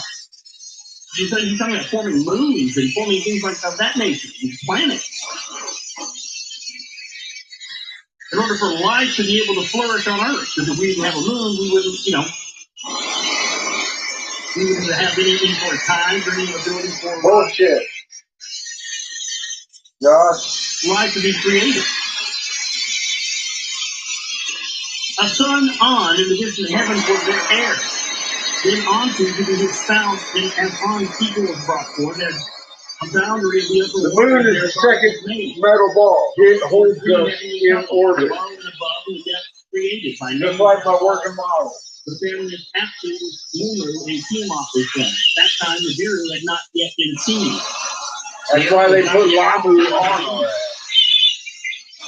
Mingled were the heavenly waters by his brothers. They were not yet separated. At that time, serpents were not yet fully fashioned. Oh, so that even okay. Well, that's interesting. That's something right there. There's something that's forming planetary systems. I've talked about this in the circuit wasn't made. That's why But I believe that at some point during they need the moon and the earth. They need two balls to make a full circuit. I showed that working model. I think that's what these guys have been doing. They've been going like terraforming planets. They did. They locked us in here. And that's what it's talking about here. I mean, that is what it's talking about. It is kind of. I mean, it says at that time the circuits were not yet fully fashioned. Well, the circuit, remember? You roll a bunch of balls and they have to pair up to orbit. The technology to be able to create. I did a working model. What up, Renee? How you doing? For particular planets. I mean, that's insane. But that's how it works. Their celestial they had to put the moon on us. We share that circuit, and that locks us in the void on this double-imploded fucking magnet. To march by her side, she formed a growing, raging host against the sons of Apsu she brought forth. Fuck, it's so simple. With 11 of this kind she brought forth. She made the firstborn born. Well, I mean, if you know how to drag moons around, it's simple. When the celestial gods of this herd I don't know how to drag a moon around. I ain't worked on that yet. She has elevated to rank as on command to him she gave. A tablet of destiny to his chest she has attached. His own these motherfuckers did it though. In little battle against the gods of her offspring Kingu she instructed. Who will stand up to Tiamat? The gods asked each other. Now this is crazy. This is turning into this like sort of mythological story of these planets. Who's that, Ken? In our solar system battling each other. Fucking Mr. Archaeology. That guy is. To Tiamat. So let me guess. God, I don't even know where he did after his fucking research. He's fucking amazing. And then when they defeat Tiamat, that's what's going to cause the asteroid belt to form. It's going to cause all the water to rush to Earth. And that's what they're going to refer to in the book of Genesis as the waters above the firmament, right? Yeah, right. Let me guess. Watch, whatever happens, Tiamat's going to be defeated. And that's what that's symbolic. God, I love this. None in their orbit step forward. None a weapon. I love these readings. Now that I know what we were writing, these fucking readings are amazing. Fuck, man. I wish I could just smack Anu. Be like, look, dickhead. You straighten yourself up. Jazz. Get your boys out of here. I'd be afraid to because I wouldn't have no humans. I'd be all fucked up. Yeah, and the he's amazing. I never knew somebody existed like Ken. I was like, all right, we'll go listen to him. He got 3 sons. Holy fuck, his dates and everything, and fucking, I'm all like, oh my god, where's this guy been? Crazy. He's got some really good research. I just like everybody else. I wish he wasn't a doom and gloomer. He hadn't run into our heart and the frequency thing and all that yet. You know, we just gave that to him. He's over there tooling around, I hope. I don't give a fuck. Oh, kicked out Starseed? Oh, I'm sorry. Hear that? I thought you were saying Slush Puppy kicked off and I don't give a fuck. I already covered THC and the moon's rolling. Give a fuck. Done. we got fucking unified field. Who gives a fuck about Slush Puppy? Oh my god. Oh, I know. I don't. I honestly, God, I try not to watch anybody else's videos. You guys are the ones that keep bringing them to me. I'm over here doing research. You guys are distracting me with grassy knolls like Slush Puppy and fucking Eric Briggs has come along and fucking Daz of the cameraman just gets fucking crazy. You never. What fucking day is it? No, it's Sunday. Crazy. This online fucking shit.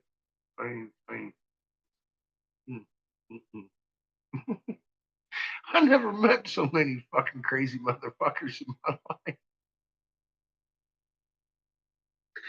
I can't even make sense out of them.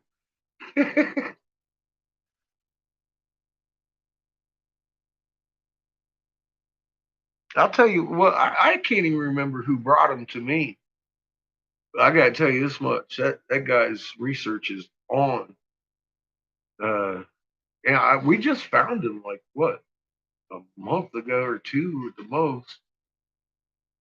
I'm really happy because yeah, he's got some really good information over there that he got long before we met each other. What's up? How's it looking up there? I haven't even looked out yet today or tonight.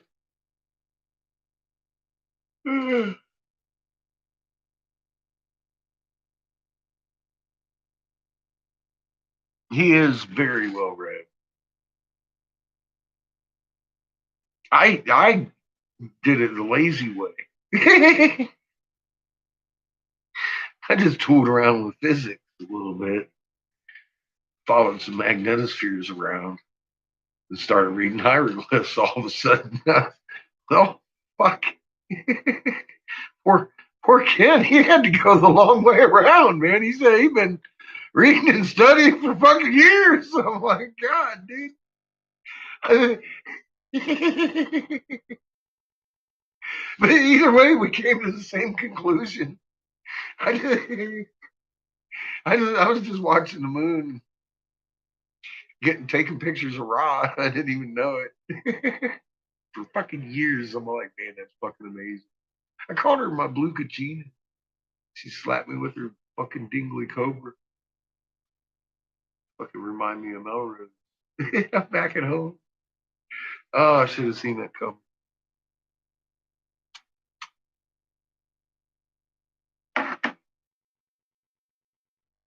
And at the time, man, I was like thinking red and blue Kachina. I wasn't thinking no Ron Horace.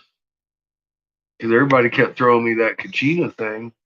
And then there's Ra. I was like, holy, would you just fucking look at that? And then there's that Stella. And there's Horace's box right there. I've been staring Horace's box right in the eye for 3.5 years. You don't think I recognized that right off? I was like, hold on a sec. I thought that was Bobby and his girlfriend drawing that shit. just for the interview. And he started talking about, this is fucking thousands of years ago. And I'm like, bullshit. You Butterfly just drew this up, right? I just read it like a Sunday newspaper. You ain't gonna believe this shit. Back that fucking shit right up. Jeez. No, never again, Reeble. That's it. Look, man, I got it over there. Field rotation's dead. Unified field's proven. Einstein was a bitch. Fucking, we got way better fucking shit than Tesla ever thought of. We got omnipresence of a creator, our biology and purpose in creation, our magnet, and the frequency is 1748 hertz. You tell me one other fucking YouTube channel that even comes close to that, and why I should bury any more of it. Because I only got 300 or 400 views on most of my really important shit. So, yeah, I figured we'll just work over here, Reeble, and nobody's allowed over here that hadn't watched the lecture. It's just all there is to it, buddy. I don't think there needs to be ISWA updates getting in the way of all that shit anymore. We do that over here live. Speaking of which, I need to check out here within the next half hour. We should be having a 5 or 6. See, Remnant, you need to go up there and check out my older videos. I made the videos. You'd be losing a great deal of fucking knowledge if you just took my word for it. Over there, I prove it. I prove everything. And I run through it extensively, man. Extensively. I leave no question. I'll prove it 3 or 4 different ways. And that's why there's so many videos over there. If you see your ISWA updates, skip them. Look for relevant titles. Yeah, she's still inducing, but she's slowing down a bit. Say in the next half hour. We just turned to the 2 hours, 45 minutes or less.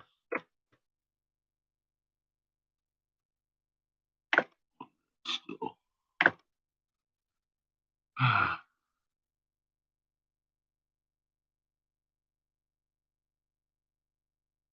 Well, look, so far we got 1748 hertz every magnet under millimeter water is exhibiting. We got 1748 hertz on the full torrid on the movie screen. We got 1748 hertz on a metal plate today. We got 1748 hertz on the stela in the Egypt in the center of everything. Now, being deduction, 1748 hertz, we got an electron magnet, and at 1748 hertz oscillations, your hairs stand up on end with your electromagnetic energy flowing through your body in a unique pattern, like every other magnet in the fucking creation, just like your fingerprints. Reiki's starting to make sense now, and all that healing and shit that we can do, because that's electromagnetic energy coming through your body at 1748 hertz. As a subsequent side effect, what happens? Your body produces stem cells. None of this is coincidence, because also at the atomic level, everything's showing the torrid field, which is pretty much telling us that every single magnet in existence is, or every atom is a magnet. So now all of a sudden your quantum theory goes out the fucking window, because if that's so, then action at a distance instantaneously is the properties of scalar physics and the magnet, us, everything in creation, from the atomic to the fucking galactic. And that's the rundown of it. If you want to know it, though, you should go over there and look, because who wouldn't? Is that not one of the most amazing things you've ever heard in your life? Wouldn't you like to know that, see it, and know it in your heart? Because that's what you have to do. You have to know these things. You can't take my word for it. And I probably forgot 10,000 words I should have said, and I did with the Pharaoh cell over there. And that's why I keep saying, I mean, honest to God, if you haven't watched every one of those fucking videos, at least the first couple hundred, you're really fucking yourself on some information that's been lost for however fucking long since we carved them things. This is shit that y'all wanted from the 33 degree level fucking master masons. Go get it. It's there. It's no shit. I wouldn't be here looking at me. What the fuck are you even doing up?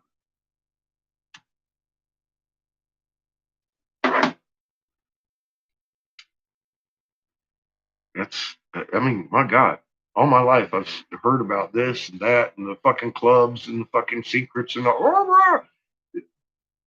Go get them. Go get them. I made about 400 videos. That's all I got for you. My words are useless. You shouldn't believe me, and you wouldn't anyway. Nobody. I wouldn't. I wouldn't believe a word I just said.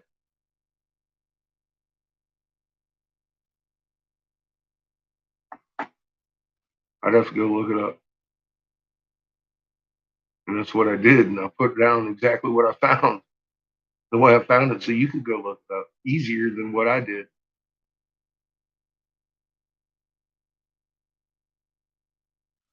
I'm not guessing on, I know it sounds fucking incredible. Albert Einstein couldn't figure out fucking unified field. You know why he couldn't figure out unified field? There's a couple of reasons. Number one, he didn't have an electron microscope like we do that can see to the atomic level. Okay, that would have helped. Number two, he didn't have the key to our old language. Only when we saw these things again would we recognize them. When did Ra show up? That's right, 2018. Albert was dead. Somebody had to pick up on that shit. Hi. It's just so funny we put it together in the dungeon, right? I mean, that's how mad scientists do shit. And you guys helped. It wasn't just me. Look at John brought us a fucking metal plate.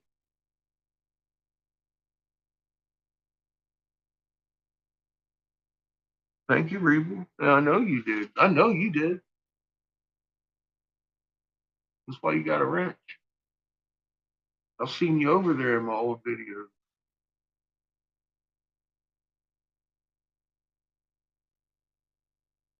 Well, I figured, look, man, if I don't keep updating, they're going to get bored with the fucking shit and they'll go to the fucking third video like I keep telling them to, and they'll work their way back up. Then they'll come over here and join us. And that's the way it goes, right? I mean, if they don't, they don't. I'm not even logging in over there. This is my new channel. That channel there has so much information that I can't touch it anymore. I've got people over there talking about, oh, well, if it's Earth's shadow on the moon, what's causing the moon to flip? And I'm like, you haven't even watched the first fucking video of mine. Are you fucking kidding me? What part of ball and flashlight do you not understand? And what part of fucking Earth's shadow is that? Holy crap.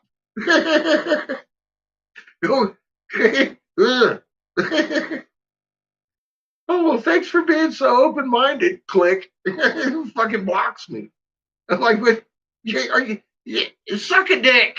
I ain't even dealing with this no more. Fuck. You kidding me, right? No, people are like that, man. It's killing me. Moon's visible at the moment. What's it look like, a Cheshire grin for you?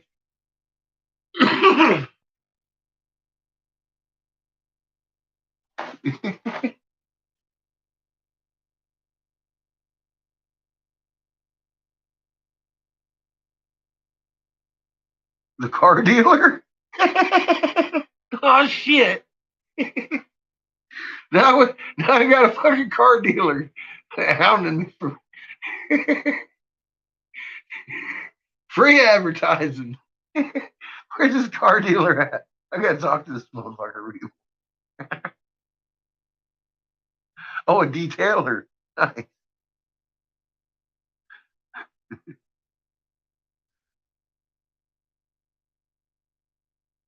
Well, yeah, I know. See, you know, I think I just gave it to them because if people like the last couple of videos I did, they'll have to go back to the old one if they're curious at all. If they ain't, they ain't.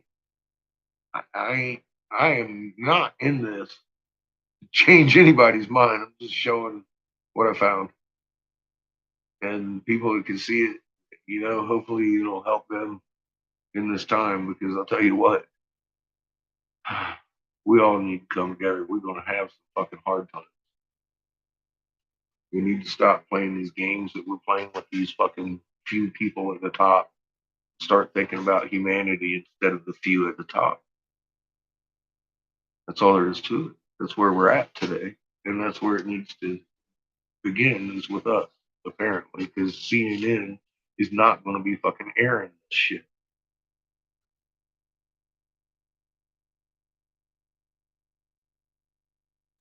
Fucking cow farts.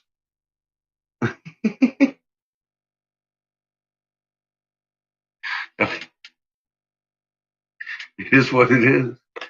We see cow farts all the time. Big old balls of cow farts Mama was shooting out just a little bit ago. Fucking southern tip of Mexico. We ain't quite on 3 hours yet. We've still got probably about half an hour.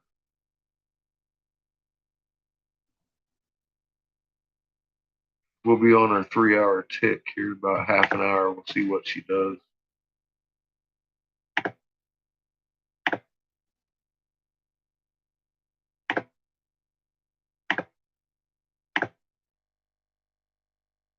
She looks like she's cooling down. We're probably going to have over a 5 then. Because she is not inducing anymore. She's cooling down. How long you been doing this, Mama? The whole 40-minute clip. Okay, yeah, we're probably looking at over a 5 real soon. Ta-da! That's the way you did it.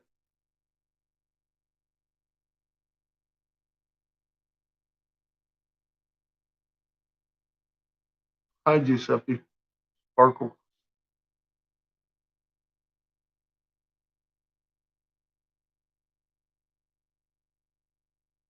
God, that's not Giuseppe, is it? I just fucking butchered your name. Should have just stuck with Sparkle. See,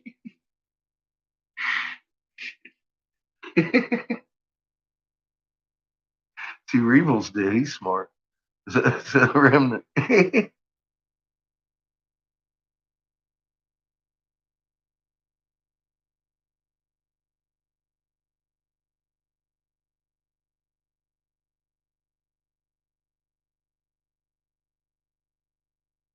Arthur's kicking your ass, Rebels.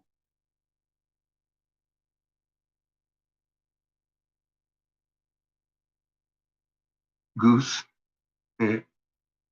Silly Americans. Yeah, I know we are. God, we over here fighting over presidents now. Got our truckers all upset. Holy moly. Probably back to the laughing stock. As if we ever left.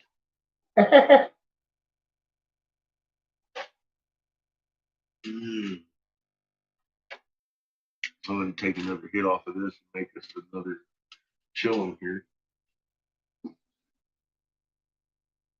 Got I don't want to put too much more in here with that nice recycler in there. I'm already up at the front here, but I want to put a couple more of these chillums in here because they don't have them made. We've got tomorrow too. Make little cheap things.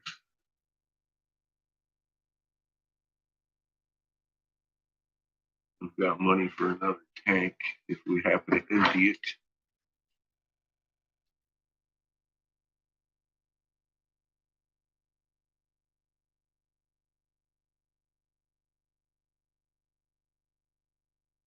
Oh, arthritis. I see. Yeah. Sorry to hear that, Reed. Need to get you some RSO, buddy. That would help what ails you.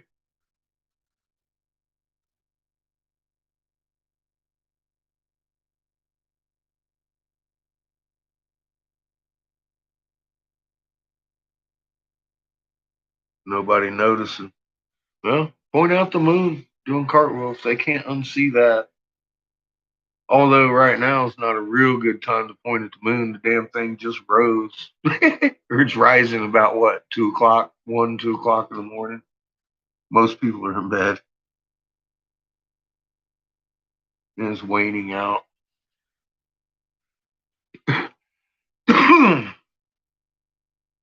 Last week was a good chance for him to look. And the week before, we get a couple of real good weeks of it moving a lot in the sky because it's further away from the sun for those 2 weeks, and it gets the full motion in the sky so you can see what's going on. Yeah, waxing and waning moon. You can tell they're off, but if you know what you're looking at, of course, but not everybody's as old as we are.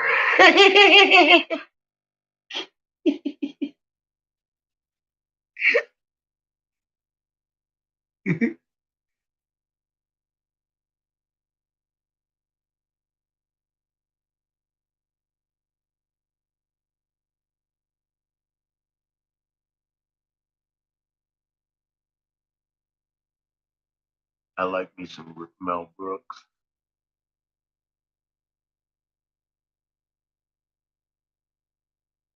Yeah, they don't make shit like that no more. Everybody'd be offended over that shit anymore, man. I don't know. We need to stop hating each other so much.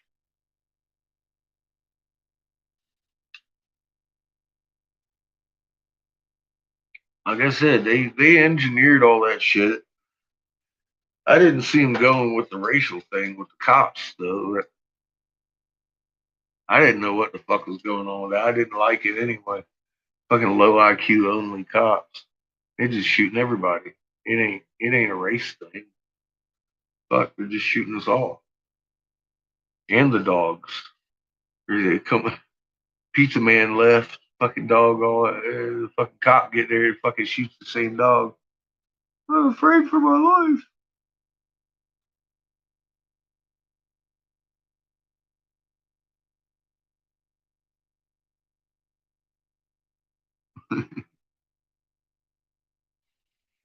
All right, let's make another couple of these things. See how that works. It went a lot smoother than my stupid uh fucking recycler, but that was fun, huh?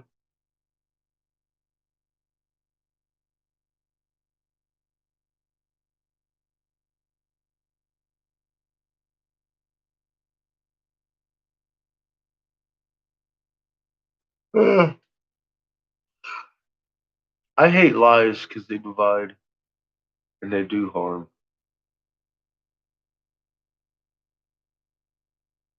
People, yeah, misdirected. You can get aggravated with them, but I don't hate anybody.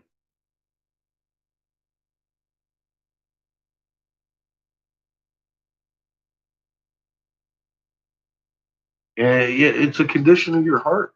I think it has everything to do with your heart.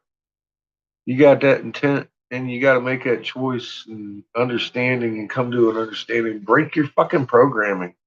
Honest to God, I mean, what's the common thread here? We all use THC. We're all old as fuck. We've watched our moon not do cartwheels for fucking decades. And that's why we're all here. For God's sake, man. Like I said, most of you are older than I am. Fucking, there's a reason. you got, you guys noticed as the shit was fucked up about the same time I did. Imagine that. Hey, Cabo, how you doing? welcome to the corner. Yeah, see, you're 3 years older than I am, Remnant. You know, I just turned 52 here the other day. And blue skies, yellow sun. We remember all kinds of different things that aren't today. There's new clouds in the sky that we ain't never seen. A jellyfish cloud. They reclassified these clouds. They call it a fucking jellyfish cloud. They gave us booby clouds. Okay. The mammogus or whatever the fuck they call them. I was like, they look like little boobies all over the fucking clouds. What the fuck is that? I ain't never seen no shit like that. We got the fucking feathers all in the sky. They call them jellyfish. Like, man, yeah, you know.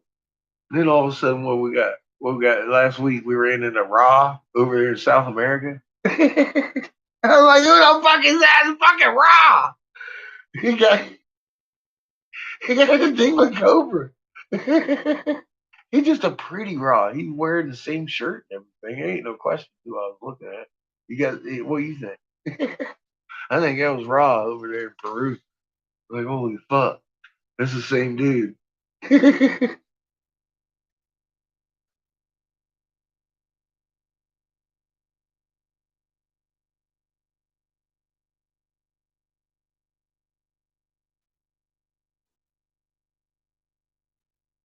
It's hard to find anything that used to be normal, except for where NASA is concerned. They'll tell you what the moon should look like because they ain't going to change that shit because there's too many people that would freak out if they did. If NASA actually went and started showing like Stellarium does with the moon upside down, motherfuckers would be like, yeah, that dial a moon. I mean, I ain't the only one. That thing's been there. People use that shit for astrology, for all kinds of shit. They start fucking flipping that moon upside down. People are going to notice. NASA ain't about to do that because they know one thing for sure. Most of them ain't looking in their real sky. They're looking on their fucking webpage to see what the fucking moon's supposed to look like so they can get their fucking calendars on and shit. You know, it's like that. That's why I keep saying they ain't hiding shit, man. They want you to look at something. They turn off the power.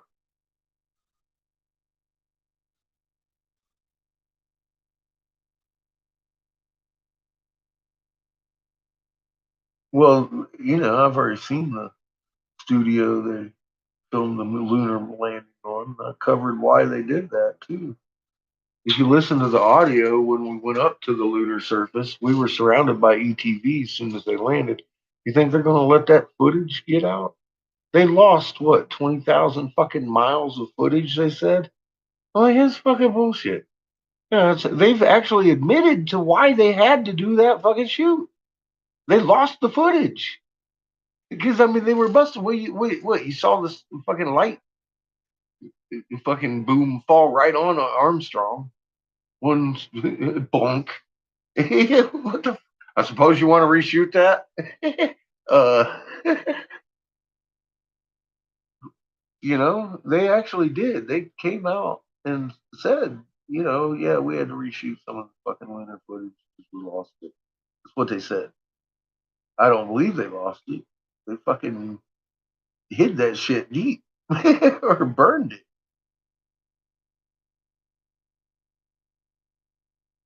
And we got kicked off the fucking moon.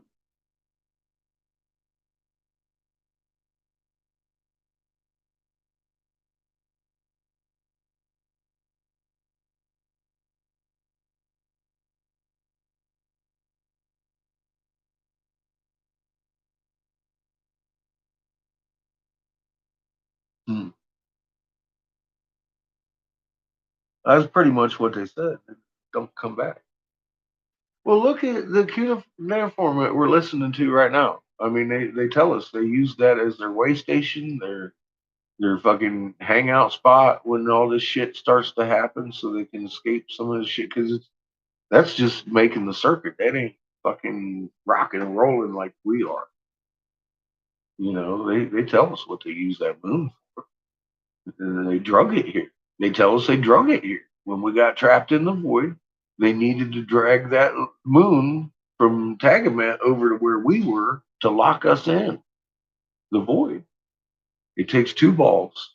It always takes two balls to orbit. They knew that.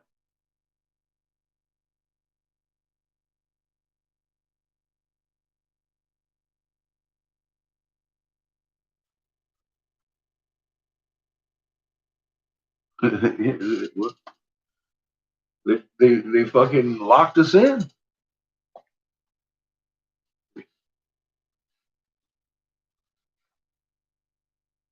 They did. They even said all that right here in the cuneiforms. I'm waiting for my 3 hour to pop. See what happens here. And we're still keeping it out. I'm gonna do it.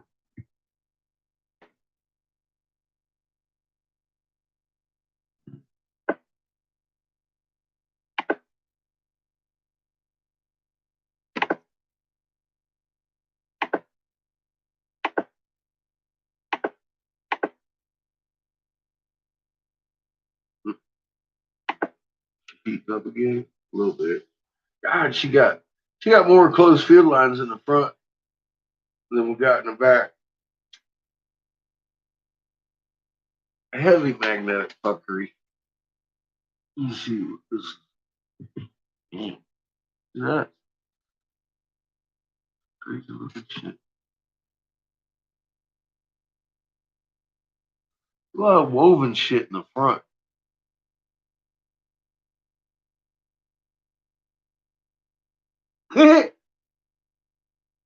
And then she threw out a little fucking smack.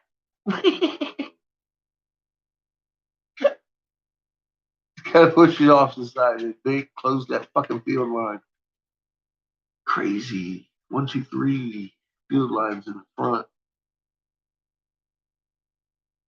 There's 2 in the back.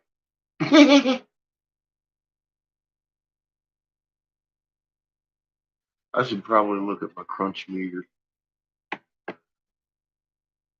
It might warrant a little bit of eyeballing. I haven't even looked at it all day. A little crunch meter. Oh, that ain't even much crunch in there. So, oh, there's a lot of chair causing a lot of heat. Look at that. Double bow shock. Fucking nice and thick.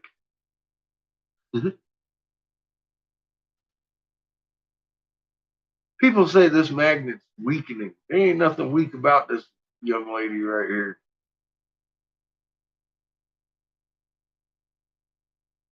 That magnet's stronger than it's ever been. Look at that shit. We got double bow shock, bitches. Because she closing field lines. The closed field lines are so much stronger than a resting pole line. And it looks weird to people that don't understand what the fuck going on in a magnet. So these people can get away with telling you that it's weakening because look at it. It's fucking crazy looking. But nothing about this says she's weakening to me at all.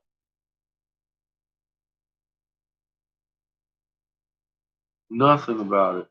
Now, what it is telling me is we're encompassed in a big magnetosphere. IMF lines, just like Ra's shirt, everywhere.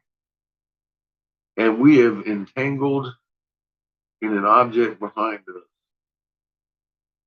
with our magnetosphere. Push, boom, and that's what she's pushing on behind. I can't see what's in front because we don't have that front. But I got woven fucking IMF lines in front. She got 3 closed field lines. That tells me there is something interacting with that magnet. There's only one reason for a closed field line. Why is that? Why do we have a closed field line in a fucking magnet? We've seen that in the ferrule cell. There's a magnet in front of us too. That's why. And it looks to be up here. It's got us tilted this way. We're tilted. The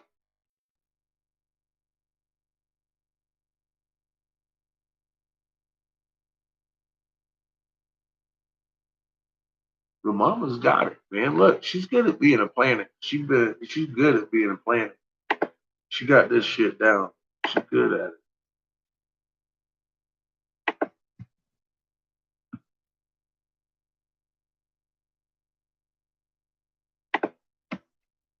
She's real good at being a planet.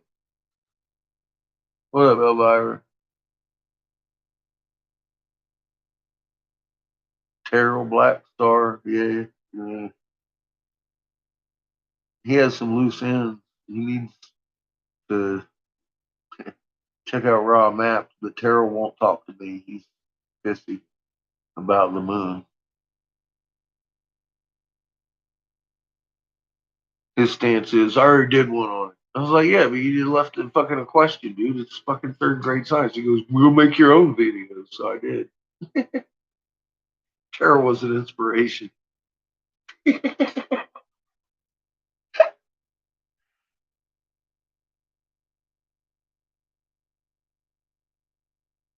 Damn straight, Kaibos. Look, somebody been over there watching Scientific Lead shit, learning about her magnet.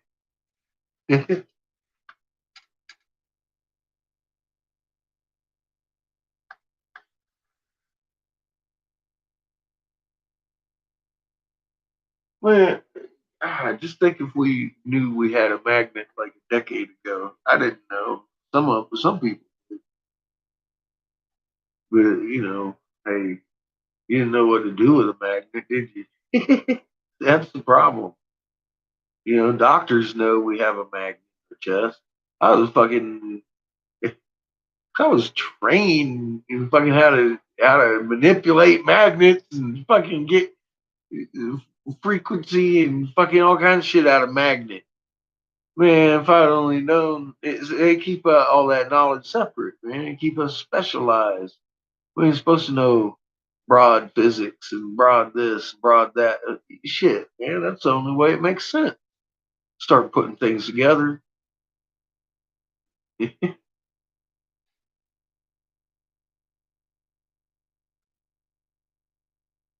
Welcome back, Cat. Having coffee.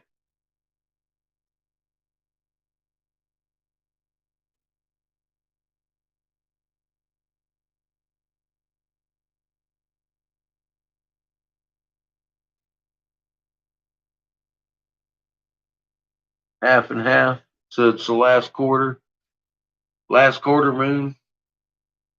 You get a good shot of it in the morning.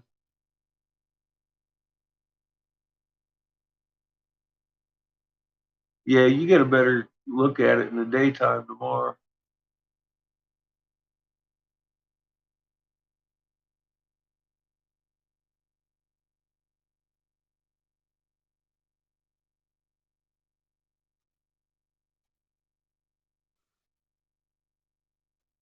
I haven't even looked at my moon.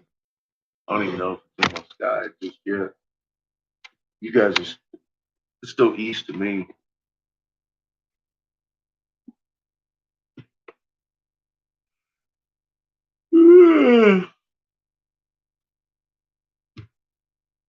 Hmm.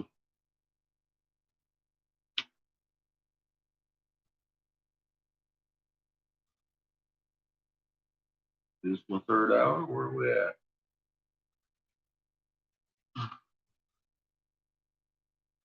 No. What the fuck? Seems like an hour's gone by.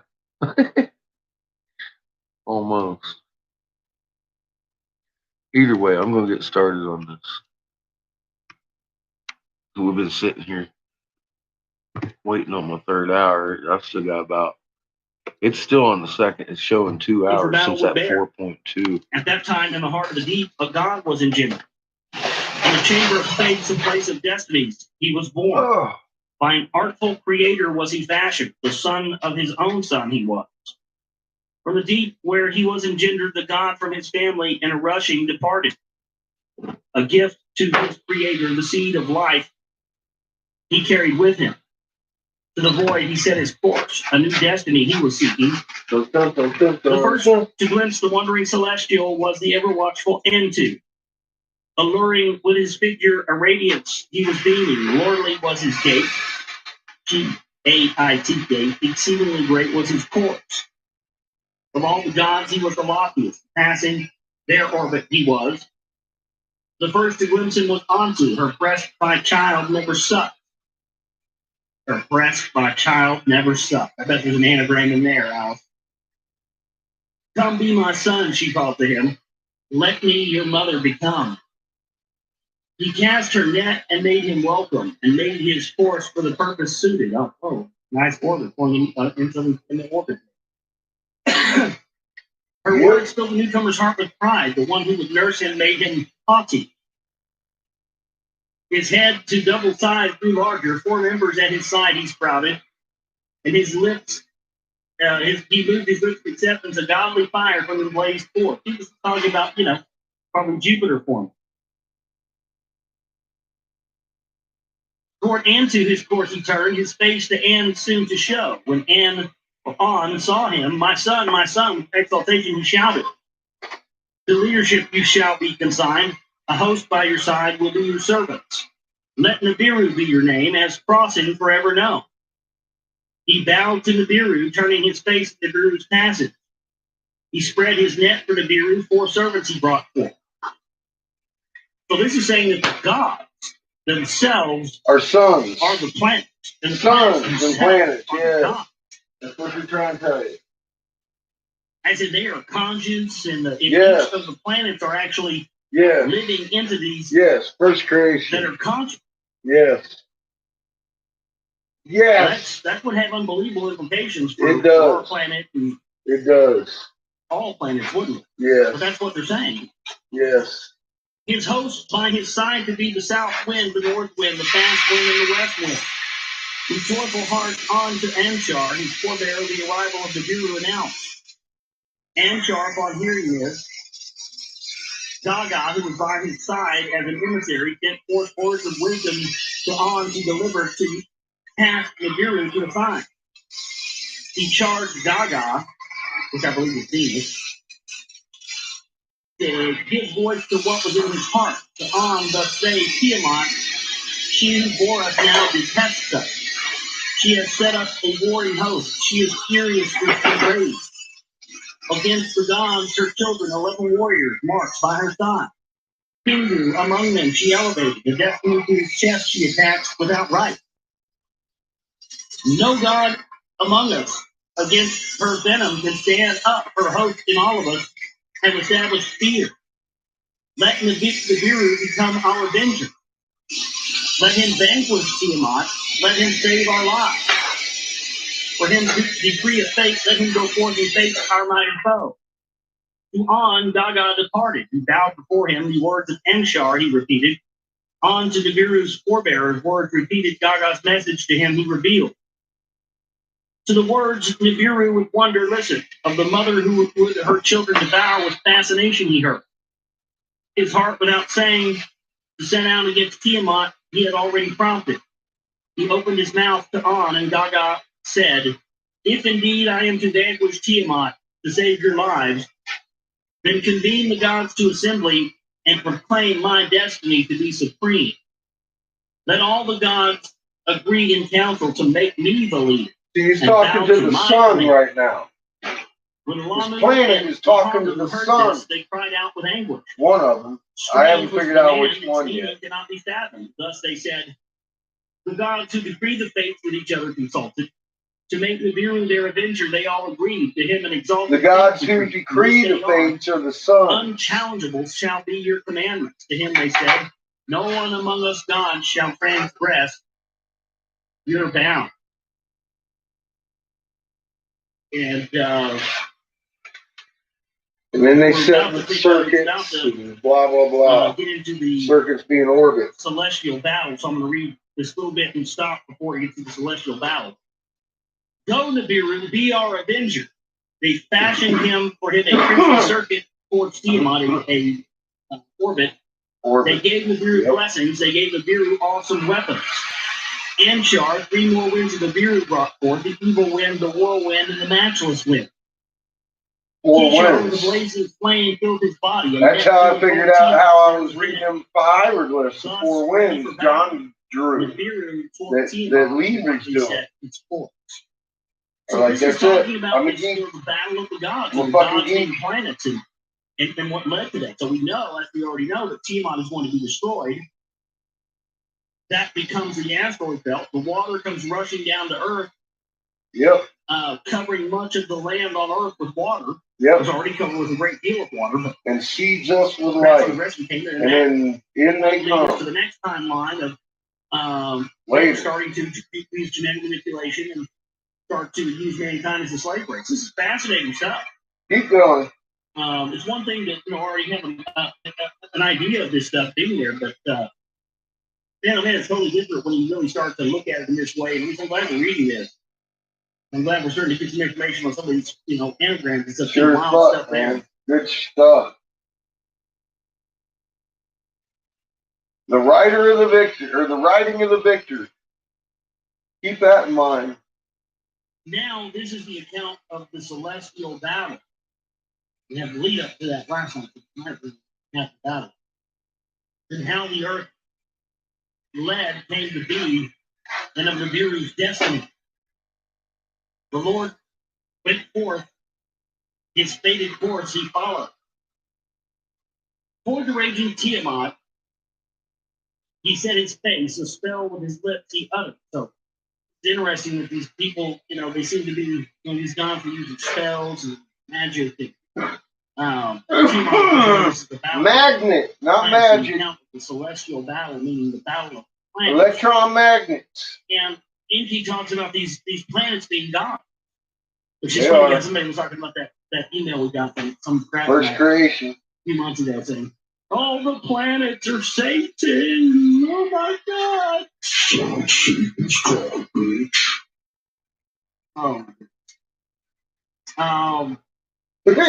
And so, again, this, bear in mind when we're talking about this segment that settle down, Josh. This is supposedly a planetary battle between gods. The planets themselves being gods and battling. And of course, we know what the outcome is going to be. The destruction of Tiamat, which was allegedly this water planet that, when viewed from Earth, made it appear from Earth that there was 2 suns. It was a water planet, and the sun shining on it made it reflect, so it looked like a second sun. Supposedly, it was blown up.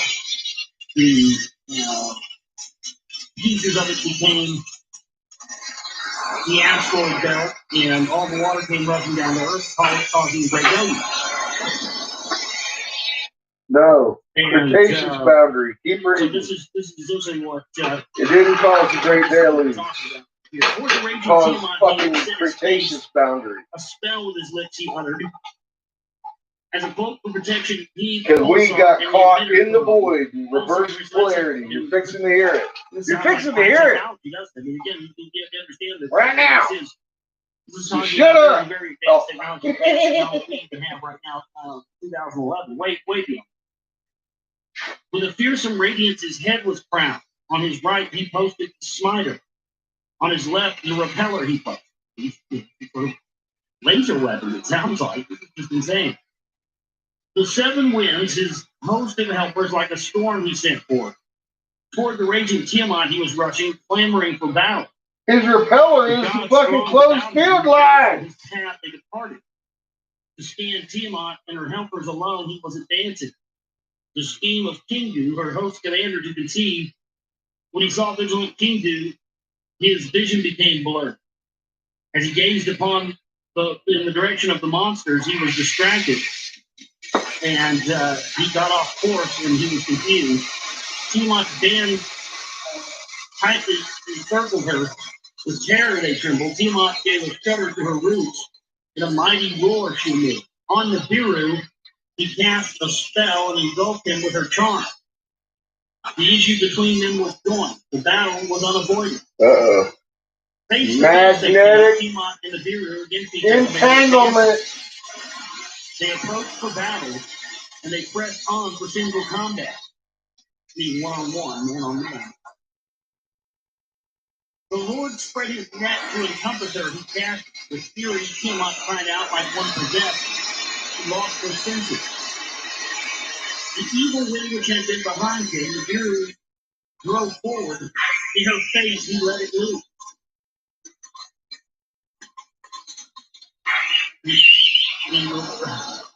I'm not trying to say to Jerry to be vulgar here, but you know what they can feel what it sounds like, right? He drove forward and let it loose in her face. I mean, I don't think it's very hard to figure that out. It's got a load. I mean, I know those days. She opened her mouth, the evil wind did swallow, but could not close her lips out. The evil wind charged her belly into her innards and made it swell.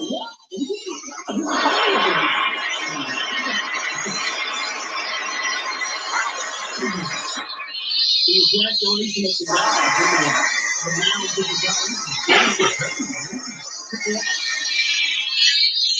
You continue to have a major problem with the rest of the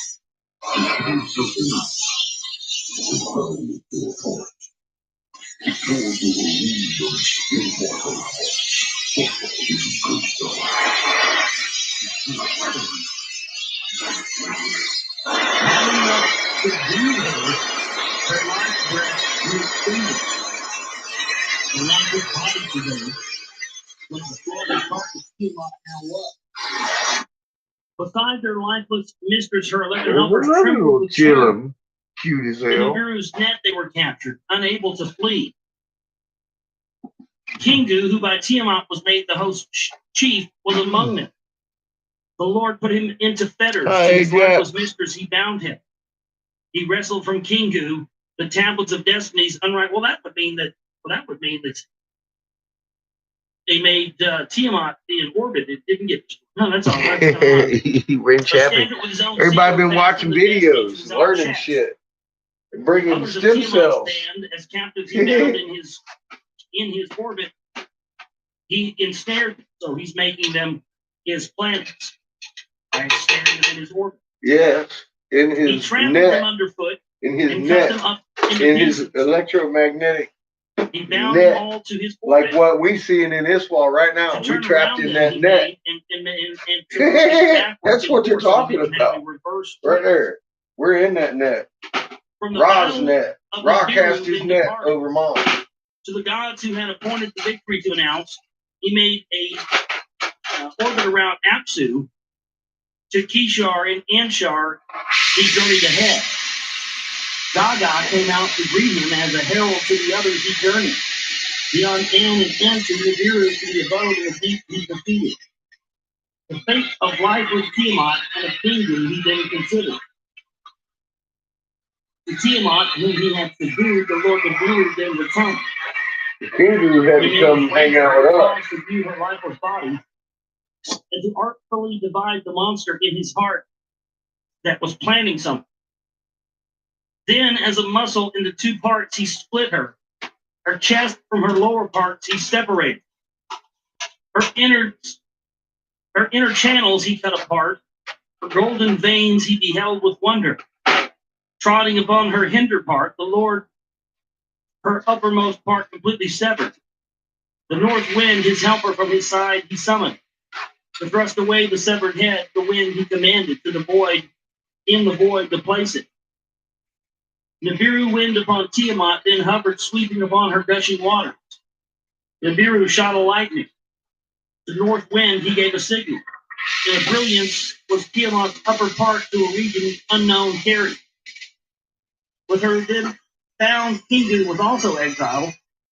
Of the severed part, a companion to be, the hindered part fate Nibiru then considered. As an everlasting trophy of the battle he wished it to be, a constant reminder in the heavens, the place of the battle just to enshrine. With his mace, the hinder part, he smashed to bits and pieces, then strung them together as a band to form a hammered bracelet. Is that Saturn? Locking them together as a watch. No, that's the asteroid. The hammered bracelet is the asteroid. Locking them together as a watchman, he stations them. A firmament just divides the waters from the water. Yeah. It's about the firmament. That's what we're talking about before the Genesis. Yeah, it ain't got nothing to do with Earth. It's the Tiamat. The upper waters above the firmament from the waters below it he separated. Artful works to hear him thus fashioned. The Lord then crossed the heavens to survey the region. From Neptune's port to the abode of Gaga, he measured the dimension. The edge of the deepness of Nibiru then examined towards his birthplace, he cast his gaze. He paused and hesitated, then to the firmament, the place of the battle, slowly he returned. Passing again the Neptune's region of the sun, missing his spouse that he thought about with remorse, he missed her as he was dead. He gazed upon Tiamat's wounded half, to her upper part he gave attention. The waters of life, her bounty from the wound, were still pouring. Her golden veins, Neptune's rays were reflected. The seed of life, his creator's legacy, Nibiru then remembered. When he trod on Tiamat, and he split her asunder, to her the seed he surely imparted.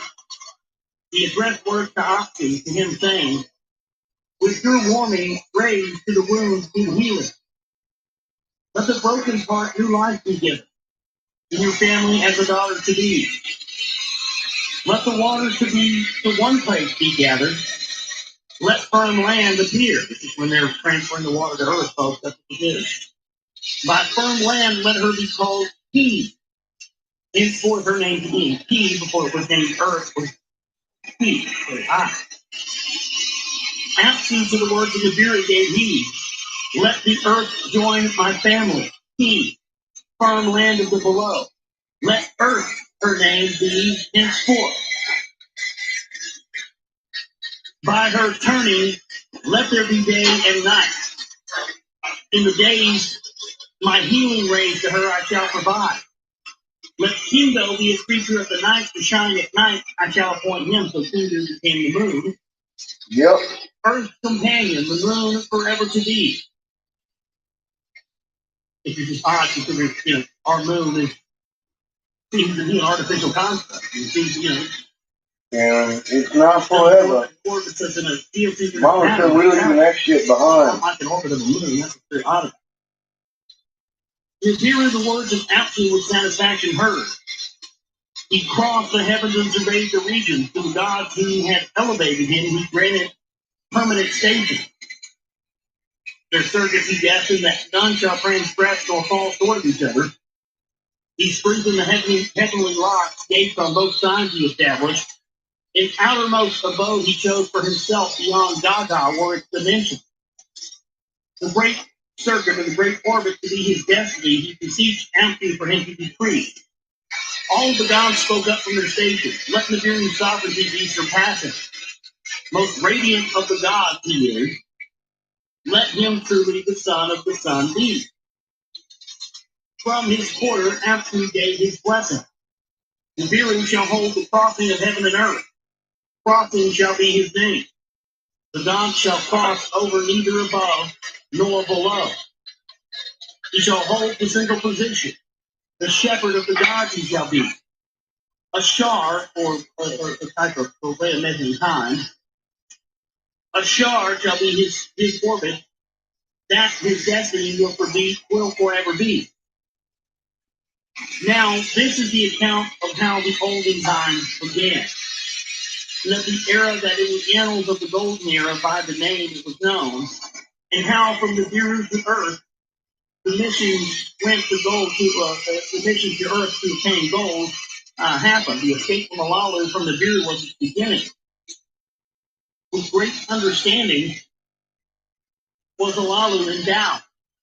Much knowledge he had learned. He learned much knowledge by his forefather Inshargle of the heavens and the orbits. Much knowledge was amassed.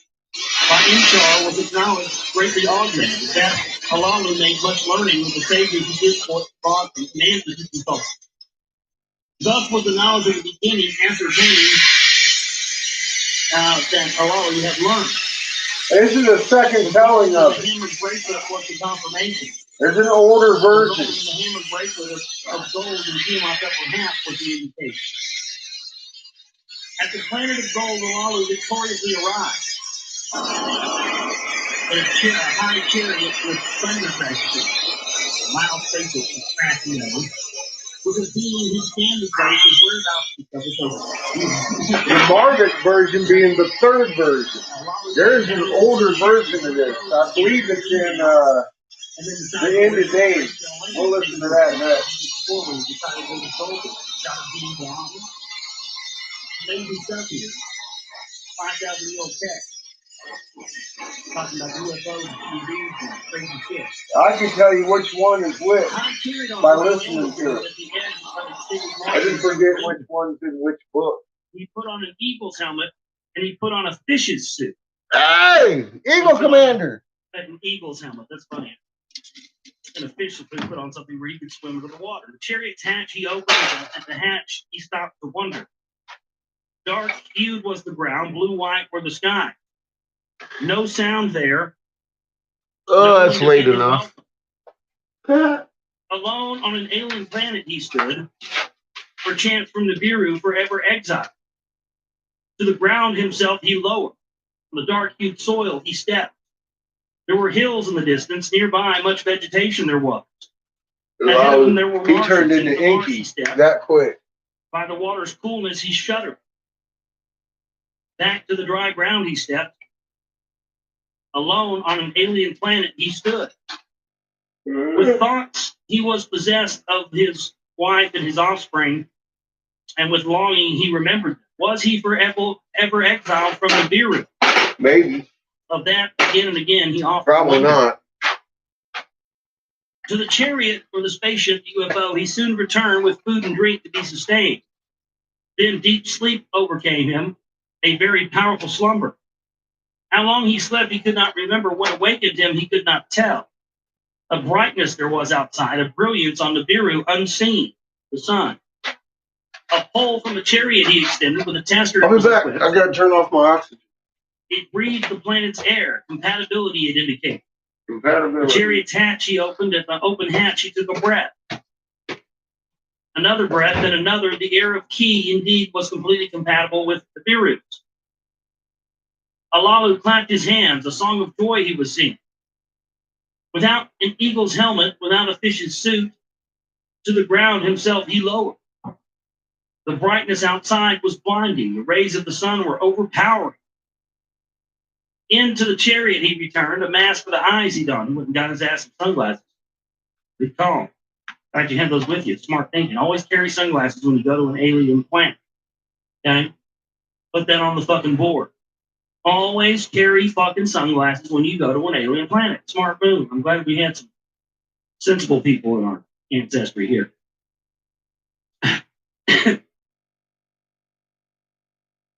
He picked up a weapon that he carried with him, and he picked up a handy sampler. What's a handy sampler? A little bit of everything in there. Oh, I got a gun. I got me a laser beam. I got me a tractor beam. I got all kinds of stuff in here, man.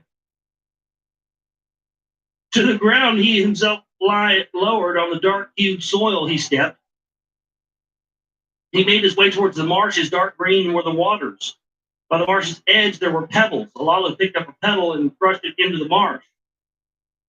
In the marsh, a moving his eyes glimpsed. The waters were filled with fishes. Into the marsh, the sampler he lowered and looked at the murky waters. For drinking the water, it was not fit. Alalu was greatly disappointed. He turned away from the marshes in the direction of the hills he went. He made his way through the vegetation. Bushes gave way to trees. This place was like an orchard. The trees with fruits were laden with fruits. By their sweet smell, they enticed him, and Olalu picked a fruit and put it in his mouth. It smelled very sweet and tasted very sweet, and he was greatly delighted. Away from the sun's rays, Olalu was walking toward the hills. He sat Bottom's lit on my moon. among the It's trees like a of wetness grin. under his feet. He sensed the sign of close by water. In the direction of the wetness, he set his course. In the midst of the forest, there was a pond, a pool of silent waters. Into the pond, the sampler he lowered. For drinking, the water was good. Olalu laughed, and unstopping Well, it laughter was like seized that. him. The air was good. A little bit The of a water tilt. was fit for drinking. To There the was left fruit. side, There were but fishes. It's What more smiling do you at need, me. right? You go find something I can Looks bang, creepy. and we'll be all set. You know, I got food. I got fucking water. I breathe air. Now I need something to put my dick in. Yeah, you gotta have your So, towel. you know, that's pretty much where we're going next. Gotta be. You gotta have your He's a fucking man, towel. right? That's He's for got his sure. food. He's got his shelter. What's he need next? He needs vagina. Yeah, And he gonna work there on you that. go. That's how the human race got here. The end. Thank you very much. Have a good night. Pretty much. Fucker Boom, Ninky. that brings us up to date. That's how we got here.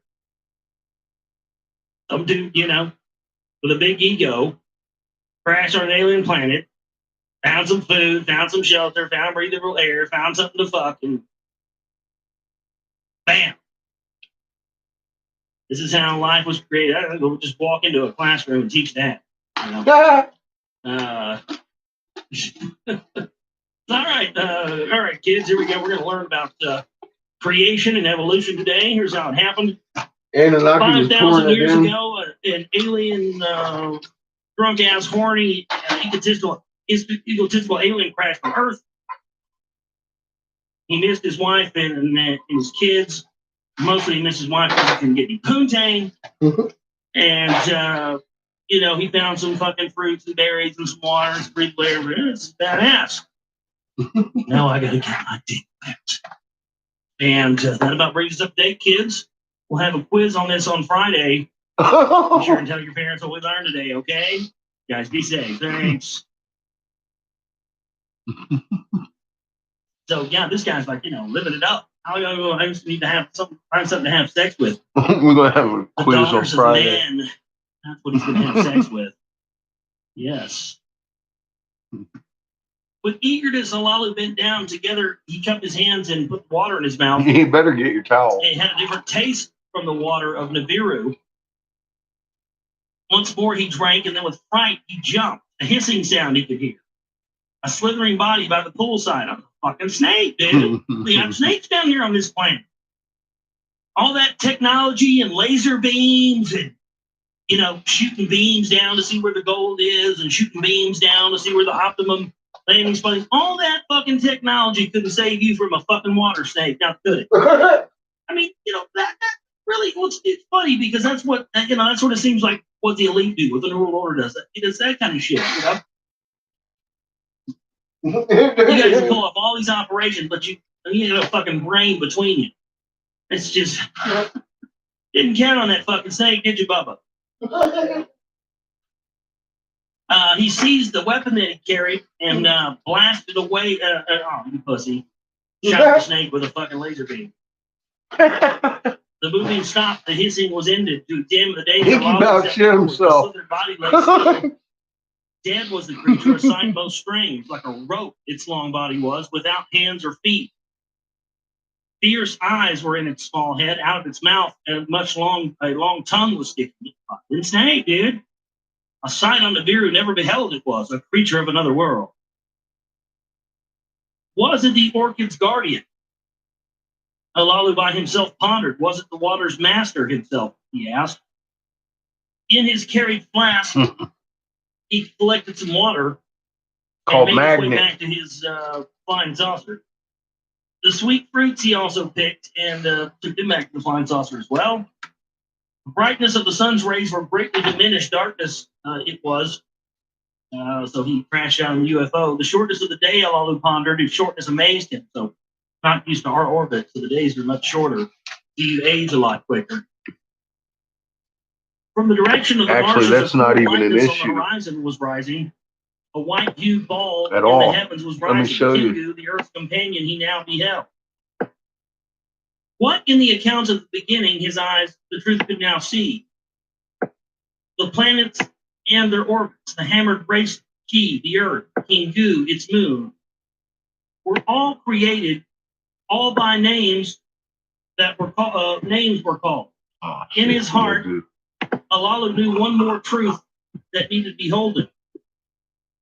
The gold, the means of their salvation, needed to be found. If truth be in the beginning tales, if by the waters the golden veins of Tiamat were washed, in the waters of Ki it's cut off half, gold must be found. So essentially and now I understand what they're saying. Earth, Ki, was actually a part of Tiamat that was cut off from. It's very interesting. It's not really what you hear oftentimes in the research community and stuff. Very, very interesting stuff.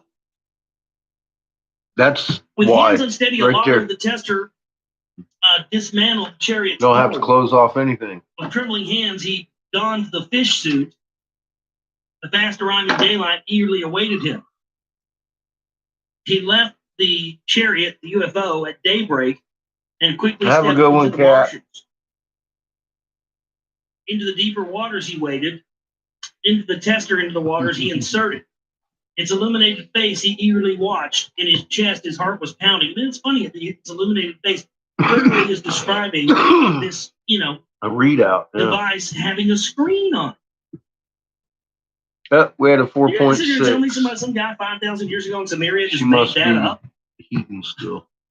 I mean, if you don't believe anything else, I mean, the idea that he's, looking at an illuminated face of this tester, That was our 3-hour wondering pop. what it's going to tell him. I mean, that's Holy a screen. fuck. How did that guy ascribe, know to describe? How is that only a LCD screen 4.6? or a display Well, screen? she is 5,000 she years is ago? hot.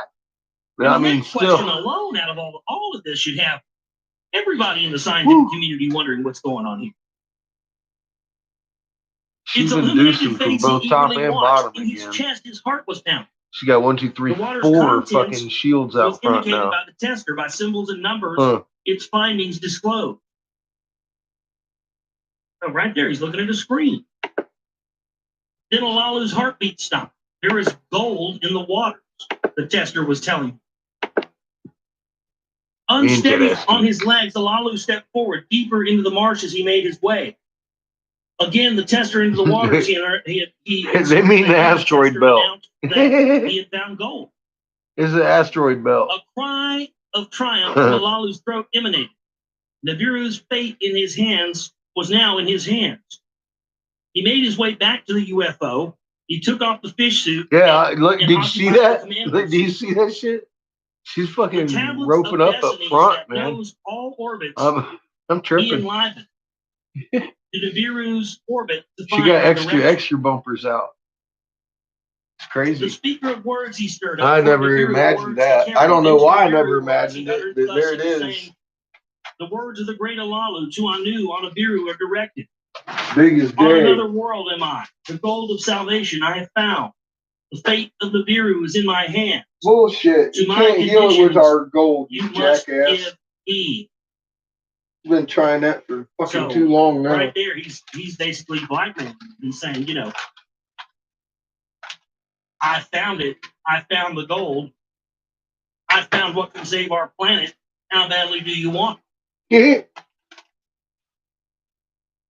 Bitches. Because if you want me to come back and save our planet, then you're going to have to, when I come back and bring it, I'm king and I get to be in charge, and because hey, I'm the one doing the hard work, all the work, right? So that's the end of the second tablet of the Lost Book of Enki. And tomorrow on the show, we'll get into the third tablet, the synopsis of the third tablet, which is coming up next, and then obviously the third tablet after that. So I guess next we're going to be getting into him finding, the daughters of man and getting his, groove on and getting his groove on and every bit of that. Crossbreeding to create slaves to hunt, to mine the gold. Fascinating stuff here. Lost Book of Enki. Again, I don't always read everything that I read is always stuff I always agree with. I'm not reading this because I endorse it or I agree with it. I'm just reading it because it's highly interesting, and we are. I think by reading it like this, sort of dissecting it, and going through it day by day and page by page, I think it gives us all, myself including you, more of an opportunity for us to decide for ourselves what's bullshit and what's not. Just like just telling us, oh, Zachariah Sitchin, he's CIA, and yeah, he was, blah blah, whatever. But still, let's decide that for ourselves. Let's go through this. Let's see if we can get anything out of it. We'll call what's bullshit. We'll take the rest and go about our own merry way. We don't have to fucking bind anything or support, this clown or his ideology, what he stood for, anything else. But the fact of the matter is, the reason why we've been told not to look at this is because this is indeed what mankind is supposed to know, so we don't repeat those same vicious cycles. And with the knowledge of this stuff, mankind would know that this happened in the past and this is where we're heading. We would pull ourselves out of that before we had a chance. That's why they will not let us have this info. And that, again, is why the whole,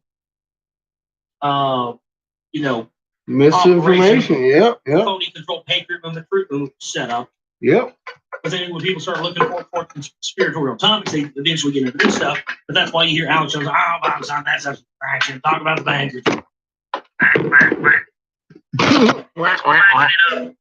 Burning block, being the cotton block for the freeze glass. Keep on doing it, Bubba.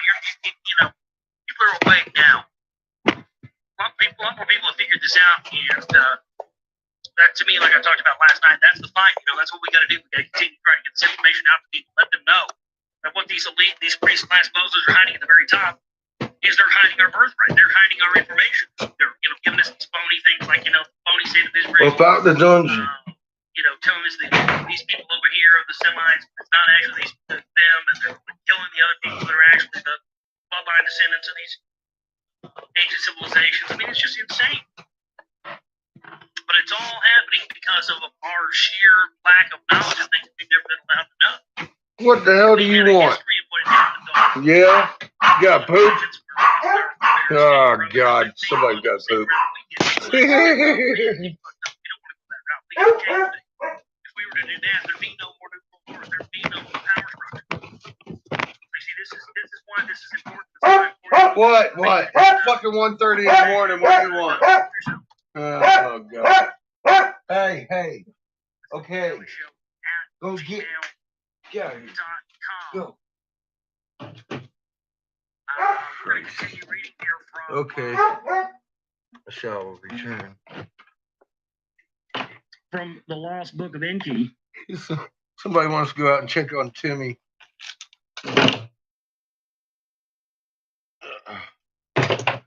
Trying to find where I left off. I just had it. How could this fucking page change when I haven't even been on the page? I had it set right to where we were at.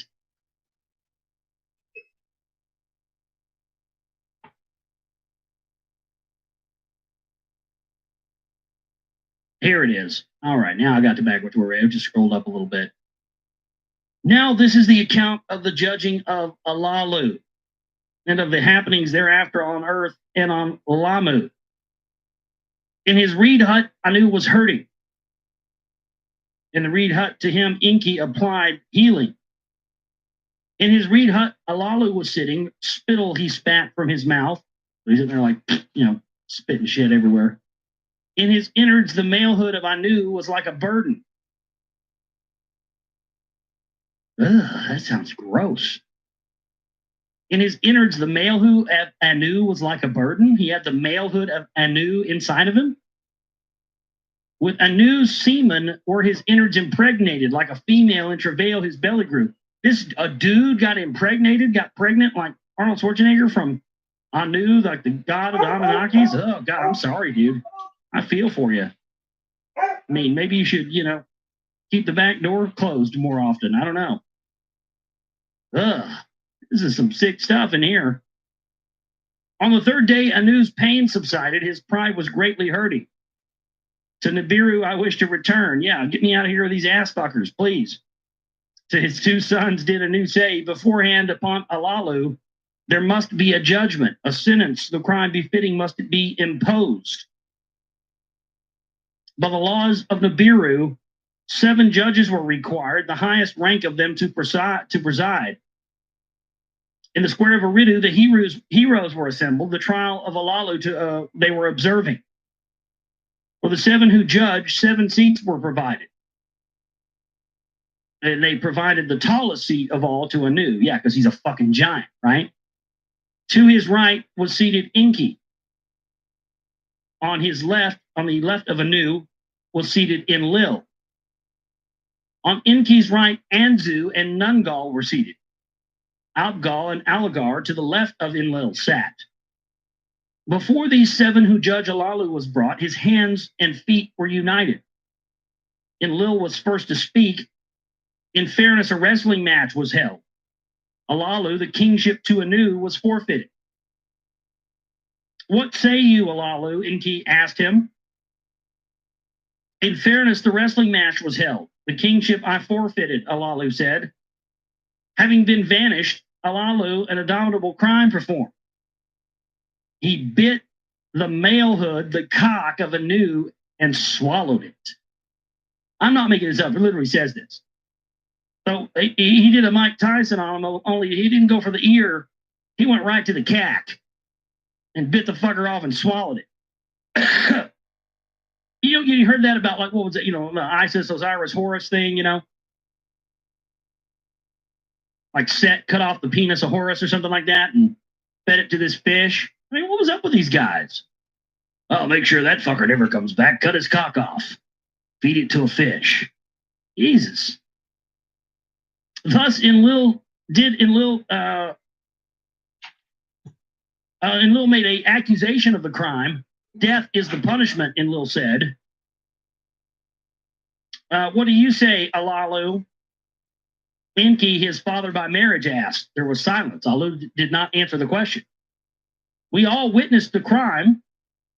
Alagar was saying judgment must be in accordance. If words you wish to utter, speak before the judging, Enki to Alalu said. In the silence, Alalu slowly began to speak. On Nibiru, I was king. By right of succession, I was reigning. Anu was my cupbearer. The princes he aroused. So he turned on the males, the princes. To a wrestling match, he challenged me. For 9 counted orbits, I was king on Nibiru. To my seed, kingship belonged. On my throne sat Anu himself. To escape death, I made a dangerous journey to the distant earth. Nothing tonight. For the salvation of Nibiru, I, Alalu, discovered the alien planet. Return to Nibiru, I was promised, in fairness, the throne to regain. I'll turn it off.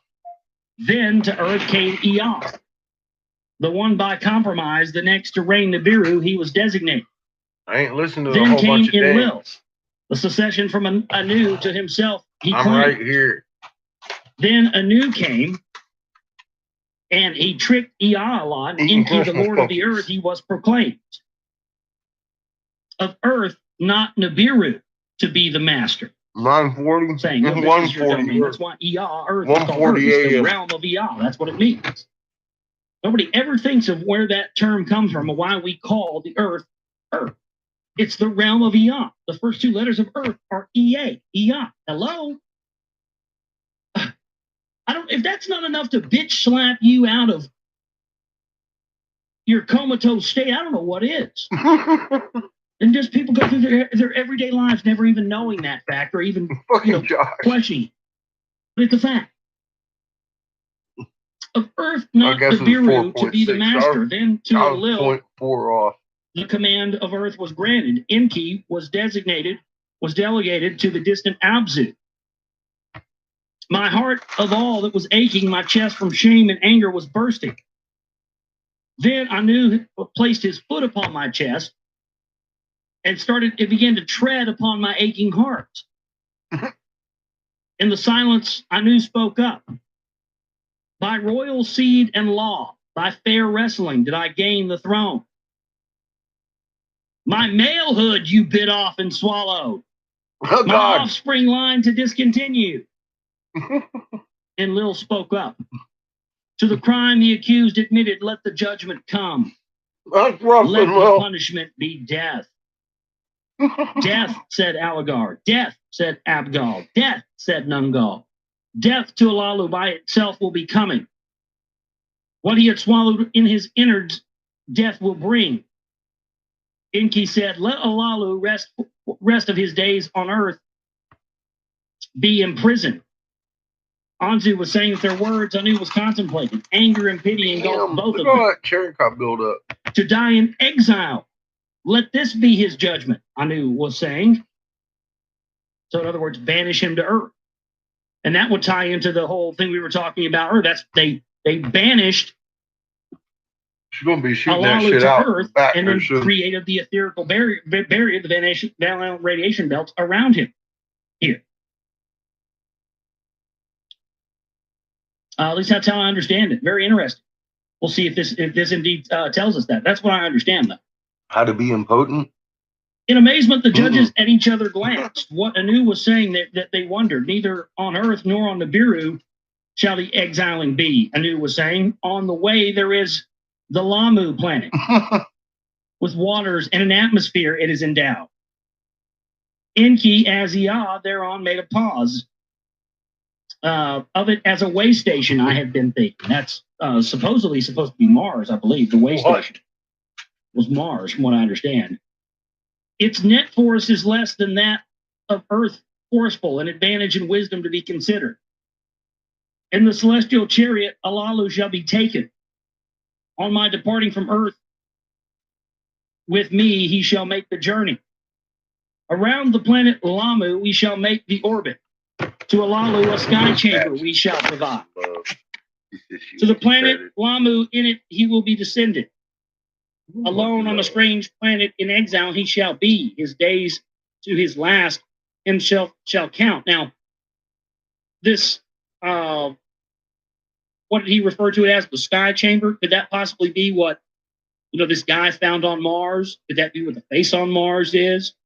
Highly interesting that they would banish him there, the way station. We know that they refer to the Mars as the way station. Very interesting that we have Cydonia on Mars, which is what ancient Mesopotamia, what is now Iraq, used to be called. Iraq, Cydonia, Mesopotamia. It's located on the 33rd degree parallel on Earth. Cydonia on Mars is also located on the 33rd degree parallel, and that's where these pyramids on Mars are also located. Pretty old. It's very likely that that's what that was. Thus did Anu utter the words of judgment and solemnity. The words were intended. By unanimity, it was a unanimous decision. Let's just say that. To impose this judgment upon Alalu. In the presence of the heroes, it was announced. Let Nungal be my pilot to Nibiru. There from chariots bearing heroes again to earth. Let Anzu join for this journey. So that he can take charge of the descent to Lamu. Lamu will be in charge of the descent down to the planet. So did Anu commandments utter. On the morning they departed, they were ready. All who departed by boats to the chariot or ferry. A place for landings on firm soil you must prepare. Anu to Enlil was saving. Lamu as a way station to utilize the plans to utilize this you should be making. There were farewells of both joy and sorrow. Limping, Anu was limping when he embarked on his chariot. He had his hands, and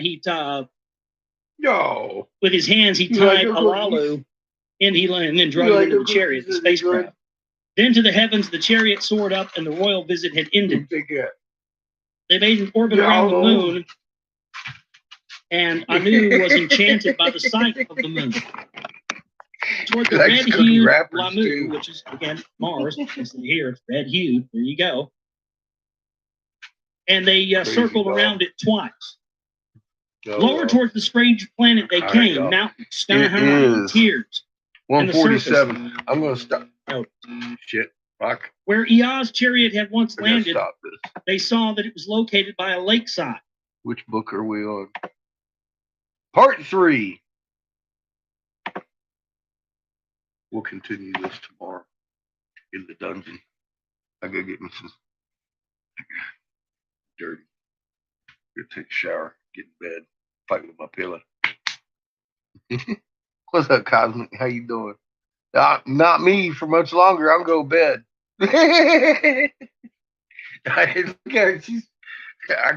I might have to fight Patsy. She wants more cookies. Damn it.